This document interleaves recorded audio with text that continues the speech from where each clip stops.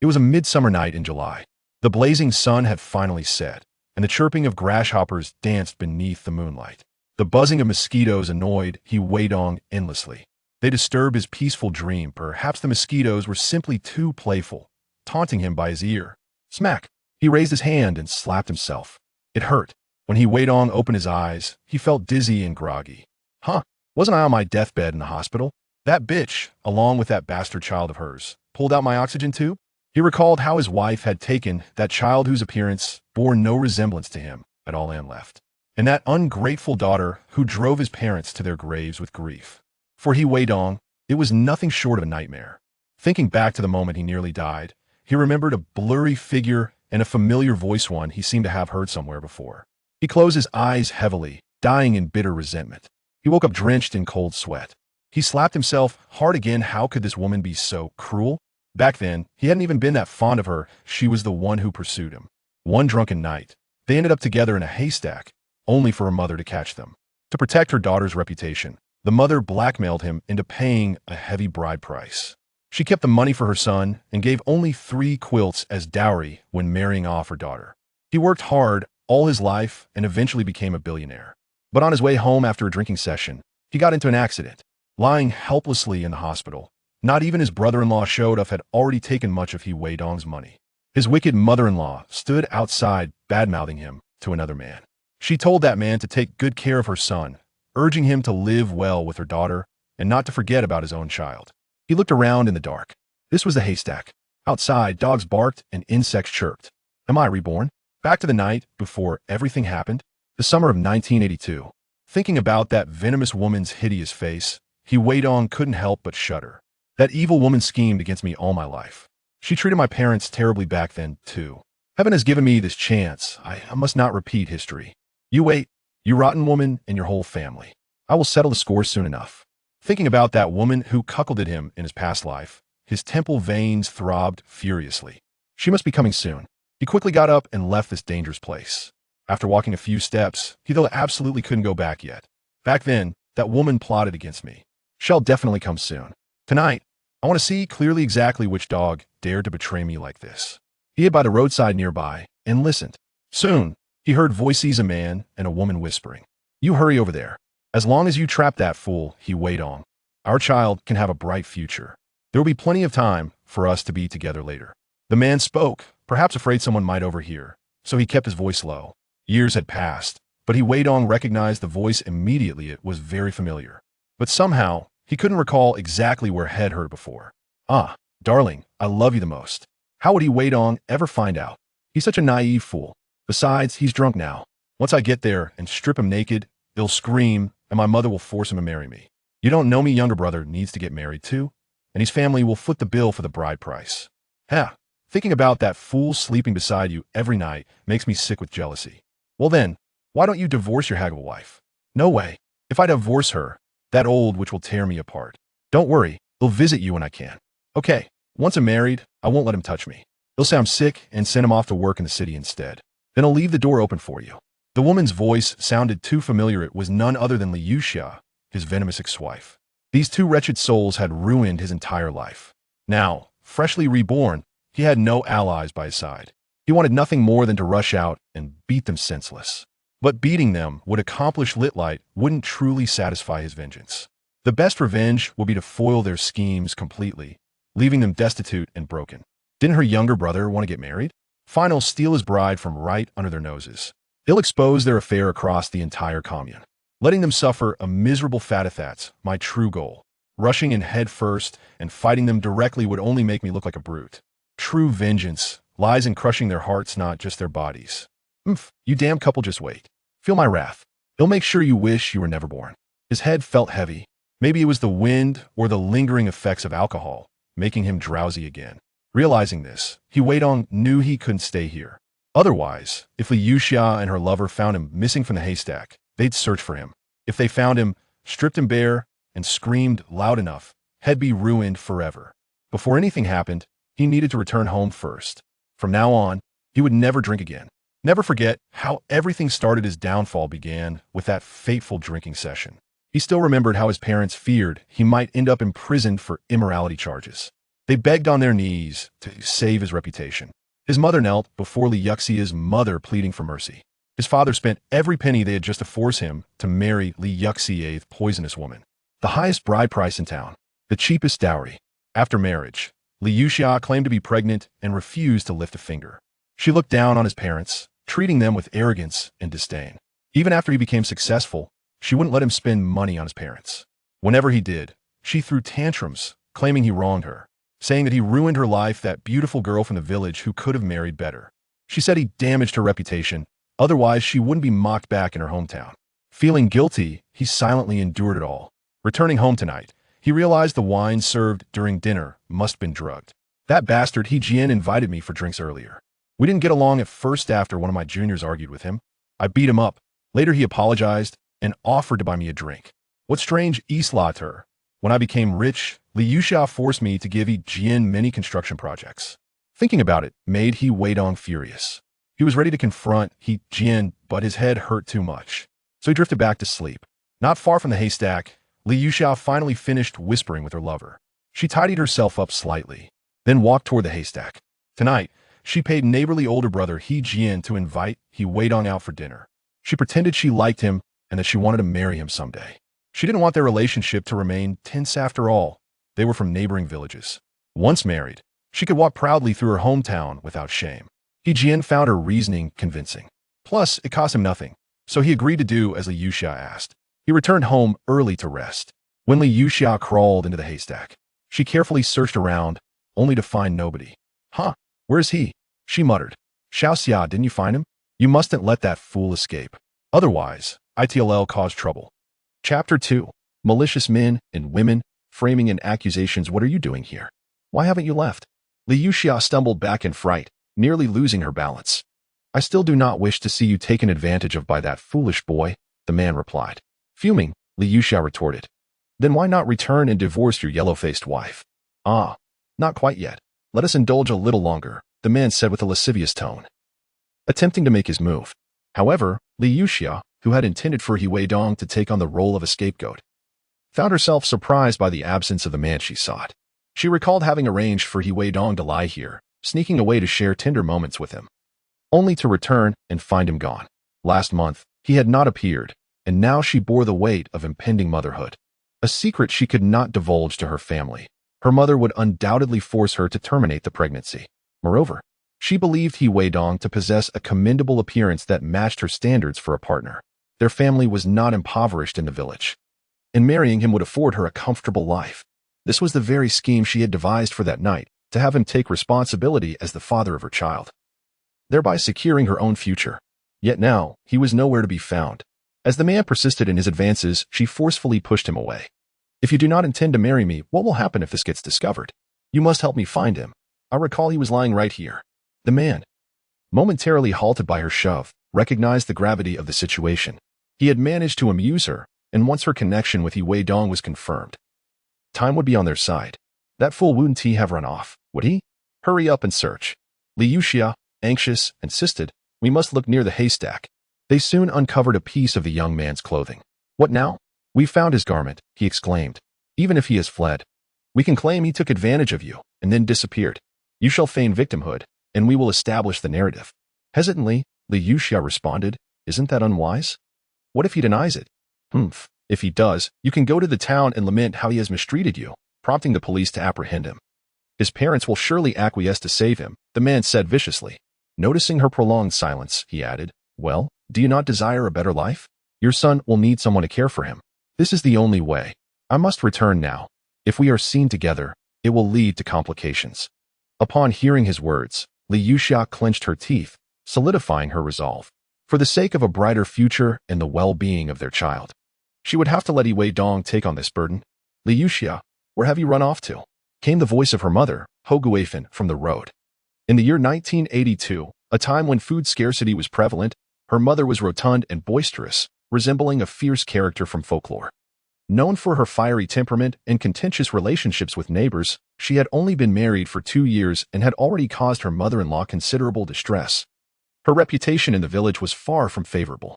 Frozen in place, Li Yuxia heard her mother calling her name, reflecting on the promising life that lies ahead. She could not help but cruelly pinch her own thigh. A sharp pain surged through her, instantly reddening her eyes.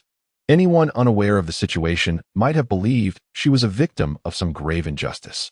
As Ho Guifen's voice drew nearer, Li Yuxia, appearing as though she had endured an immense grievance, pinched her arm again with fervor, emitting a low hum of distress. Mother! Upon hearing this, Ho Guifen hurried over, flashlight in hand, and discovered her daughter standing not far from a haystack, her hair somewhat disheveled and her attire slightly askew. You little wretch! Out in the dead of night? Are you here to meet a man? Where is he? Show yourself. The man hiding in the shadows noticed the beam of light directed towards him and, adhering to the plan previously discussed with Li Yuxia, sprinted towards He Weidong's home. A dark figure was seen fleeing. You little rascal, stop right there. Let me see who you are. The escaping man dared not halt. By sheer coincidence, He Weidong's clothing slipped from his grasp, falling into the hands of the pursuing Ho Guifen. I shall see whose clothing this is, Ho Guifen exclaimed, scrutinizing the garment. Though unable to recognize its owner, she rushed back to Li Yuxia and, raising her hand, delivered a sharp slap. I will teach you a lesson, you shameless wretch. Whose clothing is this? The unexpected blow caused Li Yuxia to burst into tears.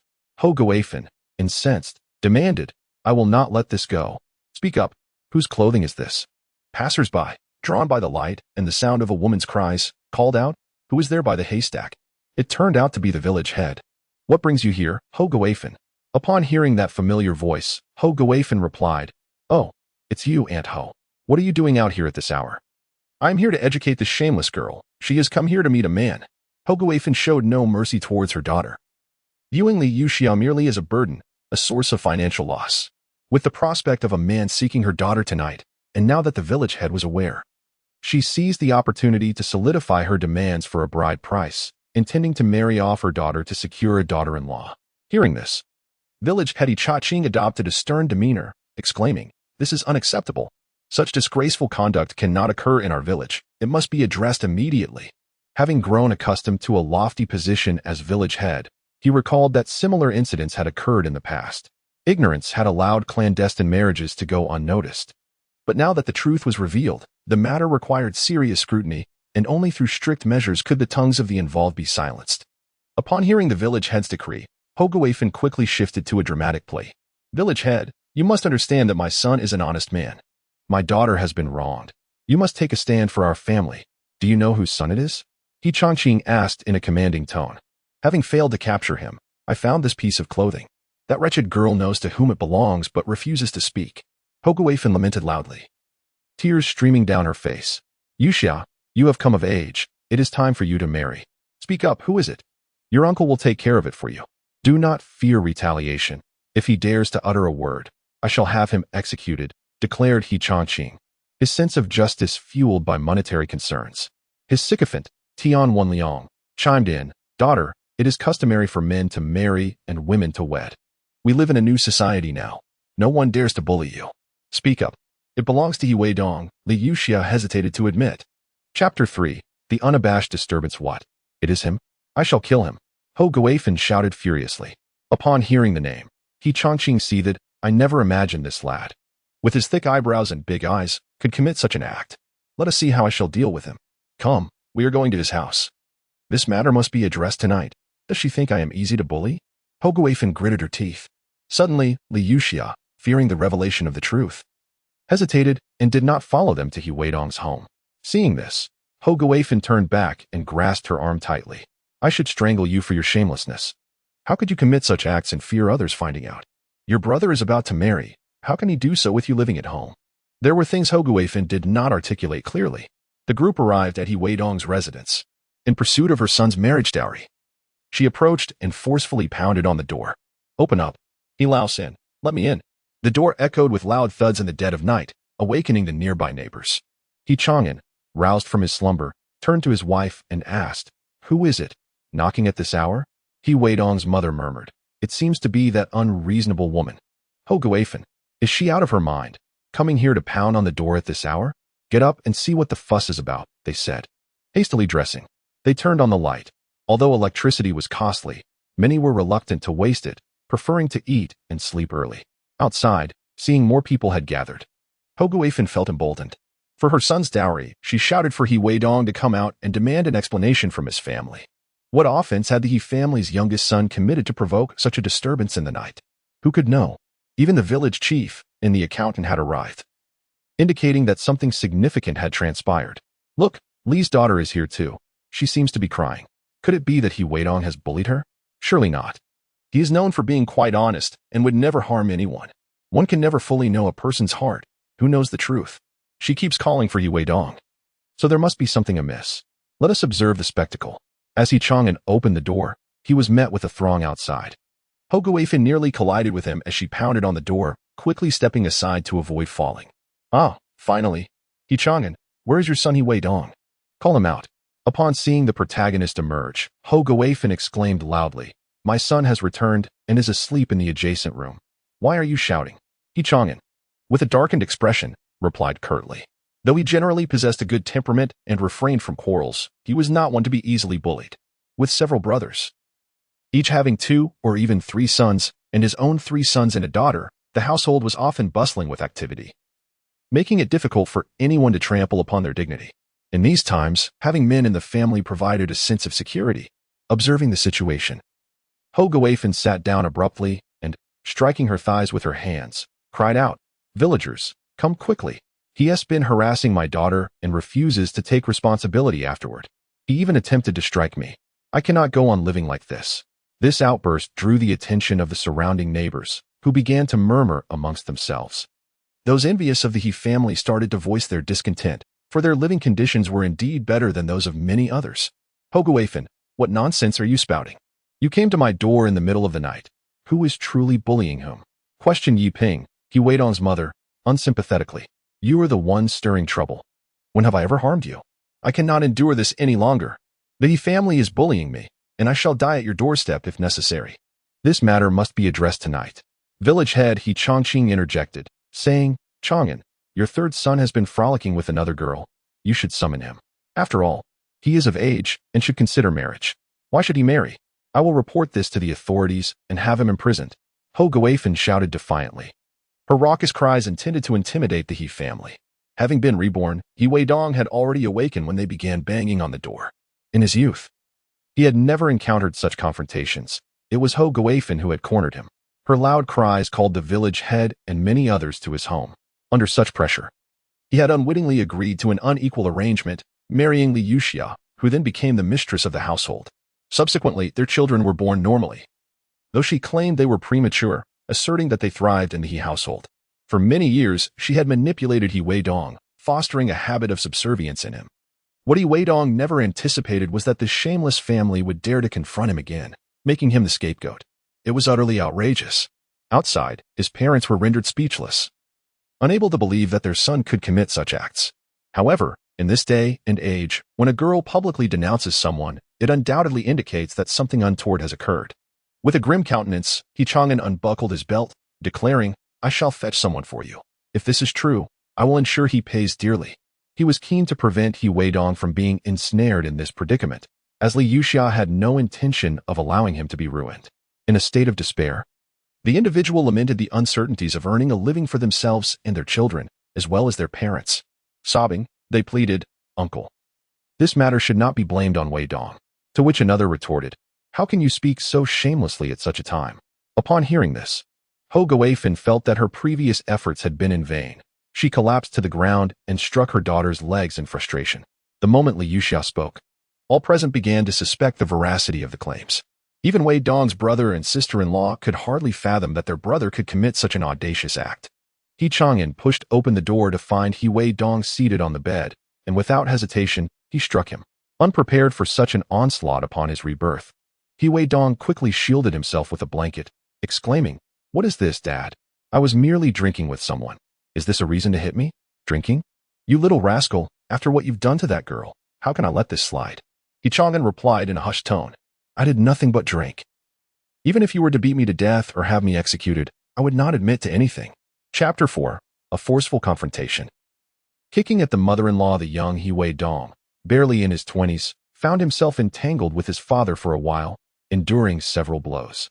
Get dressed and come with me to give them an explanation, He Chang'an urged, panting with exhaustion. Despite having a daughter, his affection for his youngest son, rooted in the traditional rural bias towards males, far outweighed his feelings for her. "Let's go. I'm not afraid," Weidong retorted defiantly, quickly donning his trousers. However, he could not find his jacket. Cursing inwardly, he wondered where his clothes had vanished. Recollecting the moment he awoke in a haystack, he mused that the shameless woman must have come looking for him, perhaps to retrieve his clothes and tarnish his reputation. Now that the situation had escalated to this point, it was imperative to resolve the issue. Otherwise, he risked being wrongfully accused, squandering his opportunity for rebirth, and remaining trapped in this quagmire. Not to mention losing his chance for vengeance and missing out on the beautiful women. Determined not to waste his second chance, he casually threw on a piece of clothing and emerged with a scowl. Upon seeing Weidong, Hoguafin, who had been wailing and lamenting on the ground, immediately ceased her sobbing and leaped up with renewed vigor. "Ah, you little bastard. You finally decided to show up. After bullying my daughter, you thought you could escape?" Li Yuxia regarded Weidong's unblemished face, aware that her attempts to frame him were known only to herself and the man involved. Even her own mother was oblivious to the truth. Hoguafin genuinely believed that Weidong had mistreated her daughter. However, this time, the narrative diverged from the previous life. As Weidong observed the old woman approaching with the intent to scratch his face, he instinctively took a few steps back. In the stillness of the night, a voice coldly retorted, "What nonsense are you spewing at this hour? When have I ever wronged your daughter? You come here to tarnish my reputation, yet it is you who should be ashamed. You must not know which man failed to keep his trousers secured, exposing your daughter to such disgrace. In the previous life, I had endured relentless torment from this family. This shameless elder knows well that his daughter deceived him, betraying his trust, yet he chooses to speak kindly of her illicit partner, all for the sake of that son. Calling me a bastard, are you? I would rather perish tonight than allow you to escape unscathed." Hoguafin, taken aback, could hardly fathom that Weidong, after wronging her daughter, still dared to insult her. Was he not the same honest boy who greeted everyone with a smile? "If you crave a violent end, so be it. Spare me your slander. I was merely intoxicated and had returned home to rest. And let us be honest, with your demeanor, resembling a stunted gourd, your daughter is somewhat better, yet still tarnishes my lineage. Why would I ever entertain thoughts of affection for her? Surely, you must be under the influence of some hallucinogen." Returning, Weidong inherited a sharp tongue and faced the very individuals who had derailed his life without hesitation. He would not hold back his reproaches, should it come to blows. He would not show leniency. Did they believe that throwing a tantrum would resolve their issues?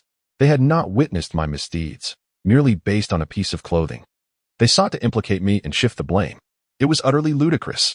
The typically fierce Hoguafin was at a loss when confronted by Weidong. The onlookers, neighbors witnessing the spectacle, could only listen as she lamented, "Village chief, look at this rascal, who has taken everything from me. You must intervene on my behalf." Upon hearing this, the village chief, Changqing, turned his gaze toward Weidong. "How dare you speak so? How can you insult your aunt? You have committed wrongdoings yet maintain such bravado. If you continue in this manner, I shall inform the authorities, and you will face dire consequences." Hoguafin felt emboldened by the village chief's support. Meanwhile, Li Yuxia worried that if Weidong were truly to face execution, this honest man would perish, leaving her without prospects for marriage and a looming pregnancy. The villagers would surely drown her in gossip. With tears in her eyes, she implored Weidong, "I offer you a chance. If you marry me, I shall prevent my mother from suing you." "Foolish girl, what are you saying? This bastard insults me and thinks to marry you? Dream on. I will see him meet his end," Hoguafin exclaimed in anger. "Village chief, if you wish to embrace relatives, let your son marry her. Everyone knows this woman is reckless, entangled with many men. Surely, she has borne a child with that wild man. You see me as honest and think I will take responsibility for her? Who has seen me bully him? What evidence do you have?" "Present it," Weidong declared vehemently. "What did you say?" Hoguafin could hardly believe her ears. The once inarticulate Weidong, who could scarcely utter a sentence, now spoke with such conviction. Meanwhile, Li Yuxia turned pale at the implication that Weidong had fathered a child. In the depths of his thoughts, he pondered how he came to know about the child, and whether he believed he should take responsibility. Did he truly perceive the situation? Witnessing the incident unfold, prompting his departure, he felt that Jian had truly caused a mishap by indulging in alcohol too frequently. Changqing, upon hearing these words, scowled. "Do you think you can speak to me like that? Do you consider me merely a village chief? Those who know recognize your position. Those unaware might mistake me for a county chief. You hastily assume that I am bullying her daughter based solely on a woman's claim. Isn't this an act of injustice against an honest person? Li Weidong swiftly retorted. Evidence, you say? My daughter has spoken it herself, and I found your clothing. Do you dare deny it? Ho Guifan, witnessing Li Weidong's sharp tongue, decided to unveil her trump card. You appear to have aspirations of prosperity, but you resort to theft of my belongings, allowing your daughter to carelessly accuse others. It is utterly impossible for me to take responsibility. Li Weidong immediately countered. What nonsense about prosperity? How dare you accuse me of theft? I could end you right here. With that, he moved towards Li Weidong with intent. How dare you? Li Weidong exclaimed as he observed the old woman, disregarding propriety, aiming for his eyes, a malicious intent to blind him. In a burst of pent-up fury, he aimed a kick at her ample midsection, sending her sprawling. Ah, it hurts. I'm calling the police. She cried out. Li Weidong, how could you treat me this way? After bullying me, you now turn your wrath on my mother. Do you believe I want to report you and have you arrested? Li Yuxia interjected, call the police immediately. I must ensure this scoundrel pays. On the ground, Ho Guifan shouted. Yes, report him. He must be imprisoned. Li Weidong coldly replied, report me? Who doesn't he know your son is soon to be wed? Your family lacks funds and wishes to marry off your daughter to an unsuspecting fool for money. Knowing my family's wealth, you come to slander me. Chapter 5. Clearing the suspicion, taking action again initially, He Chang'an and his wife were concerned, fearing their son might truly be involved in such misdeeds. However, who could have anticipated that upon his return, their son would articulate so confidently? Being their child, they began to waver in their doubts. His mother grasped Li Weidong's arm and quietly inquired, Son, you truly did not engage with that girl? Mother, do you not know my character? Would I dare? Besides, look at that woman's ferocity. She resembles a fierce bandit. How could I ever marry her daughter? Moreover, her daughter is shameless, enticing so many men, with the village rife with gossip. Would I allow them to tarnish my reputation? Li Weidong declared with authority. This matter must be reported. If the town fails us, we shall approach the county. If that fails, we shall escalate to the city, and if necessary, the province for examination. Since she claims I have wronged her daughter, there must be biological evidence of me within her. If there is none, their family should bear all costs, even if it means selling themselves. If it comes to that, let the village chief cover the expenses, if I am found guilty. I would accept any punishment. What is this nonsense? Why should I bear the cost? The village chief inquired with a frown, listening to Li Weidong's assertions. This matter surpasses the accuracy of blood tests for paternity, even a cigarette, but can yield results. You cannot possibly believe this woman, who has accused me of stealing her clothing and claims I have bullied her daughter. You insist on bringing others to falsely accuse me, thinking I, Li Weidong, am an easy target. If not me, then who? The incident has transpired, and while I am uncertain whether testing can be performed at this juncture, I must possess the confidence to intimidate these individuals. Otherwise, I shall silently endure the humiliation of marrying such a venomous woman. It is certain that Ho Guifan will find a way to disgust me further. The village chief lacks extensive education and does not comprehend the situation fully. However, he has heard that this method is far superior to blood testing, and he feels apprehensive, having not witnessed Li Weidong himself. Based solely on the words of Ho Guifan and her son, one cannot place complete trust in their testimony. Moreover, the principal party, Li Weidong, is considerably more resolute. We must involve the authorities. Such disgraceful conduct cannot be made known to outsiders. What will happen to this year's evaluation of our civilized village if the truth becomes public knowledge? Li Yuxia, has Li Weidong truly wronged you? Have you discerned the situation clearly? It would be unwise to inquire too deeply. However, Ho Guifan, having received a kick, was far from pleased. Angrily, she exclaimed, Village chief, how can you listen to that young man's words? He is lying. His clothing is right here with me. Can that not serve as evidence? Clothing? I recall your home is situated at the northern end of the village while mine is to the south. You were not at home during the night, and instead came here to steal my clothing, fearing discovery, which led you to falsely accuse me, Li Weidong remarked with a smile. You are the thief. Your entire family are thieves. Old woman, whom do you accuse of being a thief? Your reputation in the village is far from favorable. Clean up your language. For you think my son is naive and can be bullied. There is no way. Li Weidong's mother, witnessing the village chief beginning to waver, felt reassured that her son must be speaking the truth. Enough, cease your shouting. Li Changqing admonished sternly. Li Yuxia, if he has truly wronged you, we will promptly report this to the authorities and investigate what Li Weidong has mentioned. Li Yuxia, despite her lackluster academic performance, was aware from her studies that this could signify a person's traits. Besides, Weidong had not laid a hand on her. Shaking her head, she remarked, "It was too dark. I could not see clearly." What?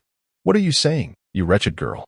Upon hearing her daughter's words, Guifan felt as if the sky had fallen.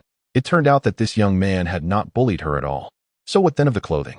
Could it truly be that someone else had stolen Weidong's clothes? "What are you saying? I did not touch her. I was home drunk, asleep. You come here in the middle of the night to stir up trouble, thinking my family can be easily bullied. You outsider," Weidong declared loudly in the future. "If any stray cat or dog from this village dares to bully me, I shall cleave them in two with my axe. If it comes to it, I can always flee. My parents and siblings will care for me. But you have no one to rely on, and my family has many sons, so we are unafraid. Today, this old woman shall serve as a lesson." As he spoke, taking advantage of everyone's distraction, he kicked at Guifan. "What are you doing? No fighting allowed. Old he, hurry and pull your son away." No one anticipated that Weidong, while speaking, would suddenly resort to violence. His anger had simply become too overwhelming.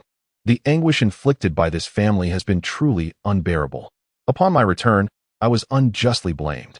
Tonight, I must assert my authority to demonstrate my indignation. The villagers must come to understand that I have been grievously wronged, which has driven me to this state of fury. Additionally, I must convey my stance that I will not allow myself to be bullied. The robust Weidong was eventually restrained by his father and two brothers. On the ground, Guifan was kicked several times, crying out in pain and calling for her mother. "Compensation is imperative. He must be imprisoned." Weidong, held back, retorted vehemently. "As an unmarried young man, you bring your shameless daughter to slander me, tarnishing my reputation and demanding monetary compensation. If this continues, I shall find it impossible to marry. Upon my release from prison, I will annihilate your entire family. Let's see if that frightens you." "What nonsense are you spouting?" "Silence, you foolish boy. Why must you be so impulsive after a few drinks?" His mother chided gently, tapping his arm in an attempt to calm him. "Sister-in-law of the Li family, you should return home. Once you recover, I shall bring you a few eggs as an apology. Your actions tonight have been utterly excessive, without ascertaining the truth. You brought others to tarnish my son's reputation. Do you truly believe the He family is so easily bullied?" Although Weidong's words may have been harsh as his father, "I cannot stand idly by while you mistreat him. I may be aging and less capable, but I assure you, I can still carry out my threat against your family." Chang'an interjected slowly. "Chang'an, how can you speak in such a manner?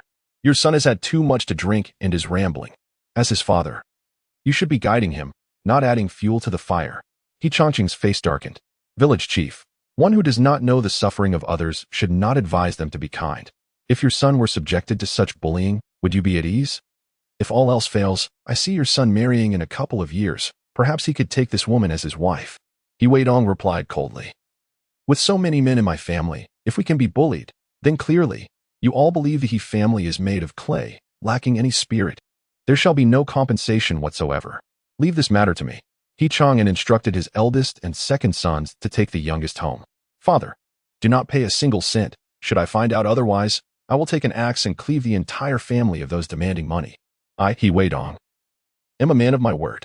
Chapter 6. My brother-in-law seeks revenge? Chang'an did not foresee how difficult Weidong would prove to be tonight, casually threatening to kill entire families. His words were not without merit. 3 sons in the household are being unjustly slandered for events that never transpired.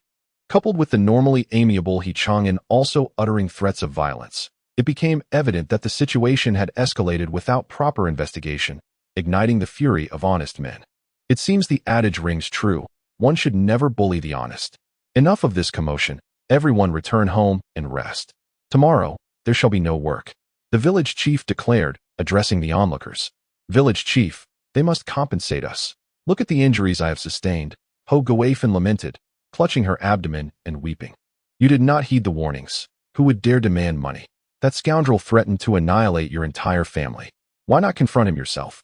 From the outset, you have failed to grasp the situation.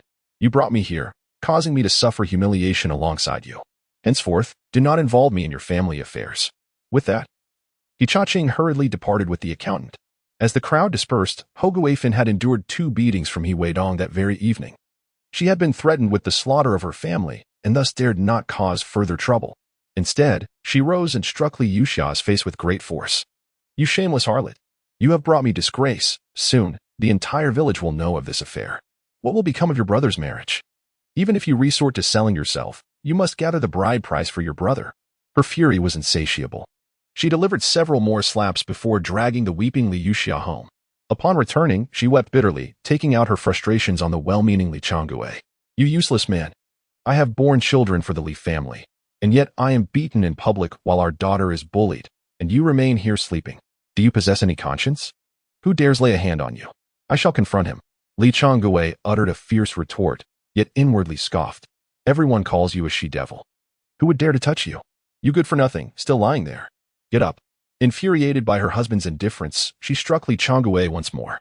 "Cease this uproar and sleep. We must toil tomorrow. What good is work? Your son is of marriageable age, and your daughter remains unwed, yet you show no concern." Their quarrel eventually roused the son next door. Li Yulan entered, observing his mother with a swollen, tear-streaked face. "Mother, who struck you? Who else could it be but that brute he Weidong from the southern end of the village? Had it not been for the village chief tonight, he might have killed me." "What? That oaf dared to strike you? Tomorrow, I shall deal with him." Enraged by the news of his mother's assault, Li Yulan declared his intentions. Hearing this, Li Changgui shot his son a glare. "How will you confront him? The He family has 3 sons and numerous cousins. You would only invite a beating upon yourself. You worthless man! My mother has been bullied, and you dare to hinder me from defending her? This life is unbearable. I shall seek a divorce." Hoguafen shouted in anger. "Enough." What transpired? Hoguafen recounted the events of the evening, though she omitted her own role in the chaos. Instead, she focused on how the He family had mistreated them. Upon hearing her account, Li Changgui discerned that his wife must have acted without fully understanding the circumstances.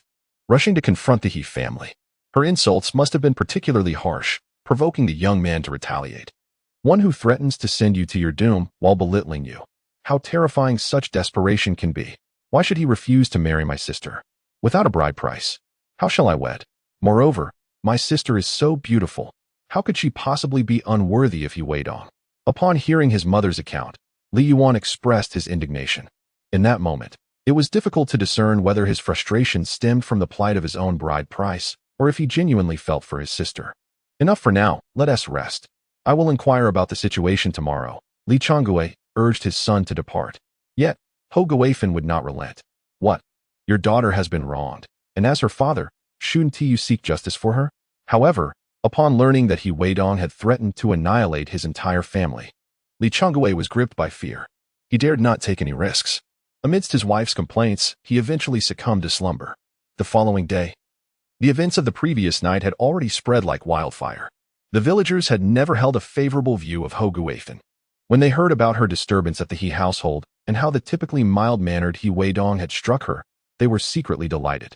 In the past, during communal distributions, this woman not only shirked her duties, but also took more than her fair share.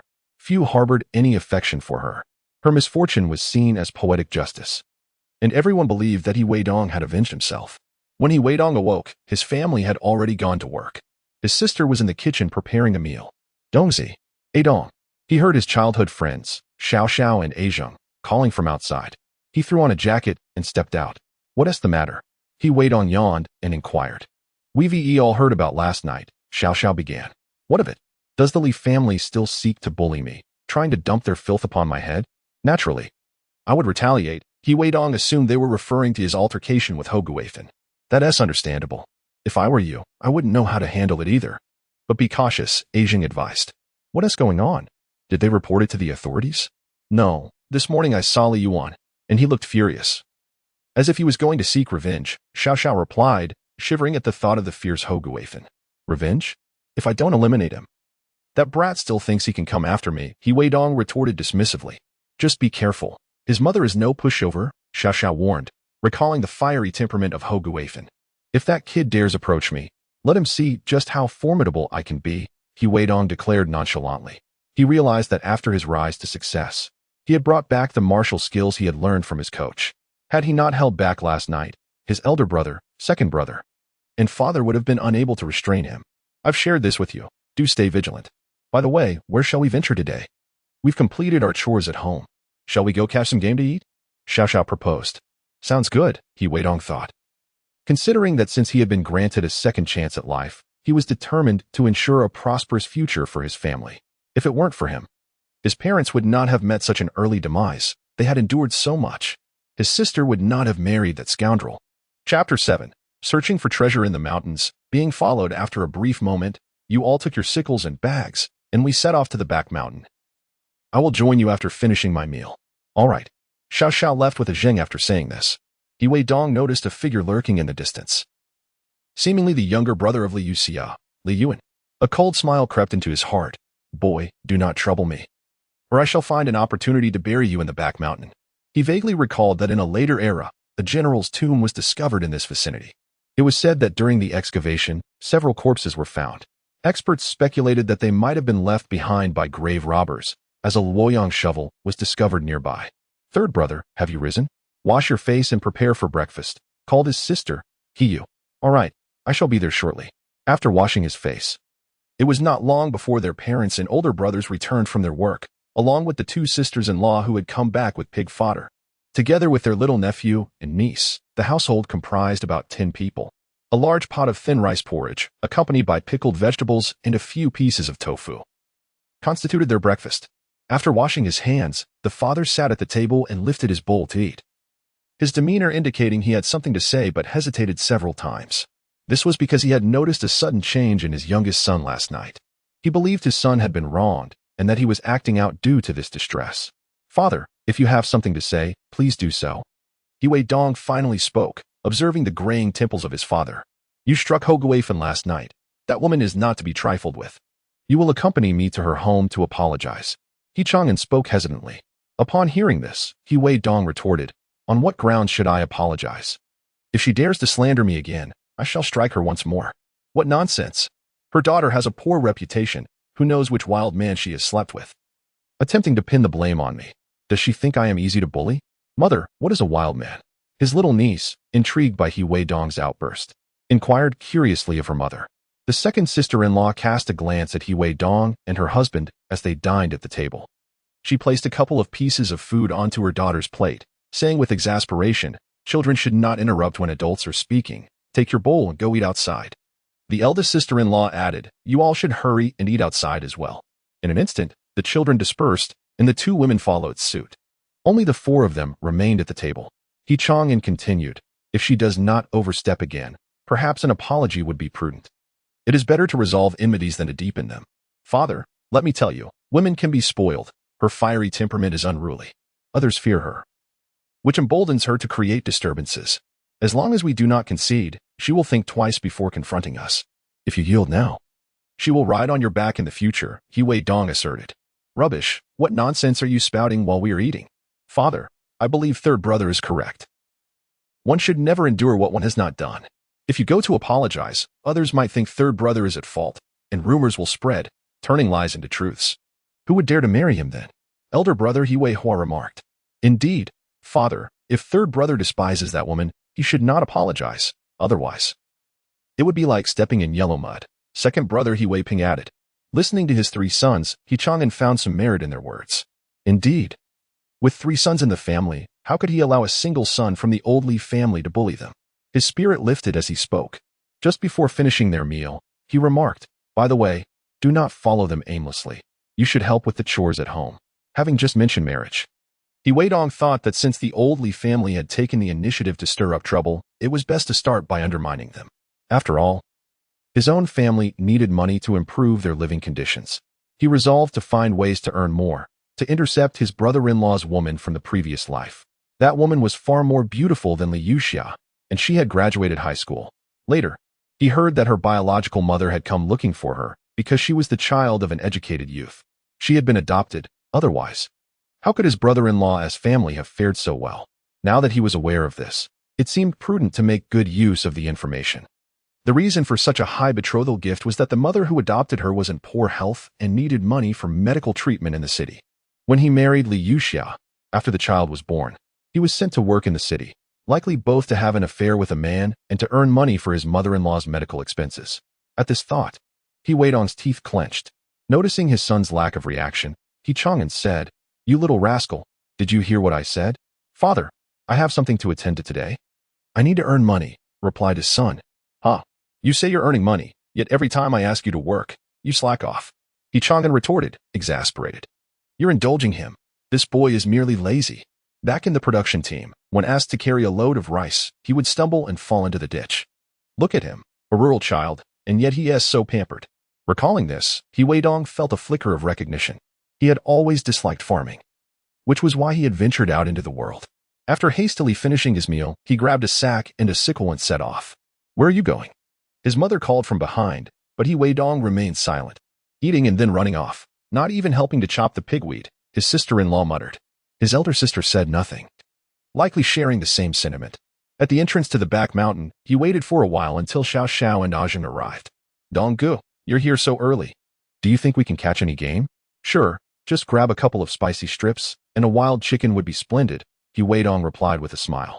He recalled that someone had once found a bounty of wild monkey head mushrooms and even a large wild ginseng in the back mountain, which fetched 200 yuan. With the recent easing of restrictions on individuals, those with ambition and courage could engage in business and prosper. Weidong needed capital. After hearing his childhood friend's words that morning, he was prompted to agree to venture into the mountains. "All right, let us hurry into the mountains then." The three of them entered the woods, chatting and laughing. When faced with a difficult path, one must forge ahead with determination. "Dongzi, there seems to be someone trailing us, likely that lad from the Li family." Weidong glanced back momentarily. "What? Are we 3 men afraid of a mere young fool? If he dares to make a move, I'll crush him without hesitation. It's probable that he is seeking vengeance for what transpired last night. In the vernacular of the Northeast, he is just a brash fool if he seeks revenge. It won't be done stealthily. Does he truly believe himself to be a formidable warrior? Even if this young man does not confront us directly, he will undoubtedly seek an opportunity to exact his revenge." Chapter 8. The Treasure Acquired. Seizing others' fortunes, Li Yuantang, who had been following discreetly, witnessed the trio entering the mountains. He thought himself unnoticed by Weidong. However, upon their glance back, he realized he had been discovered and chose not to pursue further. He quietly concealed himself at the mountain's entrance, eager to discern their intentions. After entering the mountains, the three searched tirelessly but yielded no results. "This is exhausting. We haven't even spotted a snake or a wild chicken. Where could they have gone?" Little Xiao complained. Ajin exhaled heavily, feeling the fatigue. They noticed that Weidong appeared only slightly perspired, seemingly unfazed by the exertion. Little did they know that Weidong had not ventured into the mountains in search of a better life, but rather to seek fortune. According to the tales of those from years past, it was said that beneath a trio of intertwined trees, wild ginseng was discovered, reputedly over a foot in length. Nearby, a vast expanse of lion's mane mushrooms was found. This had occurred shortly after he was approached by Hoguathan. At that time, he had been preoccupied with his engagement and marriage, thus missing the opportunity to explore the mountains. Now, with time on his hands, he was determined to acquire it for himself. "Dongzi, look, a rabbit," Little Xiao suddenly whispered, excitement in her voice. "Goodness, that rabbit looks plump," Ajing exclaimed, lamenting their lack of a firearm to capture it for a better meal. "Wait, watch this," Weidong said, picking up a stone and hurling it towards the rabbit. His practiced aim returned, and striking a rabbit was a trivial feat. The stone struck the rabbit squarely on the head, causing it to stumble a few paces before collapsing to the ground. "Wow, you actually hit it. Dongzi, your skills are impressive. How did you do that?" Little Xiao exclaimed in excitement. "Enough chatter. Hurry and retrieve it before it escapes," Weidong urged. The two dashed over to collect the unconscious rabbit. "Dongzi, this rabbit must weigh around 5 to 6 pounds. The three of us won't finish it. We'll eat half and take the rest home. You two find a suitable place to clean it and start a fire," Weidong instructed. Little Xiao inquired, "Dongzi, where are you going?" "I'm going to see if there are any spicy strips. I'll be back shortly." When it comes to matters concerning his own capital, even a close friend must prioritize oneself. After achieving success, there will be opportunities to share. Otherwise, with 200 yuan, each person would only receive 60. He has to build a house, marry, and provide for his future wife, who will be a significant support. He cannot afford to let go easily. A little investment in treating her mother's illness won't cost much, and he considers it a preliminary investment. As he hastily returned, Weidong had just discovered the 3 intertwined trees while smashing the rabbit. It seemed that this rabbit had a fate reminiscent of Zhang Wuji's encounter with the 9 Yang divine skill, guiding him towards this hidden treasure. This rabbit had aided him in finding his first fortune, leading him down a narrow path. When the way ahead became obstructed, the sickle in his hand exerted its power, cleaving a small passage through the underbrush. His childhood companions, engrossed in the rabbit, paid him little heed. After some effort, he arrived at his destination and began to search meticulously. Indeed, beneath the 3 trees, he unearthed a sizable wild ginseng. With great care, he retrieved a small shovel from his burlap sack and began the delicate excavation. After nearly 20 minutes, he finally extracted a ginseng root measuring about a foot in length. A joyous exclamation escaped him as he realized his fortune was secured. He tenderly wrapped the ginseng in straw, ensuring not to damage its precious roots, before placing it in his sack and turning to find lion's mane mushrooms. As he was midway through his harvest, he heard his childhood friend calling his name. Responding briefly, he continued to gather the mushrooms until he had enough. On the return journey, he fortuitously encountered a startled wild chicken. Seizing a stone, he threw it with force, resulting in a flurry of feathers cascading to the ground. He quickly approached, retrieved the chicken, and made his way back. Upon returning, his friends had nearly finished their preparations, roasting the rabbit over a fire. Dongzi, where have you been? Did you really find a wild chicken? Xiao Xiao exclaimed with delight. What do you have on your back? Zheng inquired. I stumbled upon a patch of mushrooms over there and thought to bring some back. Weidong replied casually. By the way, you can divide the wild chicken among you. I'll take the rabbit home. Would you like to take some mushrooms back as well? No, it's fine. You keep them all. We have enough at home. Both Xiao Xiao and Zheng declined. Had it not been for Weidong, they would have had no rabbit to feast upon. All right, let us eat quickly. I need to return home. I have business in town tomorrow, Weidong stated. What do you need to do in town? Do you have any money? I don't have any money yet, but once I sell this, I will. Weidong indicated the mushrooms in his sack in response to Xiao Xiao's inquiry. They may not be worth much, but a little is better than nothing. My house is small, and if I wish to marry, I must build a new one. Living with my 2 brothers is becoming a strain. Even my sisters-in-law have expressed their concerns, so I need to plan ahead. All right, it's ready. Let us eat, Zheng urged. The 3 of them devoured their meal ravenously, the food too delicious to waste. After finishing, they tidied up and began their journey home.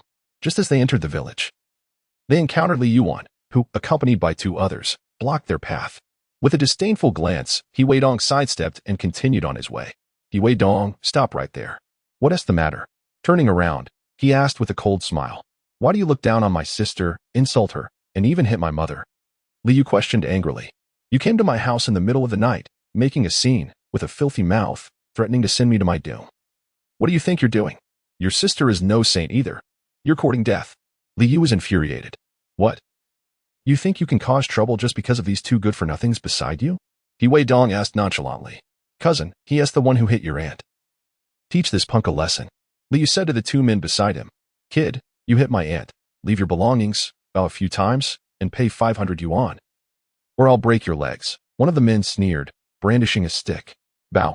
Weidong laughed, drawing out a bloody sickle. If you dare to make a move today, I'll cleave your head off with this sickle. I'm simply acting in self-defense against your robbery. The 3 men were paralyzed with fear at the sight of Weidong wielding the bloodied sickle. As Weidong approached, Li Yu felt his legs turn to jelly. What are you doing? Don't come any closer. Chapter 9. Educating the Little Uncle. Plans to earn money, what do you think I'm doing? He kicked Li Yu in the abdomen, causing him to double over in pain. The 2 men had already fled in terror. He was too scared to move. From now on, keep your distance when you see me, or I'll beat you into a fool, Weidong said, tapping Li Yu's face with the sickle. Understood? Li Yu, smelling a foul odor, realized his pants were wet. Disgusted, Weidong remarked. You've scared yourself silly. What are you trying to do? Emulate those thugs? Pathetic. Once Weidong had walked far enough away, Li Yu finally regained his composure, staring at his retreating figure with venomous eyes. Kid, just you wait. This matter is far from over. Fortunately, it was summer, so it was tea cold. He ran back to change his pants. Back home, Weidong saw his sister shelling beans in the yard. Little sister, stew this rabbit. We're treating ourselves to a better meal tonight, he said with a smile. Seeing her 3rd brother return with a bloodied rabbit, minus its head, He curiously asked, 3rd brother, did you catch this in the mountains? Yes. With Xiao Xiao and a Zheng. Look at you. So thin. Eat more tonight. By the way, roast me 2 potatoes for dinner. I have business in the city tomorrow. Weidong instructed. Brother, what are you going to the county for? He inquired. I have something to do. I've gathered some mushrooms to sell tomorrow. Saving up to marry you as sister-in-law? He replied. Brother, do you know what others are saying about you? He said, a bit angrily. Let them talk. Mouths are on other people as faces. They can say what they like. Just don't let me hear any nonsense, or I'll deal with them. It must be that wretched woman, Ho Goafen, spreading rumors. I suspect so too. She is utterly detestable, daring to slander you, he said indignantly. All right. Don't dwell on it. Keep an eye on my things. Don't let anyone take them. I'm going to borrow a bicycle. I need it for tomorrow. The distance to the county seat exceeds 10 kilometers, quite a considerable stretch. Even on foot, half a day would scarcely suffice. I set off to visit the elder who once guarded the village. Uncle Lu, are you there? Who is it? Ah, it's Dongzi. What brings you here? Uncle. I wish to borrow your bicycle to visit the town tomorrow. I will pay you for it. Nowadays, a bicycle in town is a rare commodity. If anyone wishes to borrow one, the fee is typically a dime or two. It's still the old-fashioned model, like that of old Phoenix. Uncle Lu's bicycle, I suspect, has changed hands several times since its purchase. His wife relies on it for her income, as villagers often find themselves in urgent need of such things. If one does not own a bicycle, they must borrow. What money do you need? Take it as you please. I've always believed you would amount to something. What is your purpose in the town? Uncle Lu inquired, puffing on his dry tobacco. I've gathered some mushrooms, reluctant to consume them. So I intend to exchange them for a bit of money. Dongzi, you have finally grown up, understanding the value of earning.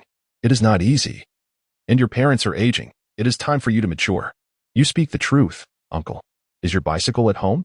I have no money at the moment, but I shall return it to you tomorrow. He smiled as he spoke. No need for that. You are a good lad. The county seat is quite far. Take it now. Indeed, uncle, I will rise early tomorrow and head out. Let me help you with the bicycle. Upon entering, I overheard Aunt Lu muttering, likely fretting over the bicycle's potential loss and reproaching her husband for pretending to be generous by refusing payment. I was unaware of Uncle Lu's subsequent remarks as I emerged with the bicycle. Uncle Lu, when I return tomorrow, I shall bring you a pack of cigarettes. The kind with filters. Thank you sincerely. Such a polite boy. Once I departed on the bicycle, Aunt Lu came out, saying, This lad, after the incident last night, still has the audacity to borrow your bicycle. How could you let him do so without charge?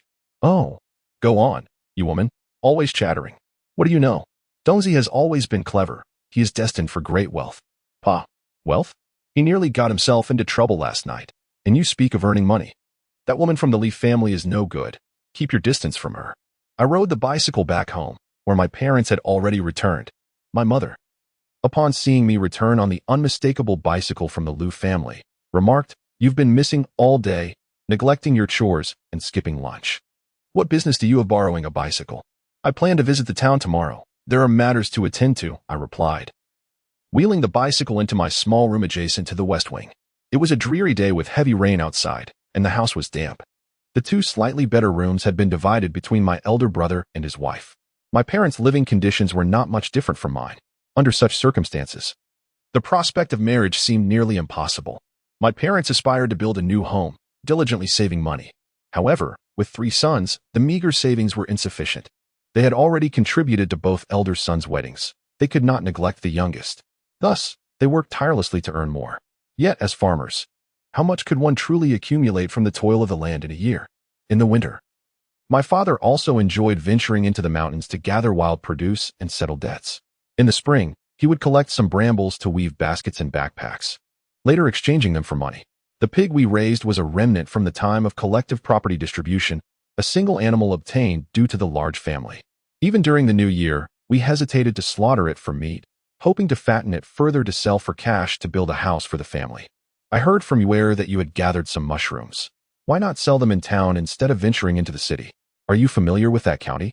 My father, seated in the courtyard smoking, inquired. The town consists of locals, and the prices are not favorable. Traveling to the county yields better prices. Naturally, one cannot disclose the acquisition of a substantial wild ginseng root, lest it incite jealousy, especially since we have yet to split the family. When the money is divided, each family member receives but a meager sum. Often, even brothers may quarrel over money, particularly when women are involved, which can lead to discord. This money is essential for building a house and marrying a wife. It cannot be shared. If I wish to engage in business, they would undoubtedly oppose me. Thus, I must quietly pursue my endeavors. In my previous life, I relished Xinjiang lamb skewers. In these times, the craft has yet to be passed down, so I'll start with this to earn some capital. I yearn to soon seek my sister-in-law's goddess and bring her home. She will be my greatest ally in the future.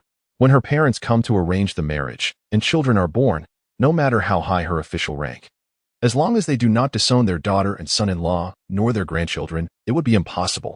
That evening, the family dined on the remnants of half a rabbit, with potatoes predominating. Ah, this too can be a source of income, Weidong remarked while eating potatoes. Chapter 10. A treasure unleashed, sold for a fortune. Meeting with the sister-in-law in advance. What are you babbling about? Mother, he replied, somewhat irritated. You asked curiously, third brother, what do you mean can also earn money? Aware of third brother's eagerness to marry, he wished to accumulate some dowry while still at her parental home. After all, in a couple of years, she would be wed and could not be without funds. Yet, in the countryside, making money was truly challenging. I have a plan for this. I will explain when I return tomorrow. Please gather more bamboo for me while you are home, Weidong said. What do you need that bamboo for? Chang'an inquired. To earn money. Our house is too dilapidated, and I need funds. Can bamboo really generate income? If that were the case, others would have already harvested and sold it for riches. I suspect you have become blinded by the prospect of wealth. Upon hearing his son's words, Chang'an frowned slightly, his tone turning somewhat harsh. You will understand in due time. I have finished eating. Now I shall bathe and retire. After filling a basin with water, Weidong hurried to his room to wash up. Afterward, he checked the burlap sack, confirming its contents remained intact. He secured the door and lay down to sleep, indifferent to whatever transpired that night. Our home lacked a refrigerator. It seemed necessary to procure some saltpeter tomorrow, or else the provisions would spoil. In this day and age, purchasing a refrigerator is a luxury, as power outages are ever looming and its utility is questionable. At 4 o'clock the following morning, Weidong awoke, securing a burlap sack onto his bicycle. He also took a machete, placing it at the front of the bike for safety, as the world has become increasingly perilous. He dug out a few cooked potatoes from the stove pit, consumed them hastily, and quenched his thirst with a bellyful of cold water. He set off on his bicycle, fortunate to have the moonlight guiding him. After riding for a while, dawn began to break. Upon reaching the town, the sun fully illuminated the sky. He traveled northwards, and by noon, he finally arrived at the county city. He entered an herbal medicine shop and inquired, "Do you buy mountain goods?" The proprietor's assistant scrutinized him, noting the youthfulness of the lad dressed in rural attire. "What do you have? Let me see." He displayed the lion's mane mushrooms, which were quite impressive. Opening the burlap sack for the assistant to inspect, the latter remarked, They look good, 50 cents per pound. That is far too cheap. Look at the size of these mushrooms. They are fresh and would fetch more than 50 cents at a restaurant," Weidong argued. 60 cents a pound. And I will take them, the assistant countered. All right, you have a deal. Weidong emptied the mushrooms from the sack, weighing approximately 25 pounds, totaling 15 yuan. What else is in that bag? The assistant, noticing the sack was not yet empty, asked curiously. Old mountain ginseng. Why don't you call the boss? I fear you may not have the authority to decide, Weidong chuckled. I would like to see what kind of old mountain ginseng you have that I cannot decide on, the assistant replied, slightly annoyed. How long is it? Can you make a decision on wild mountain ginseng? He pulled out the wild mountain ginseng wrapped in straw, still bearing soil. Upon seeing it, the assistant was astonished. After years in the trade, he had never encountered such an exceptionally long specimen. This must be worth over 100 yuan, he said. Wait here. I will call the boss. No need. I am here, came a sweet voice from the staircase. Weidong looked up to see a beautiful woman in a qipao, wearing high-heeled sandals, descending. The woman's face seemed vaguely familiar, though he could not place it. She cast a glance at Weidong and stated, Comrade, this wild mountain ginseng is at least a century old. I will take it. This is likely much older, at least 500 years. What price are you willing to offer? Weidong was uncertain about its value, having only heard that villagers once sold a similar item for 200 yuan. It should certainly fetch a higher price than that, and he would prefer not to sell it at a loss. How about 500 yuan? The young woman extended 5 fingers in a gesture. Miss Tong, are you trying to deceive people? Is this wild mountain ginseng really yours? An elderly gentleman, elegantly dressed and assisted by a young woman, entered, voicing his objection. Upon hearing this, Weidong snapped out of his earlier astonishment. The offer of 500 seemed quite low, indicating that either he had been deceived or that the price had been inflated in the past. perhaps out of fear of lending money upon returning home. Mr. Dong, your actions are rather unprincipled. Are you not jeopardizing my livelihood? I was the one who had my eye on it first. The woman in the cheap how furrowed her brows, her tone laced with discontent. The deal has not been finalized yet. I am here to procure medicine, and I cannot stand by while our farming brethren are deceived. This would fetch at least 1,000 in the metropolis, the elder remarked. 1,000? I cannot afford that. If Mr. Dong desires it, he may take it, replied the younger man. How about 1,000? Very well, I shall sell it to you, sir, Weidong exclaimed with delight. Initially, he had intended to sell it for 200. Who could have anticipated such a five-fold increase? Now, he could afford to build 2 small houses and perhaps earn more thereafter. The thought of his sister-in-law's family, whom he had previously outmaneuvered, brought him immense joy. However, the pressing dilemma remained: how to establish a connection with them, given their previous unfamiliarity and the fact that they resided in different villages? Would he dare to approach them and say, "Marry me, I was once your brother-in-law"? It would be remarkable if they did not perceive him as mad.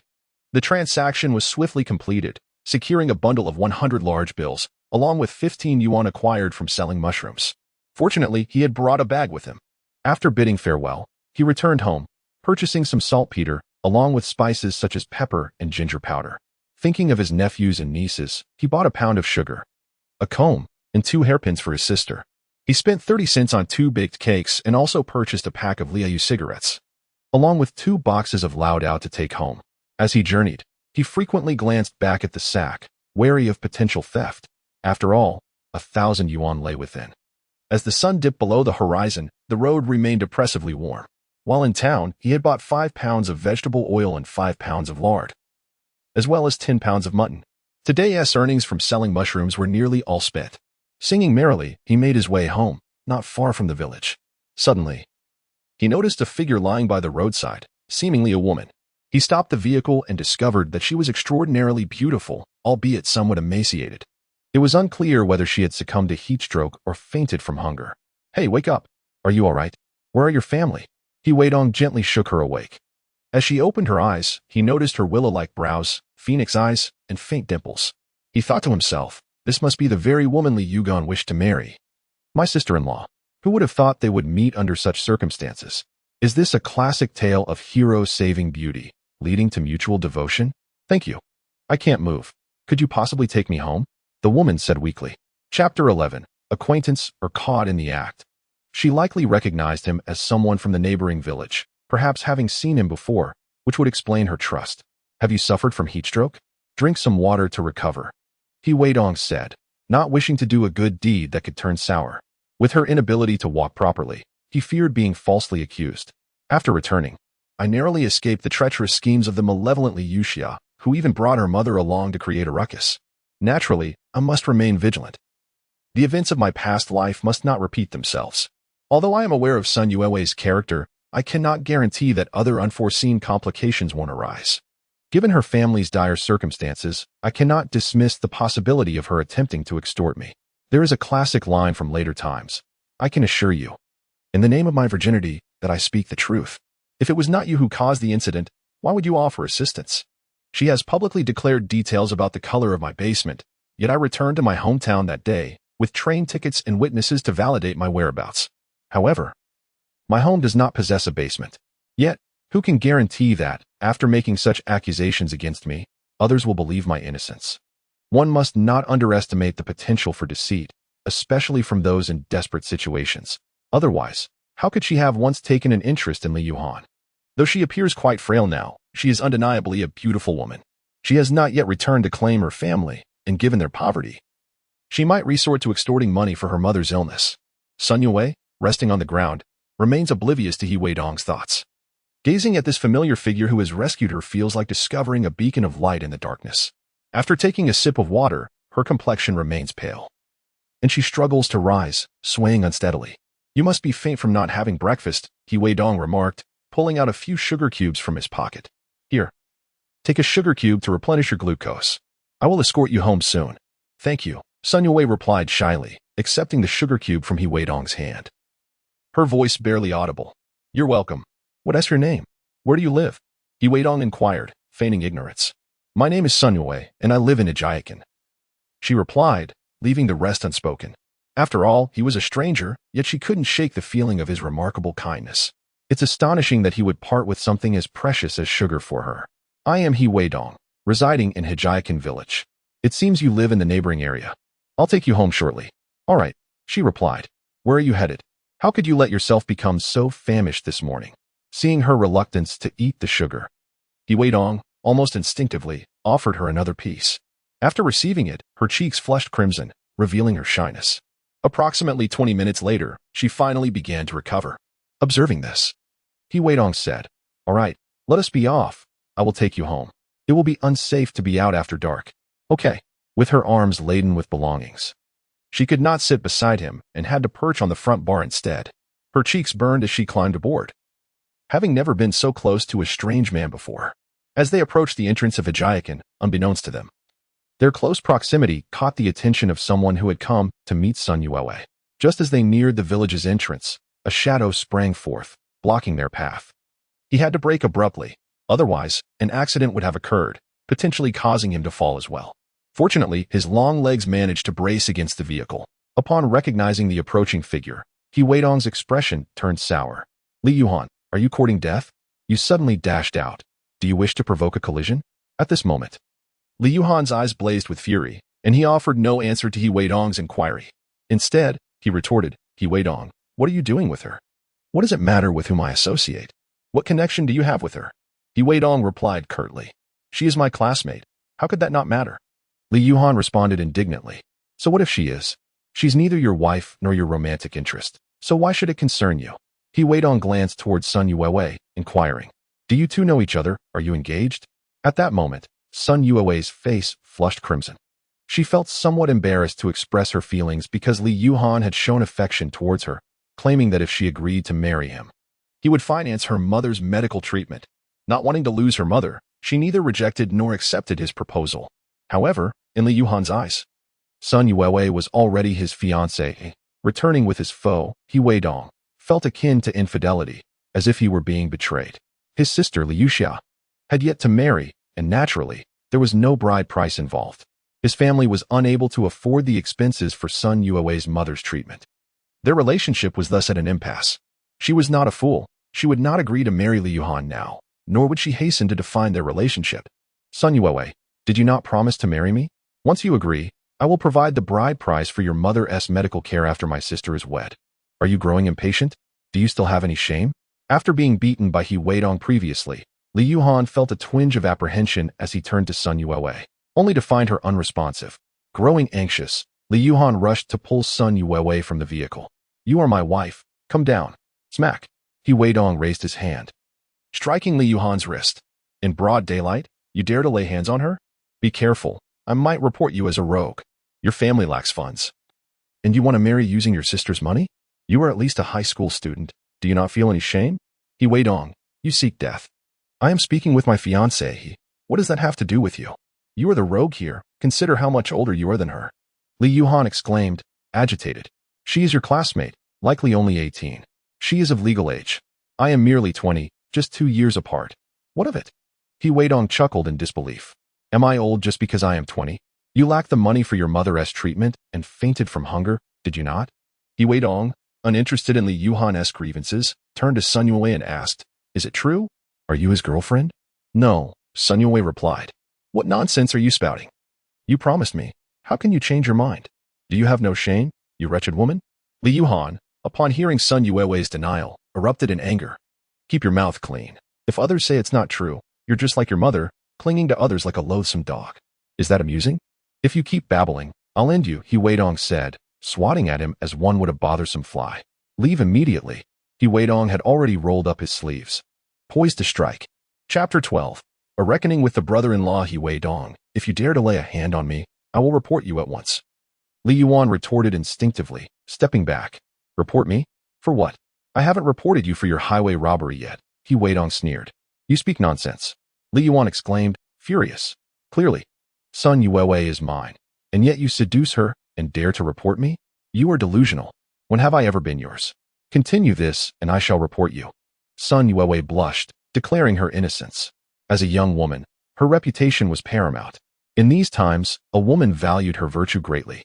If her name were tarnished, Gossip would ensue, and those with delicate sensibilities might even resort to despair. Sun Yue was precisely that kind of person. Life was exceedingly harsh. Had her mother not been alive, she might have succumbed to hopelessness long ago. Her mother was ill, and they lacked the funds for treatment. Although Li Yuan had promised to marry her without requiring a dowry or bride price, she understood that such an arrangement would lead to scorn from her in-laws, especially given her knowledge of Li Yuan's mother, Ho Guifan. Yet, for the sake of her mother, she gritted her teeth and agreed. However, when the bride price was not forthcoming and Li Yuan sought to take advantage, it was evident he was not a man of good character. Her mother had endured for so long, and rather than seeking solutions, he desired intimacy with her. She had completed high school and was no fool. She would not allow him to exploit her. "You vile woman, clean up your tongue. She has nothing to do with you. You don't expect to take advantage of her, do you?" He Weidong threatened. "What nonsense are you spouting? My sister is still unmarried." Li Yuan refrained from voicing his subsequent thoughts. Who could decipher the machinations of his sister? What of He Jian, that useless fellow? It was only because he had not been caught that he hadn't extorted money from Li Yuan's family, which had delayed matters for so long. He understood that He Weidong could never marry a sister. Despite his feelings for Sun Yue, she was astute and unwilling to meet him without financial assurance. Today, he learned she had gone to the town for a temporary job. He attempted to intercept her on the way back, only to find He Weidong accompanying her. Enraged, he blocked their path. "Li Yuan, you should leave. My mother is ill, and we lack funds for treatment. If you don't have money, don't blame me for being harsh. If she dies, I have no desire to live either. I promised you, as long as my sister marries, the bride price will be used for your mother's treatment. Let her wait a few more days. What is there to fear?" Li Yuan insisted, unwilling to relent. He Weidong could not help but laugh. "Boy, are you speaking rationally? Letting someone wait a few more days while they are sick? If something were to happen, I suspect you are hoping to take full advantage. You are mistaken. I have not. Besides, what does this matter to you? He Weidong, do not speak carelessly. Wei Wei, do not believe this man. He is not of good character." Li Yuan exclaimed anxiously. "You are no longer a decent human. Leave." He Weidong dismissed him with a wave. Turning to Sun Yue, "Your mother is ill and in dire need of money, so she resorted to selling herself? Although the word sell is harsh, it is the reality." With her face flushed, Sun Yue nodded. "Do you understand the disgrace associated with marrying such a man? Do you know how notorious his mother, Ho Guifan, is? You would be treated like a servant or even a slave in his household. He Weidong, what nonsense are you spouting? You can't possibly have feelings for her." Li Yuan shouted in response to He Weidong's words. "However, my mother's illness cannot be postponed," Sun Yue murmured softly, lowering her head. "It is of no consequence. I have the means to take your mother for treatment. Do not concern yourself with a man who merely boasts." He Weidong's words were now stripped of pretense. Li Yuan had harbored feelings for Sun Yue for quite some time. He had known her since middle school. And as they progressed to high school, she had blossomed into an even more beautiful woman, igniting his affection. Yet, who would have thought she remained indifferent to him? However, with her mother falling ill, Li Yuan seized the opportunity, leading to subsequent events. "He Weidong, you are courting death by attempting to take my fiancée. I will not stand for it." Li Yuan had already envisioned Sun Yue as his future wife. And He Weidong's words in his presence felt like a betrayal. How could he endure such humiliation? He had forgotten his past grievances at the hands of He Weidong. Fueled by anger, he charged at him. Who is He Weidong? In a previous life, he had been outsmarted by her sister and had suffered greatly. This vendetta would not be so easily forgotten. He looked at the young man, ready to strike without mercy. Towering at 6 feet tall, He Weidong easily overpowered Li Yuan, who was only about 5'6". With skills honed from past experiences in combat, he delivered swift blows, leaving Li Yuan with a swollen lip. "Young man, just because I have wealth does not grant you the right to obstruct me or rob me. If you do not leave, I will ensure you are reported to the authorities." After being struck, Li Yuan was left in a daze. A grown man humiliated before the woman he cherished. And he was no match for He Weidong. Lying on the ground, he found little motivation to rise. He Weidong grasped Sun Yue's arm, leading her away from the tumultuous scene. As they approached the village, he knew he could not take her in a vehicle. Once He Weidong and Sun Yue departed, Li Yuan could no longer contain his tears, sobbing uncontrollably. A grown man weeping, his face smeared with mud. He resembled a grotesque figure. Upon returning to Gotham City, he could easily become the talk of the town. During the journey to return Sun Yue home, He Weidong remained silent, aware that his earlier words had taken advantage of a vulnerable moment. Given the chance, he would not change his course. He would continue his actions, as Sun Yue held the potential to significantly aid him in the future. Were his methods somewhat unscrupulous? Jokes abound. Yet kindness does not govern soldiers, nor does righteousness govern wealth. Who can assure us that the first wave of the affluent has not stained their hands with blood? Were their initial fortunes entirely untainted? Take, for instance, the leader of a certain courier service who carved out his territory with a broadsword, one brutal cut at a time. Otherwise, how could one dare to encroach upon another's domain without inciting envy? Moreover, in seeking vengeance against the Li Yuxia family, alongside her unseen paramour, what consequence does such an act yield? If I were to relive my life, I would rather perish than remain in mediocrity. Is what you say true?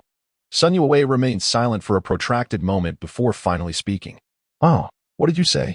Weidong, lost in thought, was abruptly interrupted. Is the condition of borrowing money for my mother's medical treatment akin to that of Li Yulian's? Chapter 13, Manipulation? Temptation? What? You would sell yourself over such a trifling sum? Weidong remarked with indifference. Sun Yue shuddered at his words. Her complexion turned pale. She truly felt cornered. Her father had passed away early, leaving only her and her mother to navigate life together. Her mother understood that an uneducated girl had no choice but to marry early and bear children, destined to remain in this small mountain village for life. She wished for her daughter to receive an education, to utilize her talents to escape this village and thrive in a larger city. Yet, as a widow, she lacked the means to support a student while also providing for their modest existence. Exhausted from labor, she could not even afford to seek medical attention when ill. Lying in bed, she struggled to survive, unable to work. Out of reluctance to spend money, she allowed minor ailments to escalate into serious conditions. But what option did they have? Their finances were meager. Sun Yue began her education late, and at the age of 18. She was only in her second year of high school. Her mother had contemplated abandoning everything but could not bear to leave her child behind. Thus, they persevered together. Sun Yue also wished for her mother to live long and not face the solitude of life alone. In desperation to afford her mother's treatment, she consented to Li Yulian's demands. However, this man had not promised financial assistance for her care, though she harbored no affection for him. She felt powerless to procure the necessary funds. She could afford to wait, but her mother could not. Hearing Weidong's words filled her with sorrow, for she did not wish to expose her wounds to others. Yet, like a persistent adhesive plaster, Li Yulian had latched onto her, making it difficult to disengage. Today, in the town, she had taken on odd jobs, reluctant to spend on food, ultimately fainting from hunger by the roadside. She surmised that Weidong might look down upon her, and tears began to flow uncontrollably. At this moment, Sun Yue embodied a woman at her most helpless. Eventually, she could no longer hold back her sobs. Do not cry. I never said I would not lend you money, Weidong said, feigning sincerity. Already adept at manipulating emotions. Even without their previous encounter, he had created this opportunity. In his past life, he had known little about this sister-in-law, save for the fact that she had provided considerable assistance to Li Yulian later on. It is indeed ironic that an uneducated individual can thrive so effortlessly. First, it serves as retribution against his brother-in-law's family for the harm they have inflicted upon him. Secondly, he perceives that Li Yuxia is not his ideal match. Such a splendid opportunity must not be missed. Who, during their initial accumulation of capital, has not exerted effort or employed certain strategies. No one can navigate those waters unscathed. When it comes to seizing opportunities and intercepting affections, there exists no shred of remorse. Truly, you have indeed promised me, Sun Yue exclaimed, her excitement palpable as she grasped Weidong's arm. At that moment, she resembled a drowning soul, desperately clinging to a straw in the water. She could not afford to let this final chance slip away. On the Yulian side, hope was nearly extinguished based on today's conversation. It was evident that he was not a suitable candidate for marriage. She was well aware of Ho Guifen's reputation. If the bride price were to be accepted without being returned, it would be a torment unto herself. She had previously wished for her mother to live just a little longer, unaware that her biological parents were formidable figures. Weidong knew the truth. Yet he refrained from sharing it with her. For the girl he had manipulated, all that mattered post-marriage was to treat her well. The notions of social status and solemn vows were mere facades for the exchange of interests. Some sought elevation in status or resources, others merely chased fleeting pleasures. As for what you discussed with Li Yulian, I shall not force you. However, we can certainly explore a relationship. Tomorrow, I shall accompany your mother for a medical consultation. What do you say? He Weidong was no saint, devoid of convoluted motives. An opportunity lay before him, and to let it slip would be a disservice to the hardships endured in his previous life. The capital he once amassed was not entirely pristine, a fact even Li Yuxia remained unaware of. Very well, I agree, Sun Yuewei replied, no longer a child. She understood that her fate was not in her own hands. It was merely a transition to a different man. He appeared to be around 182 centimeters tall, fair-skinned, and somewhat slender. Yet he was far superior to the diminutive Li Yuxia. Crucially, she recognized a sense of responsibility in this man. He had promised to take her mother for medical assistance tomorrow, and even if their relationship did not flourish, she could still earn money to repay He Weidong. That is best. Take this back to nourish your mother.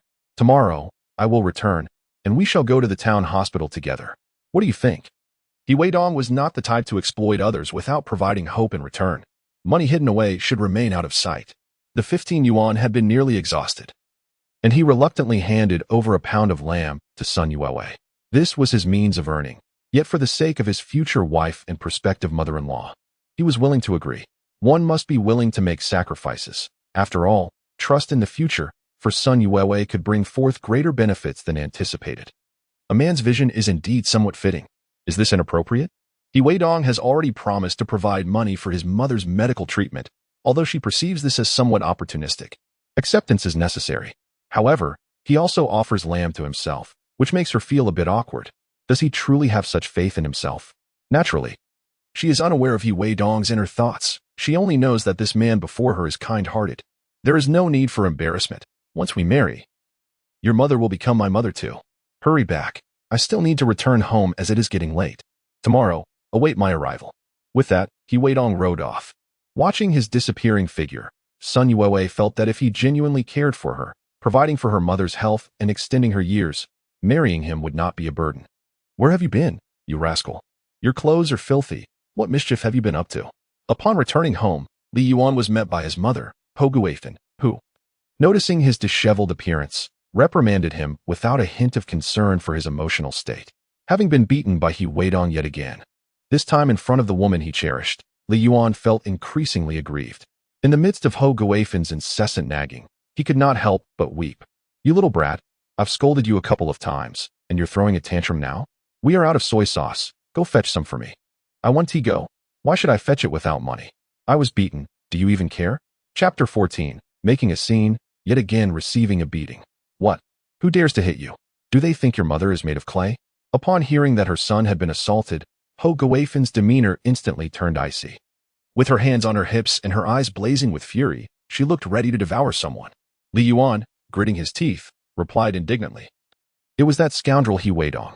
Not only did he hit me, but he also insulted you, saying you are. What did he say? That little brat He Weidong will pay for this. Girlfrien was not one to be trifled with, having seen her daughter bullied by He Weidong, and now her son again facing violence. She would not let this go unpunished. Come on, we're going to settle this. I want to see just how formidable this He Weidong truly is. Girlfrien was known in the village for her fierce disposition, and the neighbors often kept their distance to avoid any trouble. At that moment, He Weidong was riding back to the village, singing merrily. After unloading his goods, he returned the bicycle and casually handed over a pack of cigarettes worth 2 dimes. Uncle Lu, upon seeing him, was overjoyed and attempted to exchange pleasantries, only to be pushed inside by his wife. Busy yourself, Lu auntie. Noticing the cold reception from the woman, He Weidong felt no need to linger. I borrowed your bicycle and paid you the standard fee, along with a pack of cigarettes. If you continue to treat me with such disdain, I won't borrow it again in the future. Now that he had money, he could consider buying a bicycle and starting a business, holding various items. He Weidong turned around and headed home. Upon seeing him with an abundance of goods, Aunt Lu detected the aroma of meat. Upon entering the main room, she addressed her husband with irritation. You kindly lent the car to that lad. Yet he bought meat for the family without offering you a morsel or inviting you for a drink. Did he not pay for the car? Besides, he even gave me a pack of cigarettes. Are you not satisfied with that? In response to his wife's remarks, old Lu's expression darkened. Humph, that brat must have profited from using our car, which is why he offered so little. Next time he asks to borrow it, make sure to demand more money, understood? The man ignored her, taking out the cigarettes given by He Weidong and inhaling deeply, relishing the scent. This infuriated her further, and she snatched the cigarettes from his hands. All you do is smoke. Such fine cigarettes should be saved for guests during the new year. I will keep them for you. Listen to me. Next time that lad comes to borrow the car, you must demand a higher price. If it weren't yours, who would lend it to him? We're charging the same as before. How can we ask for more? Do you dare disobey me? Do you want to continue living like this? Aware of his wife's formidable nature, old Lu chose not to argue and reluctantly agreed. At worst, he could secretly lend the car to Weidong in the future. As Weidong approached home, he heard a woman's shrill voice. Weidong, come out here. Haven't you bullied my son enough? You must give me an explanation today. Recognizing the familiar voice, he noticed a crowd of neighbors gathering around. The He family had once again drawn the ire of the Li family, and this woman was formidable when enraged. It seemed that matters were not so simple. Perhaps the Li family, feeling aggrieved, had come to stir up trouble. They must have heard that their daughter, who worked in town, was being overlooked by Weidong, leading to this uproar. The neighbors whispered among themselves, speculating on the unfolding drama. He Chang'an and his wife emerged, their faces darkened with confusion. They were unaware of why the woman from the Li family had come to provoke them again, especially after they had already sent her away that very night. Aunt Li, what brings you to seek out my son? His mother politely inquired. Get lost. I'm not here to chat with you. I want your son to come out and face the consequences for beating my boy. What does he have to say for himself? Ho Guifan screamed, attempting to convey to the onlookers that she was not merely seeking trouble, but was provoked by the He family's youngest son. The crowd, hearing Ho Guifan's words, nodded in understanding. There's an old saying, when business fails, one should maintain goodwill. Although Weidong had not pursued a relationship with the Li girl, violence was never justified. His mother nearly stumbled as Ho Guifan swung her arm aggressively. What are you doing? Trying to bully us in our own home? The eldest son, seeing his mother in distress, stepped forward with a stern expression. Upon hearing his words, Ho Guifan began to wail. Oh my, is there no justice left? Your son has bullied mine, and you accuse us of being the aggressors? Oh heavens, open your eyes and see if there is any fairness left in this world. With that, Ho Guifan began to throw herself about in a fit of rage. Profanity began to spill forth from his lips, one after another. The He family found themselves at a loss, unsure of how to respond. This was undeniably a cruel affront.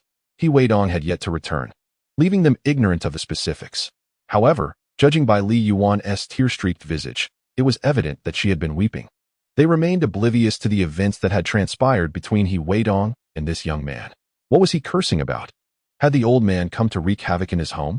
He threatened, continue your raucous outbursts, and I shall not hesitate to put you in your place.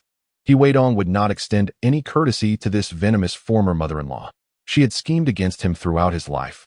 He suspected that in his previous existence, she had birthed the unfortunate offspring of Li Yuxia.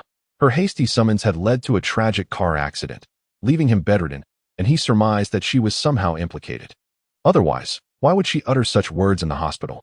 He had only heard the man's voice, unable to discern his face. The voice seemed vaguely familiar.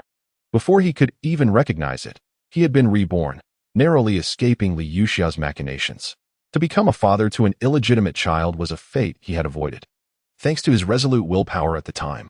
Otherwise, he might have fallen prey to their schemes. Confronted by such unreasonable harassment, his ire was only heightened towards this detested family. The surrounding neighbors were taken aback. They had not anticipated that the previously timid Weidong would suddenly display such fortitude, instinctively parting to create a path. Upon hearing of Weidong's return, Ho Guifan berated herself in fury, exclaiming, "You little bastard, you finally returned. Just look at what you've done to my son. I'll make you pay for this." As she spoke, she lunged toward Weidong with claws bared. Weidong, harboring deep-seated animosity from 2 lifetimes, showed no leniency towards his foes. Seeing the woman approach without clarifying her intentions, he raised his hand and landed a sharp slap across her face. "You shameless harlot, coming to my home to cause a ruckus. Why don't you inquire of your son about the misdeeds he has committed today? It's already a gesture of mercy that I send him off to face dire consequences." Weidong retorted coldly. "What? His son has done something wrong?" A bystander exclaimed incredulously. Chapter 15. A hasty retreat and financial schemes. You're lying. I haven't done anything. You're slandering me. Before Weidong could respond, Li Yuan interjected with a vehement denial. Weidong sneered, "Li Yuan, I haven't even spoken yet, and you're already so eager to deny it. After returning home, didn't you share your misdeeds with your unreasonable mother? Afraid I might disclose the truth to everyone?" He scoffed. At this point, How do you still have the audacity to stir trouble in my home? But Ho Guifan was not one to be reasoned with. Upon hearing He Weidong's accusations against her son, her temper flared instantly. He Weidong, you insolent brat, what nonsense are you spouting? Bullying my son in my presence? I shall not let this go. Though she had witnessed He Weidong's formidable nature, she dared not back down. Knowing that failure to retaliate would only lead to her own disadvantage after having just received a slap, she was obstinate and unreasonable, not one to be the fool who does not learn from being struck. Understanding the situation, one realizes that one cannot expect any advantages from He Weidong. Every individual, even a criminal, possesses the right to defend themselves. Yet, when one attempts to silence me and then comes here to cause a disturbance, it is as if they consider themselves a local tyrant. A disdainful smirk played on He Weidong's lips as he loudly proclaimed to those around him, "Do you know this scoundrel?" In broad daylight, he dared to obstruct a woman in the neighboring village, nearly committing a heinous act against a remarkably beautiful lady. Fortunately, I intervened, teaching this young fool a lesson and steering him away from a path of ruin. Had I not acted, he might have ended up in prison for several years. I even spoke on behalf of the woman he endangered, preventing her from alerting the authorities. Yet, this individual, instead of expressing gratitude, has the audacity to come here and slander me. Is this how a person behaves? Had I known, I would have taken her to report him to the police myself. What? Dongzi, is what you said true? How could someone do such a thing? This is an embarrassment to our village. Indeed, his sister had previously caused trouble, and Dongzi had chosen not to retaliate against them. No one could have anticipated such an incident would occur.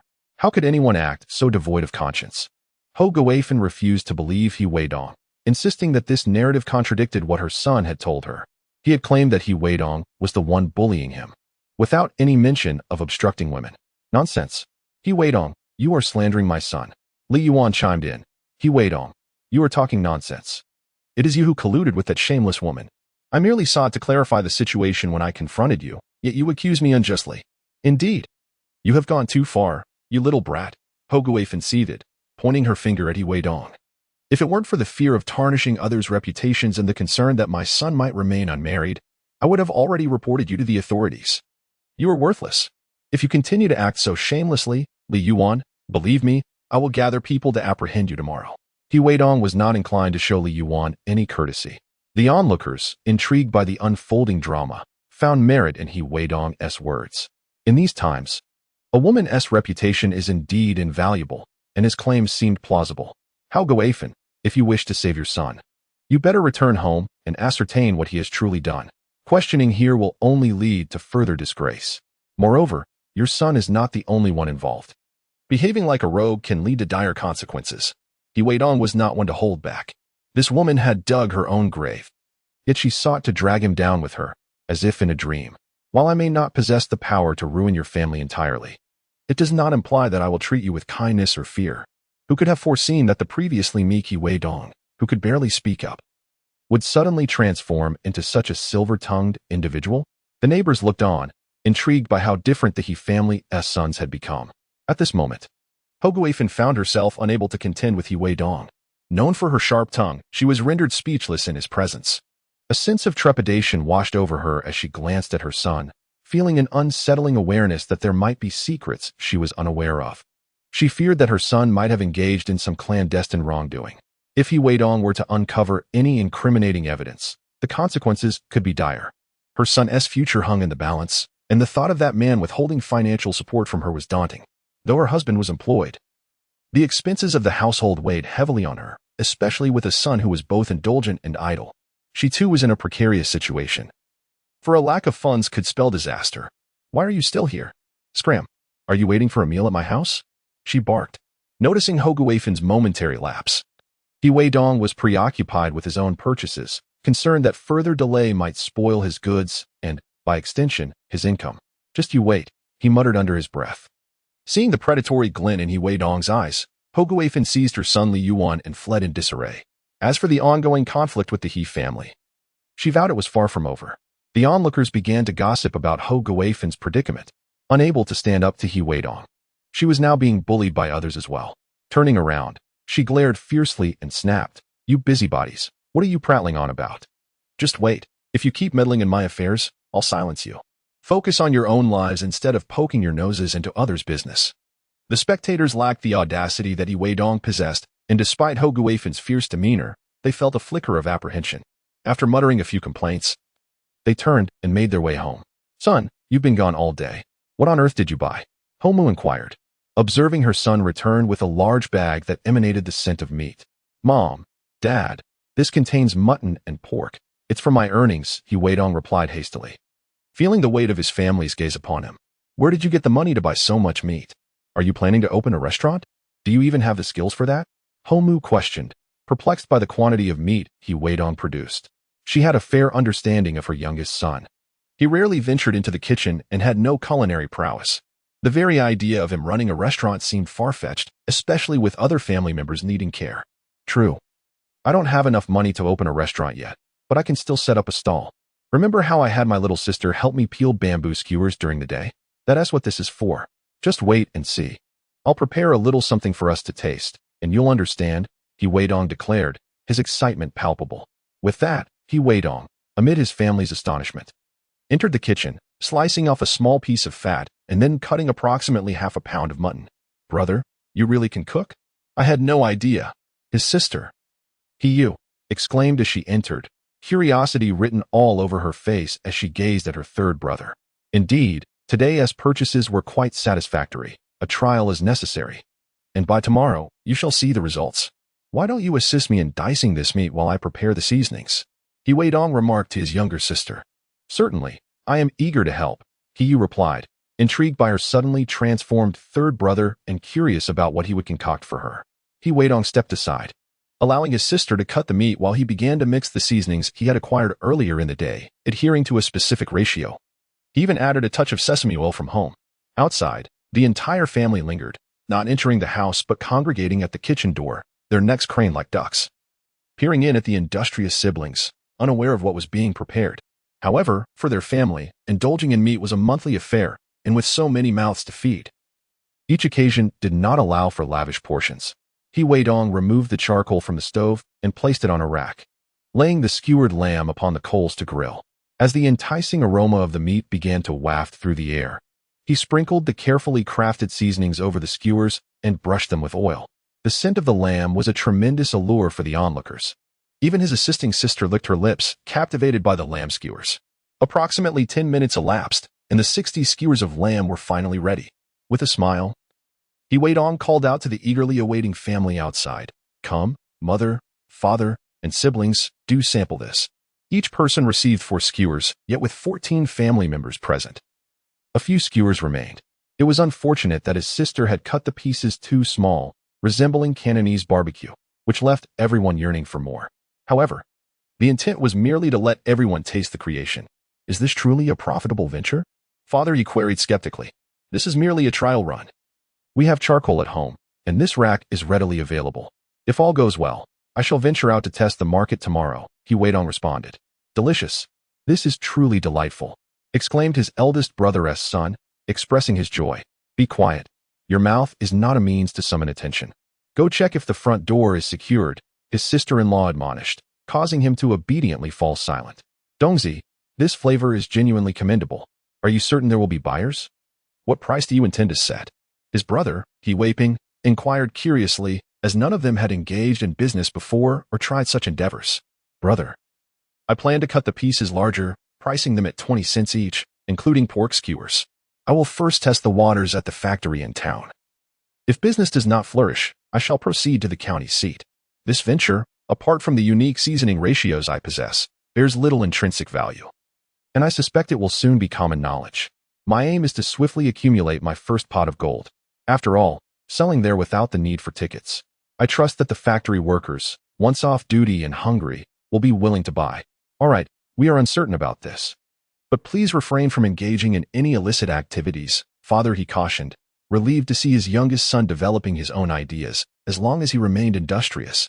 "Father, rest assured, the government now encourages individual entrepreneurship, and besides, selling lamb skewers is hardly unlawful. Well then, let us eat." Several little nephews, despite their careful handling, devoured the few bunches in their hands. Observing that Li Weidong still had a few left, their small eyes gleamed with anticipation, naturally aware of their thoughts.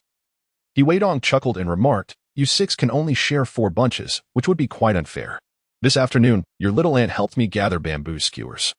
Who among you lent a hand? I did, and I did. 2 of his nephews eagerly raised their hands. Very well. Each of you shall be rewarded with 2 bunches. Those who did not assist shall receive none. He then handed the remaining portions to the 2 eager boys. Although the others watched enviously, they understood that without effort, there would be no reward. As for the little sister, even if given some, she would be torn. For being a girl, she could not consume them alone. And sharing would be awkward. If not handled delicately, it might lead to discontent among the 2 sisters-in-law and spark family disputes. The children left without their share pouted. But Weidong pretended not to notice. After all, it was his property, purchased with his own money, and he could distribute it as he pleased. Soon, the meal concluded, and Weidong began to tidy up the meat he had brought back. Brother, let me help you. Yu, seeing him leave, quickly rose. All right, once I earn enough. I shall find you a beautiful sister-in-law, Weidong said humorously, a jest that reminded him of how, in his previous life, people often said, work hard, and next year, Big Brother will find you a lovely sister-in-law. This motivated them to toil diligently. Yu, not fully grasping the joke, responded with a smile, sure. I'll wait for you to find me a pretty 3rd sister-in-law. Now, let us finish our meal, then wash up and rest. We have work to do tomorrow. Chang'an declared as he set down his dishes. As for the matters that followed, they were none of his concern. The family had yet to divide their household, living together under one roof.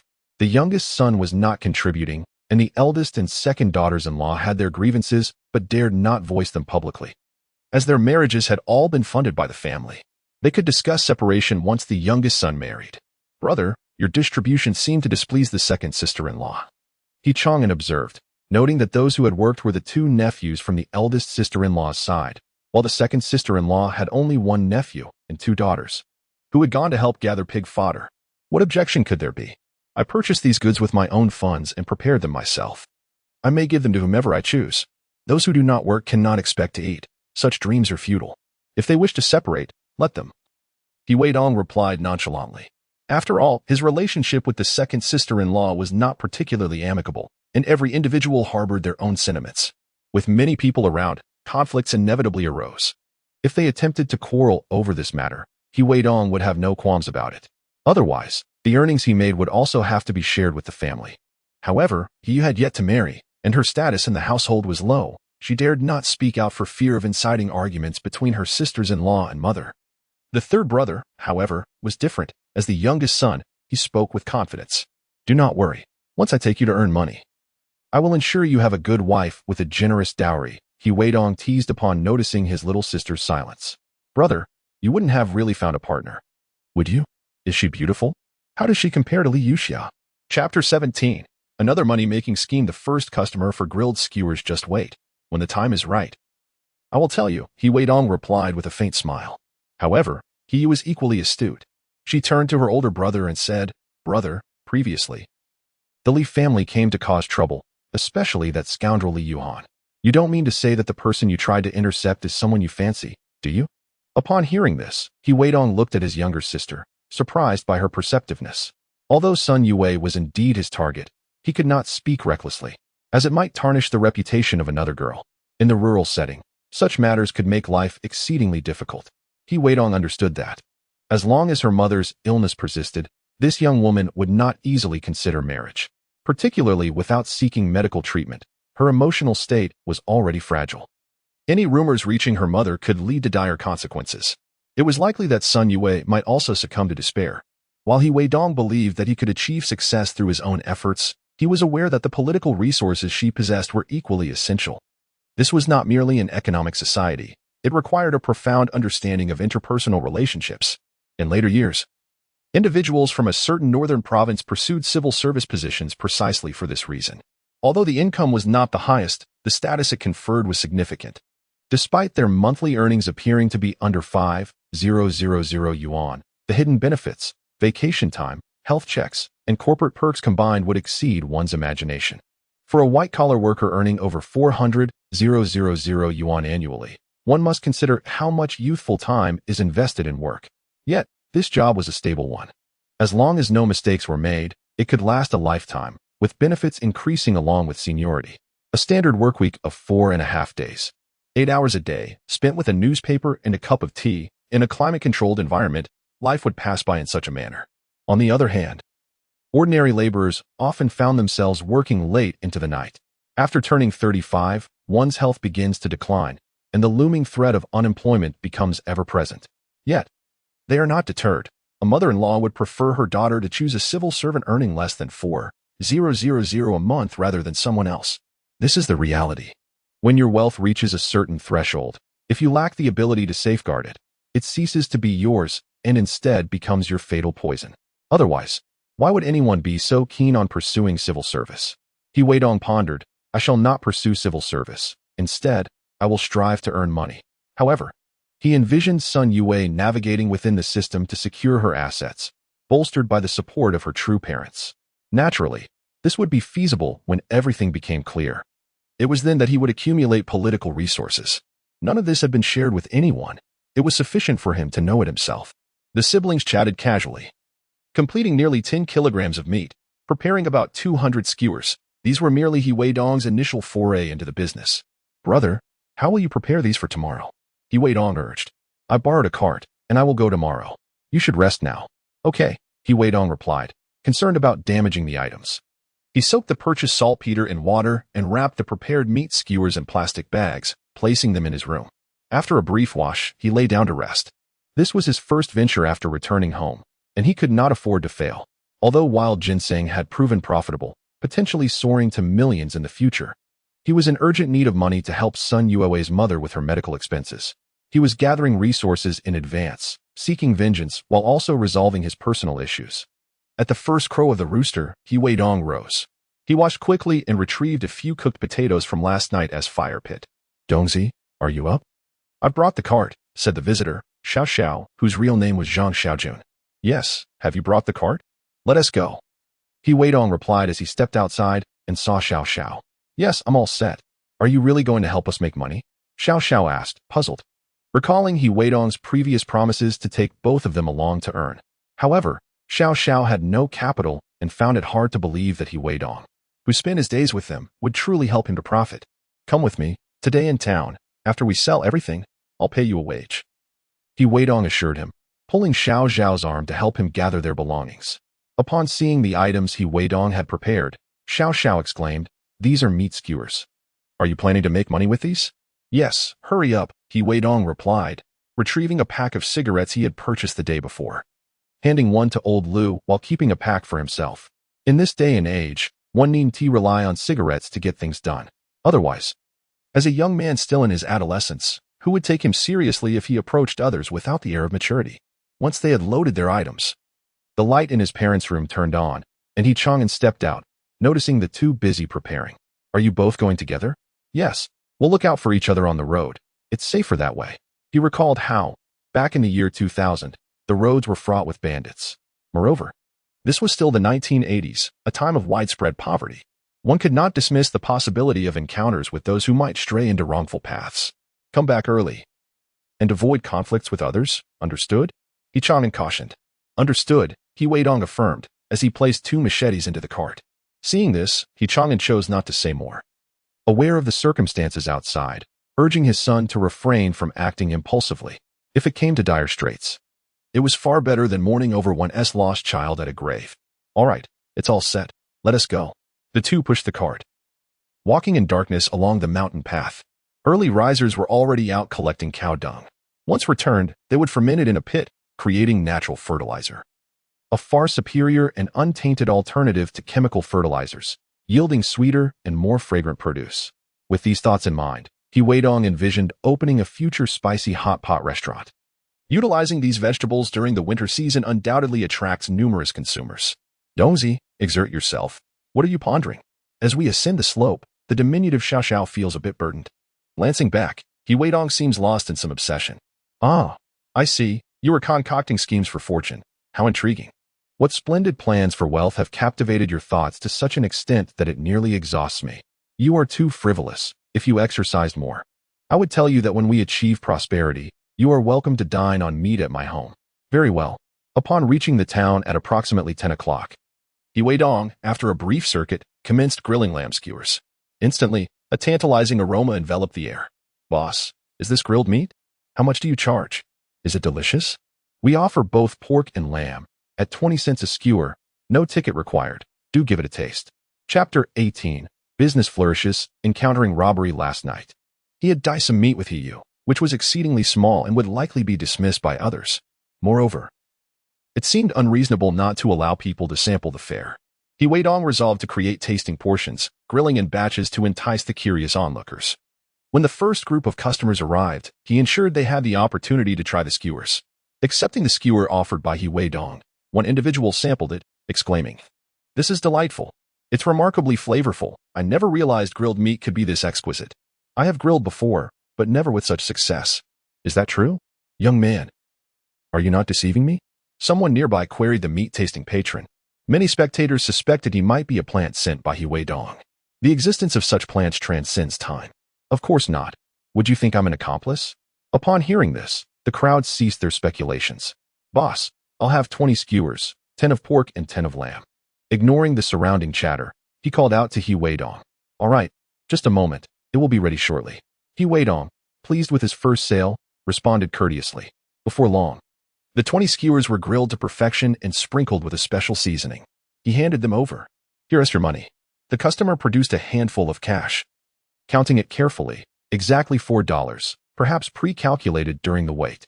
After distributing the skewers to his companions, those around him began to savor the delectable morsels, which in turn encouraged others to join in. Boss, I'll take 5 skewers. I want 3. 10 skewers. Witnessing the influx of orders, Weidong enthusiastically replied, certainly.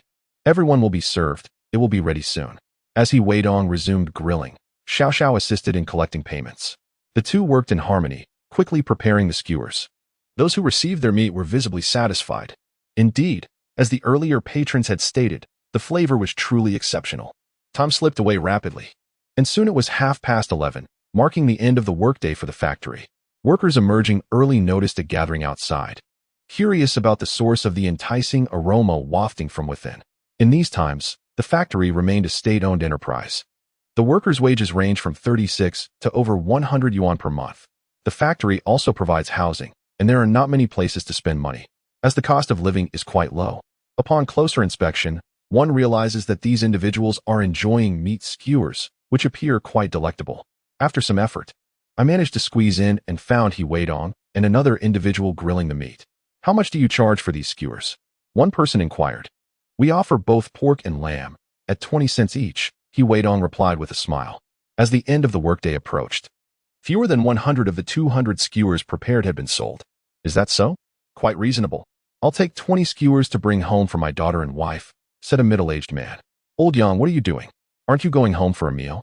Asked another middle-aged man in work attire as he approached. There's a young fellow selling skewers here that look quite promising. I thought I'd bring some home for my daughter and wife to try, responded Old Yang. Have you tasted them? Are they good? They must be pricey. The man queried. 20 cents each, quite affordable. Just look at those around us. They seem to enjoy them, and I can smell the delicious aroma as well. Indeed, not expensive at all. I'll have 10 skewers to try, the man decided. Certainly. It seemed these two were minor leaders, and the other workers hesitated to approach. Once the two had collected their grilled skewers and departed, the remaining workers gathered around, eager to partake as their superiors had. However, most opted for just 5 skewers each. Boss, I'll take 10 skewers. Someone called out from the back. Upon hearing this, Weidong sheepishly replied, I apologize, but I've prepared too few for today, and they are all sold out. What is going on? We just finished work, and I heard there were meat skewers for sale. How could you have sold out already? You should have prepared more, the man retorted, visibly displeased. I'm truly sorry. I will come back tomorrow with a larger supply. Weidong hastily promised. Make sure you do, the man insisted. Of course, I'll set some aside for you, Weidong assured him politely. In these times, one must be cautious not to offend others, as nearly everyone in the factory is a colleague. This place is where he earns his first funds, and offending everyone would jeopardize his business. Thank you. With everything sold out, I can only say I arrived too late, he conceded as he left reluctantly. Others who arrived after him received the same response from Weidong. After handing over the last batch of skewers to customers, Weidong and Zhang Xiaojun extinguished the fire in the iron grill and began to pack up. As they left, many who had missed out urged them to prepare more for the following day. Xiao, Today I will pay you 2 yuan for a day's work. I'll give it to you in a couple of days. Is that all right? I still have use for the money, Weidong said, his stomach growling as he took Xiao to buy a few dry cakes and sipped water. 2 yuan a day? Isn't that higher than the wages of those workers? Brother Dong, is that not a bit excessive?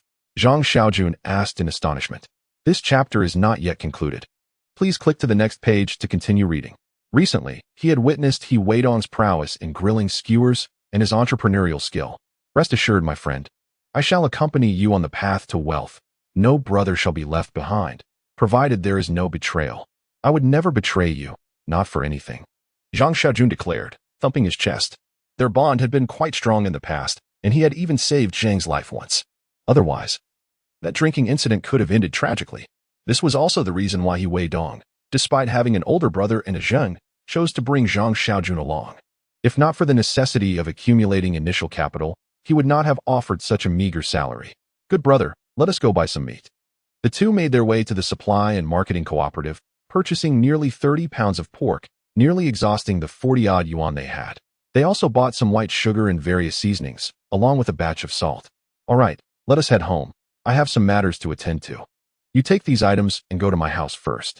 The two walked under the midday sun, placing their purchases in a tattered cotton blanket in the vehicle, along with some ice to keep the meat fresh. Unbeknownst to them, as they sold their skewers, someone across the way took notice of their profitable venture with envy. Following them, they discovered the two had bought a substantial amount of goods. They were determined to get their hands on that money. When the two arrived at a grove, they encountered 7 or 8 ruffians armed with sticks and machetes. Hey, you must have earned quite a bit today. Lend us some money. Chapter 19. Fending off the thieves and seeking medical attention. This line instantly reminded Weidong of a film set in the mountainous regions of northwest China, featuring a well-known actor and director in the lead role. He had ridden a motorcycle, wielding a weapon of truth, and dispatched 3 robbers with an axe on the spot. Xiao, grab your weapon. Just avoid striking the head, Weidong whispered, seeing that Weidong and Xiao remained silent. The approaching thieves mistakenly assumed the two were intimidated. Little did they know that Weidong was skilled in martial arts and had prepared for such encounters. Otherwise, he wouldn't have kept 2 machetes in the vehicle for fear of losing his earnings. In these times, job opportunities were scarce, and many young people returning to the city lacked education and legitimate means of income, leading to a rise in unlawful activities. If it weren't for the notorious vegetable knife squad that had vanished from the scene after the mass execution of several thousand in 1983, the situation might have remained dire. With clarity in their eyes, many eventually sought honest work. Hey, I'm talking to you. Hand over the money and the meat, commanded the leader of the ruffians, brandishing his machete menacingly. I have no money. I only have 1 life, and I won't give that to you, Weidong replied, already drawing out a machete. A weapon forged from steel at the front, with a wooden handle measuring several decimeters in length, weighing approximately 56 pounds when in motion. The machetes and wooden clubs wielded by these ruffians proved to be no match. Moreover, Weidong understood that once one submitted even once, these individuals would swarm like leeches, becoming an incessant nuisance. You seek death, they warned. Upon witnessing Weidong and his companion brandishing their prepared weapons, the young thugs became increasingly aggressive. Seeking death? I believe that is you. If I don't beat you to the point where your parents wouldn't recognize you, then they wasted their efforts on you, one of them boasted. In the midst of this exchange, Weidong sprang into action, with Xiao providing support from behind. In truth, during these times, few young thugs possessed considerable courage. Only the two in front barked fiercely. If they could incapacitate the 2 leading thugs, the subsequent reinforcements would lack any real combat prowess. Seeing Weidong's tenacity, the leader of the thugs swung his machete at him. Seizing the opportunity, Weidong struck first, his blade crashing against the thug's weapon with a resounding snap, severing it cleanly in 2. The shock reverberated through the thug's hand. Yet, Weidong refused to relent, swiftly delivering a crushing blow to the thug's arm. A sickening crack accompanied the thug's anguished scream, sending shivers down the spine of onlookers. Observing his companion's misfortune, another thug lunged at Weidong with a wooden club aimed at his head. You think you can intimidate me? Weidong deftly seized the thug's wrist, driving his machete into the thug's ribs with a sickening crunch, breaking 2 of them instantly, rendering the thug powerless. Unless you wish to meet your demise, I suggest you flee. Witnessing the ease with which Weidong dispatched their leaders, the remaining thugs, tasked with keeping watch, quaked in fear. They had anticipated a lack of resistance, only to find that their leaders were thoroughly overpowered, leading them to abandon their weapons and flee for their lives. If you two do not leave, do you expect a meal from me? Or perhaps you wish to extort me? If so, I could always take you to the police station for a little rest, Weidong taunted, observing the two incapacitated thugs still sprawled on the ground. His smile appeared devilish to them, a harbinger of their misfortune. The brutality had been overwhelming, breaking bones within moments. And no, I'm leaving. Terrified, they scrambled away, not daring to utter another word. Let us return, Weidong declared, gathering the abandoned weapons. The wooden clubs were discarded, but the knives would be retained, useful for cutting meat and chopping bones. Beast, when did you become so formidable? Xiao Xiao, recovering from his astonishment, inquired. Now, about today's events. Let us keep this to ourselves. I suspect those rascals will come looking for trouble again, so let us head back, Weidong replied, patting his companion's shoulder to change the subject. With a small scoff, Xiao Xiao declared, if they dare to approach again, we shall deal with them decisively.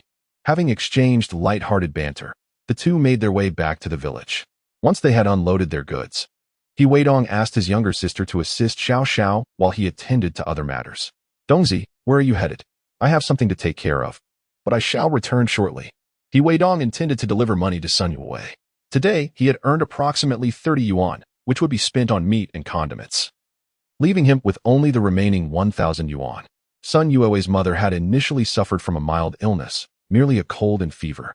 But the reluctance to spend on treatment allowed it to escalate into pneumonia, exacerbated by years of toil and underlying health issues, ultimately leading to her demise. These details had emerged during a drunken conversation with his brother-in-law, and he remembered how Sun Yue had wept uncontrollably. He refrained from elaborating on the subsequent events. Meanwhile, Sun Yue had been busy at home, anxiously awaiting the return of the striking young man she had encountered the previous day, who had agreed to lend her money and instructed her to wait at home. Her urgency regarding her mother's illness was palpable, and time seemed to crawl at a torturous pace. Is Sun Yue at home? Weidong called from outside. Upon hearing that familiar voice, Sun Yue quickly replied, yes, I'm here. As she opened the door, she was met with the eager countenance of the person she had been longing for. Good, I have brought the money.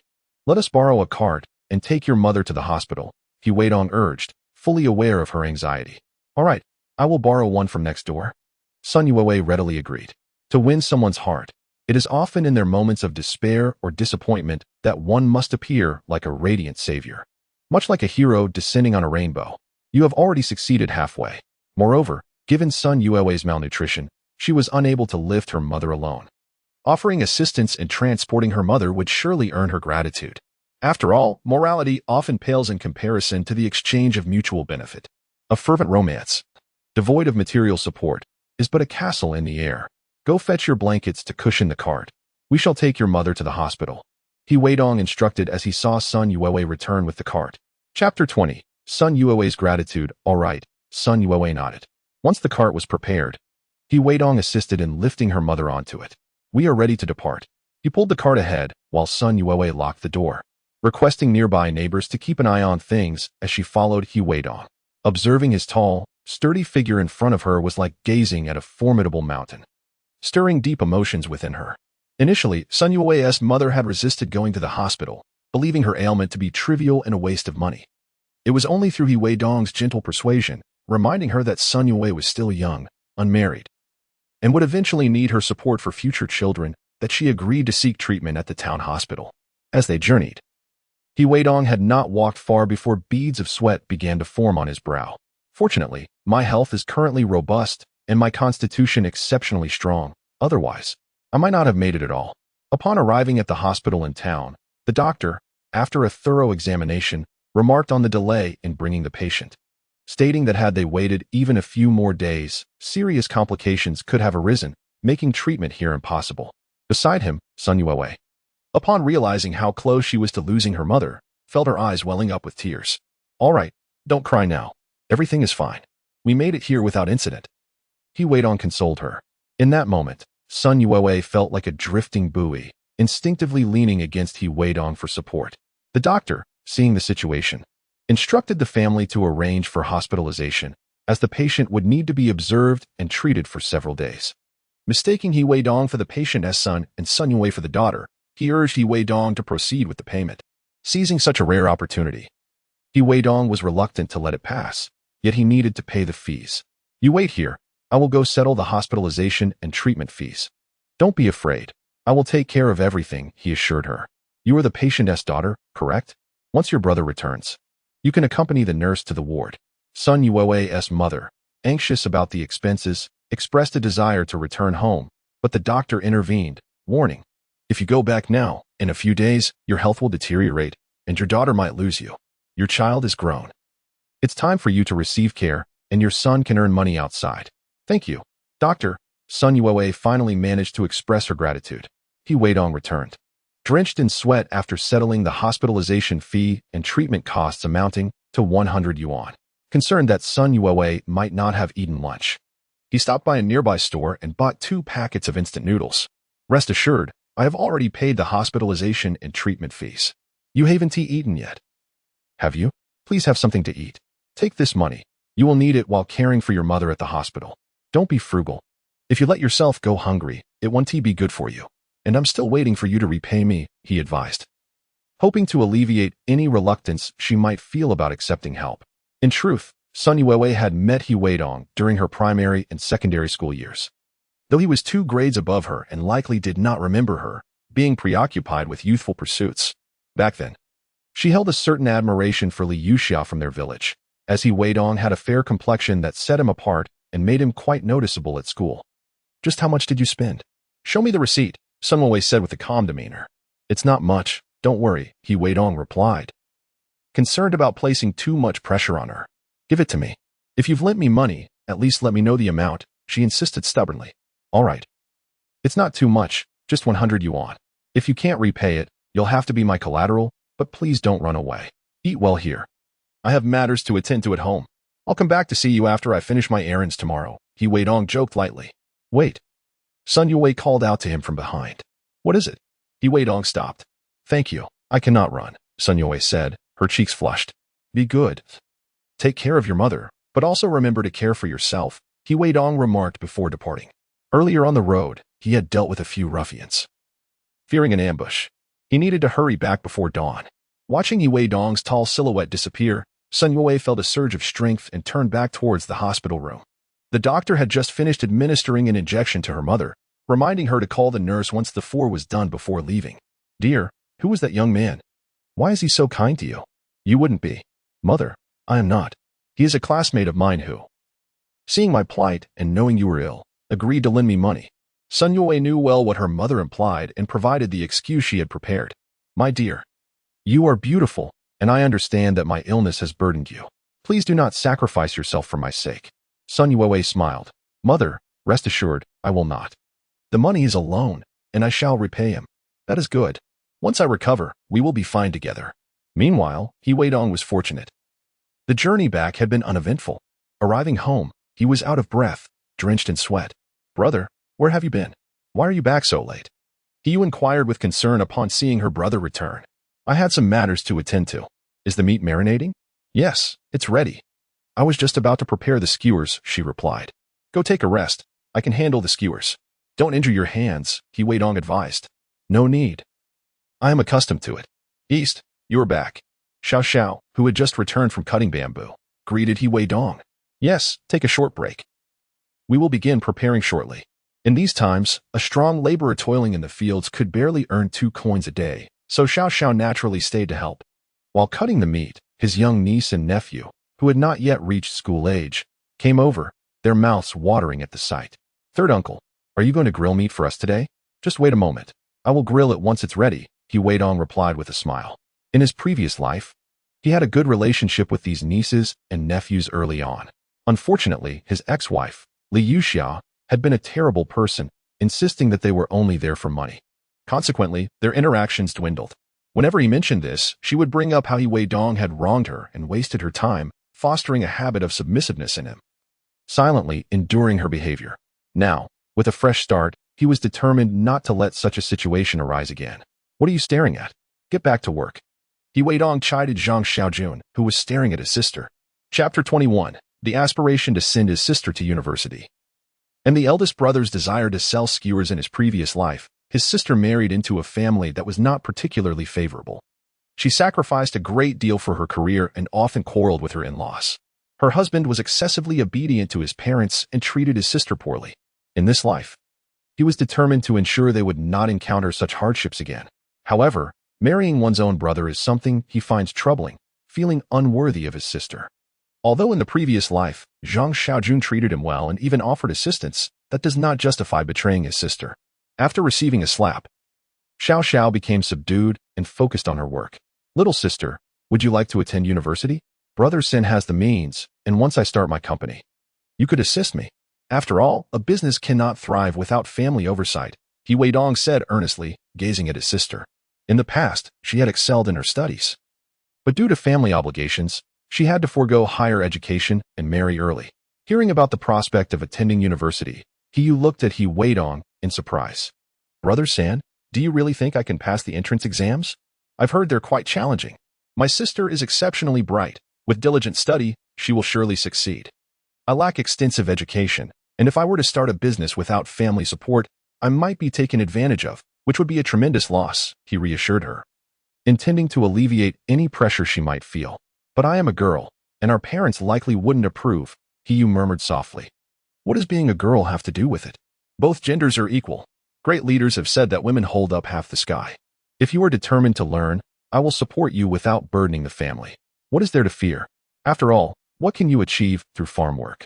Weidong declared with conviction. Dongzi, are you planning to attend school as well? Xiao Xiao inquired curiously, having overheard their conversation. Not for now. I have reached marriageable age and must focus on that. My future wife can pursue her studies, Weidong replied with a smile. Ah, so you prefer younger girls? Have you set your sights on someone? Yes, she seems to be quite studious. In the future, as I engage in commerce, she can enter politics. Together, we would complement each other well, which would also benefit my career, he explained. Xiao Xiao was taken aback. Is that truly feasible? Moving to the big city. What if your wife goes to university and decides to leave, like some of the educated youths from our village? She exclaimed in shock. Meanwhile, Hiyu, though intrigued by Brother San's suggestion of attending university, felt conflicted. After all, she was the youngest sibling, with the other two brothers already married. Would Brother San's future wife allow her to pursue her studies at the expense of his resources? Do not worry, it is not a significant issue. Moreover, Brother San is a man. He can choose to spend his earnings as he pleases. As long as you focus on your studies, if they disapprove, we can separate. And you can live with me, he reassured her, sensing her earlier enthusiasm had waned. Brother, perhaps it would be best to let it go, he said hesitantly, not wishing to burden him further. Besides, a girl who has attended university will eventually marry. It is merely a matter of time, and her parents would likely object. All right. During dinner, I informed my parents that we need not consider the opinions of my elder and younger sisters-in-law, Weidong proclaimed with unwavering confidence. Seeing the certainty in his third brother's demeanor, He felt it unnecessary to voice any further objections and silently resumed her tasks. Before long, his young nephew returned for a visit, clearly aware of the sentiments surrounding the matter. Currently preoccupied with earning a living, Weidong felt it impractical to kindle a fire solely for the purpose of grilling skewers for the two of them. The demands on his finances were simply overwhelming. The few rooms available scarcely accommodated the family, leaving bathing facilities lacking and showers impossible. The issue of sustenance was equally daunting, with a larger household. Conflicts were bound to arise over time. In truth, since his second brother's marriage, Weidong had contemplated the benefits of dividing the household. Unfortunately, his parents had opposed the idea, and at that time, he lacked the means to assert his own will. He had to acquiesce to his father's wishes. Constructing a home and the expenses associated with marriage required a substantial amount of money, not to mention the financial considerations for his younger sister's education. As he sliced and skewered dozens of pounds of meat, the pace was brisk, with three of them working together. They managed to prepare over 500 skewers in just 2 hours, although a portion remained unfinished as darkness began to fall. His younger sister needed to prepare dinner for the family, while those attending school and laboring in the fields returned home, gathering in the courtyard to chat. Observing Weidong and Xiao Xiao working on the skewers, his second brother approached to offer assistance, but was pulled away by his second sister-in-law. His young nephews clamored for skewers, which irritated Weidong. He handed each of them two, instructing them to grill them themselves. He had no time to tend to them. He could have prepared several skewers in the time it took to appease their demands. The notion of separating the household grew increasingly potent in his mind. Otherwise, the family's provisions would inevitably provoke dissent among them. The recent expression on his second sister-in-law's face had already indicated as much.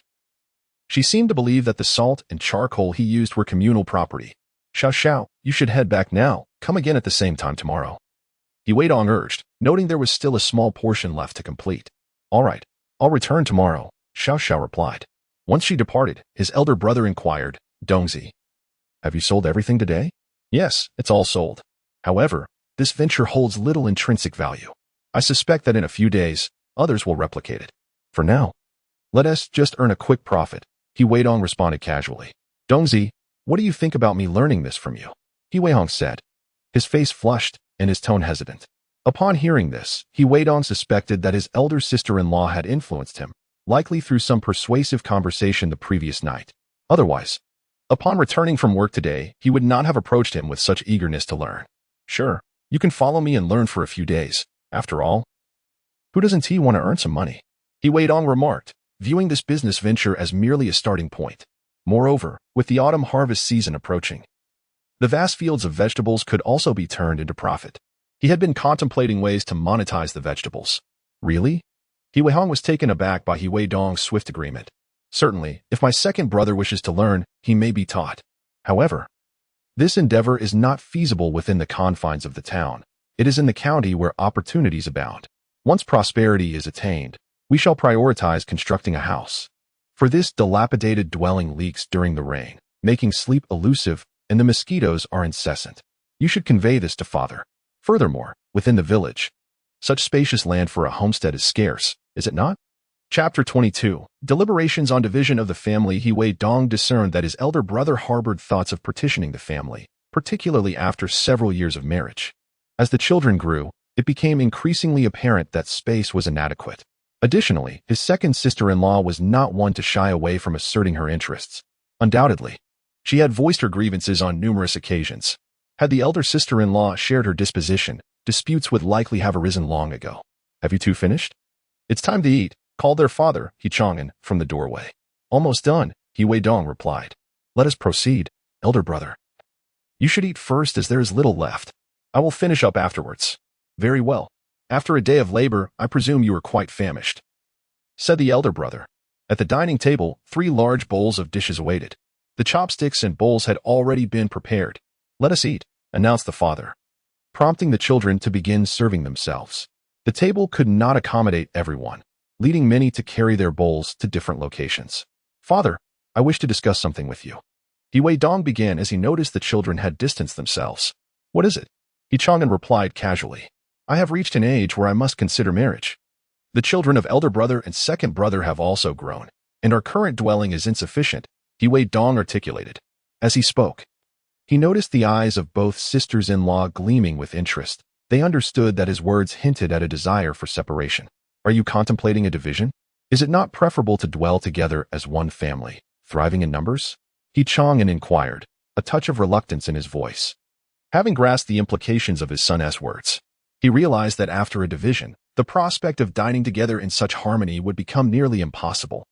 He was also aware that both daughters-in-law had long harbored thoughts of separation, which he had managed to suppress over the years.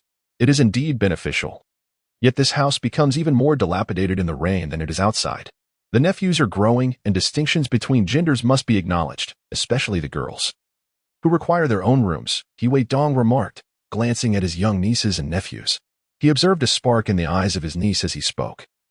She had matured and was now in school, yearning for her own space. Indeed, that is a concern. You and Xiao are not yet married. Do you truly wish to divide the family so soon? What are your thoughts on this matter? Chang'an directed his question towards his 2 elder sons. Initially, the second daughter-in-law intended to speak, but was restrained by her husband.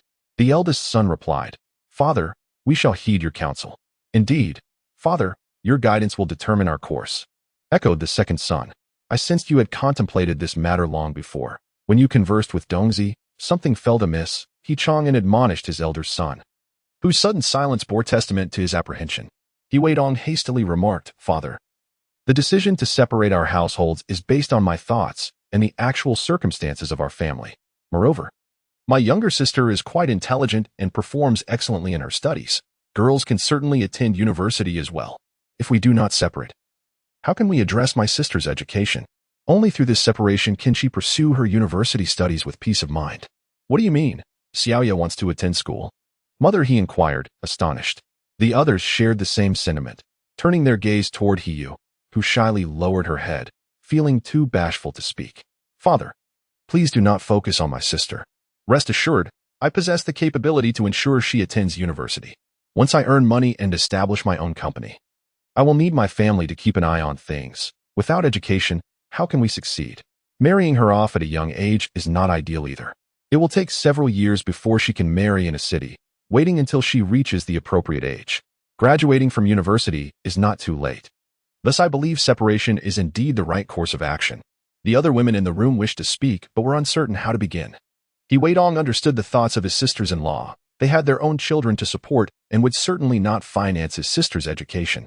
Only through separation could her academic aspirations be realized. Do you truly wish to attend school? He Chang'an asked his daughter, for she was his only child, and his own education was limited. He was essentially illiterate, recognizing only a handful of characters. Influenced by deeply rooted beliefs, he had allowed his daughter to leave school early, thinking that merely recognizing characters was sufficient, especially after several years of schooling. This afternoon, third brother told me, Dongzi, if you are aware of this, I cannot assist you further. I have heard that university tuition is quite high. Father, do not worry. I will find a way. Let us finalize the decision tomorrow. You should inquire with the village chief about the situation regarding the homestead. We three families need to determine how much we should contribute. We can split the costs evenly. Weidong asserted with confidence. The meal had scarcely been touched, as the children understood that the adults were engaged in serious discussions. They dared not make a sound, fearing it would provoke anger. All right, my dear, please gather our savings from these past years. You two families should also bring forth your private funds to see how much we have. Tomorrow, I will consult with the village chief. Understood, father. Do not worry. By the way, who will take the old house? Chang'an inquired. Silence enveloped the room. Perhaps we should forego the old house altogether and build 4 new ones? Weidong tentatively suggested, pondering that with new homes, who would choose to reside in the old one? That is not feasible, Chang'an rejected firmly. Will the 3 of you build together, or separately? Mother, he asked. Let us see what the village chief suggests. Building together could be more convenient for you. Very well. Let us eat. Upon hearing his father's final words, Weidong sensed the reluctance in his heart. The family was about to part ways. Come, eat, you lot. Weidong called to the small children standing at a distance.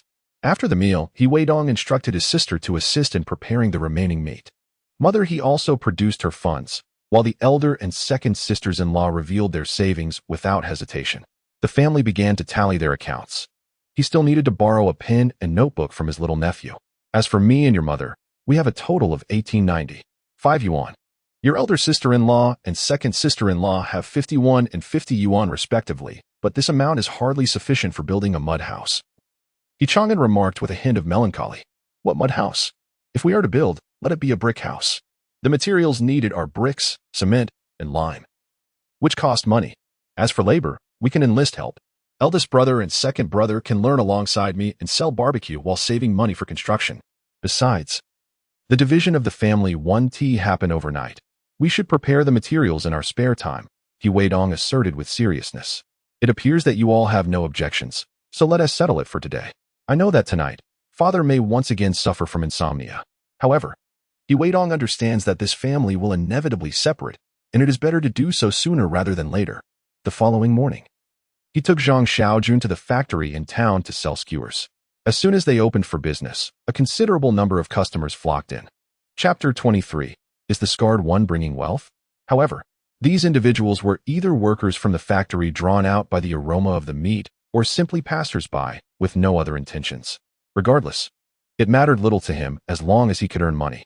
In a planned economy, one needed tickets to procure meat. Without them, the prices skyrocketed. Buying meat from Weidong, although not enough to satisfy hunger, did not require tickets, which made it less of a concern for many. As closing time approached, the atmosphere grew lively. A nearby assistant busily collected money and tallied quantities. Weidong, immersed in his work, continuously flipped the skewers, the secret sauce making them irresistible. Just before 1 o'clock, They finally sold out. Make way, make way. An abrasive voice cut through the bustling crowd. Weidong, who hadn't even had a moment to drink water, sensed trouble upon hearing that voice. The surrounding customers instinctively parted, realizing that these newcomers were not to be trifled with. Boss, business is booming. The leader of the group, a young man with yellow hair, said to Weidong. His tone casual. This man bore a prominent scar on his forehead, and Weidong felt a nagging familiarity, as if he had seen him before. Kid, my boss is asking you a question. Lost your voice. One of the henchmen chided when Weidong remained silent. This territory belongs to me. Did you come here to do business without my permission? The scarred man reiterated. His lackey chimed in. Kid, this is Scarface. This area used to belong to Li Yuxia. Now that Li Yuxia is no longer around, it falls under Scarface's jurisdiction. If you wish to conduct business here, you must pay up. Upon hearing Li Yuxia's name, the onlookers realized these individuals were not of good repute. One person voiced their discontent. This is factory land. How could it belong to Li Yuxia? We were unaware of that. Another echoed. Indeed, I had no knowledge of this. Weidong recalled Li Yuxia, a notorious thief known for stealing 200,000 gene of grain tickets.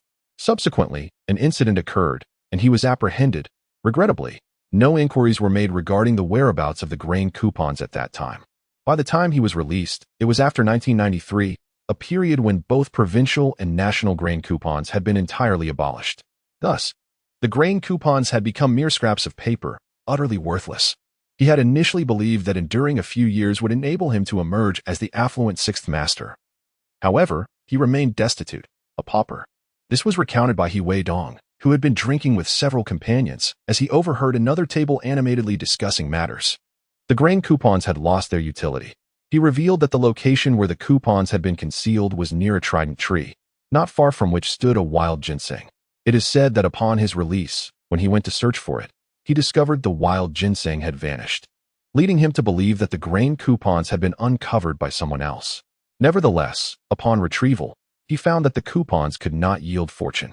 He thus reverted to his craft, and the scarred man, known as Scar, was among those he drank with. The scar on his forehead, lending him a fierce appearance, left a lasting impression on Weidong. Little did he anticipate encountering him at that moment. The wild ginseng he had allowed himself to take was a reminder of a fortune yet to be discovered, inciting a cold smirk within him. Ah, sixth master. Your wealth belongs to me now. You ought to express your gratitude to your loyal subordinate, Scar, for he is indeed a good man. You there, what are you thinking? This place demands 200 yuan daily from me. Otherwise, you may leave. This meat is quite delectable. Upon observing, Weidong lost in thought. Scar mistook his demeanor for fear. He snatched a skewer of meat from Weidong's hands and began to eat. The surrounding patrons, aware of the unsavory nature of these individuals, refrained from intervening. 200 yuan? Why not just rob a bank?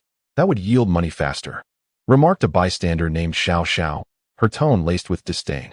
You insolent fool. One of Scar's associates retaliated, kicking in her direction. Weidong would not indulge their misbehavior. He retaliated with a swift kick that struck the assailant squarely in the chest, sending him sprawling. These ruffians were no match for Weidong. Witnessing the altercation, bystanders quickly dispersed. You seek death, Scar bellowed, furious at Weidong's aggression. However, Weidong showed no leniency. He seized Scar's arm and thrust it against an iron frame, pressing his palm against the heated metal. The intense heat quickly transformed his hand into a culinary delight, roasted pig's trotter, causing him to wail in agony. Weidong swiftly picked up a bamboo skewer from the ground and plunged it into the back of Scar's hand with brutal precision, piercing through to the other side and causing blood to flow immediately. You fool, release brother Scar. The remaining sycophants, witnessing their leader's predicament, finally reacted with threats. They had not anticipated that the person they once bullied would be so compliant, deterred from retaliation. Who could have foreseen that Weidong would be so ferocious? When he struck, he did so with wild abandon. Here is some more for you. Weidong delivered a kick to Scar's chin, still restraining his strength. Otherwise, this insolent fool might have met his demise. He could also dislocate his jaw with a kick. Young master, there is more to this chapter. Please click the next page to continue reading, as it only gets more thrilling. Lying on the ground, he wailed in agony, clutching his injured hand. The pain was excruciating. He picked up the stick he had prepared and struck fiercely at the group of knife-wielding thugs. Upon witnessing Weidong's attack, Xiao Xiao tightly guarded the purse, warning anyone who dared approach that they would not be treated kindly. Having grown accustomed to brawling in the village during childhood, fear was not in her nature. Weidong descended upon them like a ferocious tiger, showing no mercy as he sent them scattering in disarray. However, he was determined not to let them escape, aware that they were obstinate troublemakers. If he allowed them to flee without imparting a lesson, they would surely return to cause more trouble. In less than 3 minutes, all the men led by Scar were thoroughly defeated, lying on the ground and howling in pain. When considering the instigator, Scar himself, he suffered the least of the punishment. Upon returning, Weidong raised his stick and struck Scar's abdomen with tremendous force, instilling fear in all witnesses. Who could have imagined that this once jovial young man, engaged in business, could be so ferocious when provoked? No wonder others dared to conduct business here. He was evidently not one to shy away from confrontation. The stick shattered against Scar's midsection, breaking into 2 pieces. How dare you rob in broad daylight? Why not rob the police instead? Weidong shouted furiously, ensuring that the onlookers understood these men were indeed criminals. What are you doing, police? Who allowed you to fight? Chapter 24. A major incident looms, prophecy? It remains unclear which well-meaning citizen alerted the authorities, but soon the police arrived. Observing the individual sprawled on the ground and Weidong standing by the stall, they inquired, "What is going on here?" In these times, the process is not overly complicated. Brawls are quite common. Therefore, upon arrival, unless there are fatalities, they do not rush to take anyone to the hospital for examination before clarifying the situation, for otherwise, it becomes difficult to track down fleeing individuals. Officer, here's what happened, Weidong recounted succinctly, with his good friend Zhang Xiaojun echoing the account. When the police arrived, they found Scar lying on the ground along with his cohorts. After confirming there were no fatalities, they proceeded to question the onlookers. Those with courage stepped forward to provide detailed accounts, explaining how these ruffians, envious of the business owner's success in selling meat skewers, approached him demanding 200 yuan as a tribute. Naturally, the young man refused, prompting the thugs to resort to violence. However, they were no match for him, and soon found themselves on the ground. "All right, everyone, please accompany us back to the station for questioning," the leading officer stated once they had gathered sufficient information. "Oh, it hurts so much. Help me," Scar cried out upon realizing the police intended to take him in for questioning. Knowing that fines and potential reprimands await, these small-time delinquents are naturally reluctant to comply. Once they reach the hospital, they can seize the opportunity to flee. Their altercations are mere brawls, not heinous crimes. Once they escape, the police will not pursue them relentlessly. If no one reports the incidents, over time, these trivial matters of fighting will dissipate into obscurity. Enough of the idle chatter, hurry and come with me. However, the ruffians, unwilling to confront such a crowd, feign resistance. "What is your name? You must accompany us," the officer directed at Weidong. "All right." At that moment, a police vehicle approached. It was an old jeep, possibly having traversed over 1,000,000 kilometers. A relic of its time. Such a vehicle is rarely seen in rural areas. Its presence in this town likely speaks to some influential connections. "You lot, have you resolved the situation here? Come with me." A young man emerged from the vehicle. "Captain, what is the matter?" "These delinquents are refusing to return with us after fighting with this young man," the team leader explained. As they conversed, Weidong scrutinized these individuals. The young man who disembarked seemed familiar. He had seen him in a newspaper article from a previous life, where he had perished while apprehending a gang of robbers, having sacrificed himself at the tender age of 25 after serving in the military. Suddenly, Weidong recalled that in his past life, there were militia activities in the vicinity of Nyangyang Mountain, where many were mobilized to locate certain individuals. An explosion ensued, leading to a hasty escape, and years later, the perpetrators were apprehended and executed, with an ousted leader attending the memorial. The individual in the photograph bore a striking resemblance to this young man. The newcomer exhibited remarkable vigilance, noticing that Weidong displayed no fear, as many locals typically avoided confrontation with such figures. Moreover, this young man had just been in a fight. Why was he not afraid of being taken in? "Young man, you were just fighting with them, weren't you? You possess quite a skill." "Indeed, they were too brazen, attempting to rob me of my hard-earned money. I had no intention of relinquishing it, so when they attacked, I retaliated. I assure you, this is not my fault," Weidong defended himself. Yet, he grappled internally with whether to offer a cautionary word. After all, a life was at stake. Although the young man had perished in the line of duty, should he inadvertently disrupt the lives of others due to a poor rapport with the community, it could jeopardize his own fortune. If he harmed more people, would he not be deemed a sinner? Do not fear. I have already heard the details. These individuals are not of good character. I have been searching for this scarred one for quite some time. Have you questioned him? He inquired with a smile towards Li Weidong. Captain, we have indeed questioned him. He is unrelated to this young man. However, due to the fight, he has violated the law and will incur a fine, someone interjected. Enough. Others are not having it easy either. Besides, it is not his fault. If it has been recorded, let them return. They should reside in the countryside. It is unsafe to return late. The director gestured dismissively. Li Weidong never anticipated that this individual was not motivated by monetary gain, even to the extent of putting himself at risk of fines. What about the director and the others? There is no time. Let us go. The higher-ups have arrived, and they require our presence at the meeting. At that moment, Li Weidong called out to him. Approaching him, he felt the intense scrutiny of two individuals. Should they dare to act maliciously, it would spell disaster for him. Yet, the two were overthinking. Director, if I am not mistaken, you should be heading back for the meeting to apprehend the bandits. Am I correct? Upon hearing Li Weidong's words, the director was taken aback. He could not fathom how these two had knowledge of matters he had not disclosed. How do you know? Who are you? Director, I deduced it. For I observed some militia members departing just now. Li Weidong pointed towards a distance. The two glanced over, and indeed, it was as he had said. Director, you are a good person. We need officials like you. Remember to protect yourself, avoid entering any suspicious holes, and be cautious of the underside of vehicles. The two did not comprehend the meaning behind Li Weidong's words. They had no time to linger. All right, you should return quickly. Thank you for your kind intentions. Before departing, they had the scarred man taken away. Watching their departure, Li Weidong smiled. Scar, you truly are a harbinger of fortune. I graciously accept the gift left by your sixth master. I never expected you to deliver such a substantial sum to me in my time of financial need. 200,000 grain vouchers. If I manage to procure them, it will yield several thousand in income. Nationwide, grain vouchers are worth approximately 30 cents per pound, while provincial vouchers are around 20 cents. Merely having money is insufficient. Certain items require grain vouchers, especially for those needing to travel. Oftentimes, local grain vouchers are utterly useless.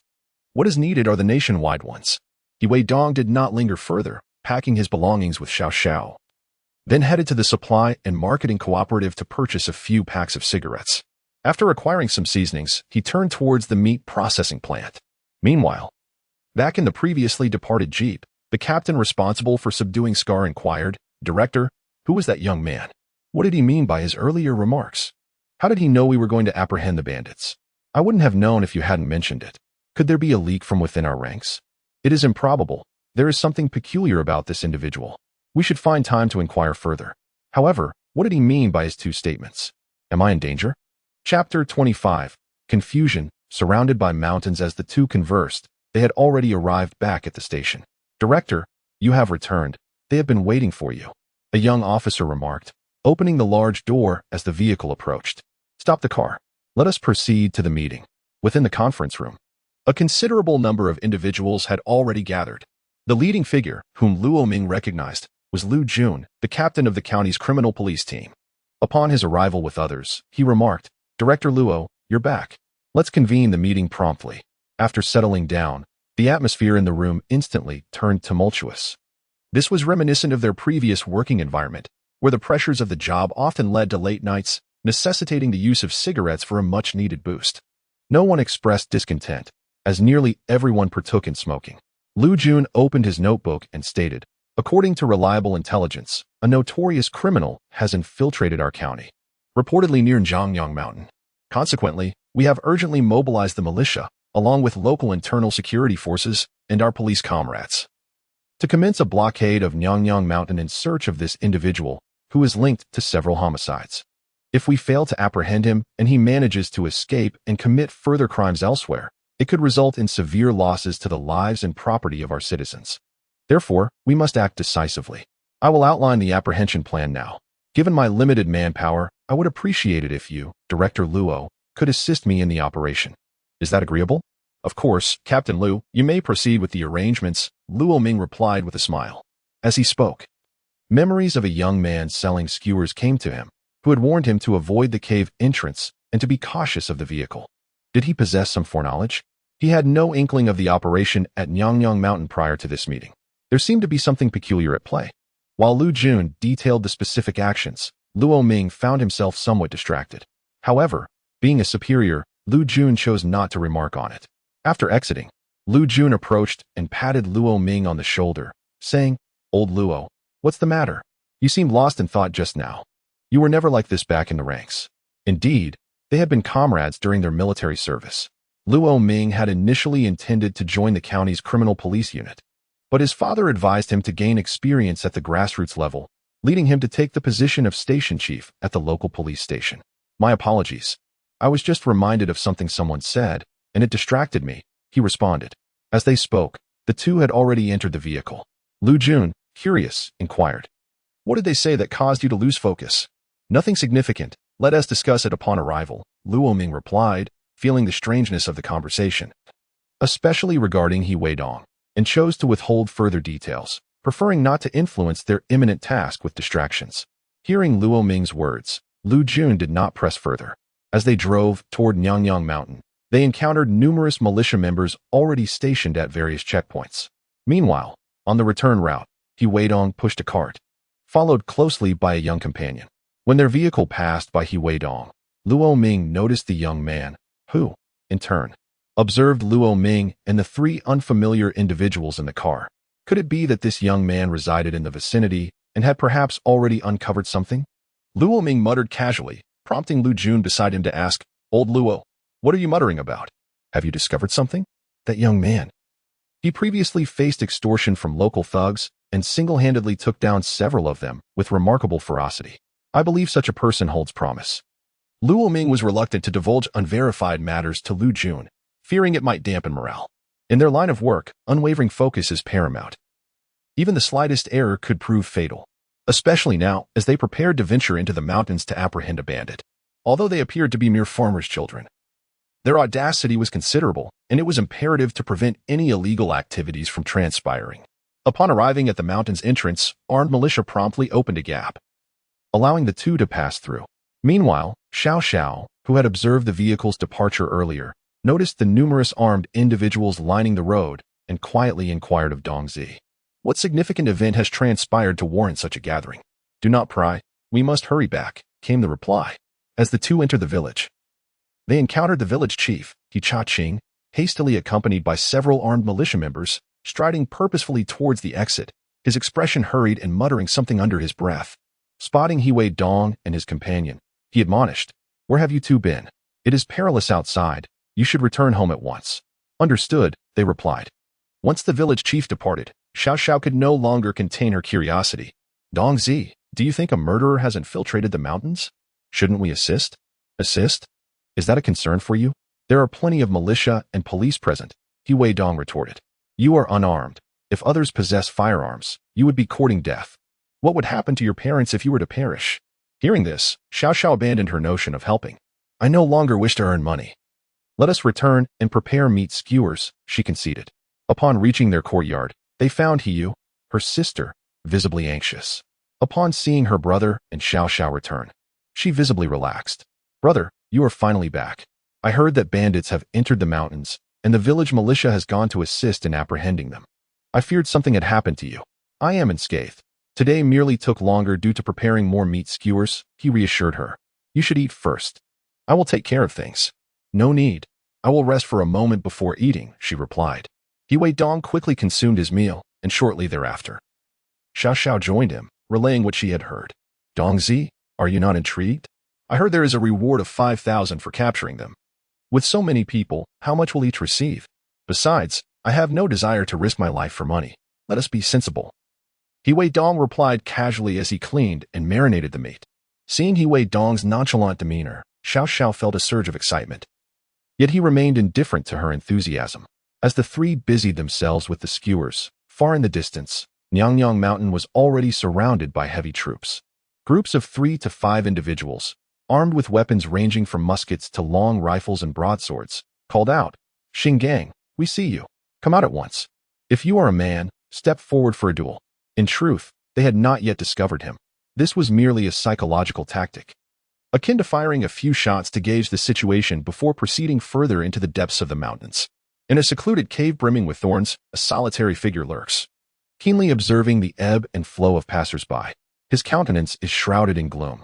Chapter 26. A terrifying encounter. I have found you from his expression. It is evident that he is no benign character. He has committed numerous heinous crimes in the past.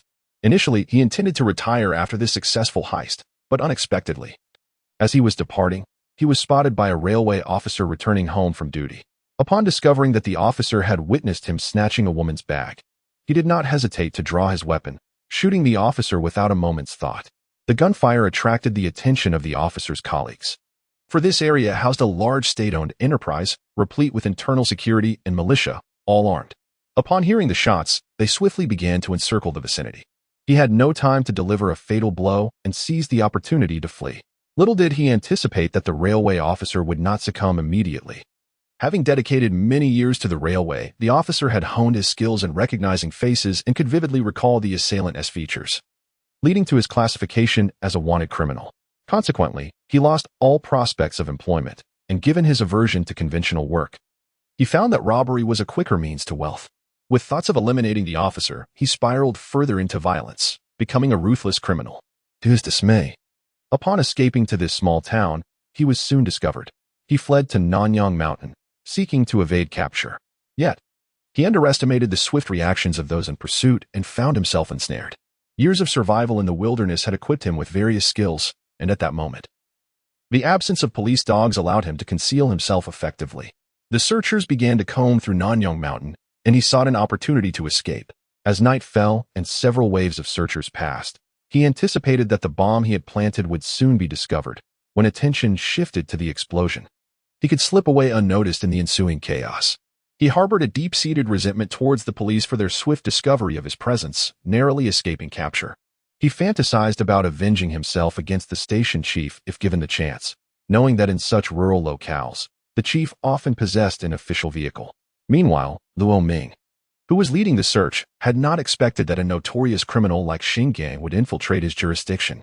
Aware of Xing Gang's notorious history, he resolved to seize this opportunity. If capturing him alive proved impossible, eliminating him would suffice. Otherwise, he posed a grave threat to the safety of the townsfolk. As Luo Ming pondered these matters, a sudden blinding light illuminated the area, followed shortly by the sound of an explosion. What on earth is happening? Let's hurry and investigate. He urged his subordinates, who promptly switched on their flashlights and followed him. Upon reaching the scene, they discovered several individuals lying unconscious on the ground. Are there any fatalities? Luo Ming inquired. Report to the chief. There are no deaths. They have merely fainted from the shockwave of the explosion. A visit to the hospital will confirm their safety. What transpired with the explosion? A wild boar, discovered fleeing, inadvertently triggered a bomb, as evidenced by the remains lying nearby. Commanding his subordinates, he instructed them to retrieve a leg of the boar. After glancing at it, he recalled the warning given by a young man in town to be cautious of the cave. He turned to his men and cautioned them to remain vigilant, urging them not to scatter recklessly.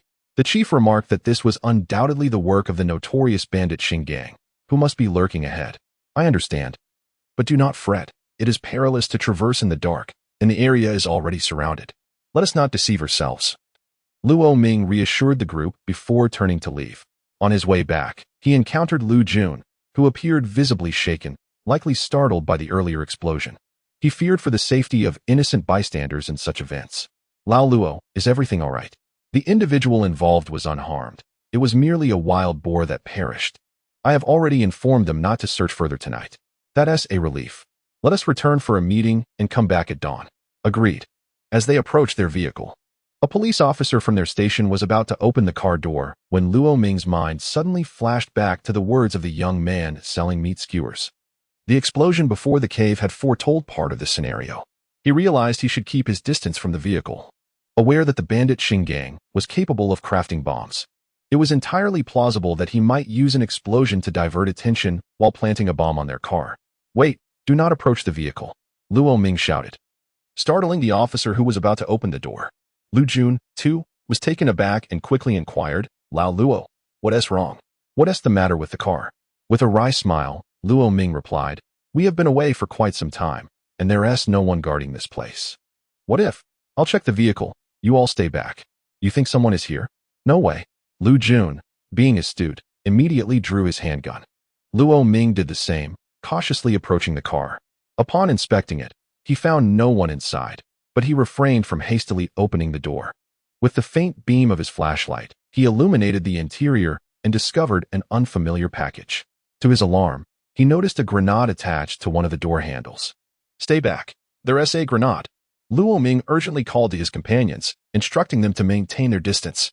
His comrades, startled by his warning, did not doubt that Luo Ming would deceive them at such a critical moment. Luo Ming carefully opened the car window and gingerly removed the grenade. After a meticulous examination, he extracted the package and found it contained several detonators and some explosives. If the grenade had detonated without notice, triggering the explosives nearby, all individuals within a 5-meter radius of the vehicle would have met their demise. A chill of dread coursed through my body. Fortunately, the danger had been averted. Lu Jun and his companions approached. "Lao Luo, is this truly a bomb? Who placed it? Who else but Xingang?" "Lao Lu. We owe our lives to that young man. He has saved us." Just as Lu Jun was about to inquire further, Luo Ming interjected, "Do not ask. I will explain everything later. This wretched bandit intended to send us to our doom, creating chaos so that he could escape amidst our panic." "Are you suggesting that the scoundrel is nearby? Let's search the area. Inquire within a 500-meter radius for any caves or pits."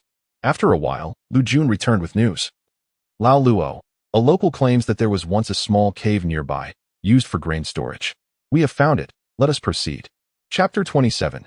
Capturing the bandit. Lu Jun remained bewildered, watching his comrade Luo Ming stride ahead, puzzled by the assertion that they had found the location.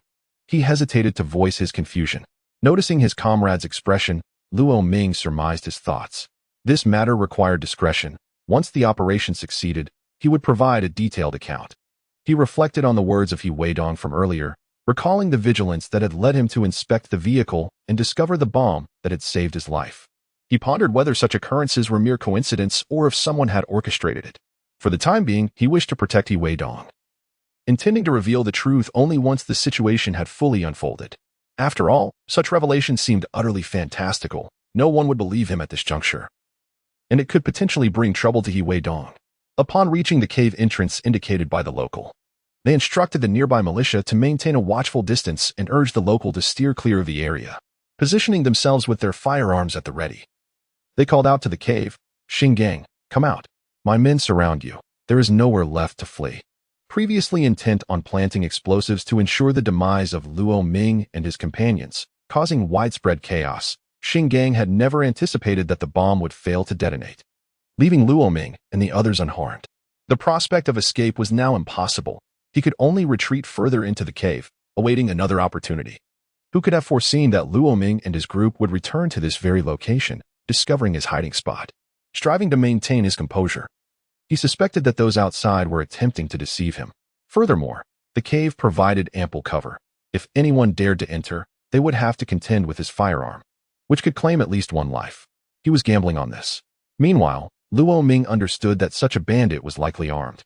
Once again, he shouted, "Xingang, if you do not come out, I shall set fire to the cave, and you will be burned alive."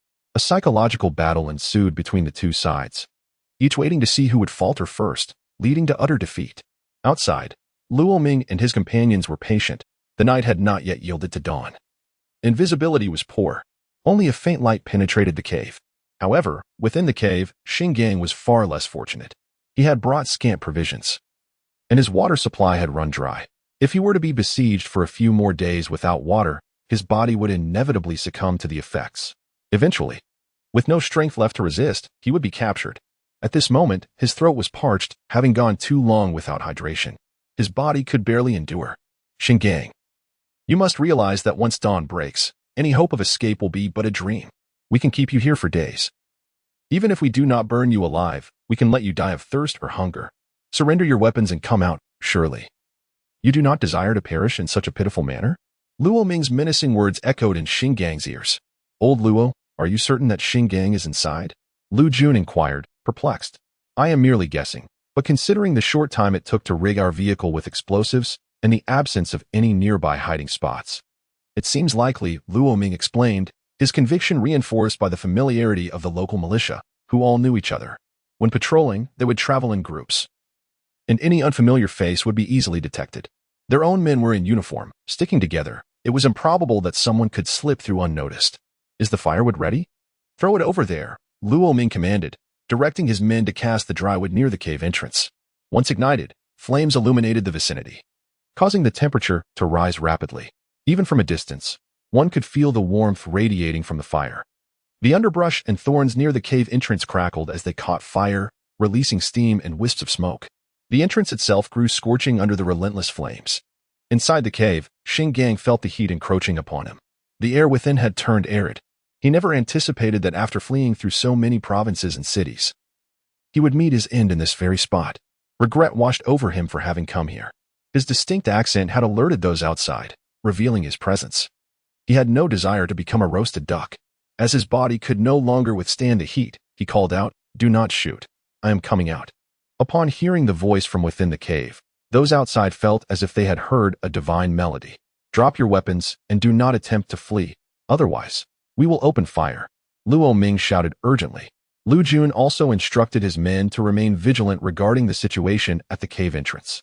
Meanwhile, Xingang remained hidden within the cave, reluctant to surrender so easily. "I thought that taking at least one with me before my demise would be preferable. Everyone be cautious. This fellow is a desperate outlaw, and he may act recklessly," Luo Ming quietly cautioned his colleagues nearby. They all carefully concealed themselves in less vulnerable positions. "Xingang, do not attempt to resist. Raise your hands and step out with your back to us, or we will open fire," Lu Jun, accustomed to such scenarios, alerted. As Xingang stepped out in a desperate bid for survival, his expression betrayed his distress upon hearing this warning. He had not anticipated that they would perceive his intentions so clearly. The heightened vigilance of the men below was palpable. "Very well, I will lower my weapon. Just do not shoot," Xingang conceded, realizing that even if it meant a death sentence, he could prolong his existence a little longer. However, if they shot him on the spot without taking him away, he would meet his end here. He had no choice but to comply. Raising his hands and cautiously stepping forward, the blinding glare and acrid smoke outside made it difficult for him to see. "Be wary, he may possess a weapon," Luo Ming reminded the team once more during the apprehension. As they gradually approached, one of them wielded a wooden stick, striking Xinggang's arm with a resounding thud. In an instant, they advanced, seizing the now howling Xingang and securing him with a pair of handcuffs before escorting him away. Before departing, they extinguished the fire. On the way, Luo Ming, still shaken, remarked, "Finally, we have captured this notorious bandit. Old Lu, we have done a great service. But let us not forget that without that young man, we might have perished long ago. In the future, when others encounter troubles, we should extend our help, provided we do not violate our principles. Old Luo, do tell me what transpired. I must know how you discovered the car bomb," Lu Jun inquired in earnest. In response to Lu Jun's question, Luo Ming found himself at a loss for words. To him, the whole affair seemed surreal, for he was a staunch materialist. It was difficult to explain the inexplicable actions of a young man selling barbecued goods on the street. Observing his old teammate hesitating to speak, Lu Jun jested. "What is the matter? Afraid I might steal him away?" In the past, Lu Jun would have never believed that his seasoned companion would exhibit such behavior today. He would have remained oblivious to the bomb in the vehicle, and perhaps at this moment, both would have already reported to the afterlife. It was a stroke of fortune that had saved his life. "No, let me explain." Luo Ming began to recount the events to Lu Jun. After listening, Lu Jun slowly replied, "Regardless, that individual has indeed saved our lives. Whether considered a half-immortal or merely conjecture, it brings us no harm, does it? Without his warning, would we have managed to capture the bandit? At this point, we would have been finished, with no thought of achieving any merit." Seeing Lu Jun's perspective, Luo Ming nodded in agreement. "Let us not dwell on these matters any longer. That young man can be considered our benefactor. When time permits, we shall procure some items to express our gratitude." Upon returning to the station, the two hastily proceeded to interrogate the ruthless bandit. Faced with a dead end, Xingang remained utterly silent during the questioning. Despite employing various methods, he continued to withhold information, leaving the interrogators utterly exhausted. "What shall we do? This fellow's lips are tightly sealed," Lu Jun remarked, stepping outside for a smoke, visibly frustrated. "Never mind, we'll devise a plan at a slower pace. After all, this is your affair. You may take him back for further questioning. Being a civil officer, my role does not extend to this, unlike you, Lu Jun, who is a criminal investigator. Assisting in the apprehension of offenders is my duty, yet the interrogation falls beyond my purview, particularly in cases involving homicide, where my involvement would not be appropriate. You've become quite astute at the grassroots level. You wouldn't have spoken to me like this before. Lu Jun laughed in disbelief. Let us make the most of our time to rest. Everyone is weary. After saying this, Luo Ming urged the team to take a break and arranged for Lu Jun and the others to have a room for rest. The following day, just as dawn broke, Lu Jun, with bloodshot eyes and a disheveled appearance, hurriedly drove back to the county with his team, as there remained much work to be done. Today, Weidong took Xiao Xiao to their usual spot to continue selling skewers. After yesterday's altercation with the scarred man, he was relieved that no trouble had come his way today, perhaps due to the young station chief, Luo Ming, having detained that individual. Indeed, Luo Ming had ordered the apprehension of the brawlers, confining them for 7 days. At the time of their arrest, the scarred man was still inebriated at a friend's house. And it wasn't until he found himself in the detention room, besieged by buzzing mosquitoes, that he regained his senses. He attributed all his misfortunes to Weidong. Recalling that he had never faced such prolonged confinement after previous scuffles, he resolved to seek retribution upon his release. As the afternoon approached, the skewers brought by the duo were completely sold out. After enjoying a modest meal, Weidong purchased some supplies and rice for his household before tidying up to head home. Upon returning from a meeting in the county, Luo Ming intended to express his gratitude to Weidong, only to discover he had already departed. He instructed the officers to keep an eye on Weidong's stall to prevent any local ruffians from causing disturbances. The patrolling officers, puzzled by their chief's interest in a young entrepreneur, agreed to the request. For several consecutive days, Weidong's business flourished remarkably. During this time, he also took the opportunity to teach his brother the art of grilling skewers. Their home's foundation had been approved, and they awaited funds to commence construction. Having chosen a plot of barren land, each of the 3 brothers could erect 3 spacious houses. There was also some land at the entrance, which could be transformed into a pleasant courtyard if finances allowed. Weidong opted for a location on the west side, where a small, desolate hill awaited cultivation, providing an excellent opportunity for growing vegetables right at his doorstep. Uninterested in cultivating vegetables, one might consider planting a few fruit trees to enjoy seasonal fruits. That evening, after the family had finished their meal, the 3 brothers, along with their father, Chang'an, sat at the table in the main room. After a thick fog enveloped the surroundings, Chang'an slowly began to speak. The foundation has now been approved. The funds we've gathered, along with what your brother has earned recently, are still insufficient for constructing 3 large tile-roofed houses, excluding labor costs. My capabilities are limited, and I have called you here today to discuss whether we should proceed with a 2-story building or directly opt for the tile-roofed houses.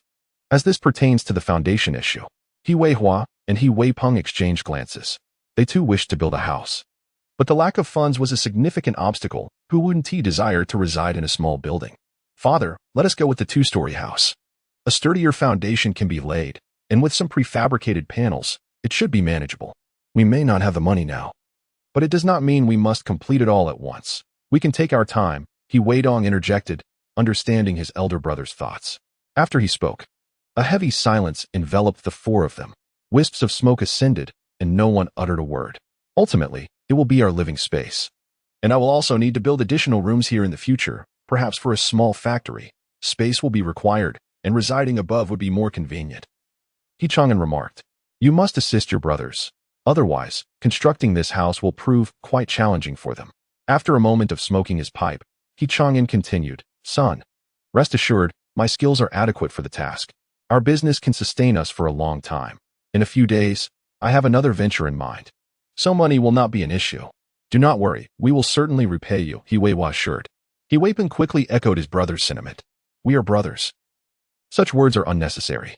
Now that I have a means to earn, you are all my brothers, and there is no need for formalities. Weidong refrained from expressing his deeper thoughts. In his previous life, he had attained a master's degree, and in this life, he could not afford to waste his education.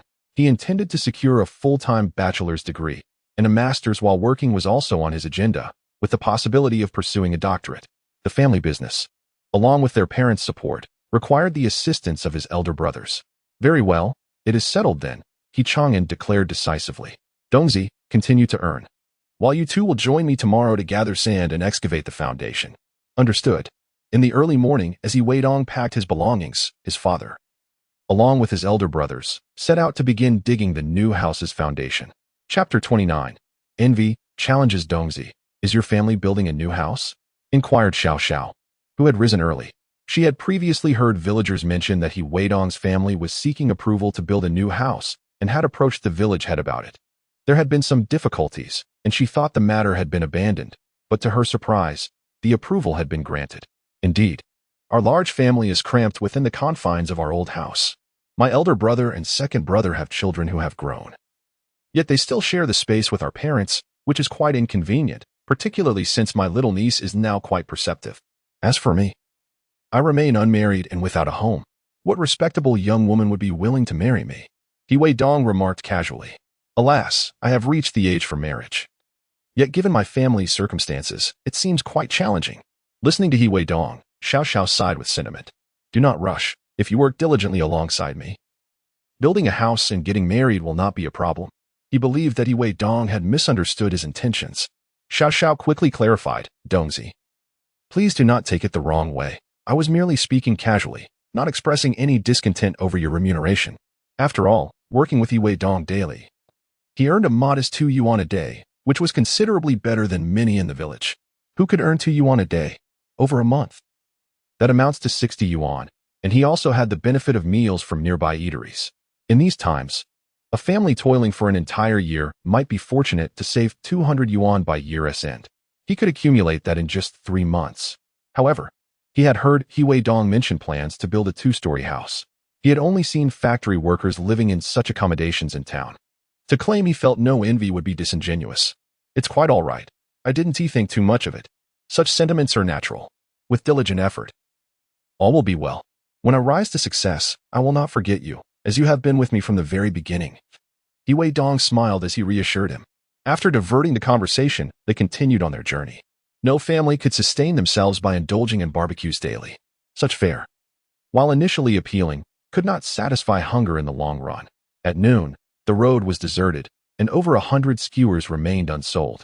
Seeing the unsold inventory, Xiao grew anxious, fearing a loss today might jeopardize his wages.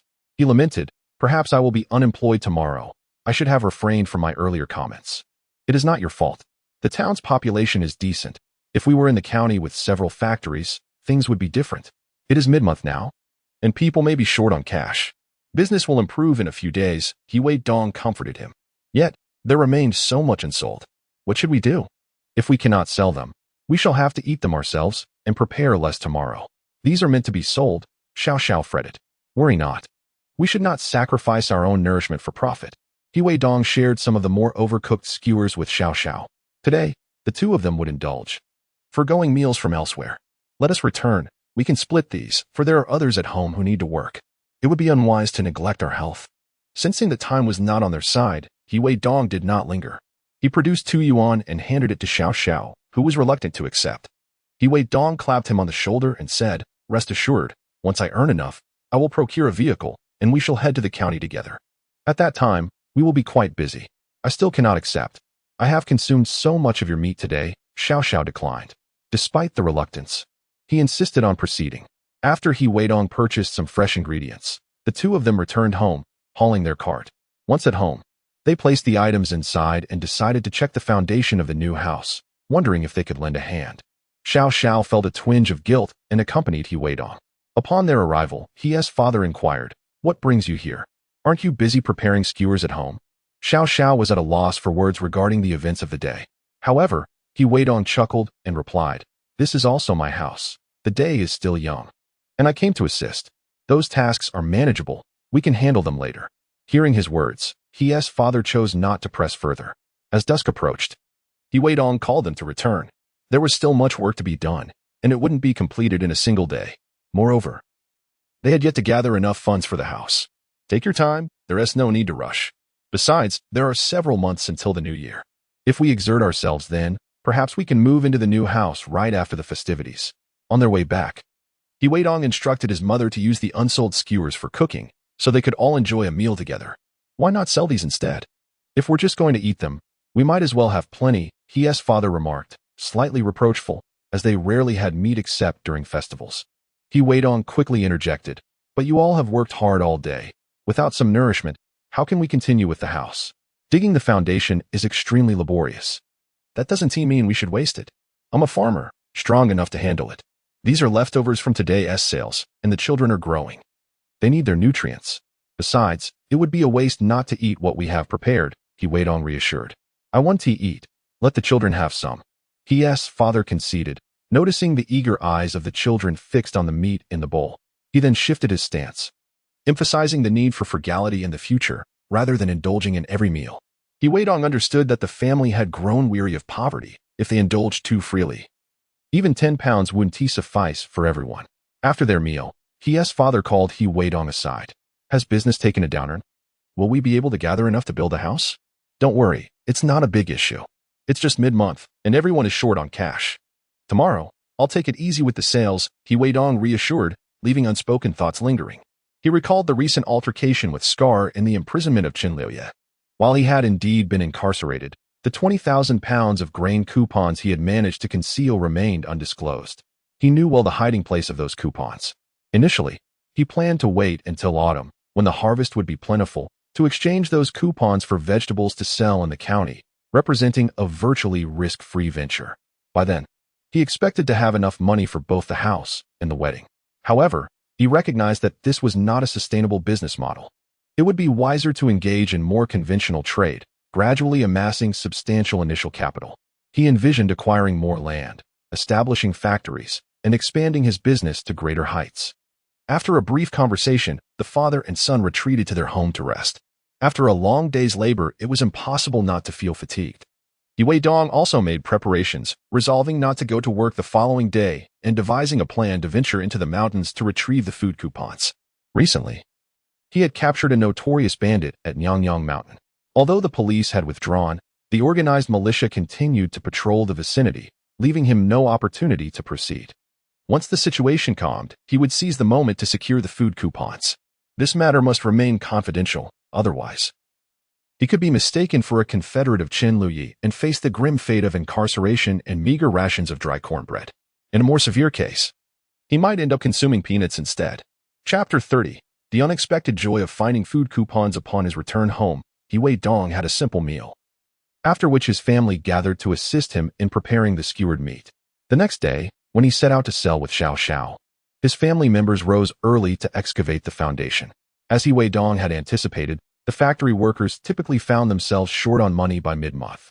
Consequently, the number of customers seeking skewers diminished, given that there were only a handful of wealthy individuals in the town, far fewer than in the county.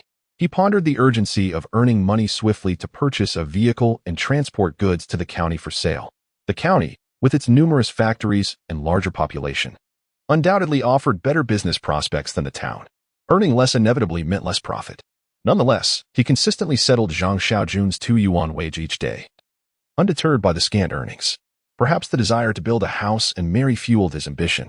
Zhang Xiaojun, diligent in his work, was motivated by Weidong's words, and his family urged him not to slack off, advising him to remain committed to his work with Dongzi.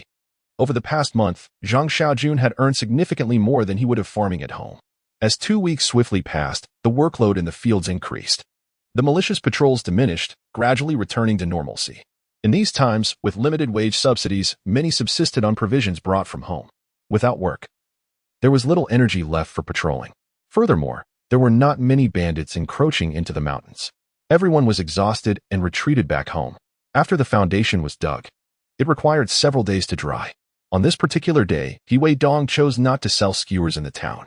After discussing his intentions with his family, he expressed his desire to venture into the mountains in search of fortune, hoping to procure some wild game to enhance their livelihood. His true aim was to acquire the 200,000 pounds of food coupons that Li Yuxia had hidden away in prison. With the autumn harvest approaching, vegetables began to ripen in abundance.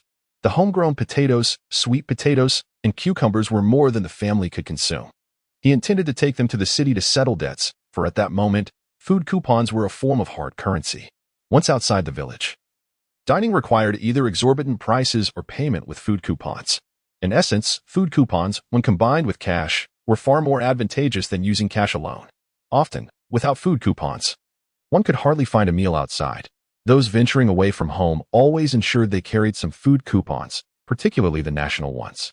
Beyond the provincial borders, these were the only means to guarantee one would not face starvation while traveling. After a month of relentless labor, Weidong and Zhang Xiaojun were utterly exhausted. Although he contemplated taking a day of respite, his family was reluctant to forego even 2 yuan. One day, upon hearing Weidong express the need for a break, his family had no valid reason to prevent him from working. Just as Weidong, with a bamboo basket on his back, was about to venture into the mountains, he was halted by Zhang Xiaojun. "Dongge, are you heading into the mountains?" Zhang inquired. "Xiao, weren't you supposed to rest at home? Why are you out?" Weidong felt a twinge of discomfort upon seeing Zhang Xiaojun, as he wished to keep the matter of the food coupons private, not even disclosing it to his parents.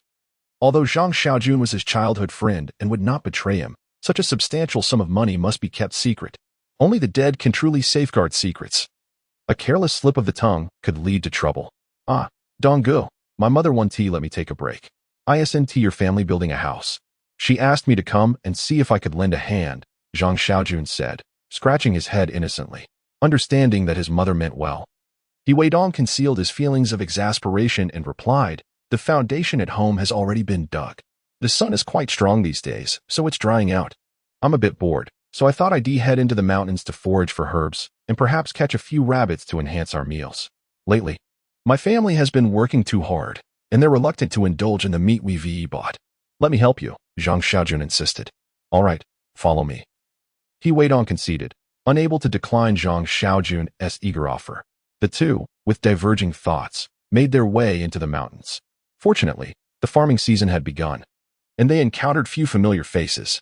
Once inside, Weidong navigated based on his recollections, aiming for the tree with 3 branches. Along the way, he casually unearthed a few roots of buplurum. "Dongge, are you collecting buplurum?" Zhang Xiaojun asked. "Just gathering a bit. It's good for making soup." Weidong replied nonchalantly. "I'll look for some too," Zhang Xiaojun said, as they approached the familiar tree, just a turn over the hill. Weidong halted and instructed. Xiao, take this cage and set some traps nearby while I scout the other hill. Let us regroup shortly." "Okay," Zhang Xiaojun agreed. After arranging Zhang Xiaojun, Weidong proceeded towards another hill. He glanced back a few times, noticing that Zhang Xiaojun had not followed. He diligently set several traps in areas frequented by rabbits before turning towards the 3-branch tree, searching earnestly as he recalled the tales of Chen Liuzi boasting about this spot. Such locations likely concealed treasures near rabbit burrows. Otherwise, after a lengthy period, finding them would prove exceedingly difficult. After dedicating approximately half an hour, Weidong finally discovered a rabbit hole concealed by a patch of grass. The entrance was obstructed by debris. Using his hoe, he cleared the entrance and uncovered a small military green bag wrapped in plastic. Upon opening it, he was met with an abundance of food coupons, both national and provincial. To his astonishment, he discovered 2 gold bars and several silver coins, a most unexpected windfall. He had never anticipated that Chen Liuzi had not spoken the truth all those years ago. No wonder, upon his release, food stamps had become obsolete. And life had not been as abundant. It turned out there were other hidden treasures involved. Now that he was imprisoned, everything belonged to him. He hurriedly arranged the items and placed them into his backpack when he heard Zhang Xiaojun call his name, startling him and igniting a twinge of guilt akin to that of a thief. He responded a few times before dashing outside. After walking approximately 100 meters, he encountered the perspiring Zhang Xiaojun. "Dongge, where have you been? Have you set the traps?" "Yes, I've set a few." "Let us head over to the sunny spot and search there. Then we can check on our traps later." To avoid raising Zhang Xiaojun's suspicions, Weidong insisted on continuing to gather herbs. "Dongge, you're carrying too much. Let me help you with that." "No need. I can manage myself. You should take a break." He was reluctant to let Zhang Xiaojun carry the backpack. If he stumbled, the contents would be exposed, leading to complications. After several refusals, Weidong maintained his grip, and Zhang Xiaojun eventually relented. The duo was fortunate, managing to unearth a significant amount of buplurum. "Dongge, do you think we can sell this buplurum for a good price? I've gathered some in a few days. I'll visit the county's traditional Chinese medicine hospital to seek connections. If I can sell it, it might yield a nice sum." Weidong had indeed been contemplating this. One must leverage the resources at hand. Living in a village not near the coast left little opportunity for fishing. A farmer's life revolved around tilling the land. Given the circumstances, it was essential to make good use of what was available. However, the pressing issue remained: transportation to the county town. Using a handcart would be arduous. Currently, The only tractor available was the one left behind by the former production team. But, since it belonged to the village, accessing it proved exceedingly difficult, especially since his relationship with the village head was strained. The root of the problem lay in his father's tenure as the village accountant, during which he had disregarded the village head's advice. Later, when Ho Guifin and Li Yuxia created a disturbance at his home, the village head, He Changqing, seized the opportunity to trouble them. He had stood his ground, refusing to grant him any favor, which only intensified the village head's animosity towards his family, particularly his son He Weidong, who also harbored ill feelings towards him. Thus, borrowing the tractor became a formidable challenge. This dilemma regarding the transportation of Buplurum for sale was primarily stymied by these circumstances. Unless he could find a village head with whom he had a better rapport, the situation would remain unchanged. At that moment, He Weidong found himself troubled by these issues. Meanwhile, Zhang Xiaojun, dreaming of wealth, remained blissfully unaware of the change in He Weidong's estimator, joyfully chatting about their future prospects. When He Weidong did not respond, Zhang Xiaojun turned, gazing at him with confusion. Donggu, why are you silent? Is it possible that no one wants this? This is not the issue at hand. It pertains to our transportation dilemma. Relying solely on our own strength to reach the county town is quite a distance, and it would be exhausting. The village's tractor is unlikely to be lent to us by the village chief. Upon hearing He Weidong express his confusion, Zhang Xiaojun felt a surge of anger. Was this not obstructing his path to prosperity? Why should he refuse? A payment would suffice. Moreover, the vehicle is meant for the entire village's use, not just for his own family. If he declines, we shall approach the secretary. I refuse to believe that my uncle wouldn't lend it to us. Indeed, how could I have forgotten this?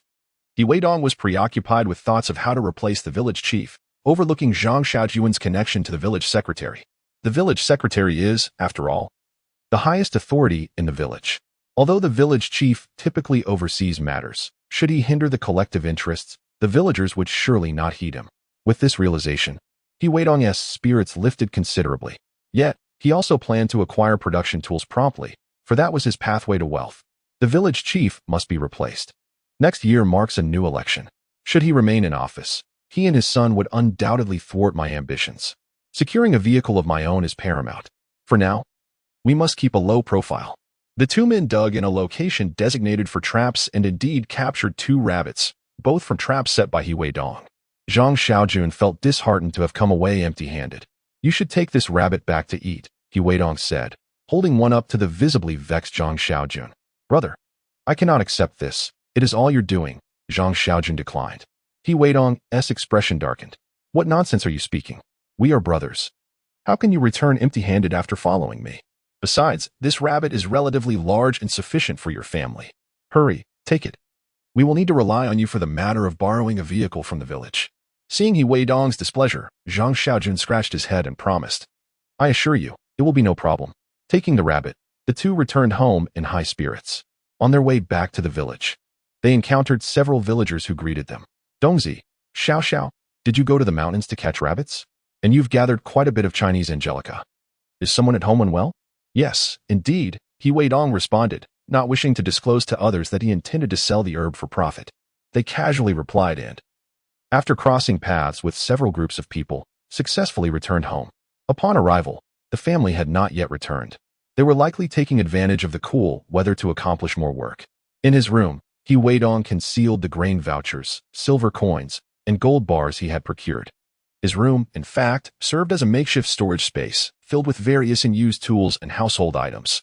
Rarely did anyone enter. Not even his parents or the children of the household, so he felt no fear of discovery. After securing his belongings, he took a knife and, with the Chinese Angelica on his back, proceeded to the riverbank to prepare the rabbits, washing the herbs thoroughly.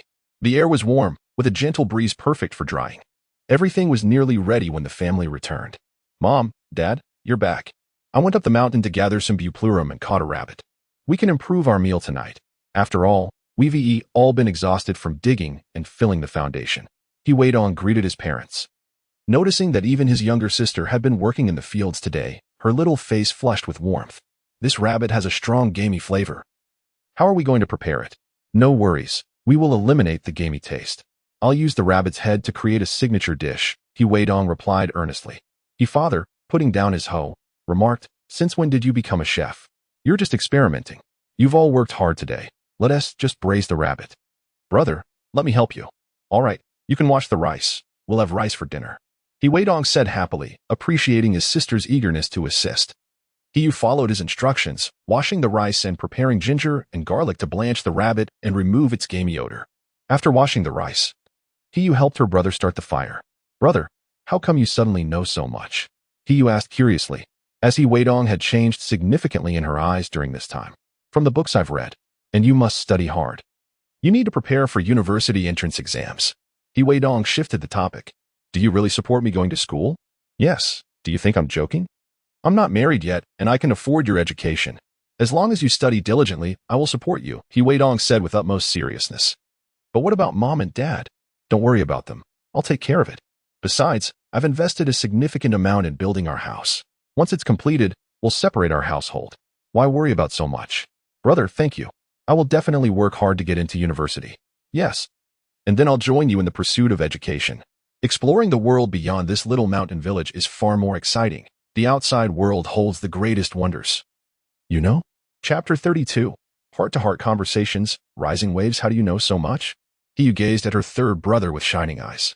Weidong could not reveal that he was reborn, having experienced the beauty of life beyond. I've learned from books. Words cannot express everything. One must venture out and experience life to truly understand. Don't overthink it or feel too much pressure. As long as you wish to learn, I will support you. Reflecting on his previous life, where he had inadvertently caused his sister much suffering, Weidong felt a pang of bitterness. In this second chance, beyond seeking revenge, he aimed to repay his family, especially those who had sacrificed so much for him. All right, brother, I promise I will repay you well in the future, he said. Deeply touched, when she was younger, she had foreseen her fate, fully severing her ties with school. She planned to work on the farm for a few years and then marry, ultimately leading a life similar to her mother's and her in-laws' home. The words spoken by the third brother rekindled a spark in her eyes. What are you discussing that brings such joy? Mother, he entered the room. Just some casual conversation. Please wait a moment. The meal will be ready shortly. Weidong shifted the topic. His mother was a rural woman with little education. The more she spoke, the more overwhelmed she felt, unable to grasp the complexities of their conversation. Dongzi, when did you learn to cook? This is far better than what I make. Although mother he lacked formal education, she could sense that her youngest son wished to avoid discussing distressing topics. She recognized her daughter's academic prowess. Yet the villagers often remarked that a girl who studies so much would find little utility in it. They believed it would be better for her to return home early to help alleviate the family's burdens before marrying into another household. When her daughter returned from school, a tinge of reluctance tugged at her heart, but she was not the one in charge of the household. It's not as complex as it seems. I learned from books and through practice, Weidong replied with a smile. Hearing her son's words, mother he felt a pang of sadness. If only he had applied his intelligence to his studies sooner, perhaps he could have pursued higher education.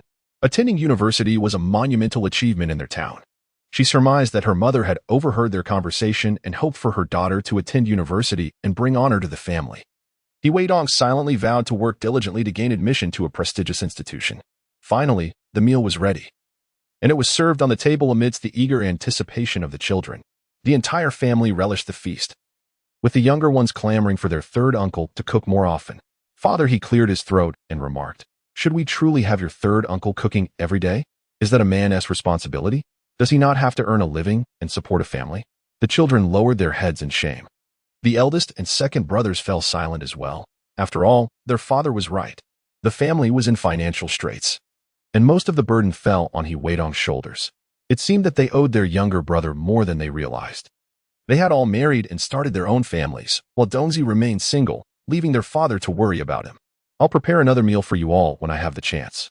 Now, eat well, and then take a bath and rest, Weidong said with a smile. Sensing the atmosphere had turned awkward, after the meal, Weidong quickly attended to his own affairs. His elder brother, second brother, and younger sister came to assist him. With so many hands working together, they made swift progress. If only we had a refrigerator at home. Otherwise, buying meat every day is quite a hassle, Weidong lamented. I've heard that only large factories can afford such things, and they are rather expensive. How could we possibly manage? Weihua interjected. Take it slow. There will be milk, and there will be bread. If you all learn this craft well, it will serve you in making a living in the future. And what about you? They asked. I've discovered a promising avenue for wealth. In a few days, you'll understand. So there's no need to worry about funds for building a house, Weidong replied. Dongzi, while we should be the elder brothers, we have little capability. The life we lead is a testament to that, and we must rely on you, our unmarried younger brother, to pitch in. We truly apologize for this. Wei Peng, the second brother, spoke with a hint of embarrassment. His younger sister, Yu, sat quietly beside him, absorbed in her work, saying nothing. Second brother, what are you talking about? Am I not a member of this family? As long as you all listen to me and follow my plan, everything will improve. Weidong asserted. After both the eldest and second brothers expressed their opinions, a heavy silence enveloped the atmosphere. They were oblivious to the lucrative ventures Weidong had embarked upon, unaware of the gold bars, silver coins, and 200,000 pounds of grain tickets he had acquired. This was a business that required no initial investment. Drawing on the memories from his rebirth, Weidong began to strategize his path to wealth. His family members were all well placed in the plan. As long as they followed his lead and refrained from causing any disturbances, they would undoubtedly prosper. In those times, everyone aspired to be a 10,000 yuan household. If they obeyed, achieving that goal would not be a problem. The next morning, Weidong, accompanied by Zhang Xiao, ventured out to the town to sell skewers. As noon approached, many workers from the factory emerged, signaling an upturn in his business. Boss, this meat is a bit greasy. It would be perfect with a bottle of cold beer, one customer remarked. Upon hearing this, Weidong, intrigued, replied, You certainly know how to enjoy yourselves. In the future, beer will be a standard accompaniment to your barbecues. However, under current conditions, that's not feasible. In this sweltering heat, where would I find cold beer for you? The electricity is barely sufficient, frequently cutting out. Besides the meat processing plant, even the supply and marketing cooperative lacks refrigeration. Meeting such conditions is quite a challenge. Nevertheless, I believe a sour plum drink would be a delightful alternative. It's excellent for cooling off. Weidong assured them that this issue would be resolved in due time. As afternoon settled in, even the cicadas in the trees ceased their incessant chirping, overwhelmed by the heat. Feeling a bit drowsy, they were suddenly startled by a commotion nearby. Donggu, trouble is brewing. Those ruffians are back, Zhang Xiao exclaimed, tapping Weidong's arm. Looking up, he was dismayed to see the scar-faced thugs approaching once more. After a brief period of quiet, it seemed they could no longer contain their restlessness and had returned to trouble him. This posed a potential threat. He instructed Xiao to grab a stick. Should these men refuse to reason and attempt to engage him in a fight, Weidong would not hold back, for these thugs were as repulsive as maggots. If they were not subdued, they would continually seek to create disturbances. Even in his absence, they might harass his family, jeopardizing his business and severely impacting his plans for wealth. You made me spend a few days inside. You must compensate me, or I'll smash your stall and ruin your business, the scar-faced thug snarled. Demanding money outright was akin to robbery, punishable by imprisonment if caught. However, seeking compensation posed no significant issue. Just then, the sound of tires screeching against the pavement resonated, followed by a booming voice from within a vehicle. Chapter 33. Farewell to Scarface, a threat. The thugs, intent on intimidating Weidong, reacted to this voice. Startled, he halted his steps. For the voice was all too familiar. It belonged to the one who had issued commands during his previous days spent within these confines. Director Luo, what brings you here? Scar, with a sycophantic gaze, addressed the individual who had just alighted from the vehicle. This was none other than Luo Ming, the director responsible for dealing with them and the very person Scar had previously bullied, Weidong. What are you doing here? Planning to extort someone again? Luo Ming's voice rang out sharply at Scar. If you cause any more trouble, I will have every one of you incarcerated. Fearful, Scar hastily replied. Director Luo, you misunderstand. After your lesson last time, I have come to deeply recognize my mistakes. Today, I am here to apologize to this young man. He cast a glance at Weidong and Zhang Xiaojun, his eyes brimming with an ominous threat. The implication was clear. Speak carefully, or if my reprimand were to fall upon me again, I shall make you pay dearly once the coast is clear. At that moment, they resembled mice before a cat.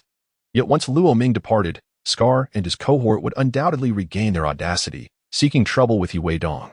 Frustrated by these persistent nuisances, Weidong understood that even if he reported them, Scar and his ilk would hardly face more than a brief reprimand. They would return to harass him anew. For individuals like them, a decisive blow was warranted.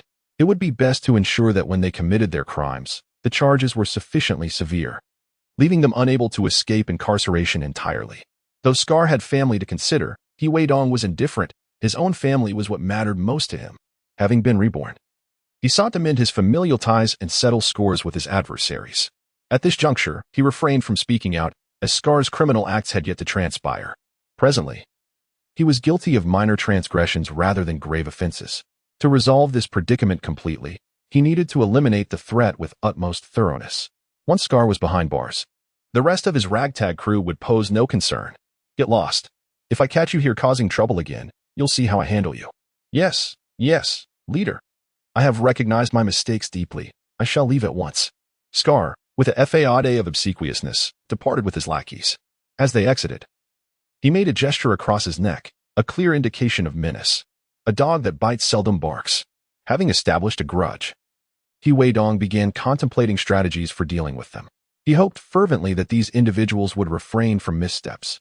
In this day and age, money could resolve 99 problems. If it could not, it merely indicated insufficient funds. Increasing expenditure would suffice. Of course, he would never engage in criminal activities, such as hiring a hitman.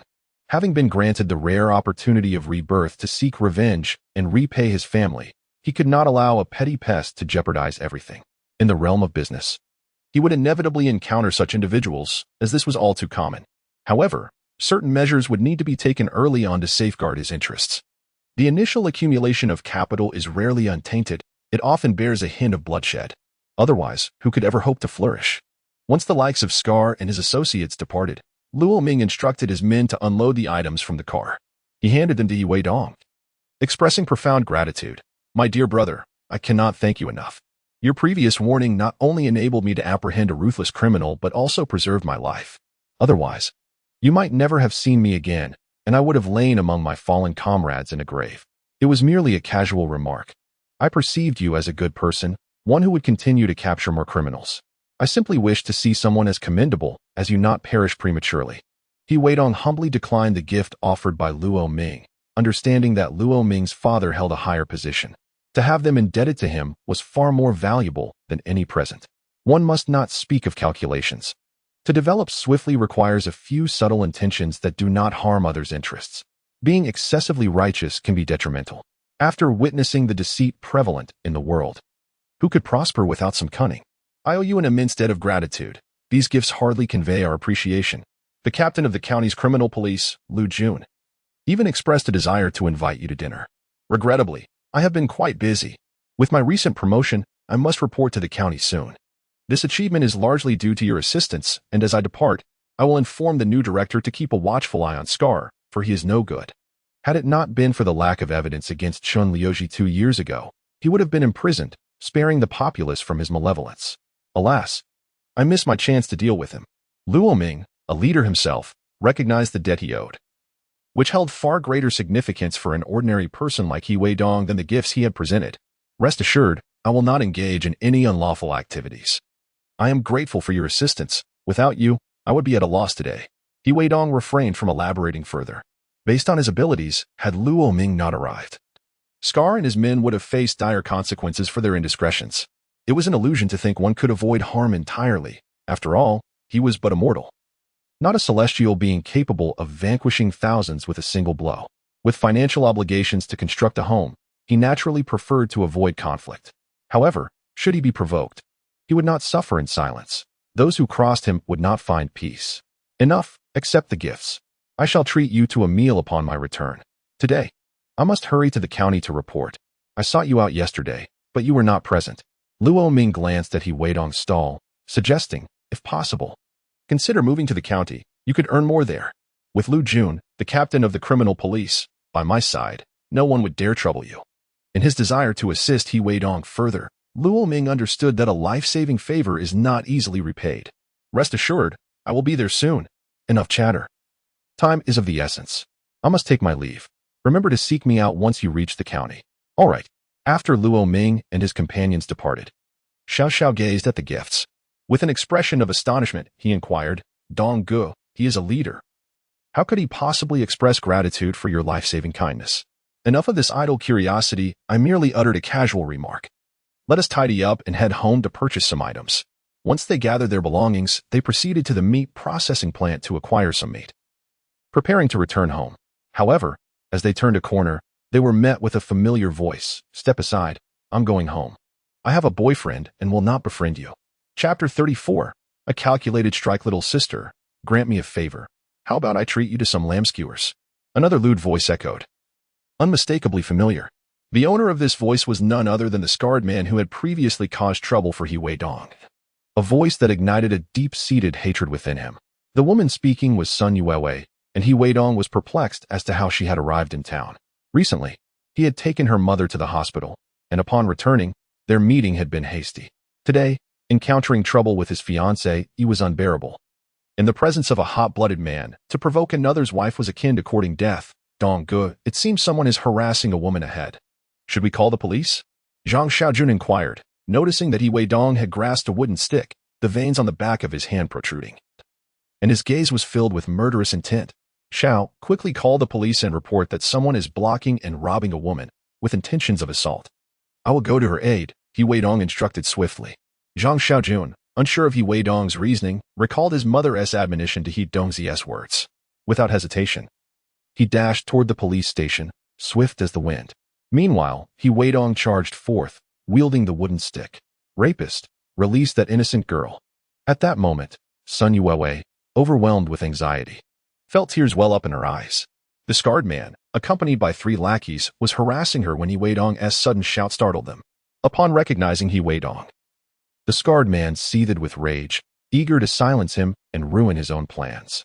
Weidong's shouting served a clear purpose, to solidify the scarred man's culpability. Confident that Sun Yuewei would trust him and cooperate in the ruse, ensuring the scarred man would pay for his misdeeds. Those nearby would overhear the accusation. And when the police arrived to inquire, the truth would emerge, further entrenching the scarred man's guilt. You recording death, kid, the scarred man exclaimed, pulling a knife from his pocket in a bid to threaten Weidong. Make haste and call the police. This criminal is armed. As Weidong shouted, he swung the wooden stick towards the scarred man. Sun Yuewei stood frozen in shock, while the scarred man's lackeys brandished their own sticks, preparing to strike Weidong. As Weidong contemplated how to outsmart Scar, he deliberately left a flaw. The knife in Scar's hand inadvertently grazed his left arm. The injury was not severe, but it drew blood. Once the blade met blood, the gravity of the situation intensified. Simultaneously, Weidong shouted, "Run! This rapist has a knife. He intends to kill." At that moment, Scar was bewildered. He had merely intended to use the knife to intimidate Weidong. He never expected to cut him. With the confrontation initiated, he resolved that Weidong must not survive. Hearing footsteps approaching, Weidong acted swiftly. After fending off 2 of Scar's henchmen with his wooden stick, he transformed it into a weapon and forcefully jabbed it into Scar's ribs. Unsurprisingly, a rib was fractured. Seizing the moment, Weidong grasped Scar's wrist and lightly sliced his own left chest, allowing a trickle of blood to seep through the torn fabric. With a deft motion, he thrust the stick between Scar's legs and delivered a powerful kick to Scar's left rib. This time, Weidong exerted all his strength, hearing the unmistakable crack of bone. Scar, realizing that Weidong had inflicted a wound upon himself, understood the gravity of the situation. His hatred for Weidong surged. Any hope of escape vanished. He had unwittingly sealed his fate, branding himself with 2 charges, rape and murder. What could he do? It was too late. The prospect of taking Weidong away was now impossible. Lying on the ground, he lamented helplessly. As Weidong heard the sounds of people approaching, he too collapsed. Gasping for breath, "Catch them! Call the police! This young man is injured." A middle-aged man carrying a shoulder pole was the first to arrive. And upon seeing the wounded Weidong, he was taken aback. Sun Yuewei, stunned by the sight of Weidong's injury, cried even louder as she rushed to embrace him. "What happened? Let me take you to the hospital." Others who arrived soon after expressed their concern. Weidong forced a grim smile, deliberately smearing the blood from his arm onto his chest. In a tragic tone, he said, "Uncle, thank goodness you arrived in time. Otherwise, I would have been killed by this rapist intent on silencing me. Please call the police and have them imprisoned. You will all be heroes." "Hey, young man, let us take you to the hospital," the concerned uncle insisted. "No need. I can manage myself. It's more important to apprehend these villains." Though he spoke bravely, the incapacitated Scar and his companions were in no position to rise. Hearing Weidong's words, they felt utterly wronged and attempted to defend themselves. Yet, upon witnessing He Weidong's injury and the girl's anguished cries, compounded by He Weidong's earlier shouts, how could anyone believe their claims? Any attempt to speak further would only result in another kick. At this moment, they fervently hoped that the police would come to their rescue and liberate them from their suffering. Scarface wished he could tear He Weidong into shreds. Sun Yue's pitiful cries evoked deep sympathy from those around her. How tragic it was for a young girl to be so heinously mistreated by villains. Who could possibly feel compassion for this criminal, who, having failed to commit rape, resorted to murder to silence his victim? It was utterly despicable. Fool, I'm fine. Stop crying. Just do as I say in a moment. Do you hear me?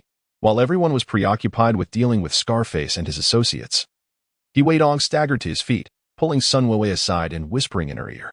However, before Sun Yue could finish her words, He Weidong interrupted her. Fool. I understand what's going on. I will marry you, so don't worry about not being able to find a husband. We are modern women now. Don't focus on such trivialities. If he survives, he will undoubtedly come after you. He might even harm your mother and my family. Is that what you wish to witness? He Weidong spoke with both urgency and intimidation, and Sun Yue nodded hastily. She certainly did not want anything to happen to her mother or to He Weidong.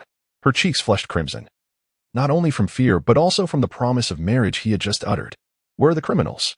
Hurry and apprehend them. Just as He Weidong was advising Sun Yue, a car sped towards them. Chapter 35, The Fearful Scarface. Purchasing clothes, several uniformed police officers rushed out of the vehicle. Among them was Zhang Xiaojun, whom He Weidong had instructed to report the incident. Pointing at Scarface and his companions, who were surrounded by local townsfolk, he declared, Leader, it's these men who attempted to rape a woman and assault others. Do not let them escape. This is my buddy. And that girl who was bullied is from our neighboring village. Arrest them all and take them away. The commanding officer spoke sternly. He Weidong, grimacing, added, Leader, you've arrived just in time. These men not only intended to rape a woman, but upon my discovery, they also attempted to murder to cover their tracks. Look at the wound they inflicted on me. The leader in charge was Zhang Ming, whom He Weidong had encountered previously, having arrived with his former director, Luo Ming. He.S. lying. This kid is malicious and is framing me. Scarface, terrified that these accusations would land him in dire straits, angrily defended himself. Shut up, shouted one of the men controlling Scarface, startling him as he thought the youth might attempt to flee, and delivered a sharp blow to his gut. Scarface bent over in pain, sweat pouring from his forehead. Leader, please save me. I was nearly killed by them just now, but thankfully I encountered familiar faces. With the hint from He Weidong, Sun Yue pleaded pitifully.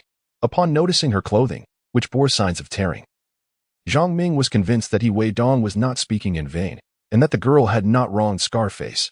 The surrounding citizens, filled with righteous indignation, urged, Leader, quickly apprehend these scourges and execute them. It is utterly vile. Look, the knife on the ground fell from him. Indeed, I saw it too. Look at the injury inflicted on that young man. This ne'er-do-well must face dire consequences.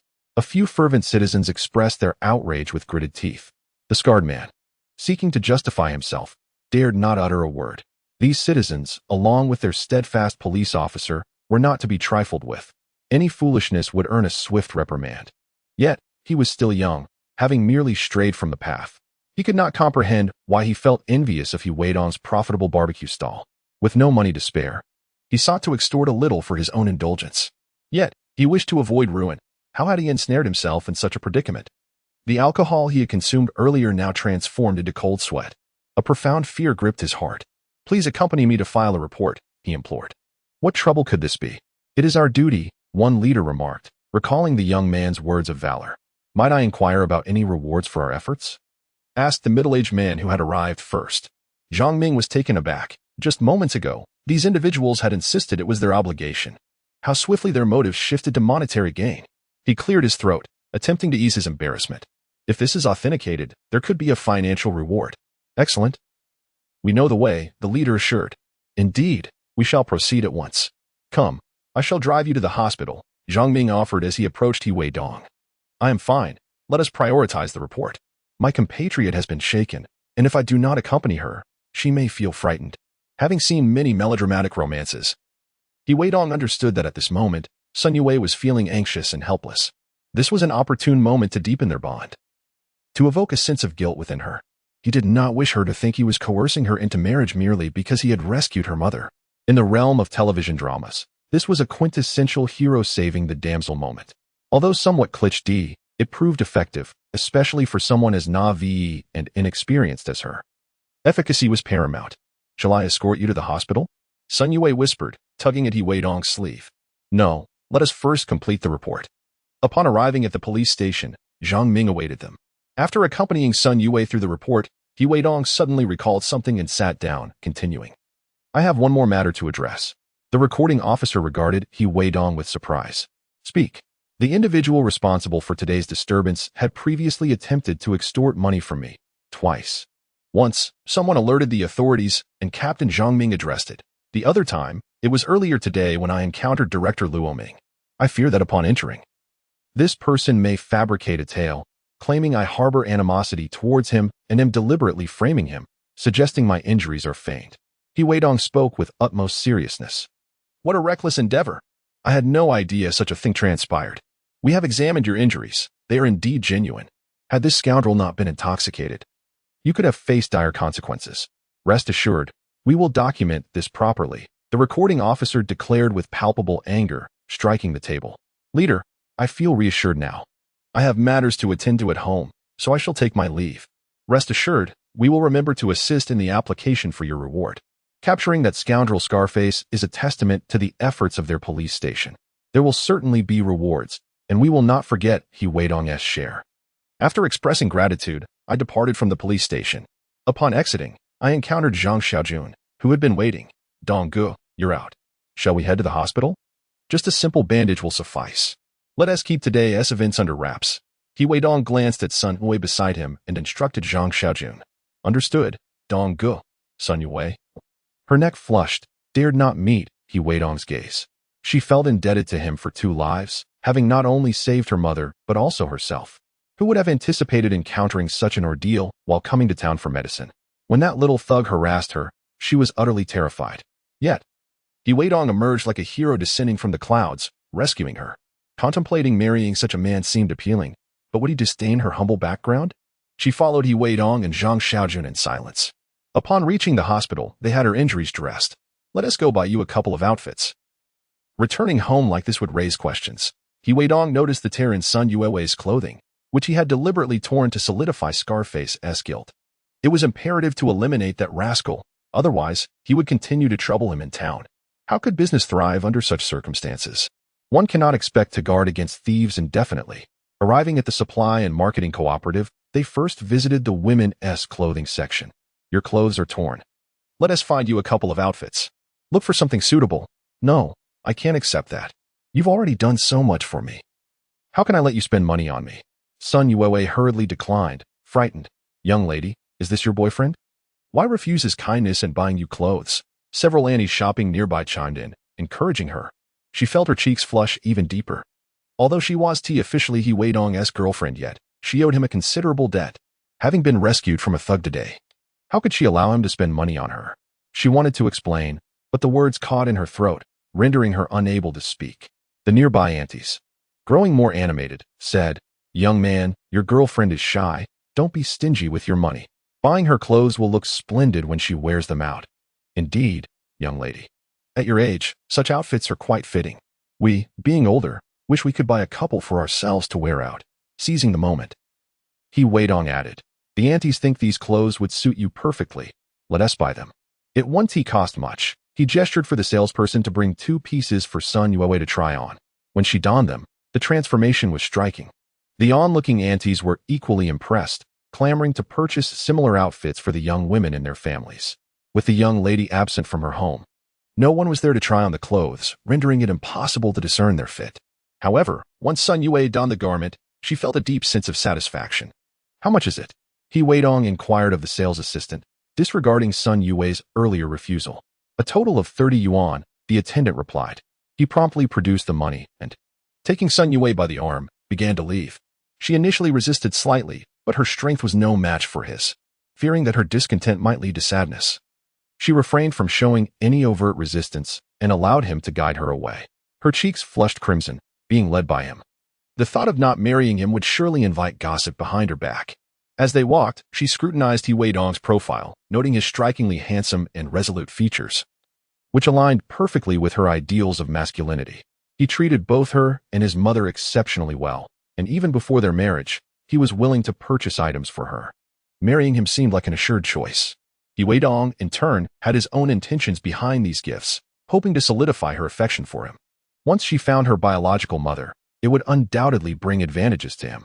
Failing to win her heart completely would risk her departure in the future, which would be difficult to navigate in this era, unlike in later generations. In this time, the notion that receiving gifts from a gentleman signifies acceptance is a fallacy. Agreeing to share a meal or accept financial assistance does not equate to affection. It simply suggests an opportunity granted. After purchasing some nutritional supplements, they exited the supply store, and Sun Yue's flushed face never ceased to betray her emotions. Outside, she called for the already waiting Zhang Xiao, and together they headed back to the village. Along the way, Sun Yue softly expressed her gratitude to Weidong. No need for thanks. You are Dong Ji's wife. Helping you is akin to aiding Dong Gu himself. Besides, I hardly did anything significant, merely assisted in reporting to the police. It was Dong Gu who bore the brunt of the injury, Zhang Xiaojun replied. Scratching his head in modesty, his face reddened by her appreciation. Feeling exceedingly embarrassed, Sun Yue lamented that her outing had inadvertently caused Weidong's injury, filling her with guilt. Observing her discomfort, Weidong pretended to scold. Xiao, what nonsense are you speaking? Did not the teacher instruct us to act bravely, regardless of who it is? Should we encounter someone in need, we would certainly come to their aid. Internally, he was pleased. Xiao's words would undoubtedly enhance Sun Yue's impression of him. The more ashamed she felt, the greater his advantage became. Even if her biological parents were to come looking for her, she would likely not abandon him. I'm sorry. Sun Yue murmured, unsure of what else to say, her only recourse being an apology. You have already said that, Weidong replied. Did I not mention earlier that we would assist anyone we encountered? He refrained from voicing the remainder of his thoughts. He harbored a grudge against the scarred man, who continually sought to trouble him. Otherwise, today he would have merely taken the opportunity to teach him a lesson, sending him to prison for a few years. He would never allow himself to be harmed, intensifying his crimes, with the intent to eliminate him entirely. Otherwise, he would constantly face trouble, which could severely impact his ability to earn a living. You are the beloved of Dong Gu. You should marry him soon and bear a chubby child. Then you won't feel any guilt, Zhang Xiaojun interjected, causing Sun Yue's face to flush a deeper shade of red. Weidong nearly stumbled, coughing a few times.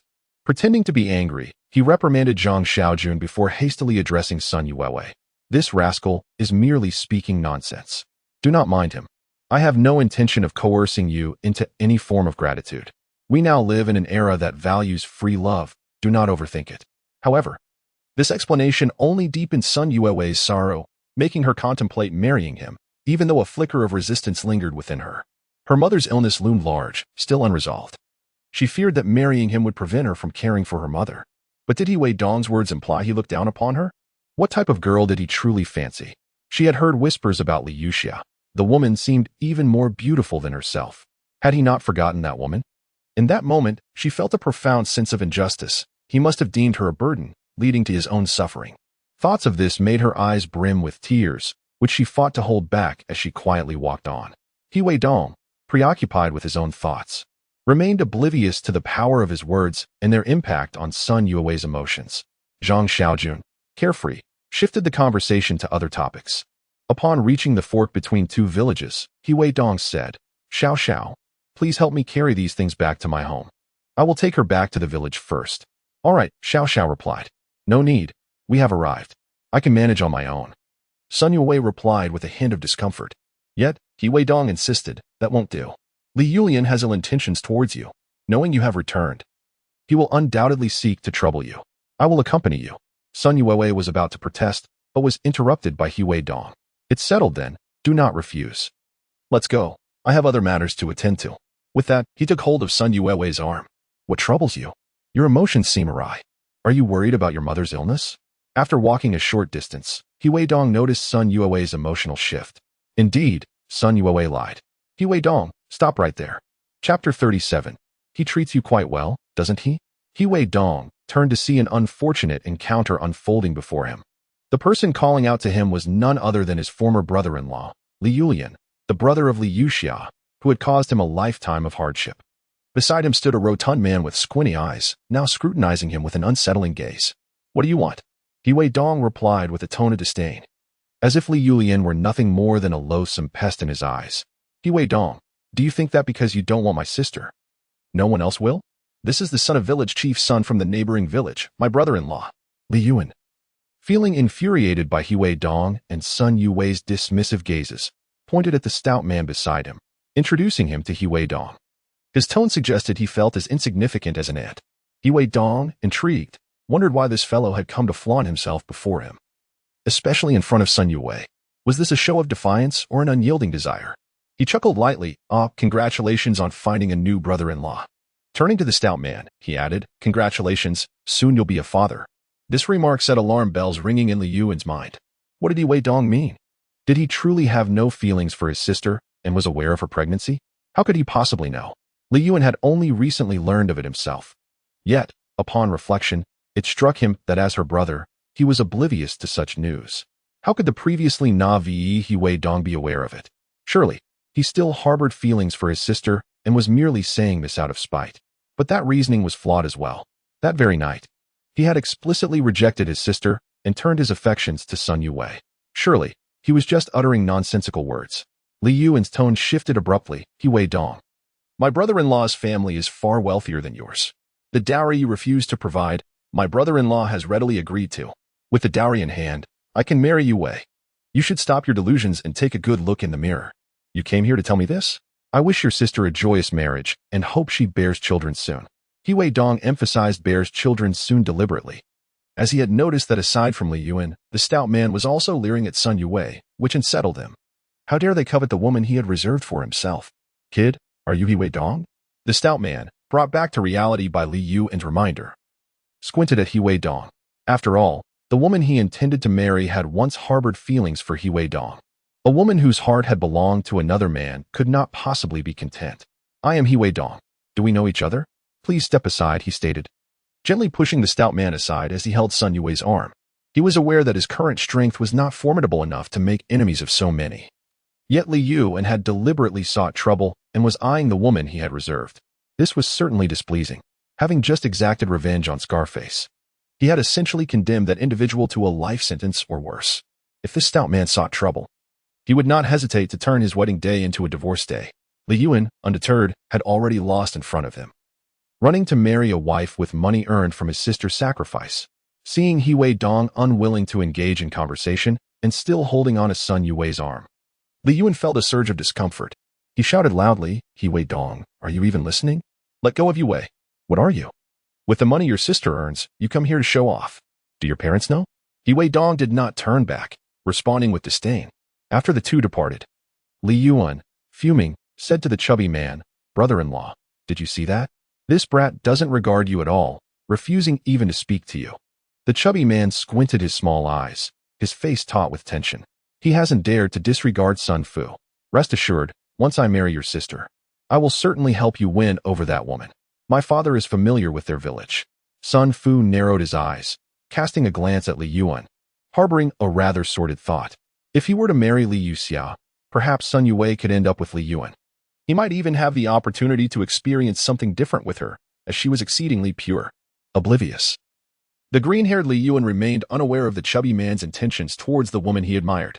Like a fool, he expressed his gratitude, excitedly saying, brother-in-law, don't worry.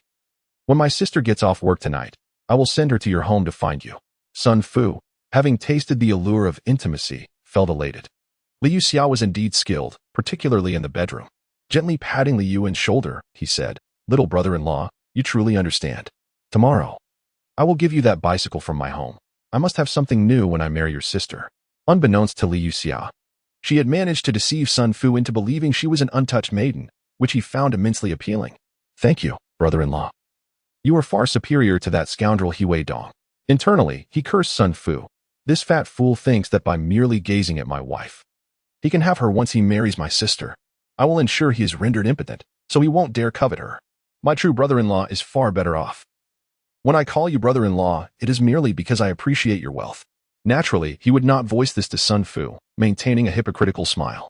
Meanwhile, after He Weidong had escorted Sun Yuwei home and was about to leave, she called out to him. What is it? Is there something else? He Weidong inquired, surprised. Do you still have feelings for Li Yuxia from your village? Sun Yue asked. Impossible. I would never like such a woman. If I were to like anyone, it would be someone like you.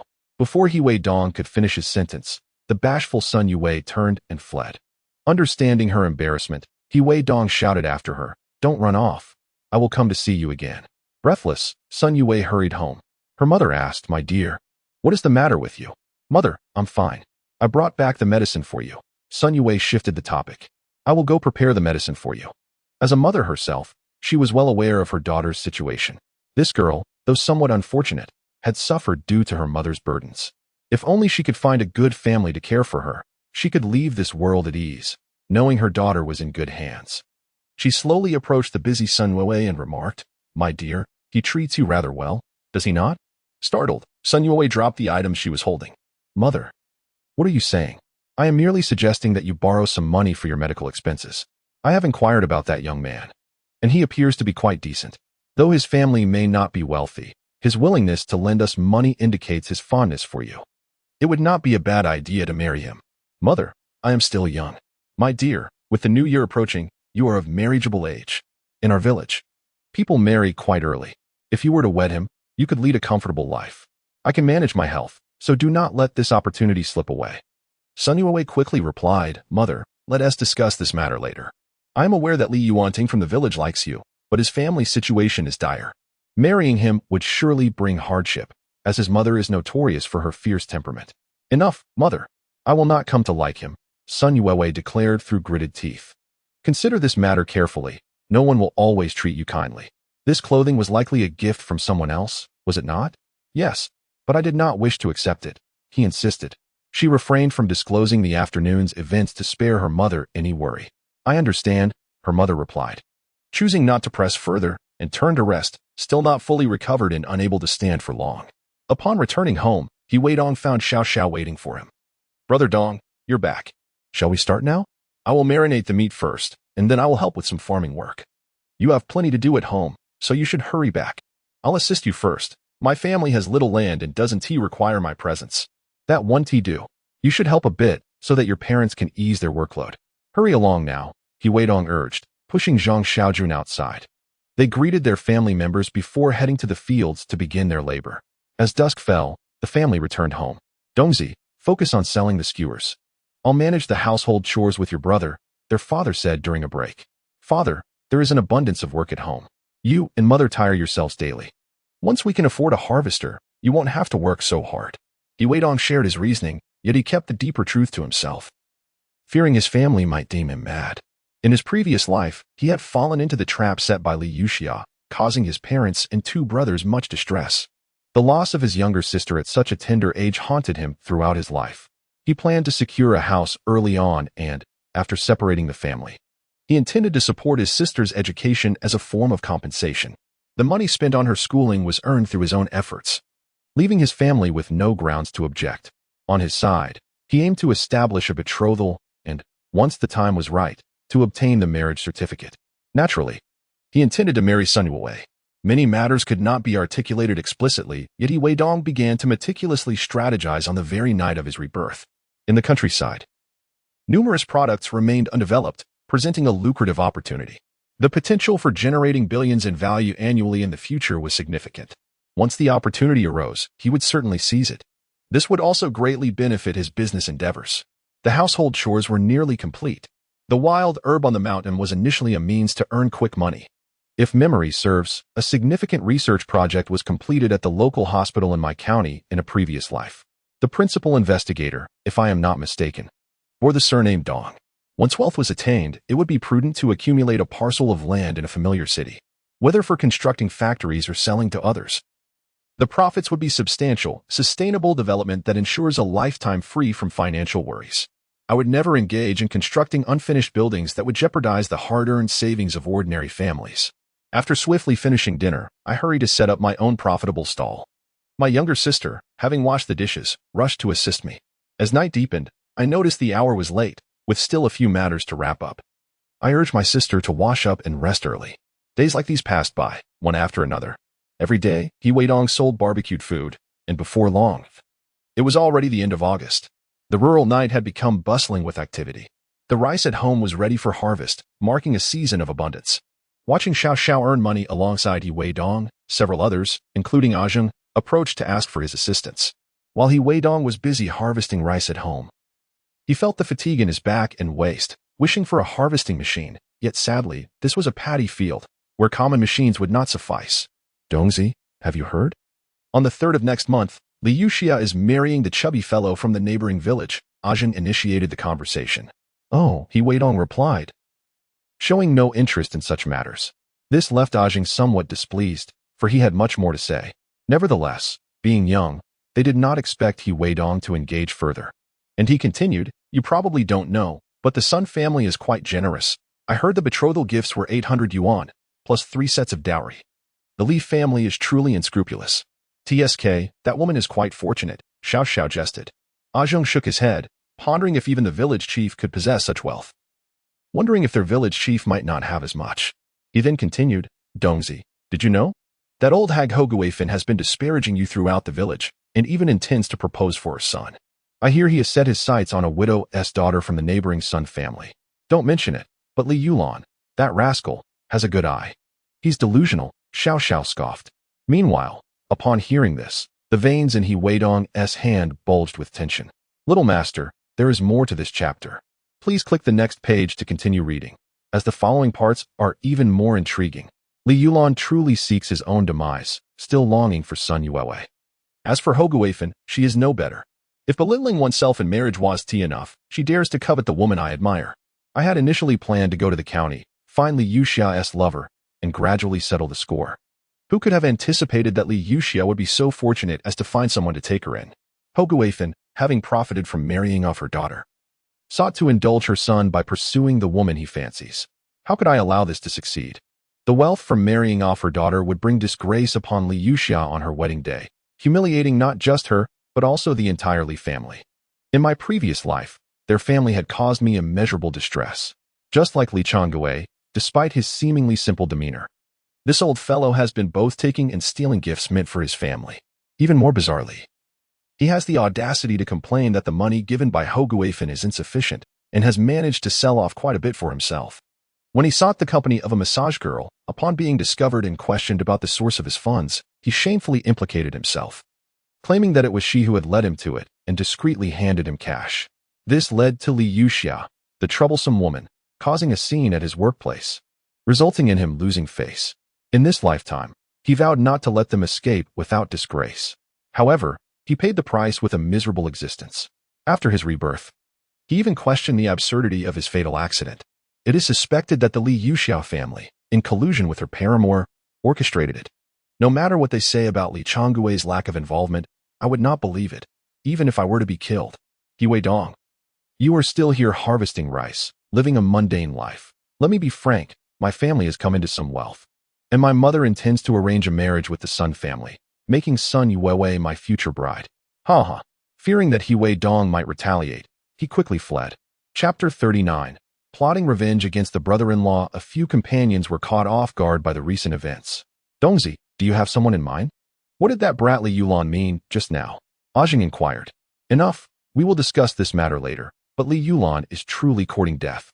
Weidong had not anticipated the audacity of this individual to provoke him directly.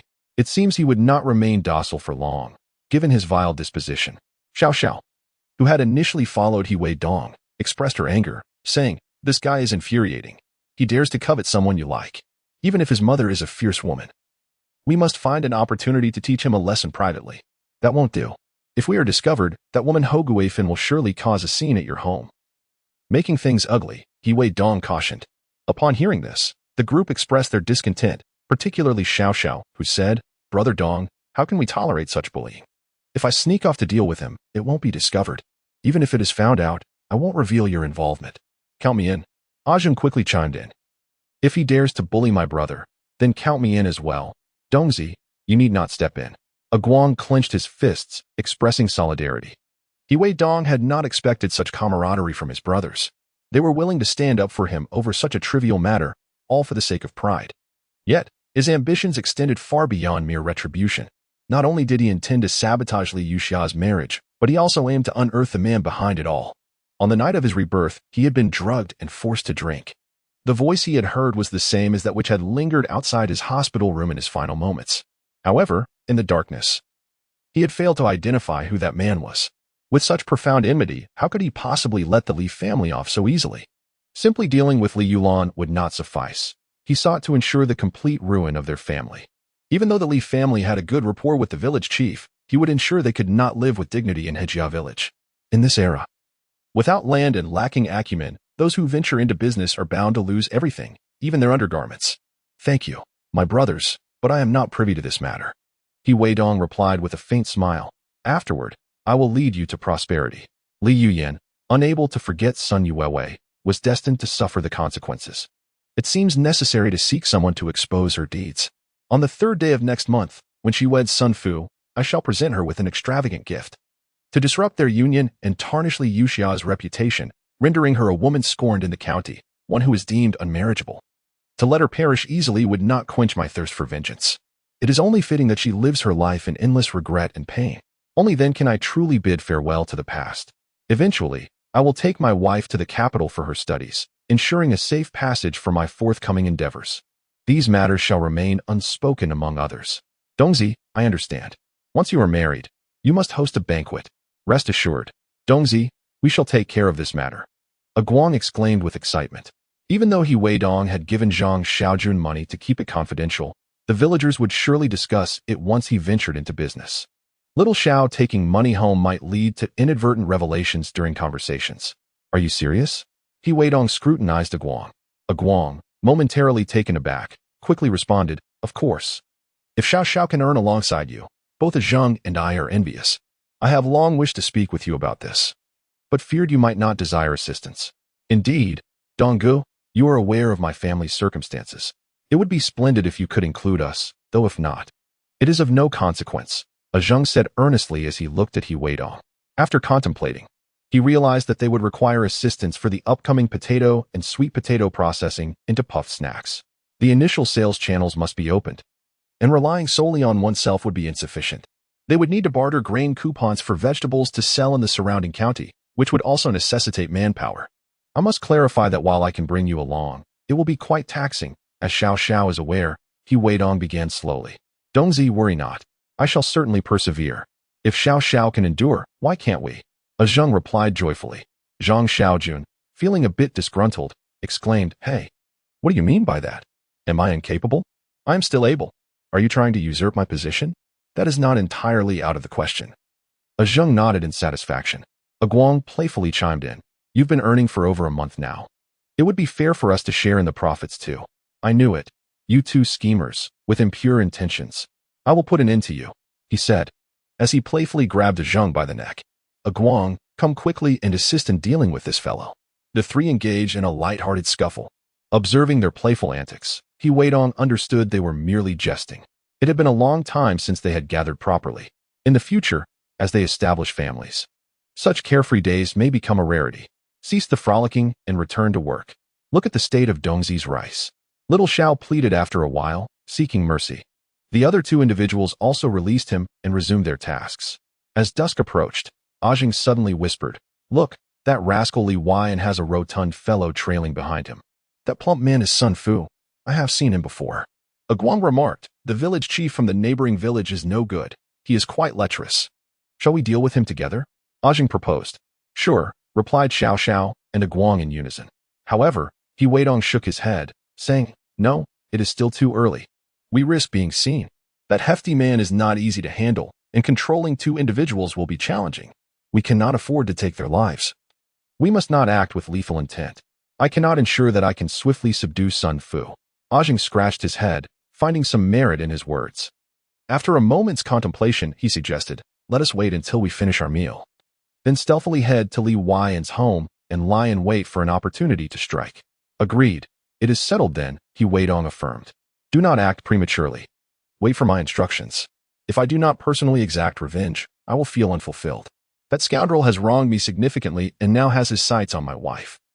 This is intolerable. Li Yuxian must experience the wrath of the righteous hand of a reborn individual. Marriage? Dream on. A seaweed and egg soup is more fitting for you. I am already orchestrating your downfall. Chapter 40. success in subduing the brother-in-law after returning home for dinner. Weidong mentioned that he felt a bit fatigued and retreated to his room to rest, seizing the opportunity to leave. Upon arriving at the designated meeting spot, he discovered that Xiao Xiao, Ajing, and Guang had already gathered. Any sign of that rascal? Weidong inquired softly. Not yet. I wonder what is keeping him. He has been cooped up at home for so long. Does he not need to step out at night? Ajing replied quietly. Do not fret. We will wait here. I refuse to believe he will not emerge, Xiao Xiao stated. All right, let us split up and keep watch. You two stay here while Guang and I find a nearby place to rest for a bit. Weidong directed succinctly before turning to conceal himself in a more sheltered area. With so many of them gathered, it would be difficult to explain if they were discovered by passers-by. The other three readily agreed. Leaving Ajing and Xiao Xiao to guard their current location while Weidong and Guang found a spot to hide. They nestled behind a haystack, which not only offered some respite from mosquitoes but also provided a place to rest. After a considerable wait, Li Yuxia still had not appeared. It was now Weidong and Guang's turn to keep watch. The two concealed themselves in a corner, observing Li Changgui's residence. Unbeknownst to him, clouds had gathered, obscuring the moonlight. Li Yuxia, exhausted from a day of revelry, remained oblivious to the fact that someone was lying in wait for him. That night, whether due to overeating or consuming something spoiled, he lay in bed, his stomach gurgling incessantly, awakening him abruptly. Hastily, he donned his clothes and made his way to the restroom. Upon hearing the sound of the courtyard gate opening, Weidong whispered to Guang, "Be alert. It seems someone is coming out." Li Yuxia, upon opening the door, was greeted by the inky darkness outside. Hastily, he retreated to his room to fetch a flashlight before heading to the restroom. The beam of light reflected off the ground, illuminating his face and enabling Weidong, hidden in the shadows, to recognize him. He instructed Xiao Xiao to summon assistance while he trailed behind. Soon, Zheng and Xiao Xiao arrived. "Did you bring anything?" Weidong inquired softly. "Indeed, I brought this sack, taken from the village's former granary, and this sturdy stick is quite handy," Xiao Xiao replied earnestly. "Very well. Let us proceed." As they neared the toilet, a foul odor assaulted their senses, causing several of them to grimace. "What is that stench? Did this fool eat something foul tonight?" Xiao Xiao remarked in mild disgust. "Silence, move quietly," Li Yuxia, oblivious to the impending danger while attending to his business in the pit latrine, felt his legs weaken. Suddenly, a dark mass enveloped his head. "What the hell? Who's there?" he yelled in terror. Weidong, having prepared for this moment, swiftly seized Li Yuxia by the neck and dragged him further away. Li Yuxia attempted to resist, but with his trousers still down and Weidong's grip tight, his voice was muffled, inaudible to those nearby. They reached a small ditch where Weidong signaled for action. Armed with sticks, the group began to strike at Li Yuxia's upper body, encased within the sack. His cries of pain echoed in the night, a desperate plea for mercy. The attack continued without the assailants uttering a single name, as they relentlessly beat him, curling up to minimize the damage. Li Yuxia was met with a series of brutal strikes to his vulnerable ribs. Overwhelmed by agony, tears and snot streaming down his face, he feared for his life, begging them to stop and leave him be. As they departed, Xiao Xiao, still unsatisfied, lamented, "This idiot dared to covet my sister-in-law. Isn't this a betrayal to Donggo?" He delivered a vicious kick to Li Yuxia's rear, perhaps due to the darkness or by design. The kick landed painfully between his thighs, almost audibly shattering his manhood. Li Yuxia, racked with pain, felt himself slipping into unconsciousness. After venting their frustrations, each returned to their homes. Weidong, wishing to keep his midnight escapade a secret from his family, navigated his way back to his room in darkness, avoiding the light and foregoing a shower, collapsing into bed to sleep. The other three followed suit. Yet, poor Li Yuxia, in the dead of night, was beset by mosquitoes feasting on his exposed skin. Drowsily, he endured the torment. Meanwhile, Guifan, feeling a slight discomfort in her stomach, also arose to visit the restroom. Noticing that the light in her son's room was still on, calling out twice with no reply, her husband, Li Changgui, awakened and donned a coat to step outside. "Why are you up?" Guifan inquired, glancing at her husband. Fearful of his wife discovering his nocturnal activities, Li Changgui replied, "I felt unwell and got up to use the toilet." "Are you awake for the same reason?" "Indeed. Look at this boy. Leaving the light on in the middle of the night. Go check it out." Guifan pointed towards Li Yuxin's room. Li Changgui, feeling unwell, hastily remarked, "Perhaps he has gone to the restroom. I shall go first." Guifan, witnessing her husband's disobedience, was infuriated and began to berate him. However, her own discomfort compelled her to follow suit. Upon her return, she discovered that the light in her son's room was still illuminated. The chapter is not over. Please click the next page to continue reading. She called out a couple of times, but received no response. Just then, Li Yuxia returned. "Where is our son?" she inquired. "He hasn't come back. I didn't see him in the restroom either," Li Yuxia whispered. "This wretched boy, does he think electricity is free?" With that, Girlfrien pushed open her son's door, only to find it slightly ajar. Upon inspection, the bed was empty, indicating he must have been gone for some time. Turning back, she shouted, "Li Yuxia, your son is not in his room. He has fallen into the toilet, has he? Quickly grab a flashlight and let us search for him." Although Li Yuxia felt a chill at the thought of their son missing, he feared his wife more and hurried inside to grab a flashlight before they set out to look for him. They searched the nearby restrooms, but found no trace of him. Suddenly, Girlfrien stepped on something, nearly losing her balance, her hand grasping the edge of the restroom pit. Sticky and foul-smelling. Cursing under her breath, she discovered that what she had stepped on was a flashlight, one belonging to their own household. Having been left on for too long, it had run out of battery. Shouting at the top of her lungs, she called, "Li Yuxia, where on earth are you? Come here."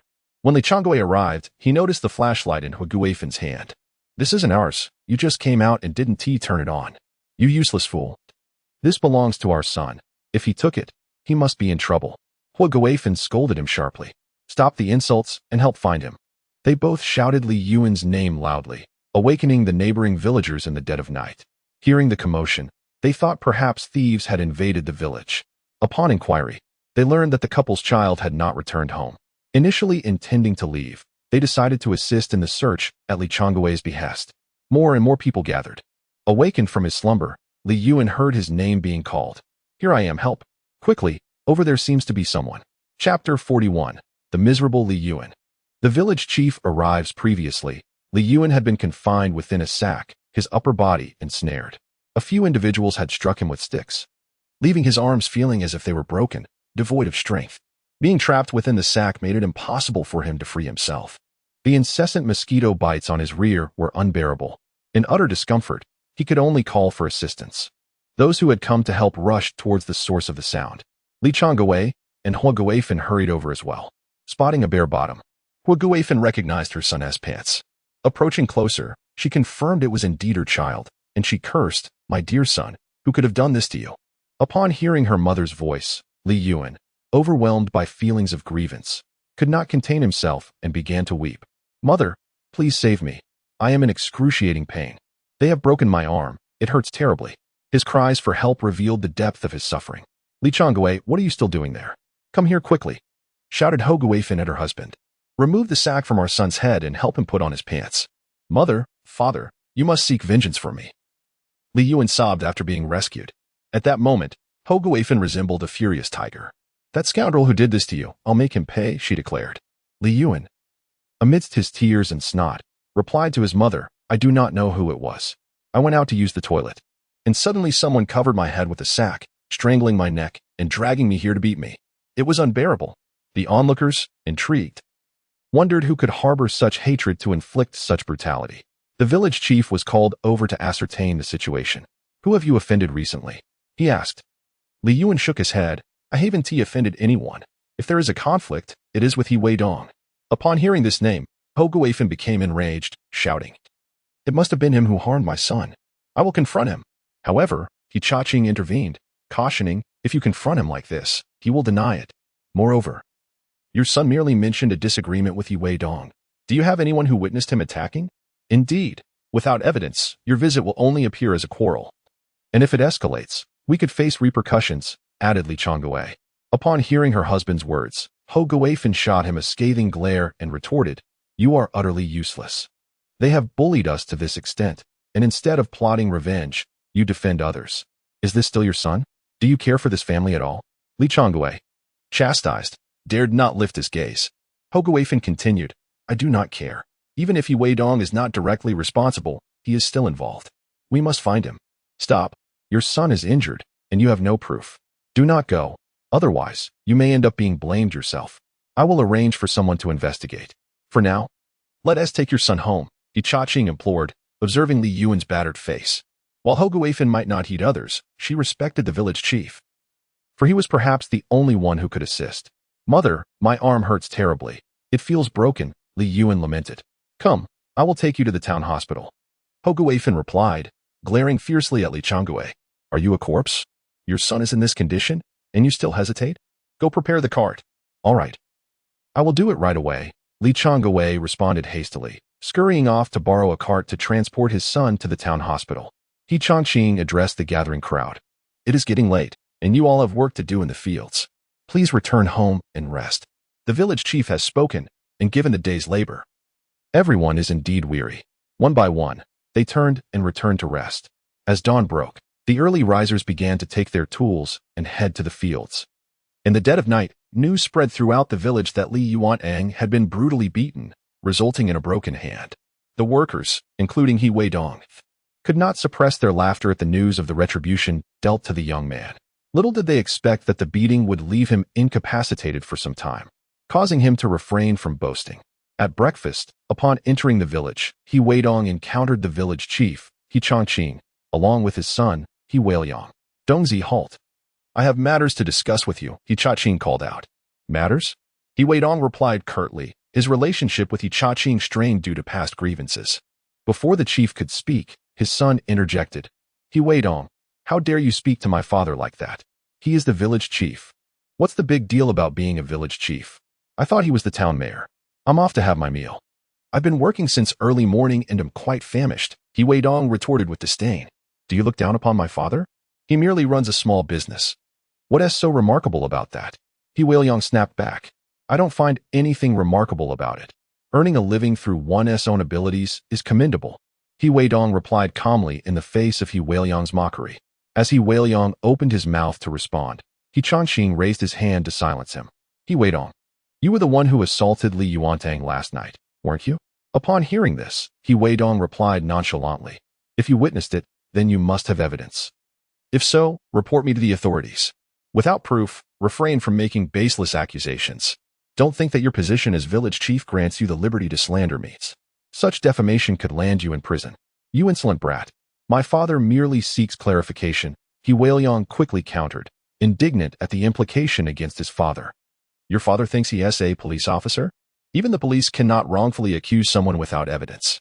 I've stated it clearly. If there is evidence, report me. If not, your unfounded claims will not be tolerated," Weidong said coldly. "Weidong, what do you mean by that? Do you hold me in such contempt? I am your elder," Chongqing retorted. Weidong scoffed. "Elder? If not for your position as village chief, I wouldn't even bother to acknowledge you. You consider yourself my elder after you wronged me alongside Hoguafin regarding my family's base? If you weren't my elder, I would have long since dealt you a slap. Indeed, you are the village chief, but my uncle is the secretary. His rank surpasses yours, and he does not resort to bullying others like you do." Zhang Xiaojun chimed in with a mocking tone. The rage of the He family was palpable, their faces flushed with fury. "If Li Yuan claims to have a conflict with you but not to have been assaulted by you, then who else could it be?" Chongqing asked, his tone sharp. "He claims you have an affair with his mother. Is it true? Step aside. I'm going home for my meal. Good dogs don't block the way." Chapter 42. The Village Chief's Revenge and Weidong's retaliation. Upon hearing these words, Chongqing's expression darkened to a deep shade of anger, while Weiliang's face turned a furious purple. Wielding his fists, Weidong exclaimed, "You, a mere bastard, I shall end your life." He forcefully shoved aside Weiliang, stating sternly, Chongqing, "Out of respect for your position as village chief, I shall overlook this incident, but should you trouble me again, I swear I will encase you in a sack and bury you." "Do you truly believe I, Weidong, can be trifled with? Indeed. Do you think we will allow your tyranny to continue unchallenged? Beware of your words, lest you find your mouth covered in sores and your head afflicted with wounds." Following this, a few others joined Weidong in his departure. Once they left, Weiliang seethed with anger. "Father, as village chief, how can you allow Weidong to bully us like this? Last night's incident was undoubtedly orchestrated by him and his cronies. Do you have any proof? I will not let this rascal escape unscathed." Chongqing was furious, wondering how his affairs had become common knowledge.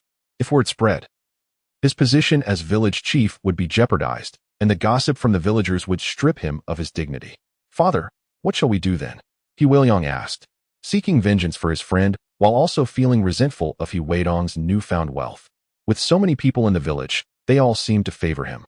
If he can run a business, then you should too, undercutting his prices until his enterprise collapses and he can no longer flaunt his success. He Changqing quickly conceived a plan. Hearing it, He Weidong's eyes lit up with envy for He Weidong's ability to generate income. It was revealed in passing that He Weidong paid Zhang Xiaojun 2 yuan a day, a detail shared by his mother during a casual conversation.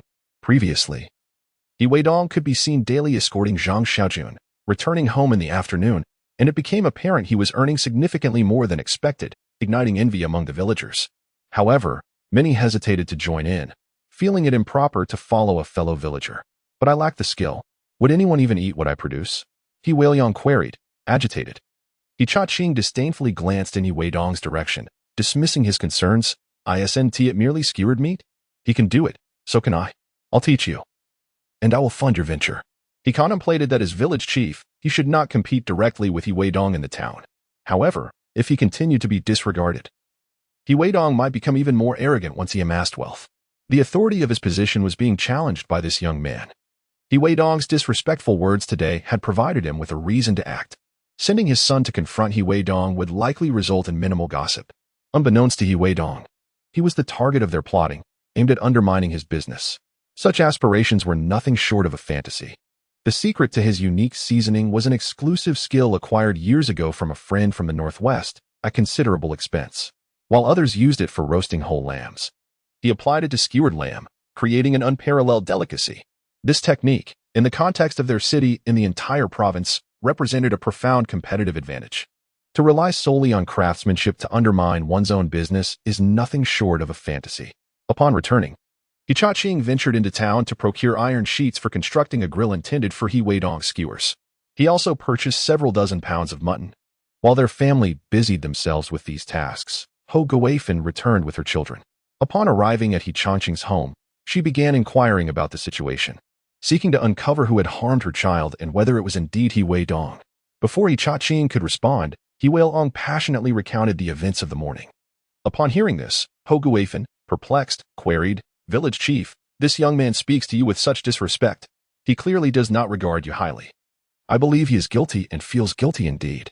Occasionally, Shui intended to confront He Weidong, but He Changqing halted him, asserting that without evidence, it would be unwise to cause a stir. "I have devised a plan to deal with that scoundrel," he declared. "What do you propose?" Shui inquired. "Look here. This is my strategy for dealing with He Weidong. Since he sells skewers in town, we shall do the same, rendering him unable to make a profit and ensuring he remains trapped in the village for life." He Changqing excitedly puffed on his pipe.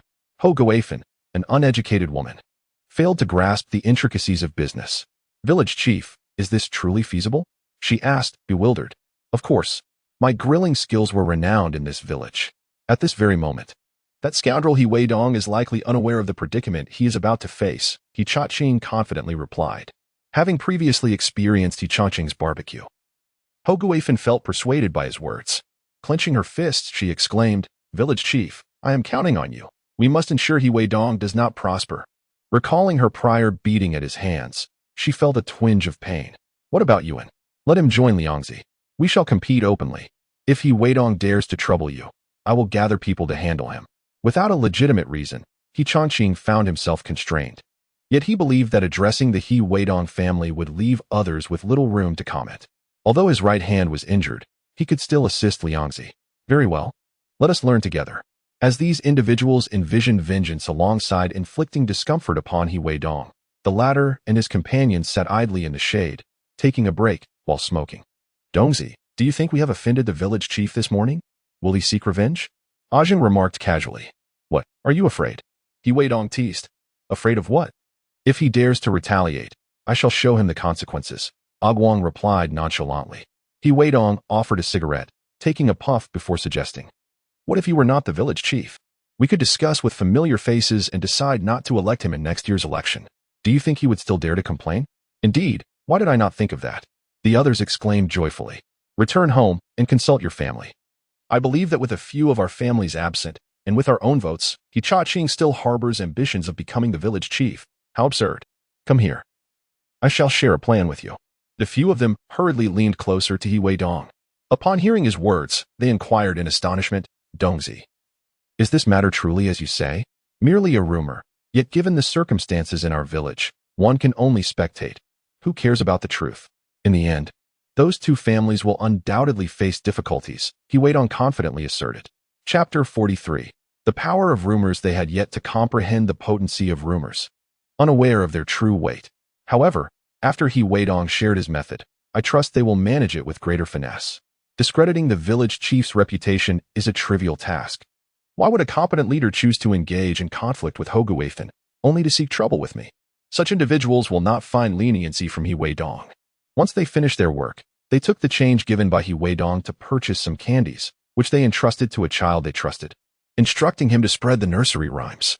With the allure of sweets, the children naturally followed suit and began to chant the rhymes.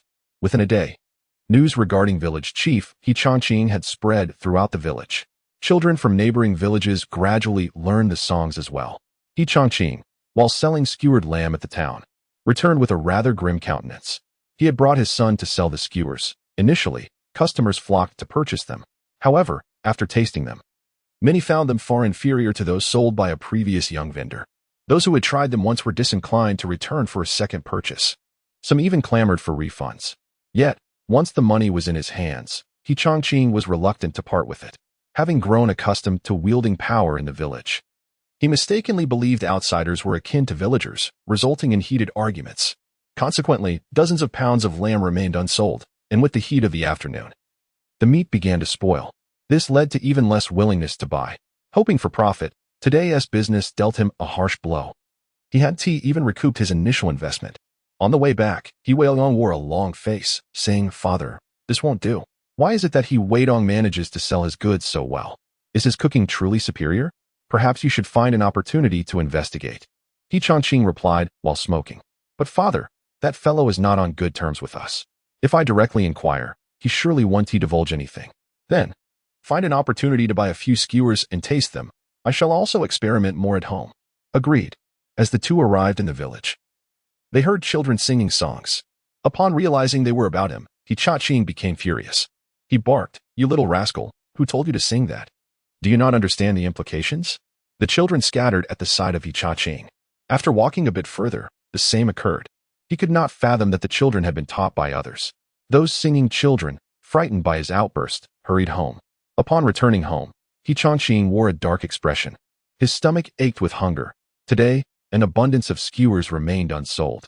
The initial investment had not been recouped, yet he was reluctant to dine on the road. He had been famished for nearly a day. Upon returning home, he found the kitchen cold and uninviting. He muttered, "Why is dinner not yet prepared?" "Prepare dinner? What a joke. I see you are quite fond of aiding Hoguafen's family. It seems there is more to your relationship than I realized." His wife replied with a cold tone. The expression on He Changqing's face darkened. The events of the past were known only to him, yet somehow they had surfaced. A sense of guilt washed over him. However, accustomed to wielding authority, he forced himself to remain composed and retorted, "What nonsense are you spouting? There is nothing between us." "Nonsense? The word is out. Go listen outside. Every household is discussing your affair while I sit here like a fool, unaware. If you wish to eat, why not go to her home? She will cook for you," she exclaimed. "You insufferable woman, do you seek a beating?" He Changqing barked, striving to assert his masculine authority. His wrongdoing was undeniable, yet her unreasonable accusations only fueled her anger. She sprang to her feet, defiantly approaching him. "Do you wish to strike me? Go ahead, kill me. Then you can live with her," she shouted, a tempest of fury within her. He Changqing, already irate from hunger, found himself embroiled in an argument with his wife. Her shouts further igniting his frustration. Impulsively, he shoved her aside. "Get out of my way, stop your tantrums, and prepare dinner." Unbalanced by his shove, she stumbled and fell to the ground, igniting a hornet's nest.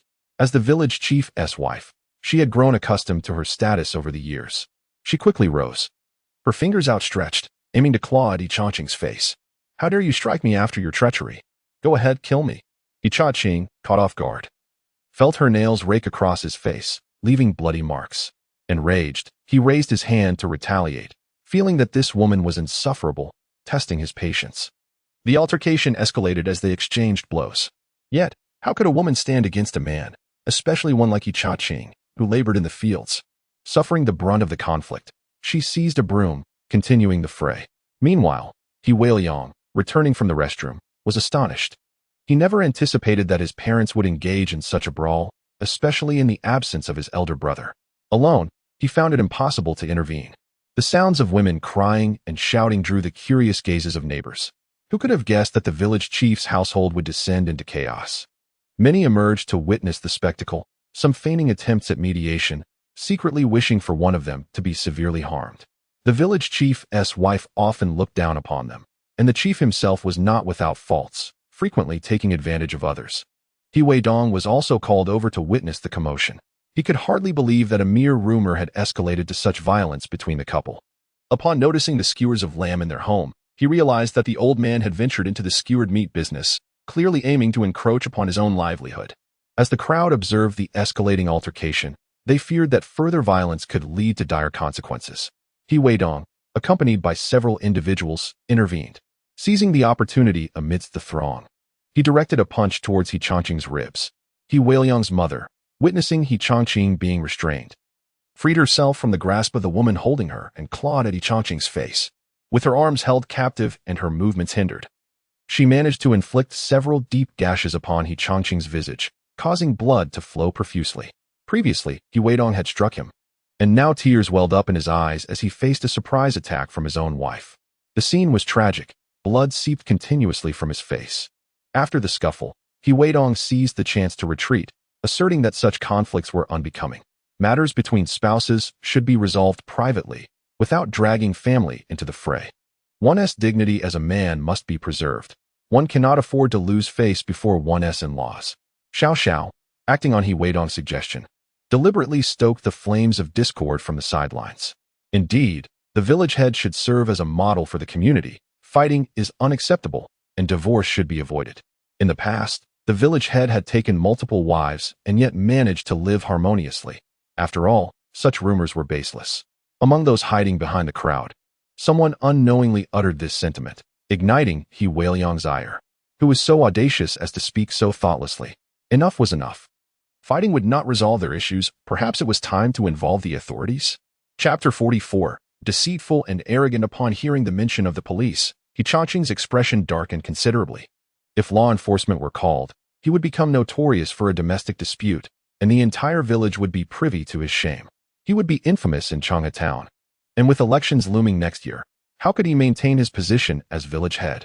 Despite the seemingly minor role of a village head, managing a community of over 1,000 souls comes with its own set of powers. To obtain necessary documentation, villagers must seek his stamp of approval or approach the secretary. At such a juncture, failure to demonstrate understanding could hinder one's affairs. He Changqing recalled a prior instance when he had obstructed Weidong's construction project, requiring approvals that he had delayed. Even after his father had approached Weidong's family, the matter had been resolved, albeit begrudgingly.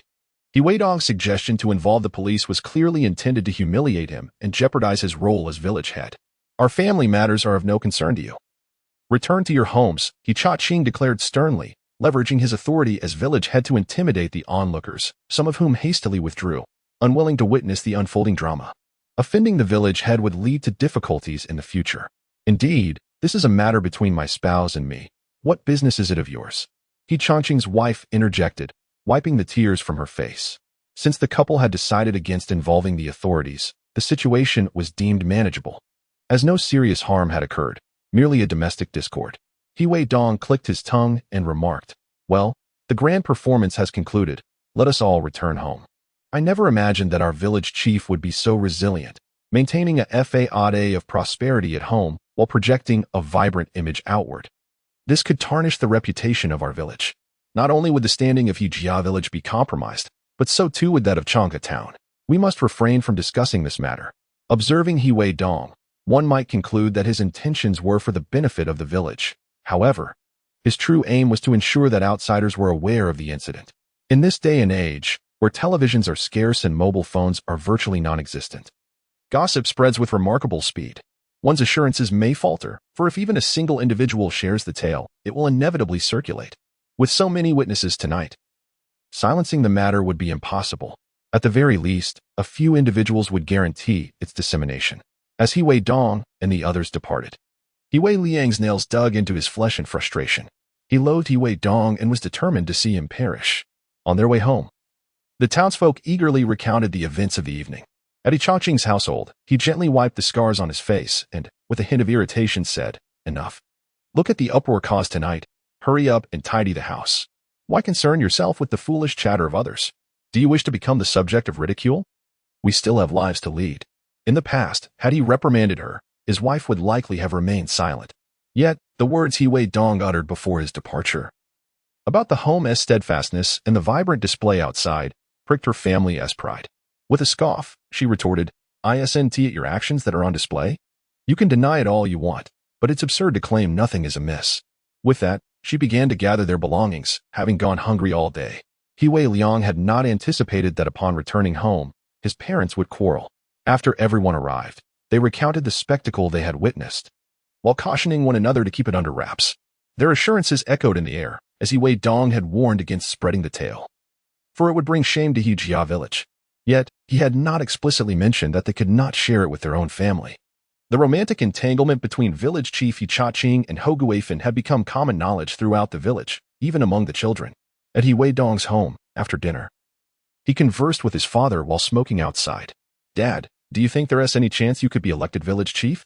Chongqing, squatting nearby, stumbled slightly, the smoke in his mouth thickening. "What are you saying? How could I possibly become the village chief?" Rather than responding directly, he countered, "I ask you, when you previously held the position of accountant, what caused you to relinquish it? Do you still harbor such ambitions?" After a moment's hesitation, Chongqing slowly replied, "Considering tonight's events, will he still be able to serve as village chief next year? It was merely a domestic dispute. It shouldn't have any impact. Their faction is quite formidable and difficult to challenge, unless he commits a crime." "Very well, I will take care of this matter," Weidong observed, recognizing his father's unquenchable pride. Some events had certainly transpired during his tenure as an accountant. Upon hearing these words, Chongqing promptly interjected, "Young man, what are you planning? Do not act recklessly." "Fear not. I assure you, it will not happen," he confidently replied. He was concerned that Chongqing, disregarding all rules, ventured to sell grilled skewers, intending to steal his business and sever his financial prospects. It was never stated that only one person from a village could engage in trade. However, one must not act so brazenly. Word had it that today he was accompanied by his son Wei Liang, along with Guifin's son, Li Yuan. The relationship between his family and the Ho family was fraught with tension. All sharing the surname He, such actions were unacceptable. As the village head, leading a team made it even more inappropriate. Enough of family matters. Focus on business instead. I've heard the village head is also selling skewers today. Understood. While they deliberated these matters at Chongqing's home, he consumed his bowl of rye noodles, gritting his teeth as he muttered, "This situation is undoubtedly the work of that rascal Weidong. I shall not let him escape unscathed." "Father, with so much food left, what shall we do?" Wei Liang, drooling, inquired eagerly. He had longed to eat, but his family was reluctant to part with the food. The money spent on the lamb was substantial, and selling skewers in town had yielded no profit. "What else can we do? Add a bit more salt, marinate some for tomorrow. I will continue to ponder this. I refuse to be defeated." He went to bed without tasting a morsel of meat, merely staring at the ceiling. While he was still lost in dreams the next morning, he was roused to accompany his father to town to sell skewers. Upon serving the first customer, who purchased 2 skewers, Wei Liang bit into the meat only to discover it was not only sour, but overwhelmingly salty. "Sir, this meat is spoiled. I demand a refund." Having just received the money, how could Chongqing consider a refund? "What nonsense are you spouting? Grilled meat tastes like this, surely. You did not brush your teeth this morning, thinking my meat is spoiled." He had never encountered such unreasonable behavior. When the goods were spoiled, he refused to refund. The customer, clearly incensed, seemed ready to retaliate. Though the amount was small, Chongqing initially thought to let it go. However, as he turned to leave, he spat out a mouthful of yellow phlegm and scornfully remarked, "What a pathetic fool. If you cannot afford it, do not speak." Chapter 45. The village head and his son meet their match. Having already endured a frustrating purchasing experience, the customer found the food inedible and sought a refund, yet was denied. Angered, he began to curse himself. As a youth, his temper flared. "Old man, you seek your own demise. You go too far," he exclaimed, rolling up his sleeves and preparing to strike Chongqing. Taken aback by the sudden aggression, Chongqing, already irritable from the previous night, bore a grim expression. Today, he faced an assault. Fueled by rage, he retaliated fiercely. His son, Wei Liang, witnessing the attack on his father, rushed to assist. The surrounding crowd, witnessing the commotion, called for someone to alert the authorities while attempting to intervene. In a fit of rage, Hechaching mistakenly believed that the person intervening was a confederate among his own. He raised his hand and struck the man, causing his face to swell instantly. "You old fool," he fumed. "I came to mediate. Yet you cannot discern right from wrong and dare to lay a hand on me, thinking I am easy to bully." The townsfolk were largely acquainted with one another, and Hechaching's previous arrogance had led them to regard him as a man of ill repute. A legitimate businessman, he was not a state-run restaurant servant, free to abuse customers. He was merely a private vendor. Upon witnessing someone they recognized being assaulted, a few individuals rushed to assist, calling for Hechaching and his son, Weidong. Meanwhile, Li Yuan, who had previously suffered at the hands of Weidong, felt powerless to intervene and chose to cower in the shadows. Despite Hechaching's robust physicality from years of labor, even the fiercest tiger cannot withstand a pack of wolves. In this era, everyone possessed considerable strength, and 3 assailants overwhelmed him. Soon, Hechaching found himself in dire straits, receiving several blows to his abdomen, leaving him breathless and visibly distressed. He lay on the ground, subjected to a barrage of punches and kicks, writhing in agony like a worm. His son, Weidong, did not fare any better, sharing a similar fate. Just the day before, when someone questioned the quality of their goods and demanded a refund, their father had been chased away, admonishing him, "Do you see? This is how business is. Do not fear conflict. These people are feeble and will not harm you." Little did they anticipate that today would culminate in such a brutal beating. "Stop. You'll kill him. Someone has already called the police. We must flee." As the onlookers observed the altercation, they felt a sense of vindication after witnessing the father and son from the countryside, who had been bullying others, receive their comeuppance. However, they knew that death was not the desired outcome. Hearing the cries from the crowd, the assailants ceased their assault, spitting a thick glob of phlegm onto Hechaching's face. One of them spat, "You old wretch, even the mediator gets struck. From now on, watch yourself." With a surge of frustration, he delivered a brutal kick to Hechaching's ribs. Perhaps due to the excruciating pain or a broken rib, Hechaching rolled on the ground, and by unfortunate coincidence, the kick landed between his legs, producing an audible crack. "Let us get out of here," someone urged. "The police will be here soon." The assailants, ready to depart, gazed at Hechaching's stall, their anger flaring anew. Since they had already resorted to violence, it seemed only fitting to wreak further havoc. With a decisive kick, they toppled Hechaching's stall, sending the prepared meat skewers tumbling to the ground. Dissatisfied with the mere destruction, they stamped on the fallen skewers, coating them in dirt. "Run! The police are coming!" cried one of the assailants, and they promptly fled the scene. Upon witnessing the arrival of the police, the onlookers hastily departed, leaving behind Hechaching and his son Weidong sprawled on the ground, alongside Li Yuan, who lurked at a distance, observing the unfolding scene. As the officers exited their vehicle, they inquired about the situation. "What transpired? Who were you in conflict with?" one officer asked, surveying the scattered goods and the filthy meat skewers strewn across the ground. Grimacing in pain, with blood trickling from his mouth, Hechaching pleaded, "Officer, I was assaulted. Apprehend those responsible. Shall we take you to the hospital?" The officer offered. "Yes," Hechaching replied. "Li Yuan, remain here and watch over the stall." Hechaching inwardly cursed the young man for his cowardice, as he had just witnessed the assault on his family without offering assistance. He conveniently forgot his prior arrogance, bullying customers and hurling insults. Moreover, he was already injured while attempting to earn a living. How could he have been involved in a fight? "Very well, village head," one officer said, helping Hechaching to his feet. Pausing, he remarked, "You are the village head, a figure of authority. How could you engage in such a brawl? Which village do you represent? Have your village secretary come to retrieve you." Upon hearing this, Hechaching's expression darkened. The young man had inadvertently revealed his identity. And if the village secretary were to come for him, the disgrace would be public. The entire village would learn of his predicament, and his wife would surely berate him upon his return, leaving him a target for ridicule. How could he possibly continue to serve as village head after such an incident? He was acutely aware that many aspired to his position, yet his family's influence had sustained his leadership over the years. He hastily responded, "Officer, I did not engage in a fight. I was merely attacked. They looked down upon me for being a rural dweller and mocked my loud voice, which incited the altercation." "Is that so?" The seasoned officer remained skeptical of Hechaching's account. "Just because you speak loudly, does that justify an attack?" Surely, it was your words that provoked them. Indeed, Yichaching stammered, somewhat taken aback, yet he persisted in his defense. There must be witnesses who can attest to the truth. I will investigate further. If you continue to speak, I will have no choice but to detain you for 7 days, preventing you from shirking your responsibilities to engage in brawls. The officer retorted with a sarcastic tone. Do not presume to be clever. That young man from your village will soon provide answers. The mention of a 7-day detention sent a chill of dread through He Changqing as he realized the potential financial losses and the damage to his reputation. He was aware that many had witnessed the commotion, and Li Yuan would undoubtedly reveal the truth under police questioning. Desperately, he pleaded, I apologize, officer. The harvest season is upon us. We must gather the rice. Is there any way to avoid detention? Now you seek to avoid consequences? The officer replied, Very well. You will be fined 50 yuan. Rest assured, we will also apprehend those who initiated the violence. Upon hearing of the fine, He Changqing's regret deepened.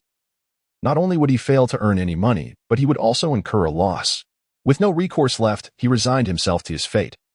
Hoping for leniency regarding the detention, he was unaware that among the onlookers, there were indeed individuals acquainted with He Changqing, being relatives from Hejia village. Naturally, the villagers would be informed. Chapter 46. Rumors about the village head as the police escorted Yi Changqing and his son to the hospital for treatment. He had already set his course towards Hejia village. Upon arriving in the village, he addressed his relatives, stating, There has been an incident in your village.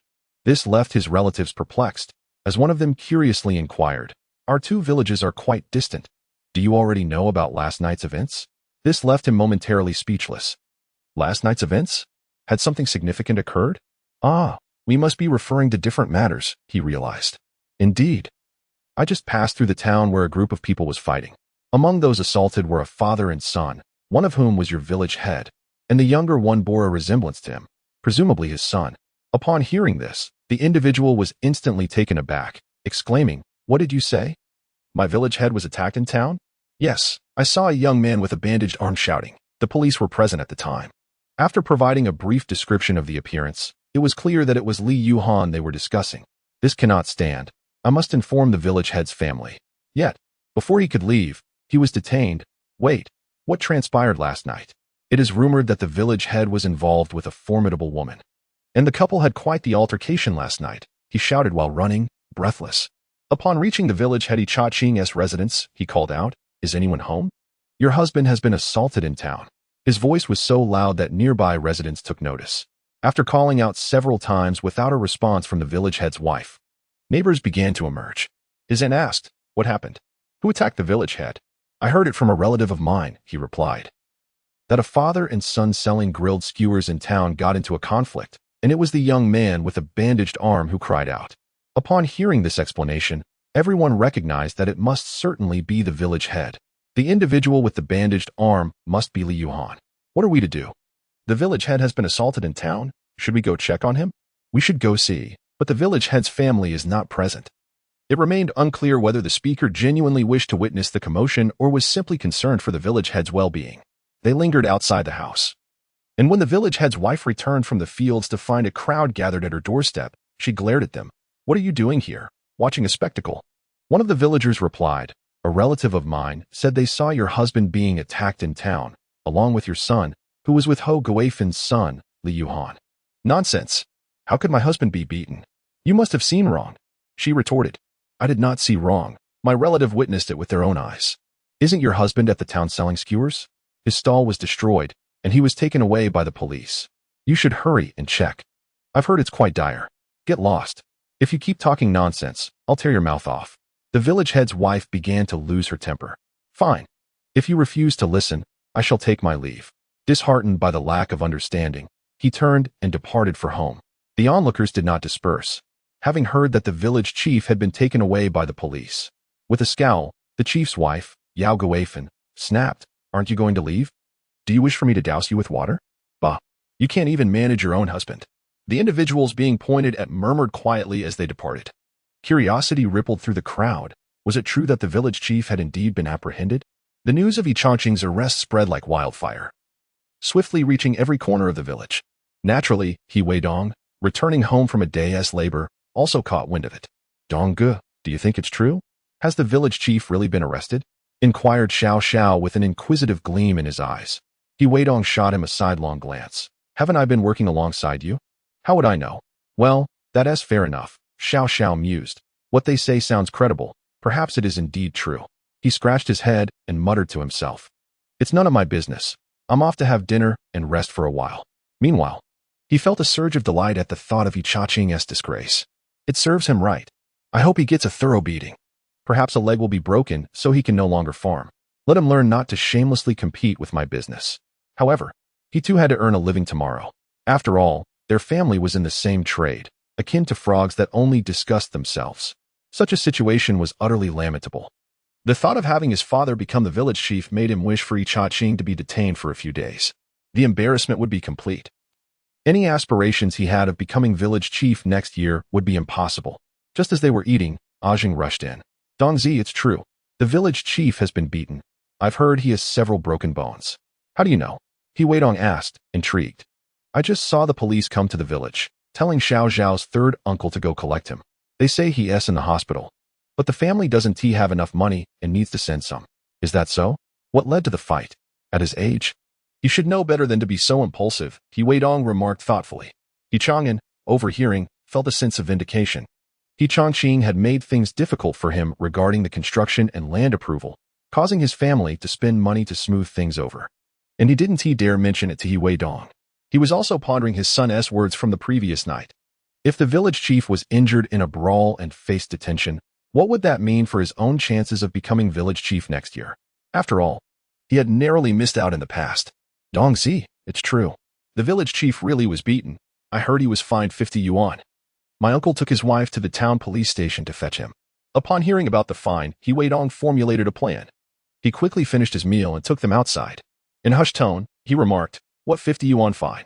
He got beaten because he was conning someone else's wife. Ajing and Xiao Xiao exchanged puzzled glances. What? Didn't you understand what I said? Come here, Weidong whispered into their ears. Suddenly, Xiao Xiao and Ajing grasped the situation and, seizing the opportunity as someone approached, pretended to head to the restroom. A small voice addressed Ajing. Let me tell you. The village chief has been eyeing another man's wife and was chased and beaten up. The police caught him and fined him 50 yuan. He has no money. So he asked the police to notify the village to bring some. Is that true? Ajing feigned ignorance. Of course it's true. I passed by the secretary's house and overheard the police speaking to him. Later, I followed and saw the secretary taking the village chief's wife to the town to meet someone, the small voice explained.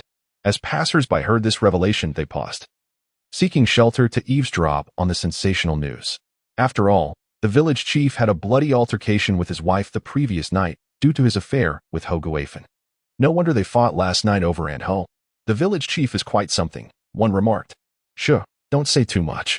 If others find out, it won't end well. Unbeknownst to them, their conversation was already being overheard. Chapter 47, A Shift in Winds. Encountering Yichaqing, the duo adeptly sought out listeners. The individual they had just seen was named He Xiao, a well-known gossip in the village, privy to many secrets, renowned for his loose lips. Many villagers believed what he said.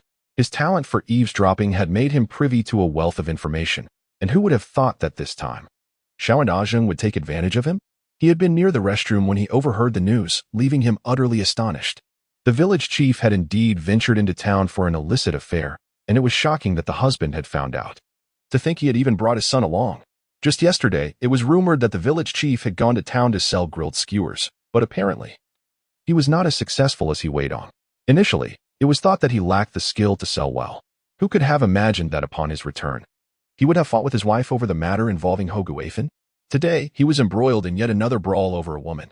This confirmed that last night's events were true, and today's incident was likely genuine as well. This was indeed significant news.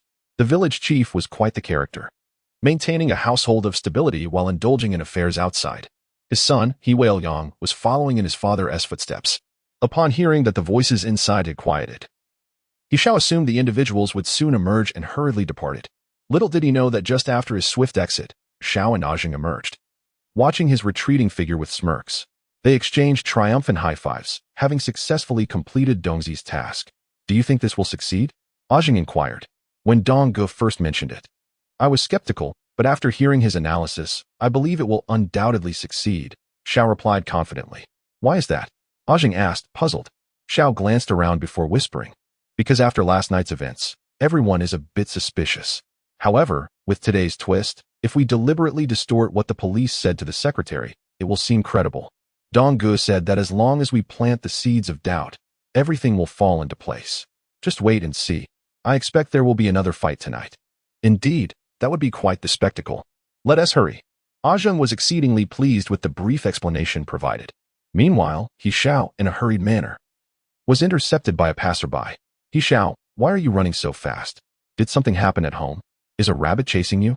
Upon recognizing his close friend, He Xiao paused, catching his breath, and with a hint of irritation remarked, It's you? You scared me to death. What's wrong? Have you committed a crime? To be so fearful of being seen? His friend teased him deliberately. What nonsense are you talking about? I just heard some significant news. You mustn't share it with anyone else, He Xiao said, casting a furtive glance around him. His friend, intrigued, pressed, What is it? Hurry up and tell me. I want to breathe a word to anyone. It concerns our village chief. As He Xiao began to speak, his friend burst into laughter, adding with a knowing smile. He Xiao, are you referring to the incident last night when the village chief had a quarrel with his wife over the matter involving Li Chonggui's wife, Ho Guifan? We are all aware of that.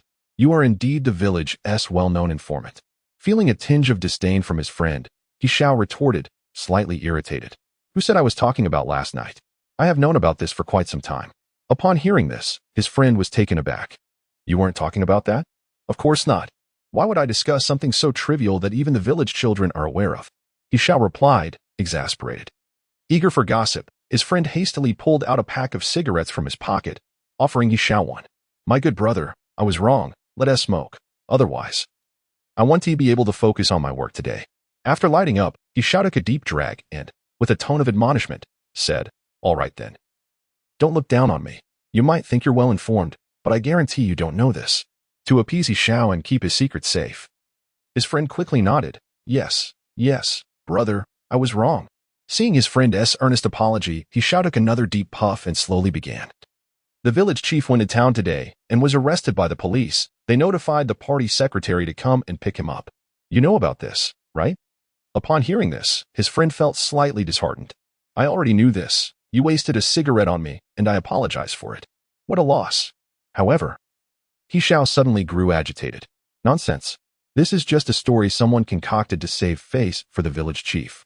The real situation is that someone overheard it from the party secretary's house. Do you want to know? His friend eagerly nodded.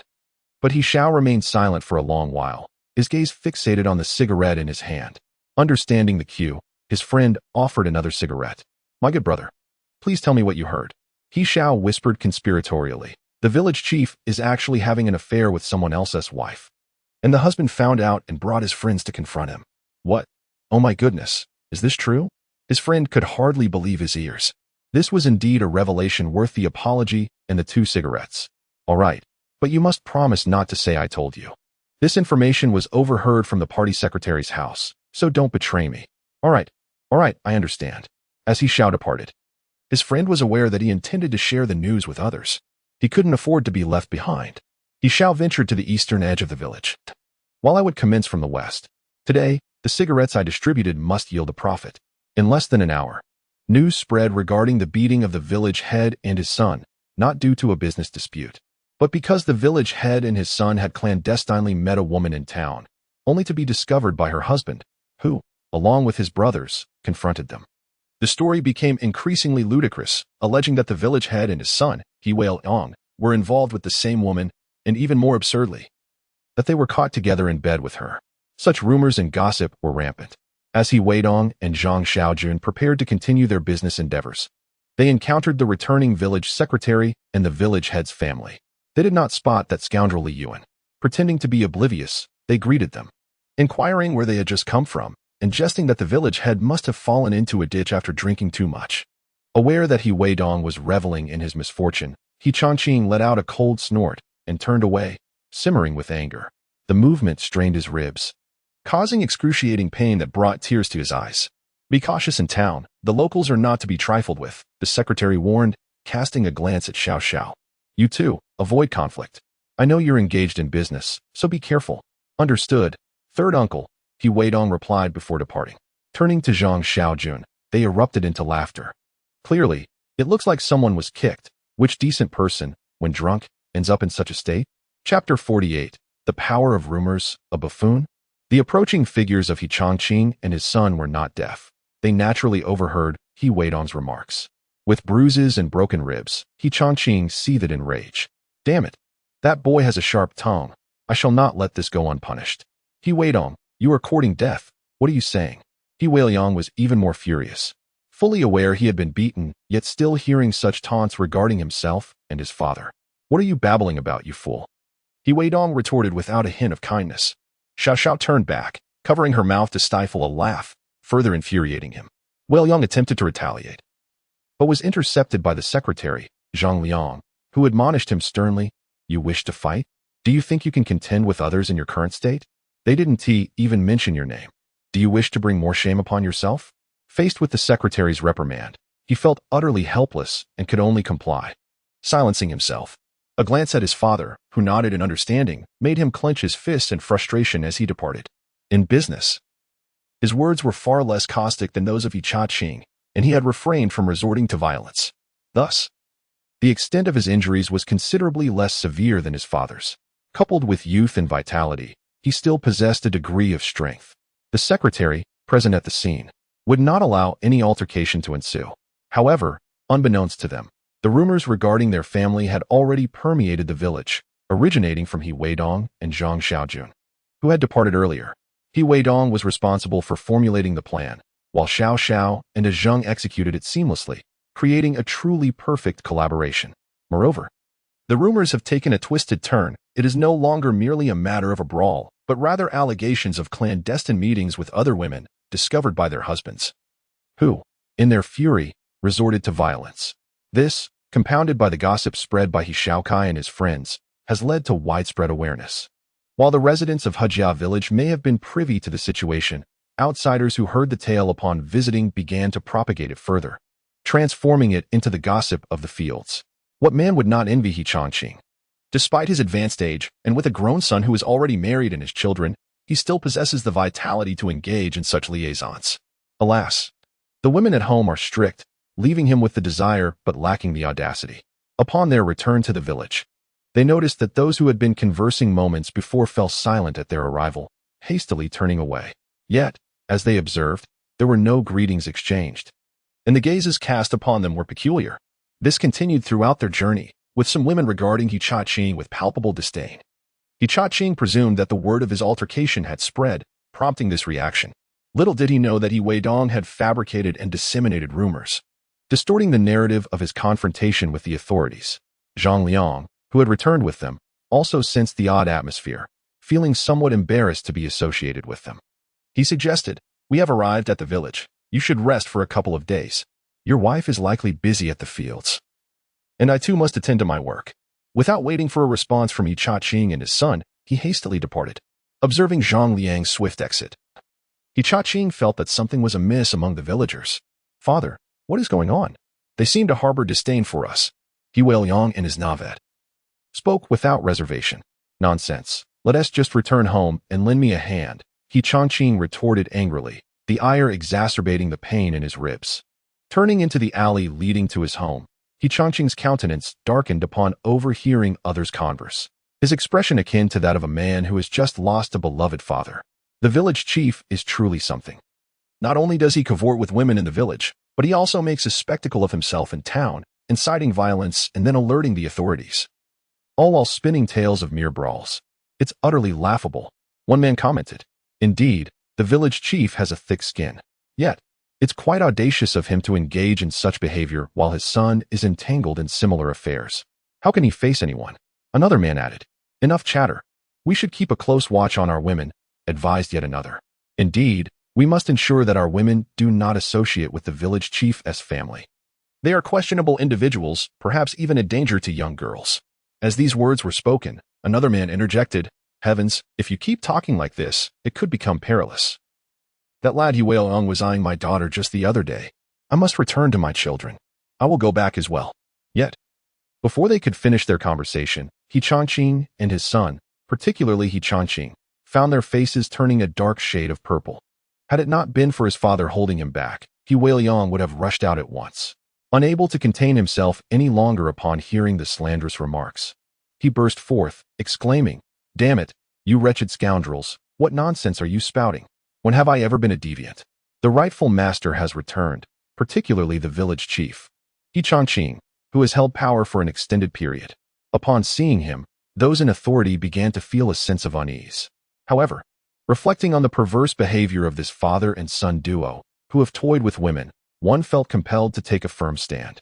They feared that if they did not confront them, these individuals might perceive their reticence as cowardice, leading them to bully the women in their households in their absence.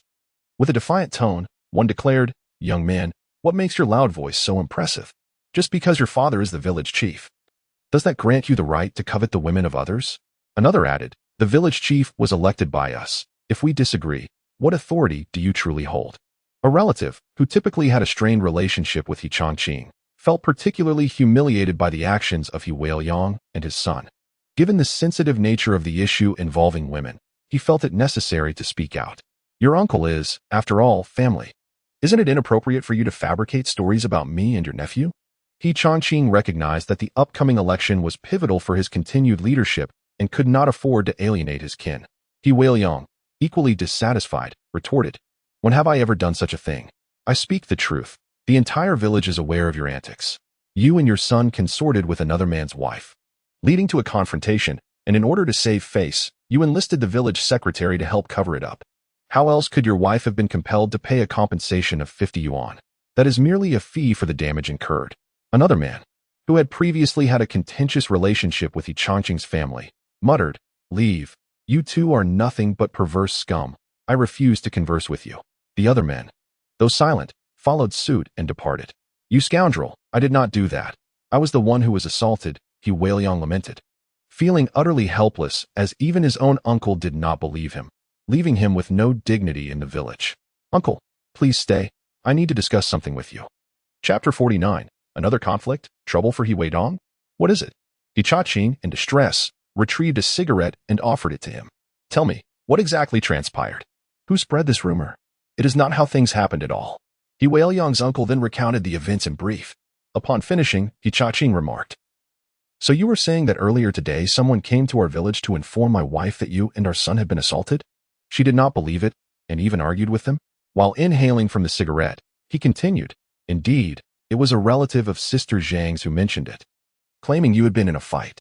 However, after lunch, the narrative changed. I do not know who instigated it, but it seems you requested someone to inform the village secretary, fabricating a lie for the sake of appearances. The truth is that your indiscretions with another man's wife were discovered, which led to the altercation, prompting the police to be involved in forcing your wife to bring money to secure your release." Upon hearing this, He Changqing's previously darkened expression morphed into one of incredulity, his eyelids nearly twitching in disbelief as the veins on his forehead throbbed visibly. Furiously, he exclaimed, "Nonsense. They are fabricating lies. I have not done anything. I was truly assaulted. You are not deceiving me, are you?" "I assure you, I am not," He Changqing replied with certainty. "Then what about the matter with Ho Guifan? Is that not true? The children in the village are all aware of it." "That is false. I do not know which scoundrel spread such rumors," He Changqing retorted, his anger palpable. Casting a glance at the furious He Changqing, he was reluctant to speak further. Were it not for familial ties, he would have turned and left like the others. The women at home would certainly not allow him to associate too closely with He Changqing, fearing he might be led astray and simultaneously attract the attention of that perverse father-son duo.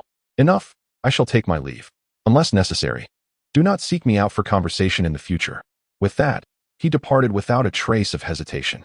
He Weiliang, who had remained silent until now, angrily interjected, "Father, what do you make of this?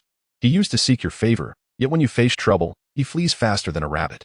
"Let us go home," He Changqing replied, his body in pain, reluctant to linger outside. He Weiliang continued to grumble behind him. Upon reaching home, he spoke up, "Father, this is not right. Is it possible that someone is deliberately tarnishing our reputation?" Hearing his son's words, He Changqing fixed his gaze upon him, thinking, "This foolish boy has shown some insight. If no one was scheming against us, how could the situation have shifted so abruptly?" "Who do you suspect?" "I suspect it is He Weidong," the boy replied. "Previously, Li Yuhan was beaten up, and I do not know by whom. When you confront him, he dares to challenge you publicly. We must have made an enemy for this to happen. Wouldn't you agree? Qing, lost in thought, did not respond immediately. But he too suspected it was indeed He Weidong. Such a despicable act, to concoct such malicious schemes against his own uncle. At my age, to have my reputation sullied. How would I ever carry on? Noticing his father's silence, He Weidong anxiously urged, "Father, please speak. Shall we simply allow ourselves to be bullied? And what do you propose we do?" "Of course, we must explain the truth to everyone," He Weidong blurted out. With a cold laugh, Qing replied, "Do you truly believe anyone would believe us if we spoke out? But we cannot let He Weidong ruin our reputation. You are still the village chief. Could we not have him imprisoned?" He Weidong suggested. Qing shook his head in exasperation. "We lack evidence. We know it is him, yet we are powerless. Father, what if we try this?" He Weidong whispered a nefarious plan into his ear. "Poison? No, that is too malicious and could lead to death." Qing rejected the idea. "But, father, if he sells something that ends up killing someone, would he not face imprisonment?" He Weidong smirked. "If that were discovered, you would be finished. We cannot use rat poison. Perhaps a laxative would suffice, something like croton oil." After a moment of contemplation, Qing decided that seeking vengeance was unavoidable. It was time to thwart He Weidong's schemes and relieve his pent-up anger. "Very well, my son, you may handle this matter. After a few days, otherwise. Others might deduce it was you," suggested Qing. With confidence, He Weidong patted his chest and replied, "Father, who says I must act personally? Who else? Do not forget. Li Yuxia also fell victim to He Weidong's malice. Do you believe he can remain composed? Indeed, you are employing your intellect. Act discreetly and leave no trace. Understand?" "Understood." "Father," He Weidong responded, his spirits lifted, unable to suppress a laugh. Yet, the humor tugged at his wounds, and tears cascaded down his cheeks. Upon returning home early, his mother was greeted by the village's gossip. In the past, she might have dismissed it, but after her altercation with Qing, where he was accused of an affair with Ho Guifan, and his subsequent beating the next day after going to town for skewers, she sensed a conspiracy. How could he suddenly agree to let their son venture to town? With 3 people, a tiger can be conjured, and words can tarnish reputations. The seeds of doubt had already been sown in her heart, leading her to believe her efforts were betrayed.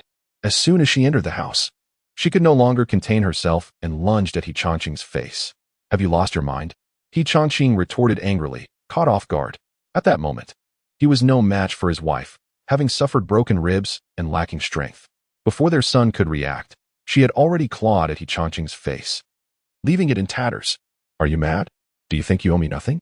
You cavort with other women and drag our son into it," she cried. "Nonsense. I did not. It was all that little scoundrel He Weidong's fabrication against me." Qing defended himself. "You say it's someone else. How can you prove it?" she challenged. Qing, pale, replied, "Though I possess no evidence, I know it was him." "Yes, mother, reflect on this morning. Things were not as they are now. I heard my cousin say the narrative had shifted by afternoon. Someone is certainly scheming against us. We have enmity with He Weidong. It must be his doing." "That rascal is truly vile," He Weidong interjected, attempting to clarify matters for his mother. "Is what you say true?" she asked. "Of course. Consider how many events have transpired in the past few days. Last night, He Weidong even suggested we report it to the authorities, aiming to disgrace father. Think of father's reputation. Without it, how can he serve as village chief next year? If he cannot be village chief, who will regard you as the village chief's wife?" "You make a valid point," she pondered for a moment before nodding. "How can the scoundrel be so malicious? We must retaliate against him and show no mercy. Mother, rest assured, father and I have already devised a plan." "What plan? Speak quickly, and let me know how I can assist." Chapter 50, Retaliation and Matrimony.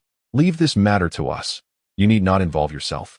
Qing interrupted as He Weidong was about to speak. Wang Ho, feeling uneasy upon hearing this, angrily remarked, "He Weidong is so malevolent. You cannot afford to be soft-hearted." "Fear not. I will not let him off easily," Qing asserted, enduring the pain on his face. "All right, you father and son should be cautious. I will go prepare dinner." While they were plotting against He Weidong, he remained oblivious, having returned from the town with Xiao Xiao after purchasing some items. At home, Xiao Xiao inquired, "Donggu, do you think we have offended Qing and that brat He Weidong? Could they be plotting against us?"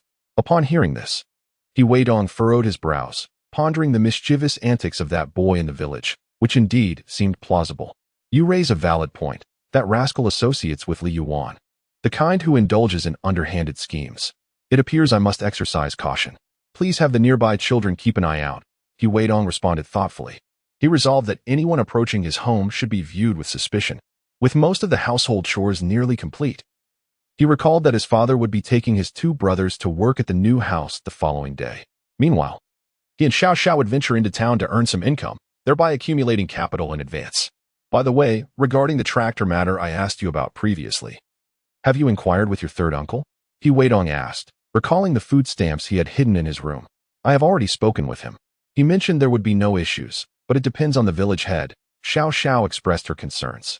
Do not worry. When we parted ways years ago, it was agreed that this was communal property of the village, and as long as we pay, they should not trouble us. After all, our branch is not easily bullied. Weidong reassured her. In the dead of night, as the villagers settled down to rest, Weidong, having suppressed his frustrations all evening, stealthily slipped out of his home. Clutching an object and dragging a bucket behind him, making his way towards Weidong's residence. This commotion startled the village dogs, who began to bark. Unbeknownst to him, Weidong had only just laid down to rest. The sound of barking alerted him to some movement at the door. Who is it? He called out, hastily donning his shoes and stepping outside. He caught a fleeting glimpse of a shadow fleeing, accompanied by a foul stench emanating from the entrance. Unable to discern the identity of the shadowy figure, Weidong's voice had awakened his family, who promptly turned on the lights to investigate. They too noted the unpleasant odor wafting from the doorway. Dongzi, what happened? Who did this? His father inquired. Weidong shook his head, replying, I don't know. When I came out, they had already fled. It was too dark to see who it was. That scoundrel, how malicious. His mother muttered. Never mind. Let us just clean it up, Weidong said casually as he gathered the necessary items to tidy up. He couldn't help but speculate that among those he had offended recently, the village head's family and Li Yuan were likely candidates for this petty revenge. This incident served as a warning to Weidong, highlighting the necessity for vigilance in the future, lest he fall victim to treachery. His family quickly joined him, armed with various tools to assist, and soon the area was cleared. Despite exchanging a few curses, they said little more, as they were all weary from the day's labors. Lamenting the lack of decency demonstrated by the perpetrator, hidden in the shadows, Weidong, upon hearing the scornful remarks from Weidong's family, could not suppress a cold smirk. Filled with exhilaration, I finally exacted a measure of retribution. Yet, this is but the beginning. I am determined to exact a more severe vengeance upon Weidong. He should brace himself. Unbeknownst to him, shadows linger in the night, observing his every move. As I made my way home, a voice erupted from the darkness. Who goes there? It was Weidong, startling Weidong into a frenzied escape. Akin to a frightened hare, heedless of the path beneath him. With a sudden thud, he stumbled into a pit latrine, thoroughly disheveled. Hearing the muffled splash, Weidong deduced it was his brother who had fallen. Rather than investigate, he dismissed the incident with indifference, allowing his sibling to suffer a bit. After all, he had initiated this mischief, so he should not complain. Tomorrow, he planned to procure some black dog-s blood from town to deliver to the village chief as a means of revenge. Turning back, he retired for the night. Meanwhile, Weidong struggled within the latrine, mistakenly believing he had been discovered. Time passed without anyone coming to his aid, revealing his overestimation of the situation. Finally managing to rise, he trudged home, reeking and disheveled. Just as he sneaked into the house, he unexpectedly encountered his father, who was up for a midnight visit to the bathroom. Noticing his son's damp and foul-smelling state, Chongqing frowned and inquired, Where have you been? Fell into the latrine. After a brief recount of the events, Chongqing scolded him for his carelessness and urged him to clean up, dismissing him thereafter. As Weidong scrubbed himself late into the night, he cursed Weidong vehemently. At that moment, Weidong, lying in bed, was besieged by a series of sneezes, a clear indication that his brother was cursing him. The following morning, he took Xiao Xiao to town, recounting the previous night's escapade. Upon hearing the tale, Xiao Xiao exclaimed, That scoundrel is truly despicable.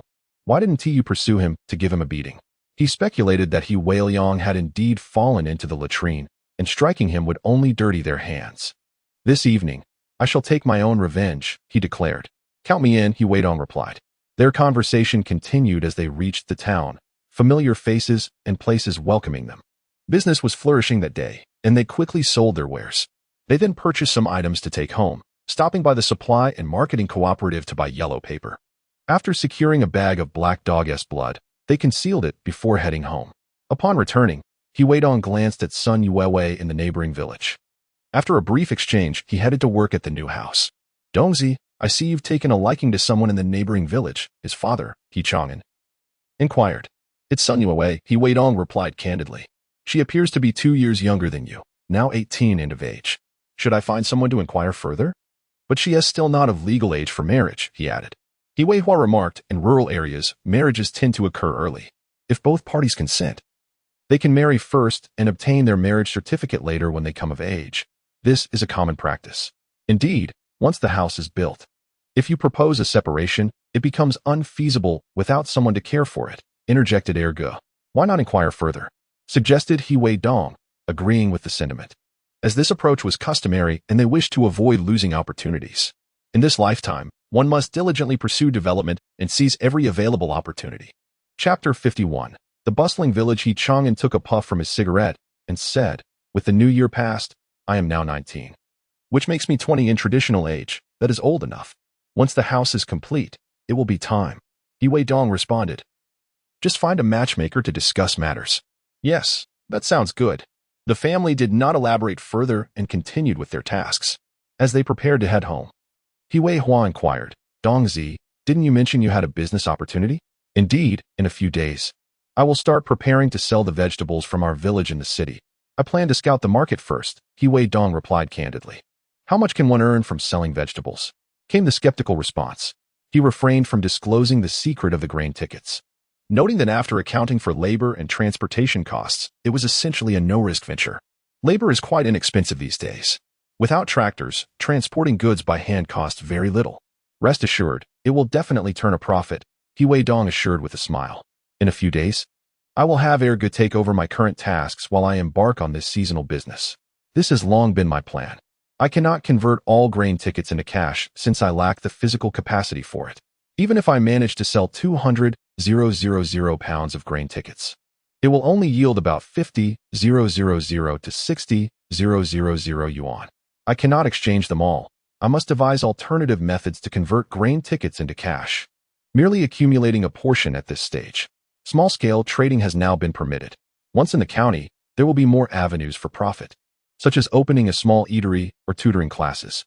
However, due to the house construction, my initial capital is limited. I am currently brainstorming ways to generate income, as acquiring initial capital is the most challenging part. Once I have some spare funds, I can invest significantly.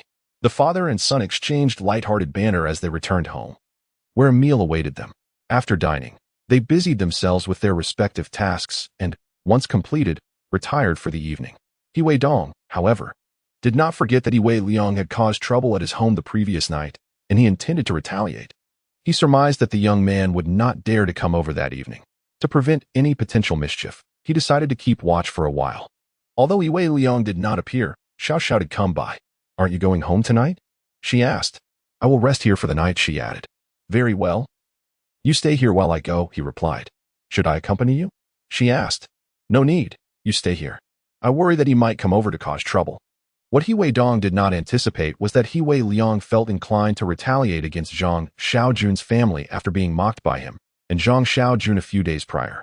He had narrowly avoided being discovered in his revenge against Weidong the previous night and had resolved to take his revenge on Zhang Xiaojun's household today. When Weidong arrived, he had just returned from committing a shameful act. Without uttering a word, he directly splashed black dog blood onto Wei Liang's front door. He also scattered yellow paper money in the yard and at the entrance before swiftly retreating. Upon his return, Xiao Xiao inquired if the deed was accomplished. Yes. That brat didn't he come over, did he? Weidong asked. No, he probably fears being discovered, replied Xiao Xiao. All right then, let us get some rest. Weidong said as he ushered him inside. In the early hours of the morning, Wang Hohat, He Changqing's wife, rose to use the restroom without turning on the flashlight. Thus, she failed to notice the yellow paper money scattered in the yard. Instead, she caught a whiff of a foul stench.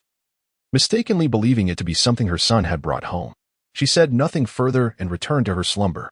The following dawn, as Weidong and Xiao Xiao exchanged jovial tales on the road, villagers began to awaken and rushed to the scene of the commotion. Zhang Xiao's mother, upon discovering excrement splashed at her doorstep, began to clean up while vociferously cursing. Soon after, the village chief's wife, Wang Hohot, joined in the denunciation.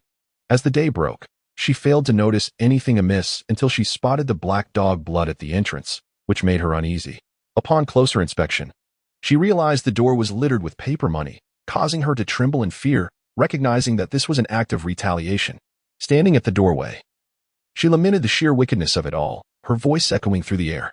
Qing, nursing his injuries in bed, rose to inspect the yard. Observing the black dog blood on the door, he questioned his son, Weidong. Did you conduct your affairs in a way that led to discovery? Surely not. Weidong could not assure him of that.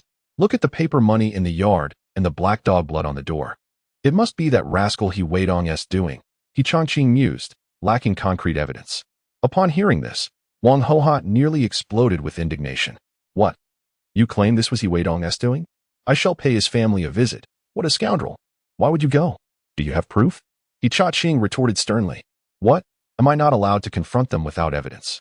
Look at what they've done to us. Wang Hohot protested. Enough. One must possess evidence when taking action, otherwise one risks inviting scorn. Just the other day, their family was also targeted with excrement, and the entire village is aware. If you go to stir up trouble, others will deduce that it was your son who instigated this. See how the Zhang family is already enraged.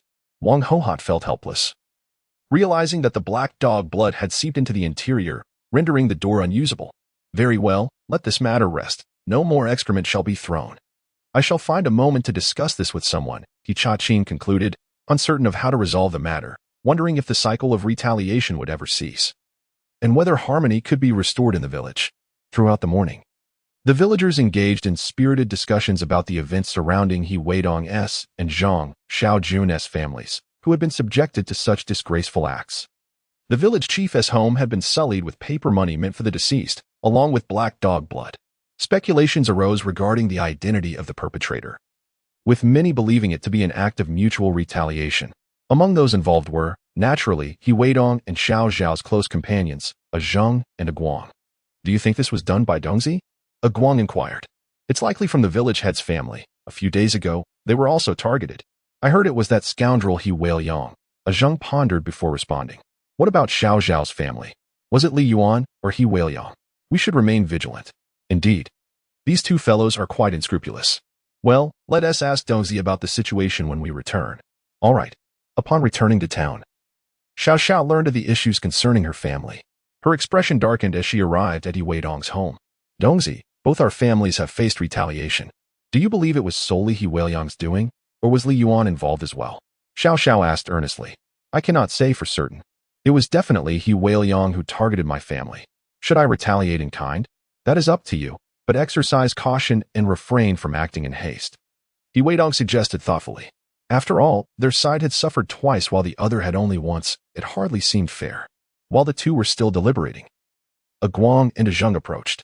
Dongzi, you're home. We need to discuss something with you. What is the matter? Weidong looked up at them. Today, both the village head's family and Xiao Zhao's family were targeted. I suspect it was Weidong, but you were involved in the village head's incident, weren't you? A Guang whispered. What are you implying? Weidong countered without directly answering. I think we should be on high alert. Our family might also be attacked, a Zheng interjected. Sensing a Guang's hesitance to speak, Weidong nodded. Yes, we should indeed be cautious, but rest assured, I will keep a watchful eye. Should we consider teaching that Weidong a lesson privately? A Guang proposed. Shaking his head, Weidong replied, for now, that isn't necessary. Acting out in response to this conflict would be too conspicuous. However, we cannot let this scoundrel off easily. He was the one who sullied my home with excrement. Last time, when I confronted him, he was so frightened that he fell into the toilet. Really? Is that true? The two asked, somewhat incredulous. Of course, it's true. Now, let us just be cautious. I anticipate the village head will send word soon. Xiao, irritated, retorted, but we can't let this slide. I still have my grievances to settle. We are still young and have plenty of opportunities ahead. For now, let us focus on earning some money. In a few days, you should join me in a business venture. We can gather sweet potatoes and potatoes. By the way, we also need to start preparing for the Chaihu. Chaihu. Now you've got a Guang and a Zheng puzzled, asking, what is its purpose? I discussed this with Xiao. It can also be profitable. though I haven't found a clear path yet. Whenever you have spare time, go gather some from the mountains, wash and dry them. Once we have enough, I'll seek out someone at the county hospital. After all, labor isn't highly valued right now. There's no guarantee that it will be profitable. All right. Suddenly, with two money-making opportunities laid out before them, a Guang and a Zheng envied Xiao Xiao, who could earn alongside Weidong. Earning 2 coins a day was better than what their families could make. Who prompted Weidong to speak first? The two did not follow, and regret was futile. Last time, there was a discussion about making money together. Xiao Xiao was the first to agree, thus reaping the initial benefits. These two brothers wished to join in. And naturally, I would lead them to prosperity, for we are all good brothers. In this lifetime, apart from earning for oneself and improving the lives of one's family. Those who were good brothers in previous lives should be taken along, provided they are willing to work hard. By the way, we need something thicker. At least the width of a thumb, and it must be cleaned and dried thoroughly, otherwise, it is prone to mold. Additionally, you all should practice your skills. After the new year, I will take you out. Do not inquire about the specifics. Suddenly, I recalled that years ago, there was a brief trend for woolen sweaters in this area. It was after my own success that I learned from someone in the county. He had capitalized on the trend by procuring a batch of woolen sweaters in the south around March or April for less than 8 yuan each and selling them for 20, thus earning back his investment. At that time, I was at the wholesale market in Yanqing, while others went in March or April. I only went around February after the new year. It was wise to seize the opportunity early and cultivate friendships. In those days, southern imports like radios, electronic watches, and old black and white televisions were profitable. The difficulty of transport to inland provinces made it a challenge. It was only shortly after the reform, and people were not yet bold enough, missing out on numerous lucrative opportunities. However, Weidong, with foresight spanning decades ahead, would certainly not let such chances slip away, especially for the swiftly profitable woolen sweaters. Yet, lacking a large vehicle, I needed to seek connections in the county and have my young companions prepare in advance. What could items require a fight? The three looked at Weidong in confusion. Do you think the outside world is that safe? There are many road bullies. Without good skills, one's life is at stake. All right, follow my instructions. We have a few months to prepare. Weidong did not intend to elaborate further. By the way, with the village chief involved in such a scandal, do you think he can remain in office? You should return home and discuss this with your elders and family members. Understood, don't worry. They assisted for a while before departing. The elder brother and his companions returned. Weidong spoke. Father, have we gathered most of the materials? Can we invite someone over? Yes. I will find someone to check the dates and see when it is suitable to start, Chang'an replied while puffing on a dry cigarette. That means there is no work for now. Second brother, join me tomorrow. I will assign this task to you, and you can earn a little money. Weidong said to his second brother. This made his sister-in-law envious, and she quickly signaled to her husband, wanting to express her own capabilities. During this time, she was aware that Weidong had been making a substantial profit. However, Weidong had already shared his plans with him and assigned other matters, which he chose to ignore. Noticing the displeasure on his elder sister-in-law's face, Weidong remarked, Sister-in-law, this endeavor is ultimately a minor venture. As the second brother has already mentioned, I have other matters to attend to, but rest assured, elder brother will join us later. It is also a profitable undertaking. Upon hearing Weidong's words, her mood lifted slightly. The atmosphere during dinner was somewhat awkward. However, Weidong remained unfazed. After all, earning money was a skill, and both the palm and the back of his hand were flesh. Furthermore, he had the liberty to teach his craft to whomever he pleased. So what objection could there be? The following morning, he took Xiao Xiao and the second brother to sell skewers. On the way, Weidong said, Second brother, in business, it is essential to maintain a pleasant demeanor to attract wealth. There are hardly any troubles in the town now. If a product is defective and a customer complains, simply exchange it amicably. I heard that the village chief was beaten because of his rude words and baseless accusations. Oh, it said he was beaten for having his eye on another man's wife? Weiping asked, perplexed. Perhaps. Just follow me and learn well for a couple of days, Weidong replied casually. Xiao Xiao was filled with confusion. If Weipeng accompanied them, would she still be able to earn her $2 for the day? Bringing home $2 would make her feel like a true benefactor. Working early and returning late, her parents would not scold her. This venture is currently modest. Forget what I told you.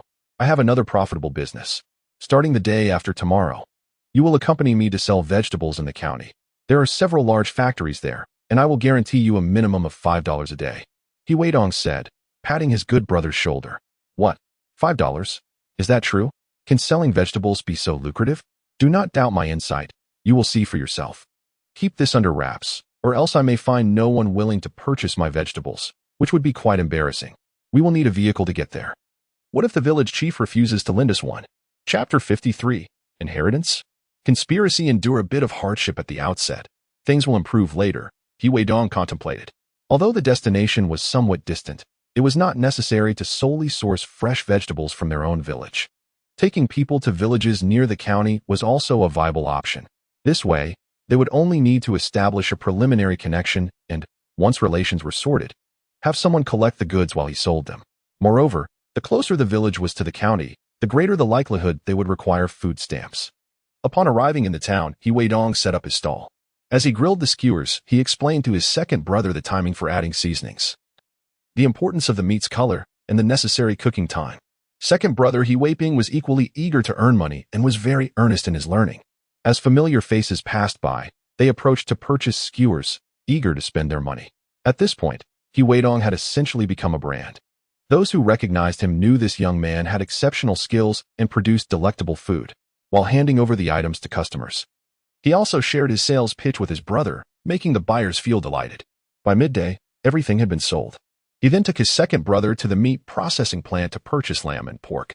Before departing, I purchased 2 packs of cigarettes, which I then opened and distributed to the director of the meat processing plant. After all, my ability to procure goods relies heavily on relationships and financial means. I casually introduced my second brother to him, indicating that in the future, should I lack the time to visit, my brother would take my place. The director was pleased upon meeting him, and, after accepting the cigarettes, assured me that whenever Weiping came by, he would be able to obtain meat as well. Once everything was settled, we returned to the village, resolving to make another trip tomorrow with my brother. After becoming familiar with the process, I would no longer need to go myself. Later that evening, I guided my brother in practicing, and after 2 more rounds of rehearsal, we were nearly ready. Upon returning home, I visited Xiaoxiao's house and asked him to summon Agwang and Ajeng. I shared my plan with them, explaining that I intended to trade vegetables in the county town during the autumn harvest when produce was abundant. I promised each of them 5 yuan for the day. Only Xiaoxiao had heard of this previously, and upon hearing that I would pay 5 yuan a day, Agwang and Ajeng were astonished, nearly drooling at the prospect. They incredulously asked, Dongzi, you can't be serious. 5 yuan a day is far too generous. My family struggles to earn even 1 yuan a day. It would be more reasonable to pay us 2 yuan like Xiaoxiao. I reassured them, no, this work is quite demanding. Just follow my lead and refrain from asking too many questions. You will understand in due course. After all, earning 5 yuan a day would require a substantial amount of local grain coupons, around 25 jin. However, since I possessed a considerable number of grain coupons, this venture was essentially without cost to me. Converting them into cash was the key strategy. Dongzi, how do you plan to execute this? I explained, I am aware that many people need grain coupons, and I intend to acquire them at a low price. Then, I will exchange these coupons for vegetables in the village, where they struggle to sell their produce. By trading low-cost grain coupons for vegetables and selling them in the city without needing industrial tickets, I believe city dwellers will surely come to purchase them. Weidong smiled as he articulated his plan, though he did not clarify all the details, especially regarding the grain coupons, which I had obtained without expenditure rather than through low-cost acquisition. Selling even a single jin would yield profit. What should we do then? I instructed, you should first borrow a bicycle. I will buy one tomorrow. We will establish ourselves near the county town to gather vegetables and generate income. However, I must emphasize that this money cannot be paid out in cash every day due to significant expenses. We had grown up together as brothers, and they naturally would not default on their word. Rest assured, Dongzi, since we are following you, we will diligently learn, trusting that Weidong would not deceive them. They agreed to join. All right, let us meet the day after tomorrow and set off together. After giving my reminders, I returned home. Once I had left, Ajeng pondered aloud. Do you think that when we leave, Weidong will come looking for trouble? Agwang responded, probably. The village head didn't mention anything today, which seems different from what Dongzi indicated. Before leaving, we should give that brat a good beating to prevent him from causing any trouble, ensuring our departure is more secure, suggested Xiaoxiao. Agreed. Both Ajeng and Agwang concurred. By the way, what about the chai hu that Dongzi mentioned? Since he didn't bring it up, we can postpone that. We can fetch it after selling the vegetables. After all, it grows in the mountains, and no one is digging it up, earning only 5 yuan a day, Guang remarked, his eyes glinting with enthusiasm. That works. Dongzi said he is eager about collecting the vegetables, so we can borrow a vehicle tomorrow, Ajing decisively stated. Upon returning home, Weidong briefly outlined his plans to his father. After listening, his father slowly spoke. The distance to the county town is quite far, and you cannot return daily. Living outside incurs significant expenses. Renting a small house in the countryside shouldn't be an issue. It's only for about a month. I will leave the stall affairs to your second brother and sister-in-law while I scout the city. Master, there are more exciting chapters ahead. Please click the next page to continue reading, proclaimed the narrative. Upon securing the business, Weidong's second brother and his family were naturally elated. Although his sister-in-law was less so, Weidong chose not to elaborate further, acknowledging that success in any endeavor cannot be achieved overnight and requires gradual progress. The hometown holds potential for future profit, and there are additional plans in store, ensuring that the elder brother and sister-in-law remain occupied with profitable ventures. Meanwhile, at the home of village chief Yichaching, the atmosphere differed. After a few days of rest, Weidong resumed his restlessness, lingering in his room with the Yuan. Engrossed in conversation. By the way, your sister is about to get married, right? Has she discussed her job at the town's general store with you? Weidong inquired. No. She said she would find me a better position in the factory later, he replied. How much bride price did your brother-in-law Sun Fu give your sister? Weidong felt that Weidong must be earning well, considering he always returned with ample gifts. The village children were often treated to candies from his family. Otherwise, how could those children spread so many rumors? My mother said she would send 800 yuan tomorrow. I want her to buy me a bicycle. Unfortunately, I lack the industrial ticket and still need to buy one. He added, make sure to lend me the bicycle once you get it. Rest assured. Once the bicycle is purchased, I will go to the neighboring village to ask Sun Yue for a match. Weidong's family, with their meager status, dare not compete with me. Li Yuan's eyes gleamed with avarice. It seems they are not so poor anymore. Selling skewers is quite lucrative. Chapter 54. Success achieved. Li Yuxia seeks revenge on Weidong. Hearing Weidong's words, Li Yuan's mood soured once more. After some contemplation, he remarked, earning money? My sister knows people. We can have someone from the town's business and health department shut down his stall, putting him in his place. Goodness, that's a splendid idea. I cannot bear to see Weidong prosper. You must act swiftly, he urged, pushing Li Yuan outside. Li Yuan hurriedly exclaimed, do not be anxious, rest assured. My sister will return tonight to deliver the betrothal gifts. When the time comes, I shall inform her that Weidong has wronged me, and she will undoubtedly take action. This was the best course of action. Quickly return to welcome your sister and brother-in-law. Weidong, eager for retribution, could hardly bear to wait a moment longer. After being urged, Li Yuan felt it inappropriate to linger and promptly headed back to greet his sister. Weidong was beside himself with excitement. Father, I have splendid news. He shouted as he dashed to his father's side. What is all this commotion about? His father inquired. I have devised a method to deal with Weidong. Weidong replied eagerly, and it is entirely lawful, utilizing public resources to settle the score. Upon hearing this, Chongqing's eyes sparkled with interest, as if his side pain had vanished. Are you speaking the truth? After listening to his son's plan, he nodded in satisfaction. Excellent. Watching this young man profit has been unbearable. Who would have thought there was such a solution?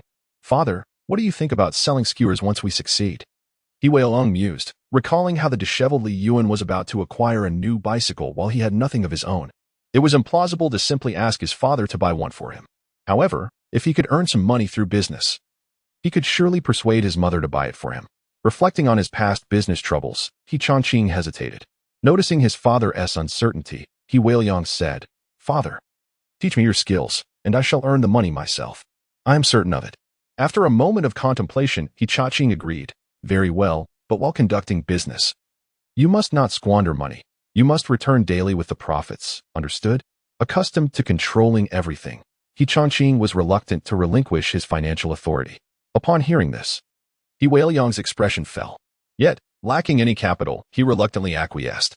Do not worry, father. I will certainly bring back the money earned each day. He thought to himself. You know how much I earn daily. I will surely set aside some for myself. At the Li Chongwei household, today, The daughter returned with her husband to present the betrothal gifts amounting to 800 yuan. Li Yuan deliberately adorned herself in a woeful manner as she greeted her sister and brother-in-law at the door. Upon Sun Fu handing over the 800 yuan to Ho Guifan, her face lit up with joy. It had been a long time since she had seen such a substantial amount of money.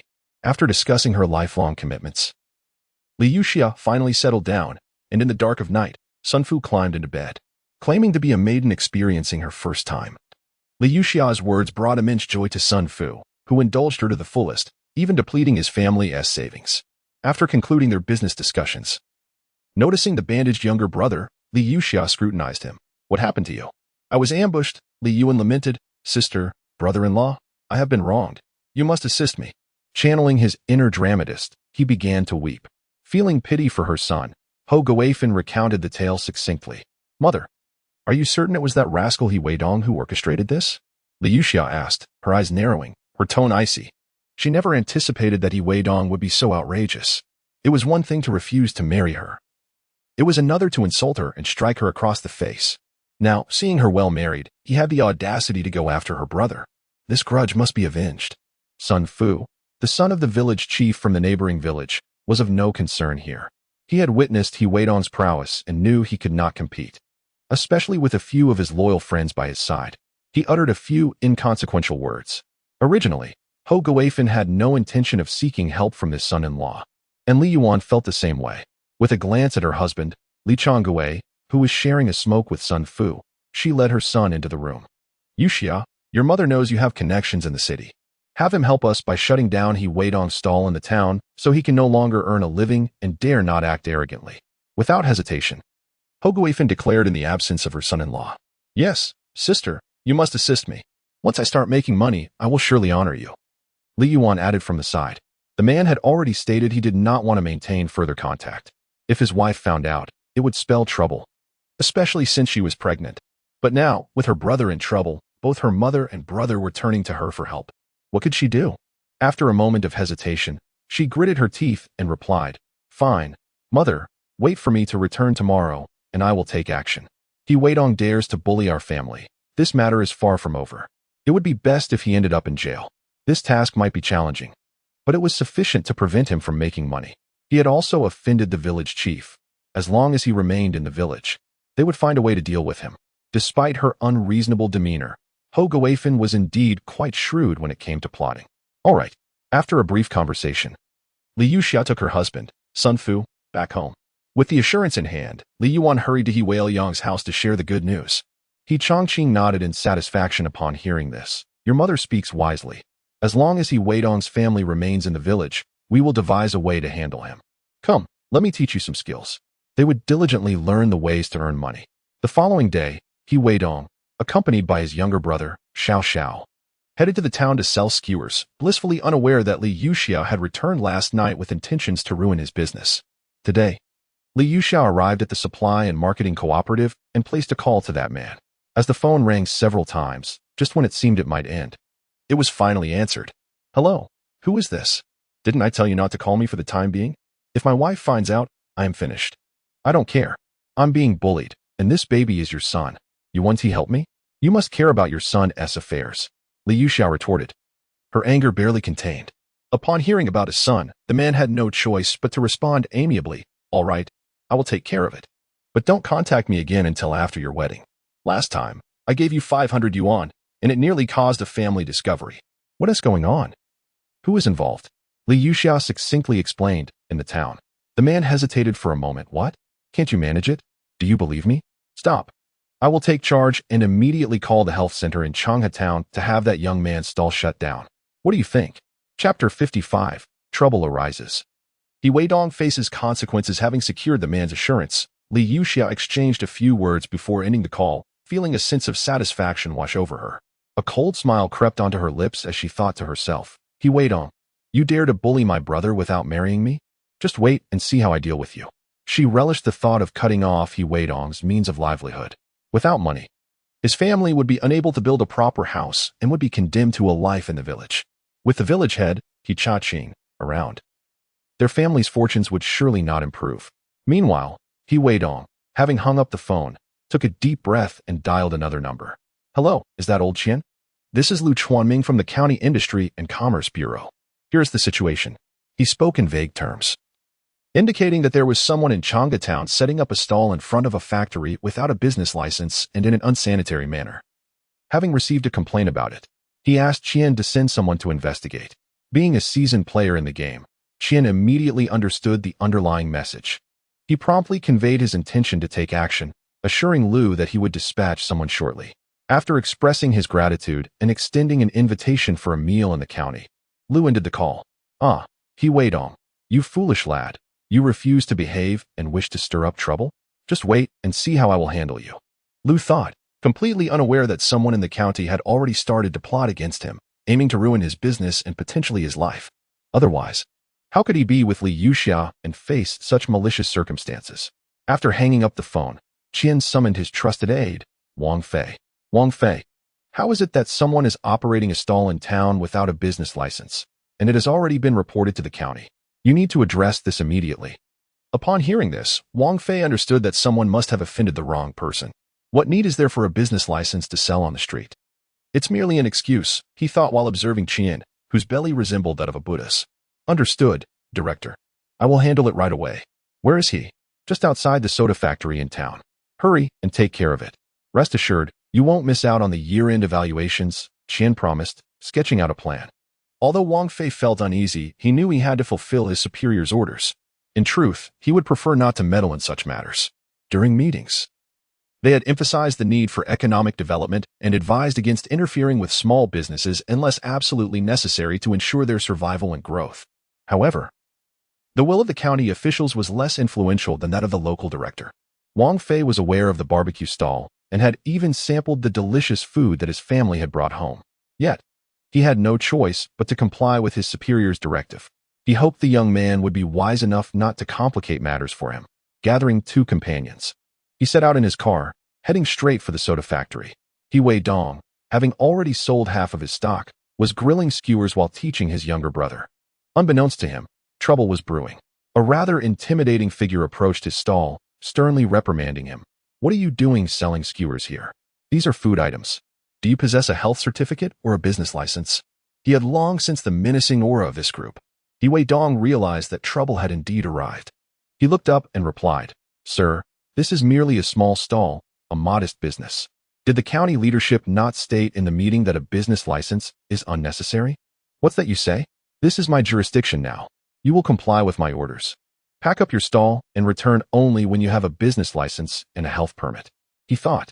As long as this young man sought to obtain a business license, he could create difficulties for him, ensuring that he would not be granted one. Thus, he could fulfill the task assigned by his superiors. The surrounding workers, having overheard the exchange, began to voice their support for Weidong. However, the man remained unyielding, sternly threatening those around him. They understood that their involvement could jeopardize their own jobs, causing them to quickly fall silent. Hurry up, pack your things. Otherwise, I will confiscate them, he insisted. No matter how Weidong pleaded, the men remained steadfast, refusing to allow him to continue operating his stall. Weidong's brother, Weipeng, felt a deep sense of anguish. Had they lost this business opportunity as well? After all, those in authority represented the state. Resigned, Weidong began to gather his belongings, preparing to relocate. Yet the man seemed to anticipate his thoughts, adding, Do not even think about it. Until you obtain your business license, you are not permitted to set up shop anywhere in Changatown. If you defy this, I will have the police arrest you and impose a fine. Who is this person, speaking so boldly as to direct our police work? One might mistake you for our station chief, a voice interjected. The speaker was Zhang Ming, the officer who had previously handled Weidong's report. Sir, you're here. Please. Have a taste. Weidong offered him the grilled skewers that had not been sold. No, we are officials. How could we accept food from the public?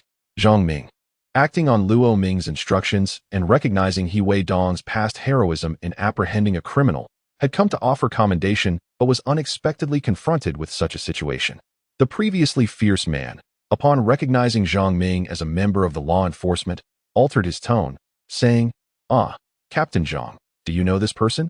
Someone has reported him to the county, and we received a notification to inquire if a business license is necessary. Seeing his nonsensical assertions, the onlookers scoffed. But they were powerless against his obstinacy. Casting a glance at him, Zhang Ming inquired, "Is this the case, Director Wang?" "I recall that his brother-in-law seemingly lacks a business license.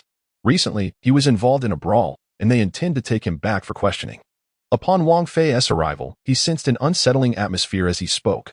Under normal circumstances, no one would report such matters here. So how could Zhang Ming possibly show up? It would be unwise to embarrass his subordinates, so he mustered his resolve and said, "Indeed. A report has been made regarding unlicensed operations.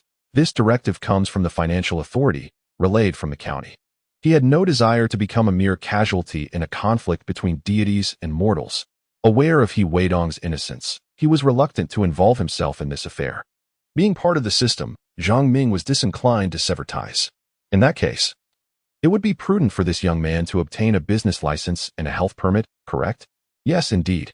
Very well, if there are no further issues. You may take your leave. I have matters to discuss with him. Zhang Ming waved his hand dismissively, having ascertained his impending promotion to deputy director. Wielding authority over enforcement agencies, and therefore not concerning himself with a mere few industry and commerce officials, especially with influential backing. Chapter 56. Severing Weidong's retreat and seeking countermeasures. Wang Fei and his companions, upon hearing Zhang Ming's words, said little and departed. Before leaving, they remarked to Zhang Ming, "This fellow seems to have crossed someone." It was a directive from a leader in the county. Acknowledging Zhang Ming's intelligence, they understood the implication of their words, that even if he were to procure a business license, it might not be granted. "Thank you. I shall treat you to a meal when time permits." Zhang Ming nodded lightly, recognizing that there was no animosity between them. And since they were extending a gesture of goodwill, he would reciprocate. Once they had left, Zhang Ming turned to Weidong and stated, "Your commendation for bravery has been issued. Chao Wang is doomed this time. He faces the death penalty." "Chao Wang? Is that the one you reported? The scar-faced individual?" "His subordinates have also received sentences ranging from 3 to 5 years. Zhang Ming spoke softly. "So, his name is Chao Wang, having committed numerous heinous acts. His demise is just, sparing the village from further harm." Weidong smiled, thoroughly pleased with this outcome, and contemplated who might have reported him. In a hushed tone, he inquired, "Leader, do you know who reported me? Even if I were to apply for a business license, I doubt it would be granted." Zhang Ming squinted, scrutinizing Weidong before thinking to himself, "This fellow is indeed astute. He perceives the situation clearly." He shook his head slightly. "I do not know the specifics, only that it originated from the county. This matter likely contradicts the county chief's directives, suggesting you may have offended someone in the county." Without waiting for Weidong to respond, he continued, "Here is your certificate and a monetary reward of 500 yuan, all for you." He passed the money and the certificate to Weidong. "Thank you, leader. I am truly grateful." "Very well, take your belongings and return. It seems you can no longer continue your business in the town. I regret that I cannot assist further. The director requested I look after you, but this matter lies beyond my jurisdiction." Zhang Ming waved his hand and departed with his entourage. "Come, let us gather our things and return," Weidong said, turning to his brother and younger companion as they left. "Dongzi, are we unable to conduct business without that business license? I see others operating without one." Weiping asked reluctantly. "Second brother, let us go. We've offended someone. We'll think of a solution once we return." After a brief explanation, Weidong unhesitatingly gathered his belongings and headed back. Along the way, he pondered who he had offended. He had heard it was someone's report that prompted the county officials to intervene. "Donggu, what should we do?" Xiao Xiao also wore a dejected expression. "There must be another way. Let us go." Upon returning, he rushed to assist at the new house. When Chang'an saw his two sons return, he sensed something was amiss. Seizing a moment of respite, he approached to inquire about the situation. Weidong succinctly recounted the events without withholding any details. Drawing on his dry tobacco, Chang'an remarked, "You must have crossed paths with the village chief. He lacks the influence to report you to the county." "Dad, don't overthink it. Tomorrow, I'll take Chaihu to the county to inquire about the situation," Weidong replied, wishing to alleviate his father's concerns, especially since their house was still under construction and needed funds. If they built just one story, they would have enough money now. However, Weidong aspired to construct 2 stories at once, ensuring they wouldn't need to build again for the next 20 years. The struggle to earn money was a significant challenge for rural men who toiled in the fields, which weighed heavily on him. As the sun began to set, Xiao Xiao and a few others approached. "Dongzi, I just saw Li Yuan.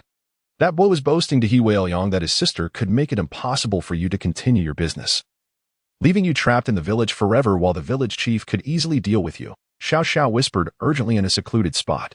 Furrowing his brow, He Weidong asked, "Is what you say true?" "Yes, we all heard it. It turned out to be that malicious woman. She had intended to go to the county soon to deal with him. Since he had caught wind of it beforehand, he could not blame her." He Weidong contemplated this in silence. Noticing He Weidong's quietness, Xiao Xiao quickly asked, "Dongzi, what do you think we should do?" "I will find a way. By the way, you should accompany me to the county tomorrow." "All right." That evening, Li Yuxia returned and learned from her brother that He Weidong had come back at noon with a grim expression. She felt elated. It seemed that man was quite reliable in handling matters, and her efforts in bearing his child were not in vain. She must go to the county tomorrow to comfort him physically. After all, his wife was slightly ahead of her in pregnancy, so he must be concerned. "Sister, you're impressive. What if I go and buy He Weidong as formula?" Li Yuan asked with malicious intent. "They have a formula?" Li Yuxia questioned, puzzled. "Yes. I heard it from his family. No wonder their business does well." Clenching her fists, Li Yuxia spoke with wicked thoughts. "Go buy it. Ask if he'll sell it for 50 yuan. If he refuses, we'll ensure he can never do business again. If he complies, we can offer him a meal. And we will take 70%, making him work for our family for life." "Really? Sister, you can truly make that boy work for our family?" Li Yuan could hardly believe his ears. With a faint smile, he replied, "Of course, go ahead and do it without worry. Dear master, there is more to this chapter. Please click to the next page to continue reading. It gets even more exciting." The following morning, Li Yuxia departed for the county, seeking that man. Meanwhile, an unexpected guest arrived at He Weidong's home. "What brings you here?" He Weidong asked darkly as he prepared to step outside upon seeing Li Yuan. Li Yuan wasted no time. "He Weidong, I have heard that you can no longer conduct business. Sell me your recipe for roasted lamb skewers for 30 yuan. If you wish to resume your business in the future, I can help you obtain a license, and you will receive 20%. His words nearly incited laughter from He Weidong. This fellow must have a brain like mush, perhaps akin to that of a pig. "I might as well become your family slave if I were to give you 70%. Even Huang Shuren would not dare to speak so boldly. How could he? However, his audacity confirmed for He Weidong that it was indeed this brat's sister who was meddling in his affairs. Yet, if one were to deem him foolish, he still understood the importance of not pushing himself to ruin. With a cold sneer, he retorted, "Get lost, or I will beat you." Fearing a beating, Li Yuan hastily retreated, threatening, "He Weidong, if you refuse to comply, you shall never think of doing business in your lifetime."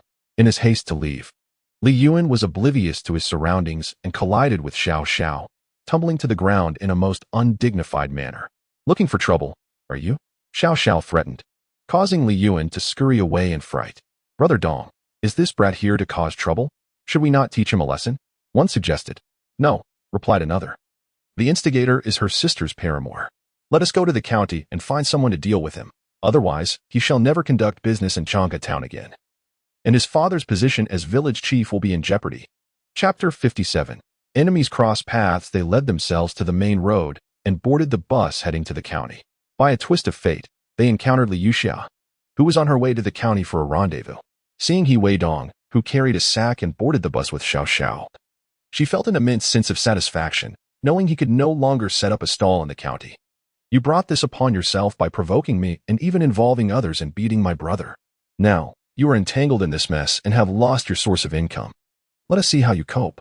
Upon boarding, He Weidong's eyes met those of his old adversary, clouded with a sense of foreboding. He had devised a plan to deal with her. He had heard of a gossip journalist in the county who had resigned from their job and made a fortune, living a life of affluence. They were likely still lingering within the system. Seeking him out would merely provide an early notion of resignation. Perhaps diving into the private sector sooner would expedite his own path to success, allowing him to settle matters with Li Yuxia and her lover. Last night, this woman had nearly cost him his stall, and today she was heading to the county, departing from the village. It was as if she was unwittingly revealing her own guilt. Xiao Xiao also spotted Li Yuxia, gently tugging at He Weidong's arm. Eager to speak, but was silenced by him. Li Yuxia, brimming with confidence, wore a victorious smile on her face. After He Weidong purchased his ticket, he suddenly spoke up. Addressing the vendor, "Why is this individual carrying such a large sack without paying for the space it occupies?" As her words echoed, the surrounding crowd turned their gazes towards her. Everyone present was a traveler, And who among them did not carry luggage? If fees were to be imposed, it would only amount to a few cents, which for some represented a day's earnings. Weidong and Xiao Xiao instinctively turned their attention to Li Yuxia, aware that she was targeting them. Her expression was far from pleasing. This woman was indeed excessively malicious. Initially, the vendor had no intention of charging them, recognizing the burden Weidong bore. However, upon hearing the challenge, the driver exchanged glances with others and approached Weidong, stating, "Comrade, your sack is excessively large. It obstructs the aisle and hinders others' passage. Kindly pay the necessary fee." Following this remark, murmurs arose among the crowd. Li Yuxia, filled with satisfaction, cast a sly glance at Weidong, silently conveying her delight in making his journey difficult. Xiao Xiao, infuriated by the venomous woman's words, felt powerless. After all, the vehicle was not theirs. Refusing to pay would undoubtedly result in their expulsion.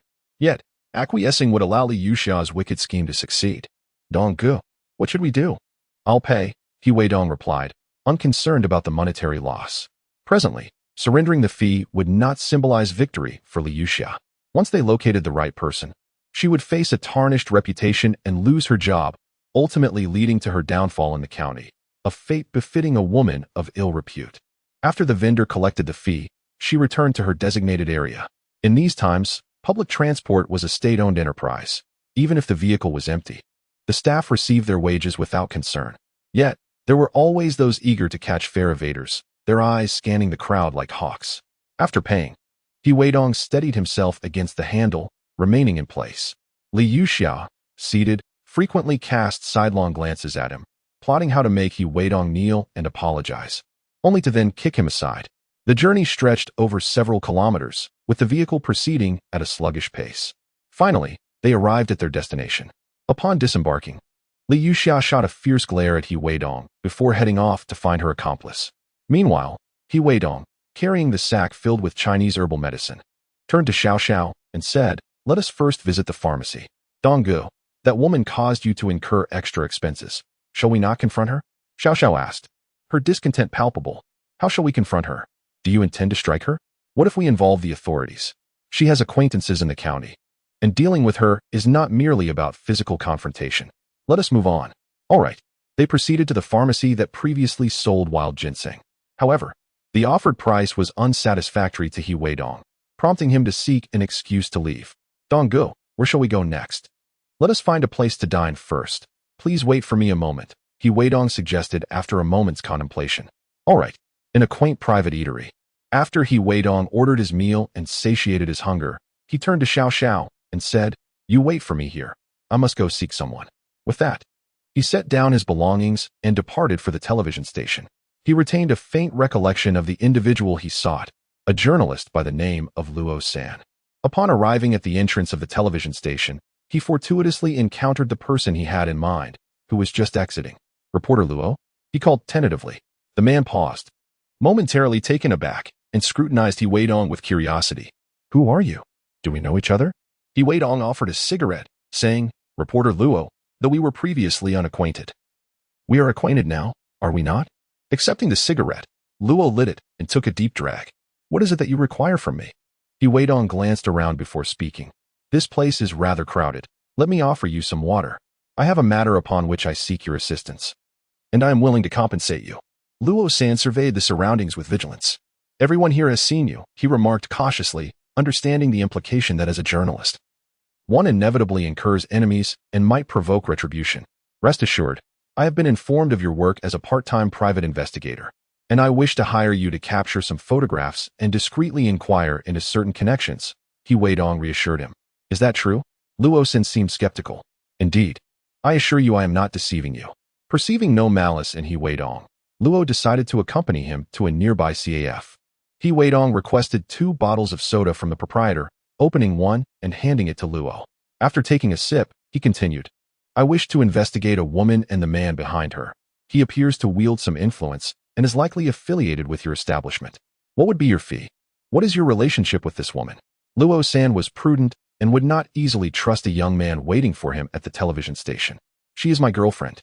I have heard rumors that she is involved with another man, which I cannot believe, especially as we are on the verge of marriage. I wish to ascertain the truth. After all, we are both men, and you understand, He Weidong feigned sorrowfully. Very well, 100 yuan for 5 photographs, Luo-san replied after a moment of contemplation. Agreed. But I need it done promptly. Understood. Luo extended his hand, which took He Weidong by surprise, as it indicated he expected a deposit. He retrieved 5 10-yuan notes and handed them over. When can I expect the results? I will come looking for you, he inquired. Within a week. Do not come to my office. I will provide you with a home address, Luo-san instructed. Excellent. I look forward to our collaboration. Should you succeed, I may share a lucrative opportunity with you. Recognizing Luo's acuity and boldness, He Weidong was eager to cultivate such a connection. With that, Luo took his leave. He Weidong, having fulfilled the transaction, departed in search of Xiao Xiao. Brother Dong, have the matters been settled? Xiao Xiao inquired upon seeing He Weidong approach. I have already found someone. Let us first visit the traditional Chinese medicine hospital. All right, Brother Dong. He Weidong pondered, as both lines of opportunity converged. After all, with the acquisition of Chai Hu, there were family members available to assist. On his end, he could engage in vegetable trading within the city, rapidly accumulating capital in the initial phase. Moreover, the vegetable trading venture would soon diminish within a month. The vast mountains within 100 miles conceal an abundance of medicinal herbs. If he could successfully navigate this path, it would yield substantial profits. In later years, products such as sour plum soup and medicinal dishes, which relied heavily on herbs, would flourish. Regrettably, he lacked medicinal recipes in his past life and needed to be acquainted with someone knowledgeable in medicine. He recalled an elderly traditional Chinese doctor in the county town who was researching a vaccine and required specific herbs. It was only recently, while gathering evidence for Li Yuxia in the county town, that he remembered bringing Chai Hu along. He knew that the doctor resided on the 3rd floor. Upon arriving at the traditional Chinese medicine hospital, He Weidong handed a cigarette to the gatekeeper. Accompanied by Xiao Xiao, they entered, leading the gatekeeper to mistakenly think they were patients. The burlap sack on their backs contained bedding and other items from home, and they were not hindered as they proceeded to the 3rd floor and knocked on the door. An elderly man wearing reading glasses, hearing the knock, looked up to find 2 young individuals standing outside his door. He curiously asked, "Who are you? If you are here for treatment, go to the 2nd floor. I do not take patients." "Hello, Dr. Dong. We are not here for treatment," He Weidong quickly clarified. "If you are not here for treatment, then what brings you here?" "I have some excellent Chai Hu and would like to know if you might need any." "Chai Hu. Our hospital has designated suppliers who provide us with medicinal herbs." "I am not responsible for that matter," Dr. Dong Ruixiang replied, shaking his head. However, upon reflecting on the efforts of these 2 young men, who must be in need of money to have come to him, he considered that perhaps he could lend a helping hand.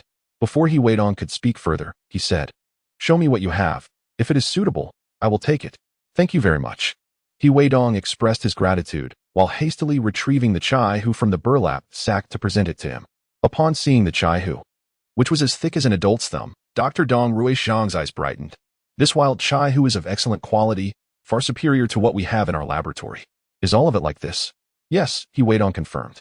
After a moment of thought, Dr. Dong said, "All right, I will take all of your Chai Hu. Do you have more at home?"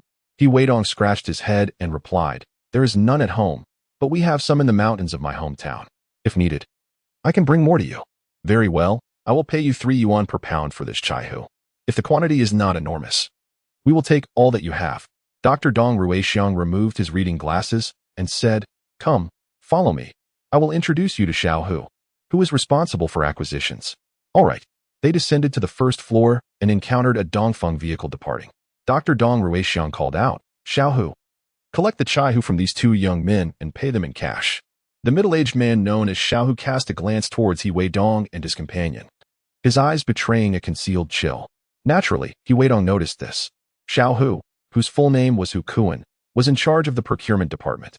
He felt that his interests had been infringed upon by He Weidong's actions, and it was only natural for him to harbor resentment. Although he was seething with anger towards He Weidong at the moment, Elder Dong was present. The person he had introduced could not be offended, otherwise, with a mere word.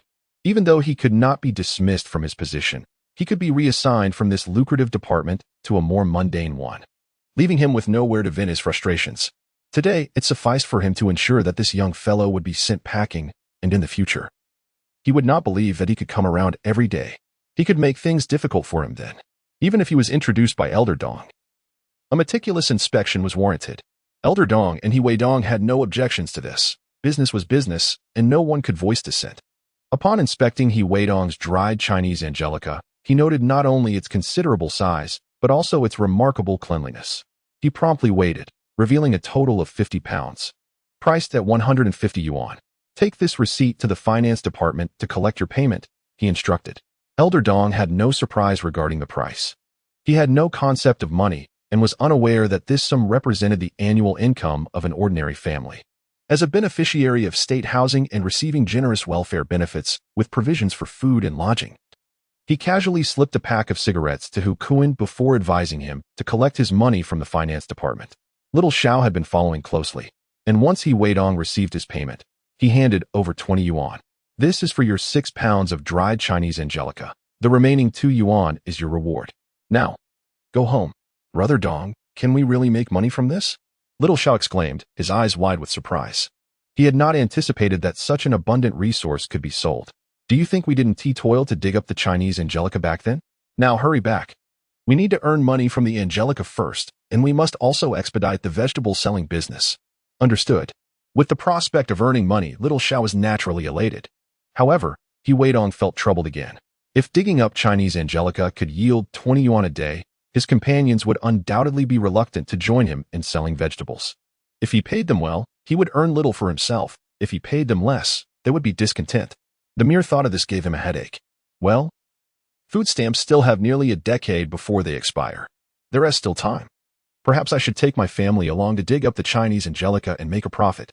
Once I have some funds, I could buy a tractor, making it much easier to earn money and consume the food stamps. With this plan in mind, Weidong's gloomy mood lifted considerably. Upon returning home, he shared his money-making scheme with his family, who were astonished. Can we really earn from this? Look. This is the money I earned from digging the Chinese angelica a while ago. Little Xiao also made 20 yuan, and I earned 130 yuan. Seeing such a sum, the family's eyes brightened with excitement. Dongzi, regarding your marriage, let us settle it first. You should get married after the new year, if possible. I will find someone to act as a matchmaker. Anyway, the house will be completed before the new year. Chapter 59, Mobilizing the Family.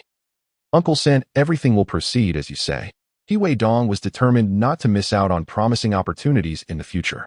Someone like Sun Yue, who could significantly aid in his development, was someone he intended to hold on to tightly. Furthermore, she bore no resentment towards him. Delays could lead to changes in circumstances, so it was best to act promptly. Recently, Li Yuxia had been causing him trouble, even sending a bride price back to her family. Rumor had it that Li Yuan had once again set his sights on her. In a previous life, they had been together, and despite Li Yuan's lack of ambition, he had still managed to progress well. If he could demonstrate his worth in front of her family, Weidong was confident they would provide him substantial support. All right. You should go buy some things tomorrow. I'll arrange for someone to deliver them, and we'll finalize this matter. Just give them a heads up. He Chang'an said with a smile. Okay, I'll go tomorrow, Weidong replied. Uncle, are you getting married? His curious nephew, Chahai, asked. What's the matter? Weidong chuckled in response. Chahai looked at Weidong and the others, joyfully declaring, if that's the case, we can have a grand feast and set off firecrackers. Amused, Weidong teased, so, you little ungrateful rascals are only thinking about the feast and firecrackers when I'm getting married? No congratulations for me? Go on, let the adults speak. Children shouldn't interrupt, his second sister-in-law added somewhat displeased. After sending the children away, Weidong spoke up, if everyone has nothing else to do, let us head into the mountains to dig for Chinese wild ginger. Mother will be cooking at home. If father has time, he should join us as well. Stay safe and watch out for snakes in the mountains. Also, let us work separately. We need the thicker roots, about the width of a thumb. I will buy them from you at the original price, and please keep this to yourselves. The mountains are vast, and I will have the villagers help with the digging, paying around 1.5 yuan for their labor. Just keep it quiet. Don't worry, Dongzi, we want to say a word, they assured him. Weidong had already offered the highest price and had not charged for the transportation costs. This time, they had truly gained an advantage. The business in town had been disrupted by Li Yuxia, and Weidong had already sent someone to investigate.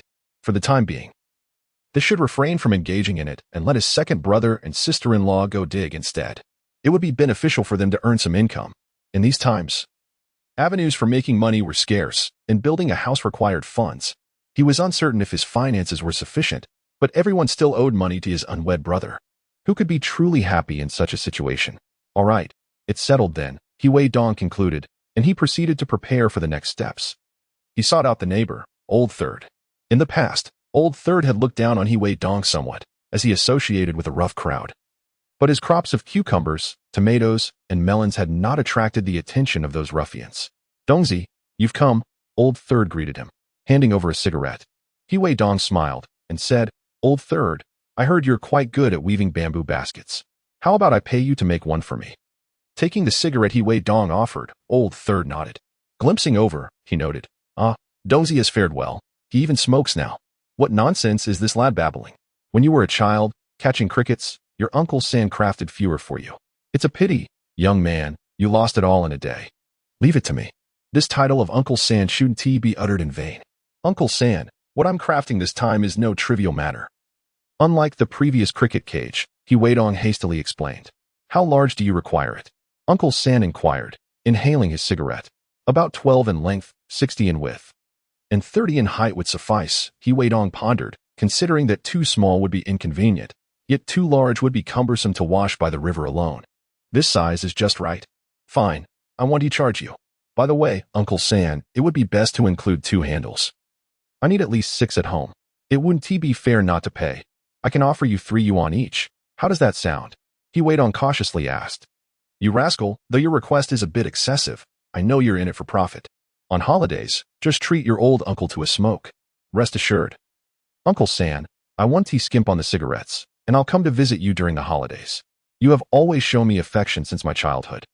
Weidong retrieved a pack of cigarettes and added, if you could have it ready tonight, I'll need it by tomorrow morning. Just one will do for now. No rush. All right, you wait here. Let me assist you. Weidong followed to gather materials, and after selecting the right bamboo, he split it open. Under Uncle San's guidance, he slowly shaved the bamboo strips, smoothing out any splinters. Otherwise, both creation and usage would lead to trouble. Observing Weidong. It wasn't long before he mastered the art of splitting bamboo. Uncle San chuckled, you're quite clever, lad. Now that you're on the right path. You mustn't stray. You're nearly 20, time to consider marriage. Do you have any suitable candidates in mind? Yes, indeed. By the way, I noticed you stopped selling skewers outside. What happened? I was reported for lacking a business license and health permit. The VE halted my operations. Word from the industry suggests I won't be able to obtain them, Weidong replied, a hint of resignation in his tone. Upon hearing this, Uncle San sure erupted in indignation. Such a pity for our fair village. Those scoundrels are utterly inhumane. I had heard rumors of their misconduct, but I never expected it to reach this point. Who reported you? I'm not sure. I heard it was someone from our village who reported me directly to the county. Apparently, their family has connections there, but no one specified who it was. Weidong replied, speaking in a vague manner. This was merely to let the villagers know through Uncle San's words. When the day of Li Yuxia's wedding arrived, he would be able to set up his stall again. It's not hard to guess that the troublemaker was indeed Li Yuxia's family, who would be left without face in the village unless they had exceptionally thick skin. After a bout of curses, Uncle San consoled him. If you can't operate in the town, consider the county or another town. Understood, Uncle San. Rest assured, my endeavor with this item is purely for profit. While you do not charge me, I must insist on compensating you for your craftsmanship and materials. Weidong pressed on, you too deserve to live comfortably. A little improvement in your circumstances would allow you to enjoy better meals. Indeed, you make a fair point, Uncle San conceded. Your assistance comes free of charge. But anyone else, even your father, would require payment. Persuaded by Weidong's reasoning, Uncle San acknowledged that as demand increased, he could not continuously provide materials and labor without compensation. Word had it that others had begun charging for their work. Fear not, Uncle San, I shall not forget your kindness. Just wait, soon enough. Customers will come seeking your baskets. Chapter 60. Suffering yet joyful. After a brief conversation, Weidong offered 2 cigarettes, exchanged a few more words of encouragement, and then took his leave. Tomorrow would require labor, so he needed to conserve his energy and rest well. Uncle San assured him there would be no issue. He would be ready to present the items by morning. The following day, the family unusually refrained from rising early to work. After breakfast, they prepared and set off for the mountains. Upon encountering Weidong returning with an unusual bamboo basket, "Father," he inquired, "Dongzi, what purpose does this serve?" "Father, This bamboo basket is for carrying the buplurum. It's convenient for one person and easy to clean, just perfect for transporting by the riverbank, Weidong explained. You obtained this from Uncle San's place? Yes, he didn't ask for payment. Uncle San has always taken a liking to me. I slipped him a pack of cigarettes and had him craft a few for me at 3 yuan each. If you fancy one, you all may inquire at his home. Weidong replied with a smile. All right then, let's get going, he declared, as the weather was splendid and daylight illuminated the mountains. Before long, Xiao Xiao, a Guang, and a Zhang joined them. They too were curious about the peculiar bamboo basket, echoing Father Yi's question. Weidong elaborated once more. Upon hearing his explanation, Xiao Xiao expressed admiration. Dong Gu, your mind is quite sharp. Why not get me one as well? Now, this is a gift from Uncle San. If you want one, go ask him yourself. His craftsmanship is unparalleled, Weidong replied with a hint of disdain. Xiao Xiao scrutinized the basket in Weidong's grasp. Dong Gu, this is rather small. If I were to have one, it would be larger than yours. A larger basket may not be practical. You might come to regret it, Weidong chuckled. Are you looking down on me? Just because I'm called Xiao Xiao doesn't mean I lack strength, he retorted, slightly offended by the implication. Enough chatter. Do as you wish. Let us set off. Weidong said, uninterested in further debate. Only through experiencing loss does one truly understand regret, and at that moment, he found no desire to explain further, lest others misconstrue his intentions.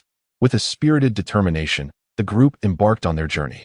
On the road, Weidong encountered numerous individuals heading to the fields. Upon sighting him alone, with a hoe slung over his shoulder and an unusual bamboo basket in hand, they greeted him and inquired about the purpose of his journey.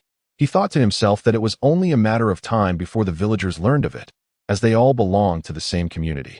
In the future, he would still rely on them for collecting the Chinese wild ginger. So he explained, I am heading into the mountains to dig for Chinese wild ginger. I have noticed that there are plenty of large specimens up there, and I see that some people outside are interested in this product. I plan to gather some, clean it, and dry it for sale in exchange for money. This item is in demand, as I have seen it abundant in the mountains.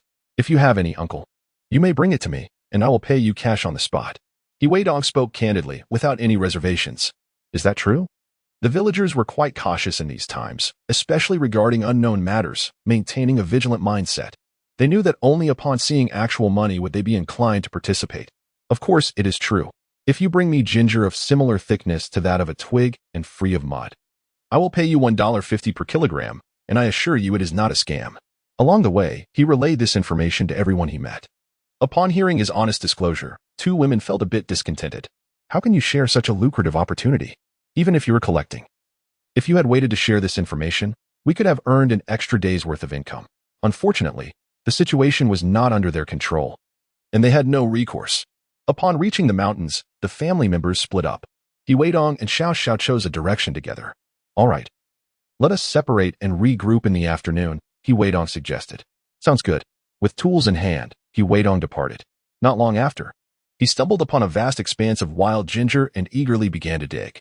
Admittedly, although he was accustomed to labor, harvesting wild ginger proved far more exhausting than tilling the soil in the fields.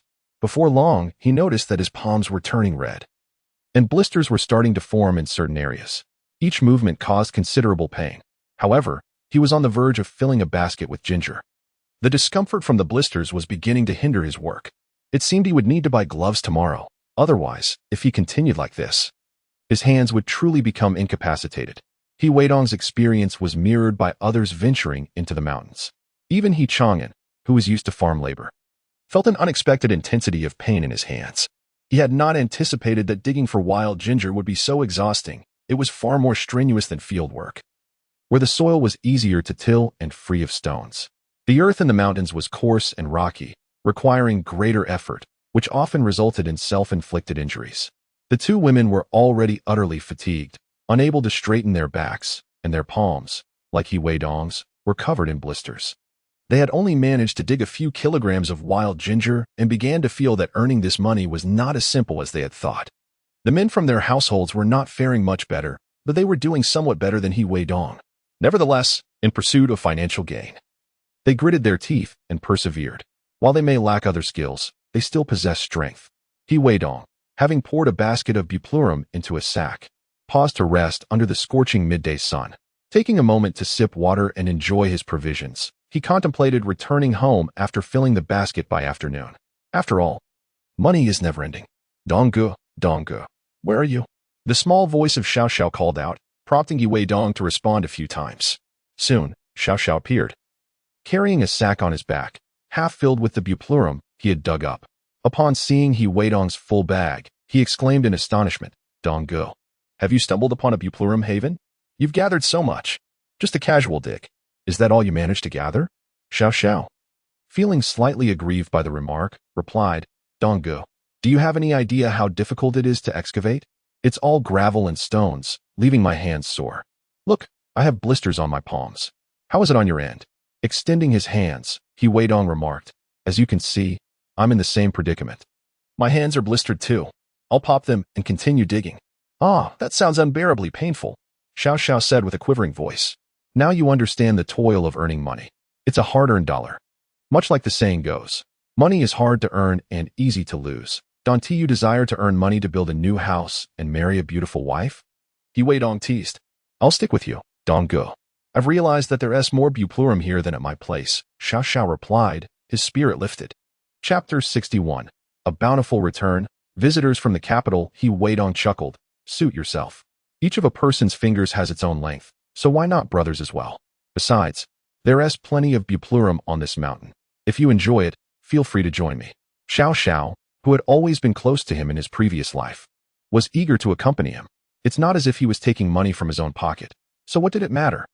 After removing the sharp thorns from the thicket and popping the blisters on their hands to release the fluid, both men winced in pain. After consuming some provisions and resting a bit, they resumed their labor. Initially, their hands throbbed with discomfort. Donggu, this work is quite unbearable. My palms ache terribly. Xiao Xiao grumbled while gritting his teeth. Yi Weidong gently patted his good friend on the shoulder, encouraging him, keep at it. For the sake of the house and the wife to come. Donggu, it seems the buplurum here is significantly more than what I found. It's clear that following you is indeed a wise choice, Xiao Xiao responded excitedly, viewing the buplurum as a pile of white money, which invigorated his efforts. Is that so? I think it's more or less the same. It's just that there are too many stones in the soil of this mountain, jarring my arms. Yi Weidong casually remarked. After today's work, I feel like I could eat several bowls of rice. I'm so hungry, Xiao Xiao lamented, recalling that the midday meal had been insufficient. Indeed, let us work hard, Yi Weidong encouraged. The situation in the mountains mirrored their own. Everyone was utterly exhausted. By mid-afternoon, around 2 or 3 o'clock, Yi Weidong had finally filled 2 sacks. He declared, Xiao Xiao, I'm done for now. I'm heading down. Ah, Donggu. Are you really leaving now? With his head down, Xiao Xiao was laboring diligently, yearning to return home. The first day was exhausting beyond measure. Yet, Yi Weidong persisted. He could only grit his teeth and endure. Are you coming? He asked, glancing at his spoils, which amounted to more than a bag. Although it could not compare to Dong Ji's bounty, it was still commendable. Let us head back together, Donggu, he declared. All right, let us go. Yi Weidong replied without hesitation. After securing the bags, the two began their descent down the mountain. On their way, they encountered no family members. Yi Weidong searched slightly but found no one and continued downward, heading towards the river to wash the freshly gathered chaihu. There, they met acquaintances who inquired about their substantial harvest. Yi Weidong was candid, explaining that he intended to sell the chaihu. If they sought to earn money for salt, they could also venture into the mountains to gather it. Some individuals expressed interest in joining the endeavor, while others remained skeptical, doubting that such abundant resources could indeed be profitable. Many preferred to adopt a wait-and-see approach, intending to observe whether Yi Weidong would succeed in making a profit before committing to the task themselves. After all, if the goods remained unsold, their efforts would be in vain. Such apprehensive individuals comprised the majority. Nevertheless, discussions regarding this matter proliferated within Jia village. Yi Weidong held no strong opinions on the topic. After all, 2 individuals washing an impressive quantity of chaihu by the river would naturally attract attention. As night fell, at He Chongqing's residence, Li Yuan burst in, exclaiming to He Weiliang, Liangzi, did you hear? That rascal Yi Weidong has abandoned selling skewers in town to dig for chaihu in the mountains, and it seems he's amassed quite a haul. Is that so? What on earth does he intend to do with that? Can it really be sold? He Weiliang inquired, a look of surprise crossing his face. It's likely. Should we join him? Li Yuan contemplated ways to sabotage Yi Weidong's plans. After a lengthy hesitation, He Weidong replied, "I'll ask my father." Good.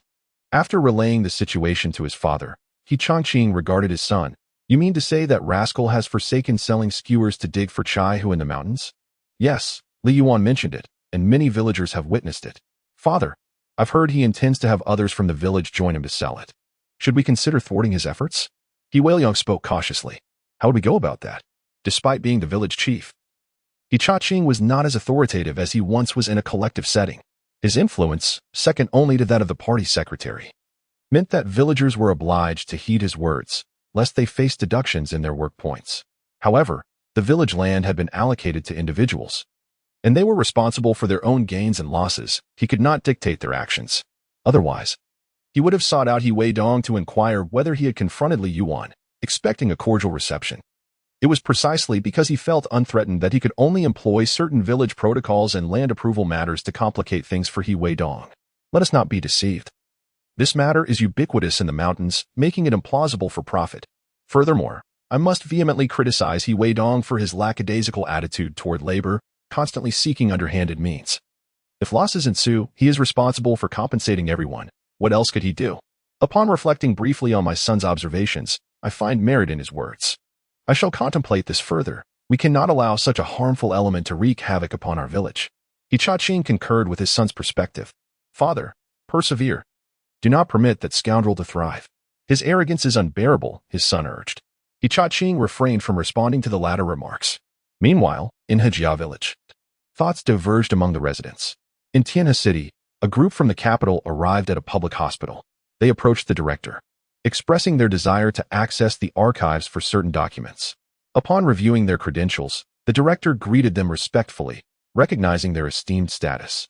However, upon observing the pristine state of the archives juxtaposed with the fragmented records, his expression shifted subtly. "Director Chun, why is the 1974 archive absent?" one of the men inquired, anxiety creeping into his voice. Director He, "Unfortunately, in 1975, our hospital suffered a catastrophic fire that consumed the archives. This facility was subsequently renovated." Director Chen replied with a hint of regret. "By the way, do you have any records of a woman named Yuchime who was brought in for emergency treatment from the third textile factory?" Director Chen shook his head. "At that time, I was not yet employed here. I am unaware of that incident. Perhaps you could inquire with Old Huang?" "Who is Old Huang?" "Our former head of archives, retired a few years ago, and currently resides at home. Can you provide me with his address? I will send someone to escort you there." Director Chen offered. "By the way, is this Yuchime related to that leader?" Director Chen, "Please refrain from asking too many questions. Rest assured, we will remember your assistance." Director He subtly shifted the topic. "Sister, do not worry. I shall certainly help you find your daughter. You came to Tianhe alone in a state of desolation, and I will not allow you to endure such suffering again." Chapter 62. The malice of Ho Guifan. Upon locating the so-called Director Huang, they received unfortunate news. Last year, Director Huang had suffered a fall, resulting in partial paralysis. Upon visiting the nursing home, they discovered he had lost his memory. A wave of unnameable fury surged within Director He's mind. The trail had come to an abrupt end. He gazed at the two weary young individuals beside him. "Very well. Let us return for now. I will have someone inquire further. I cannot allow my personal matters to impede public affairs." After uttering these words, the pallor of Director He's face was striking. Arriving with hope, he found himself returning in disappointment, uncertain of how to confront his parents and his despondent sister. Meanwhile, far away in Chang'e town, He Weidong remained oblivious to these events. In the city, his thoughts lingered on his wife, Sun Yue. Upon returning home, he found his mother engaged in conversation with a woman. Upon noticing He Weidong's arrival, she introduced her, saying, "This is matchmaker Wang. Tomorrow, accompanied by He Weidong, I shall venture to the home of Sun Yue in the neighboring village to seek her hand. Naturally, I harbor no objections regarding He Weidong. This was a prior agreement made with my father. Although we are currently unable to obtain a marriage certificate, it is not uncommon for individuals of such age in rural areas to have already embraced parenthood. When it comes to matters that favor oneself, it is best to go with the flow." After a brief conversation, the matchmaker, Madame Wang, assured us that success was imminent. "Ultimately, it all rests upon our own efforts." He Weidong, harboring a quiet amusement, thought to himself that this might very well be Madame Wang's easiest matchmaking endeavor. The bond between him and Sun Yue seemed nearly destined to flourish. Barring any unforeseen circumstances, no one could thwart it. Sensing the imminent success, Madame Wang took the gifts provided by Weidong and stepped outside, promptly divulging their purpose to others. When questioned about her visit to He's village, she, in her desire for recognition, shared the news of Weidong's intentions far and wide, ensuring that the villagers were well aware. Many were already privy to Weidong's affections for Sun Yue, but the matchmaker's promotional efforts only amplified the buzz. Upon hearing the news, Li Yuan felt as though the sky had fallen upon him. With newfound wealth from his family and his sister's dowry, he had long urged his mother, Guifan, to purchase a bicycle for him to pursue Sun Yue. However, when faced with the prospect of spending over 100 yuan, she hesitated, refusing to acquiesce. Left with no alternative, he sought to devise his own plan. Accompanying Weidong to sell skewers proved to be an arduous venture. The business did not thrive, as his culinary skills paled in comparison to Weidong's. Despite his previous intentions to obtain Weidong's recipe, he never anticipated that Weidong would rather refrain from engaging in trade than part with the secret. This left him in a state of frustration, as he could not resort to coercion to extract the recipe. Yet, who could have foreseen that Weidong had already sent someone to propose? Should the match succeed, it would effectively seal their fates. If Li Yuan were to entertain thoughts of Sun Yue thereafter, Weidong would undoubtedly take action against him. In a fit of rage, he burst through the door, startling his mother, who was slicing radishes. She scolded him sharply. "You little rascal, are you seeking death? Whom are you displaying such disdain towards?" Confronted by his mother's ire, Li Yuan surrendered. "Mother, do you not know that Weidong is about to propose to marry?" he said, his voice tinged with resentment. "It's all your fault for being so stingy and refusing to buy me a bicycle. You little scoundrel, do you possess an industrial ticket? Besides, a bicycle costs over 100 yuan. Do you think money flows like water? A widow's daughter is hardly worthy of you." As her fortunes improved, Guifan felt her status elevated, dismissing the village gossip as long as it was not voiced in her presence. Some of it rang true, but she was largely indifferent. Secondly, now that I have wealth, I look down upon them. Moreover, I still have to reside in this village, and my son remains unmarried. I have utterly tarnished my reputation. In the future, who would dare to marry their daughter into our village? I am indifferent. I simply desire whichever woman I choose. You can say what you wish, but does Weidong have money? Don't we have funds? A little extra would suffice, insisted Li Yuan, becoming increasingly obstinate. This left Guifan feeling quite exasperated. However, she could not disregard her son's happiness. Yet, all of this is my own money. Parting with it like this fills me with reluctance. Observing his mother's wavering resolve, Li Yuan continued, "If I marry, I will earn money to support you. Look at the household chores. You do them all yourself. If we have a daughter-in-law, she could help you. You have been slicing radishes all afternoon. Are you not tired? Do you not wish to rest?" These words resonated deeply with Guifan. Her daughter works outside, leading a respectable life, and is soon to be wed. Thus she would not assist her mother. Her son, unwilling to let her toil alone, meant that she was left to manage everything. "Well, mother understands. Tomorrow, I shall seek someone to discuss this matter," Guifan said, touched. "If my son is happy after marriage, he can help me with the chores." This chapter is not over. Please turn to the next page to continue reading. Whatever money is spent now, she can repay it with interest later. Additionally, it could serve to annoy Weidong, that foolish boy who initially refused to marry my daughter, nearly causing me embarrassment in the village and disrupting the marriage. Let him remain a bachelor. Truly, mother, thank you," Li Yuan exclaimed, overwhelmed with emotion. "All right, take this money and buy something." Guifan generously pulled out 10 yuan and handed it to her son, saying, "Do not squander it. This is for your future wife." "Understood, mother." With money in hand, Li Yuan stepped outside, oblivious to the encroaching darkness. As he was about to leave, he recalled Sun Yue's name and muttered a few curses about Weidong. Little Xiao, who had come to find Weidong, overheard him. Quietly trailing behind Li Yuan, she was curious about what this young man was so excited about. Upon reaching Uncle Lu's house, he animatedly stated that he was borrowing a vehicle to go to the town and buy gifts, as tomorrow his mother would take him to arrange a match. Little Xiao, who was already aware of some matters concerning Li Yuan, wore a grim expression. This rascal still harbors feelings for his sister-in-law. She found Weidong and the others, recounting the situation. After hearing her, Weidong coldly remarked, "This brat has a short memory. Let us ambush him in the woods along the way and give him another beating. We were too lenient last time. Good. I have long found this boy displeasing." These past few days, he has been jumping around, claiming he cannot sell skewers due to some political review and inability to obtain a business license. With such a loose tongue, it seems we cannot afford to be gentle. Let us devise a plan. Chapter 63. Li Yuan encounters trouble again. He is likely heading to the town to buy something, preparing for a matchmaking meeting tomorrow. Little Xiao explained.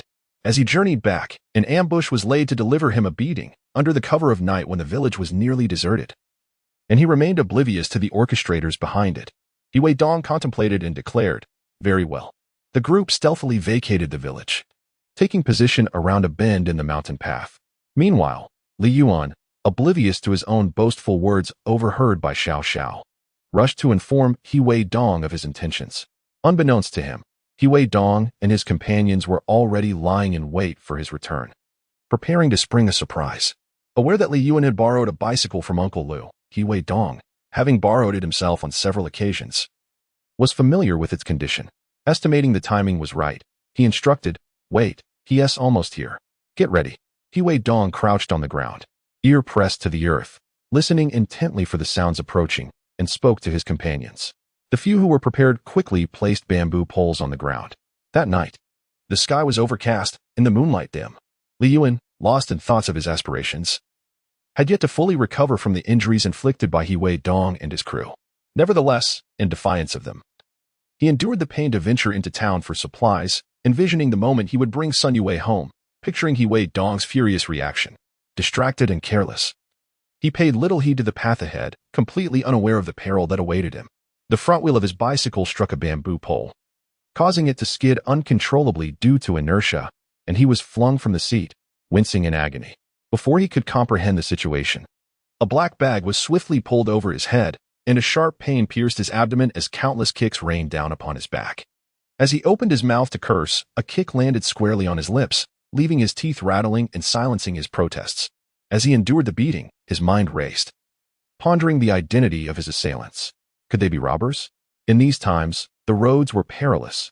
After nightfall, everyone remained indoors, seldom venturing out alone. Riding a bicycle, he must have appeared affluent to onlookers. Amidst the assault, he sensed someone rifling through his pockets as if seeking his money. Unfortunately, he had spent all he had while out. Before long, he was subjected to another round of merciless blows, feeling a bottle crash against his shins, nearly rendering him unconscious.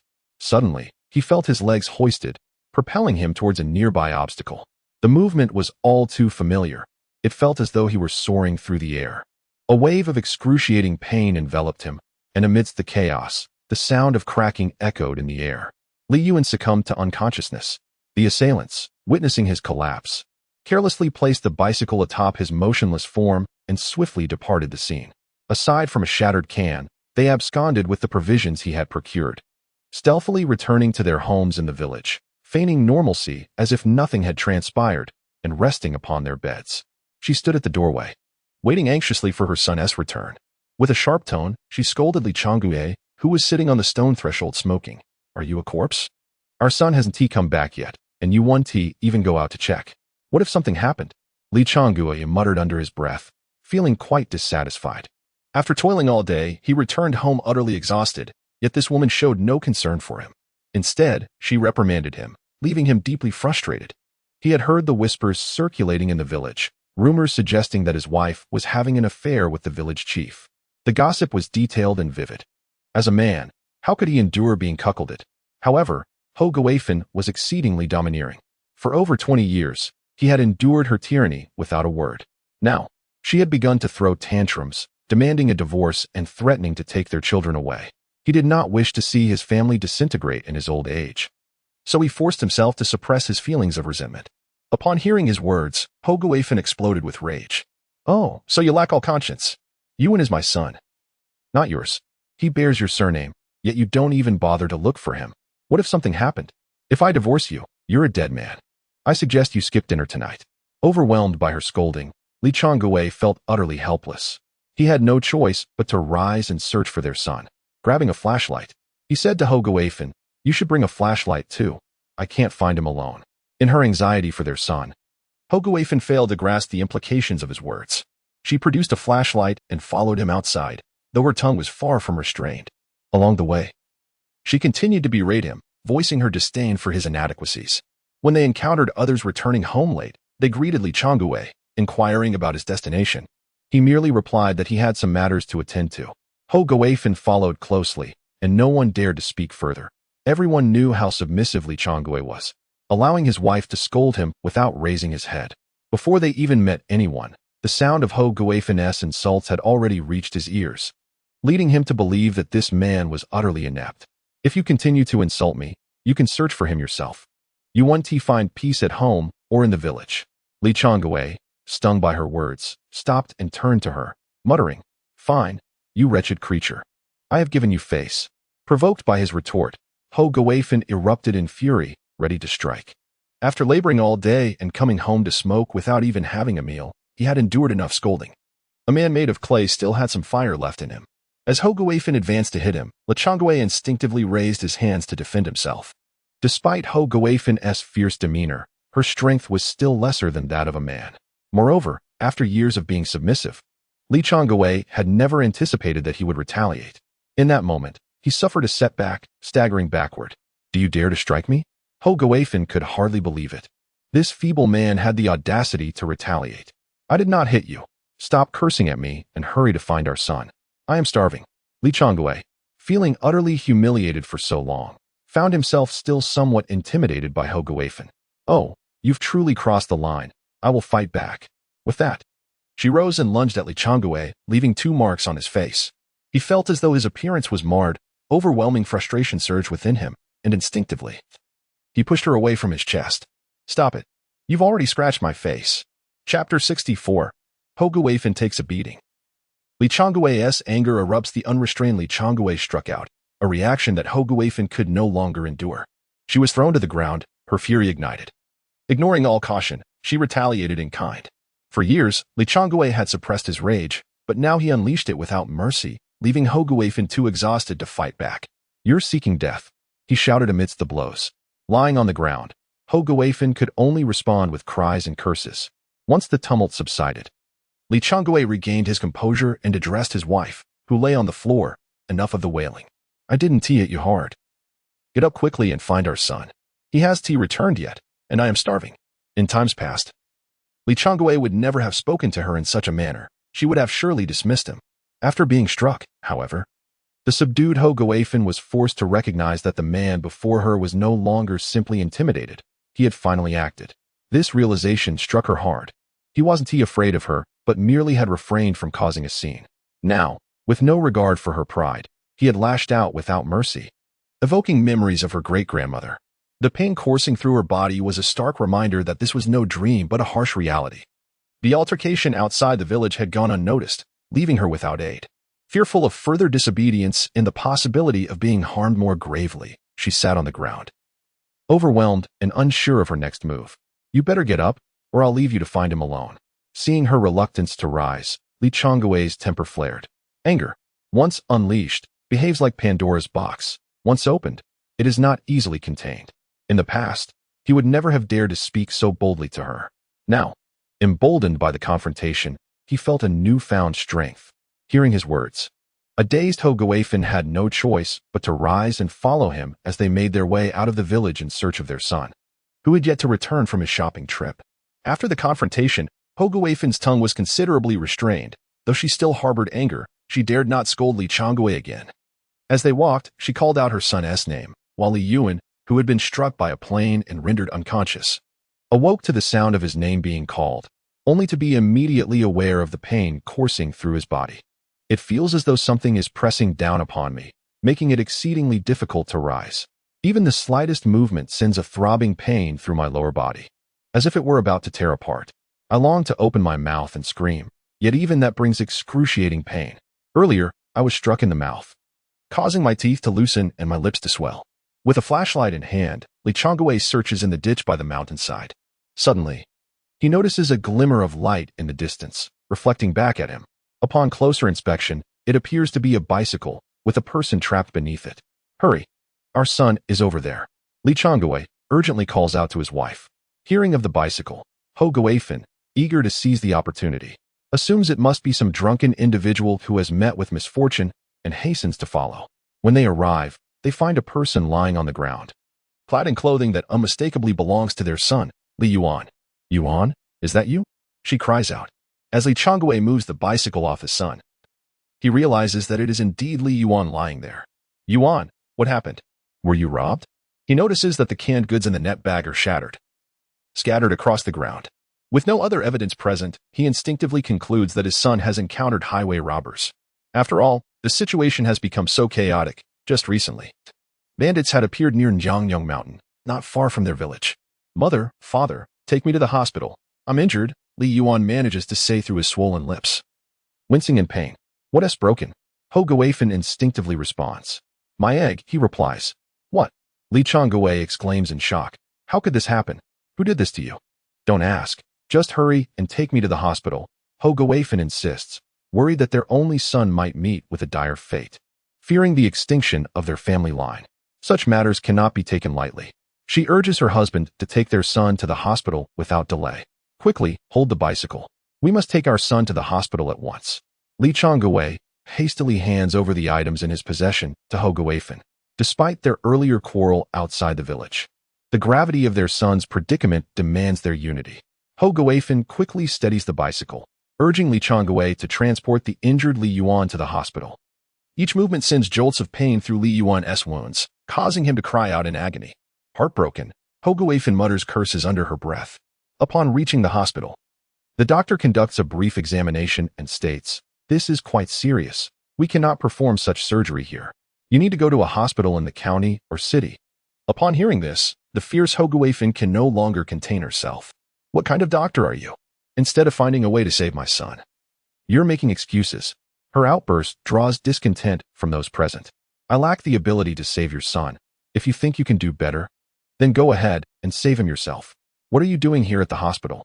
At that moment, the hospital shows no leniency towards such women, especially those from the countryside. They expect to be treated with respect, but speaking to them gently only seems to embolden their entitlement. There exists a separate department known as the Security Office, staffed entirely by individuals with official positions. Their primary concern is to guard against unreasonable individuals like Ho Guifan. You, Ho Guifan, have grown accustomed to throwing tantrums, yet others hardly pay you any mind. What can I say? If you wish to avoid any misfortune befalling your son, you must hasten to the county hospital. There is nothing I can do here, as a surgical procedure is necessary. With that, the doctor and nurses departed. What should we do? What can we do? Find a place to make a call. Inform your daughter in the county that her brother is in trouble. Surely she knows someone there, remarked Li Changwei coldly. Yes, a phone call. How could I have forgotten? I will make the call. Upon hearing her husband's words, Ho Guifan hurriedly went to make the call. At that moment, in a rented room within the city, Li Yuxia was engaged in intimate conversation with a somewhat balding man with a prominent belly, completely unaware that her brother had encountered a mishap. Outside, someone was covertly photographing their interaction, employing remarkably professional techniques. After days of waiting, a splendid opportunity had finally presented itself.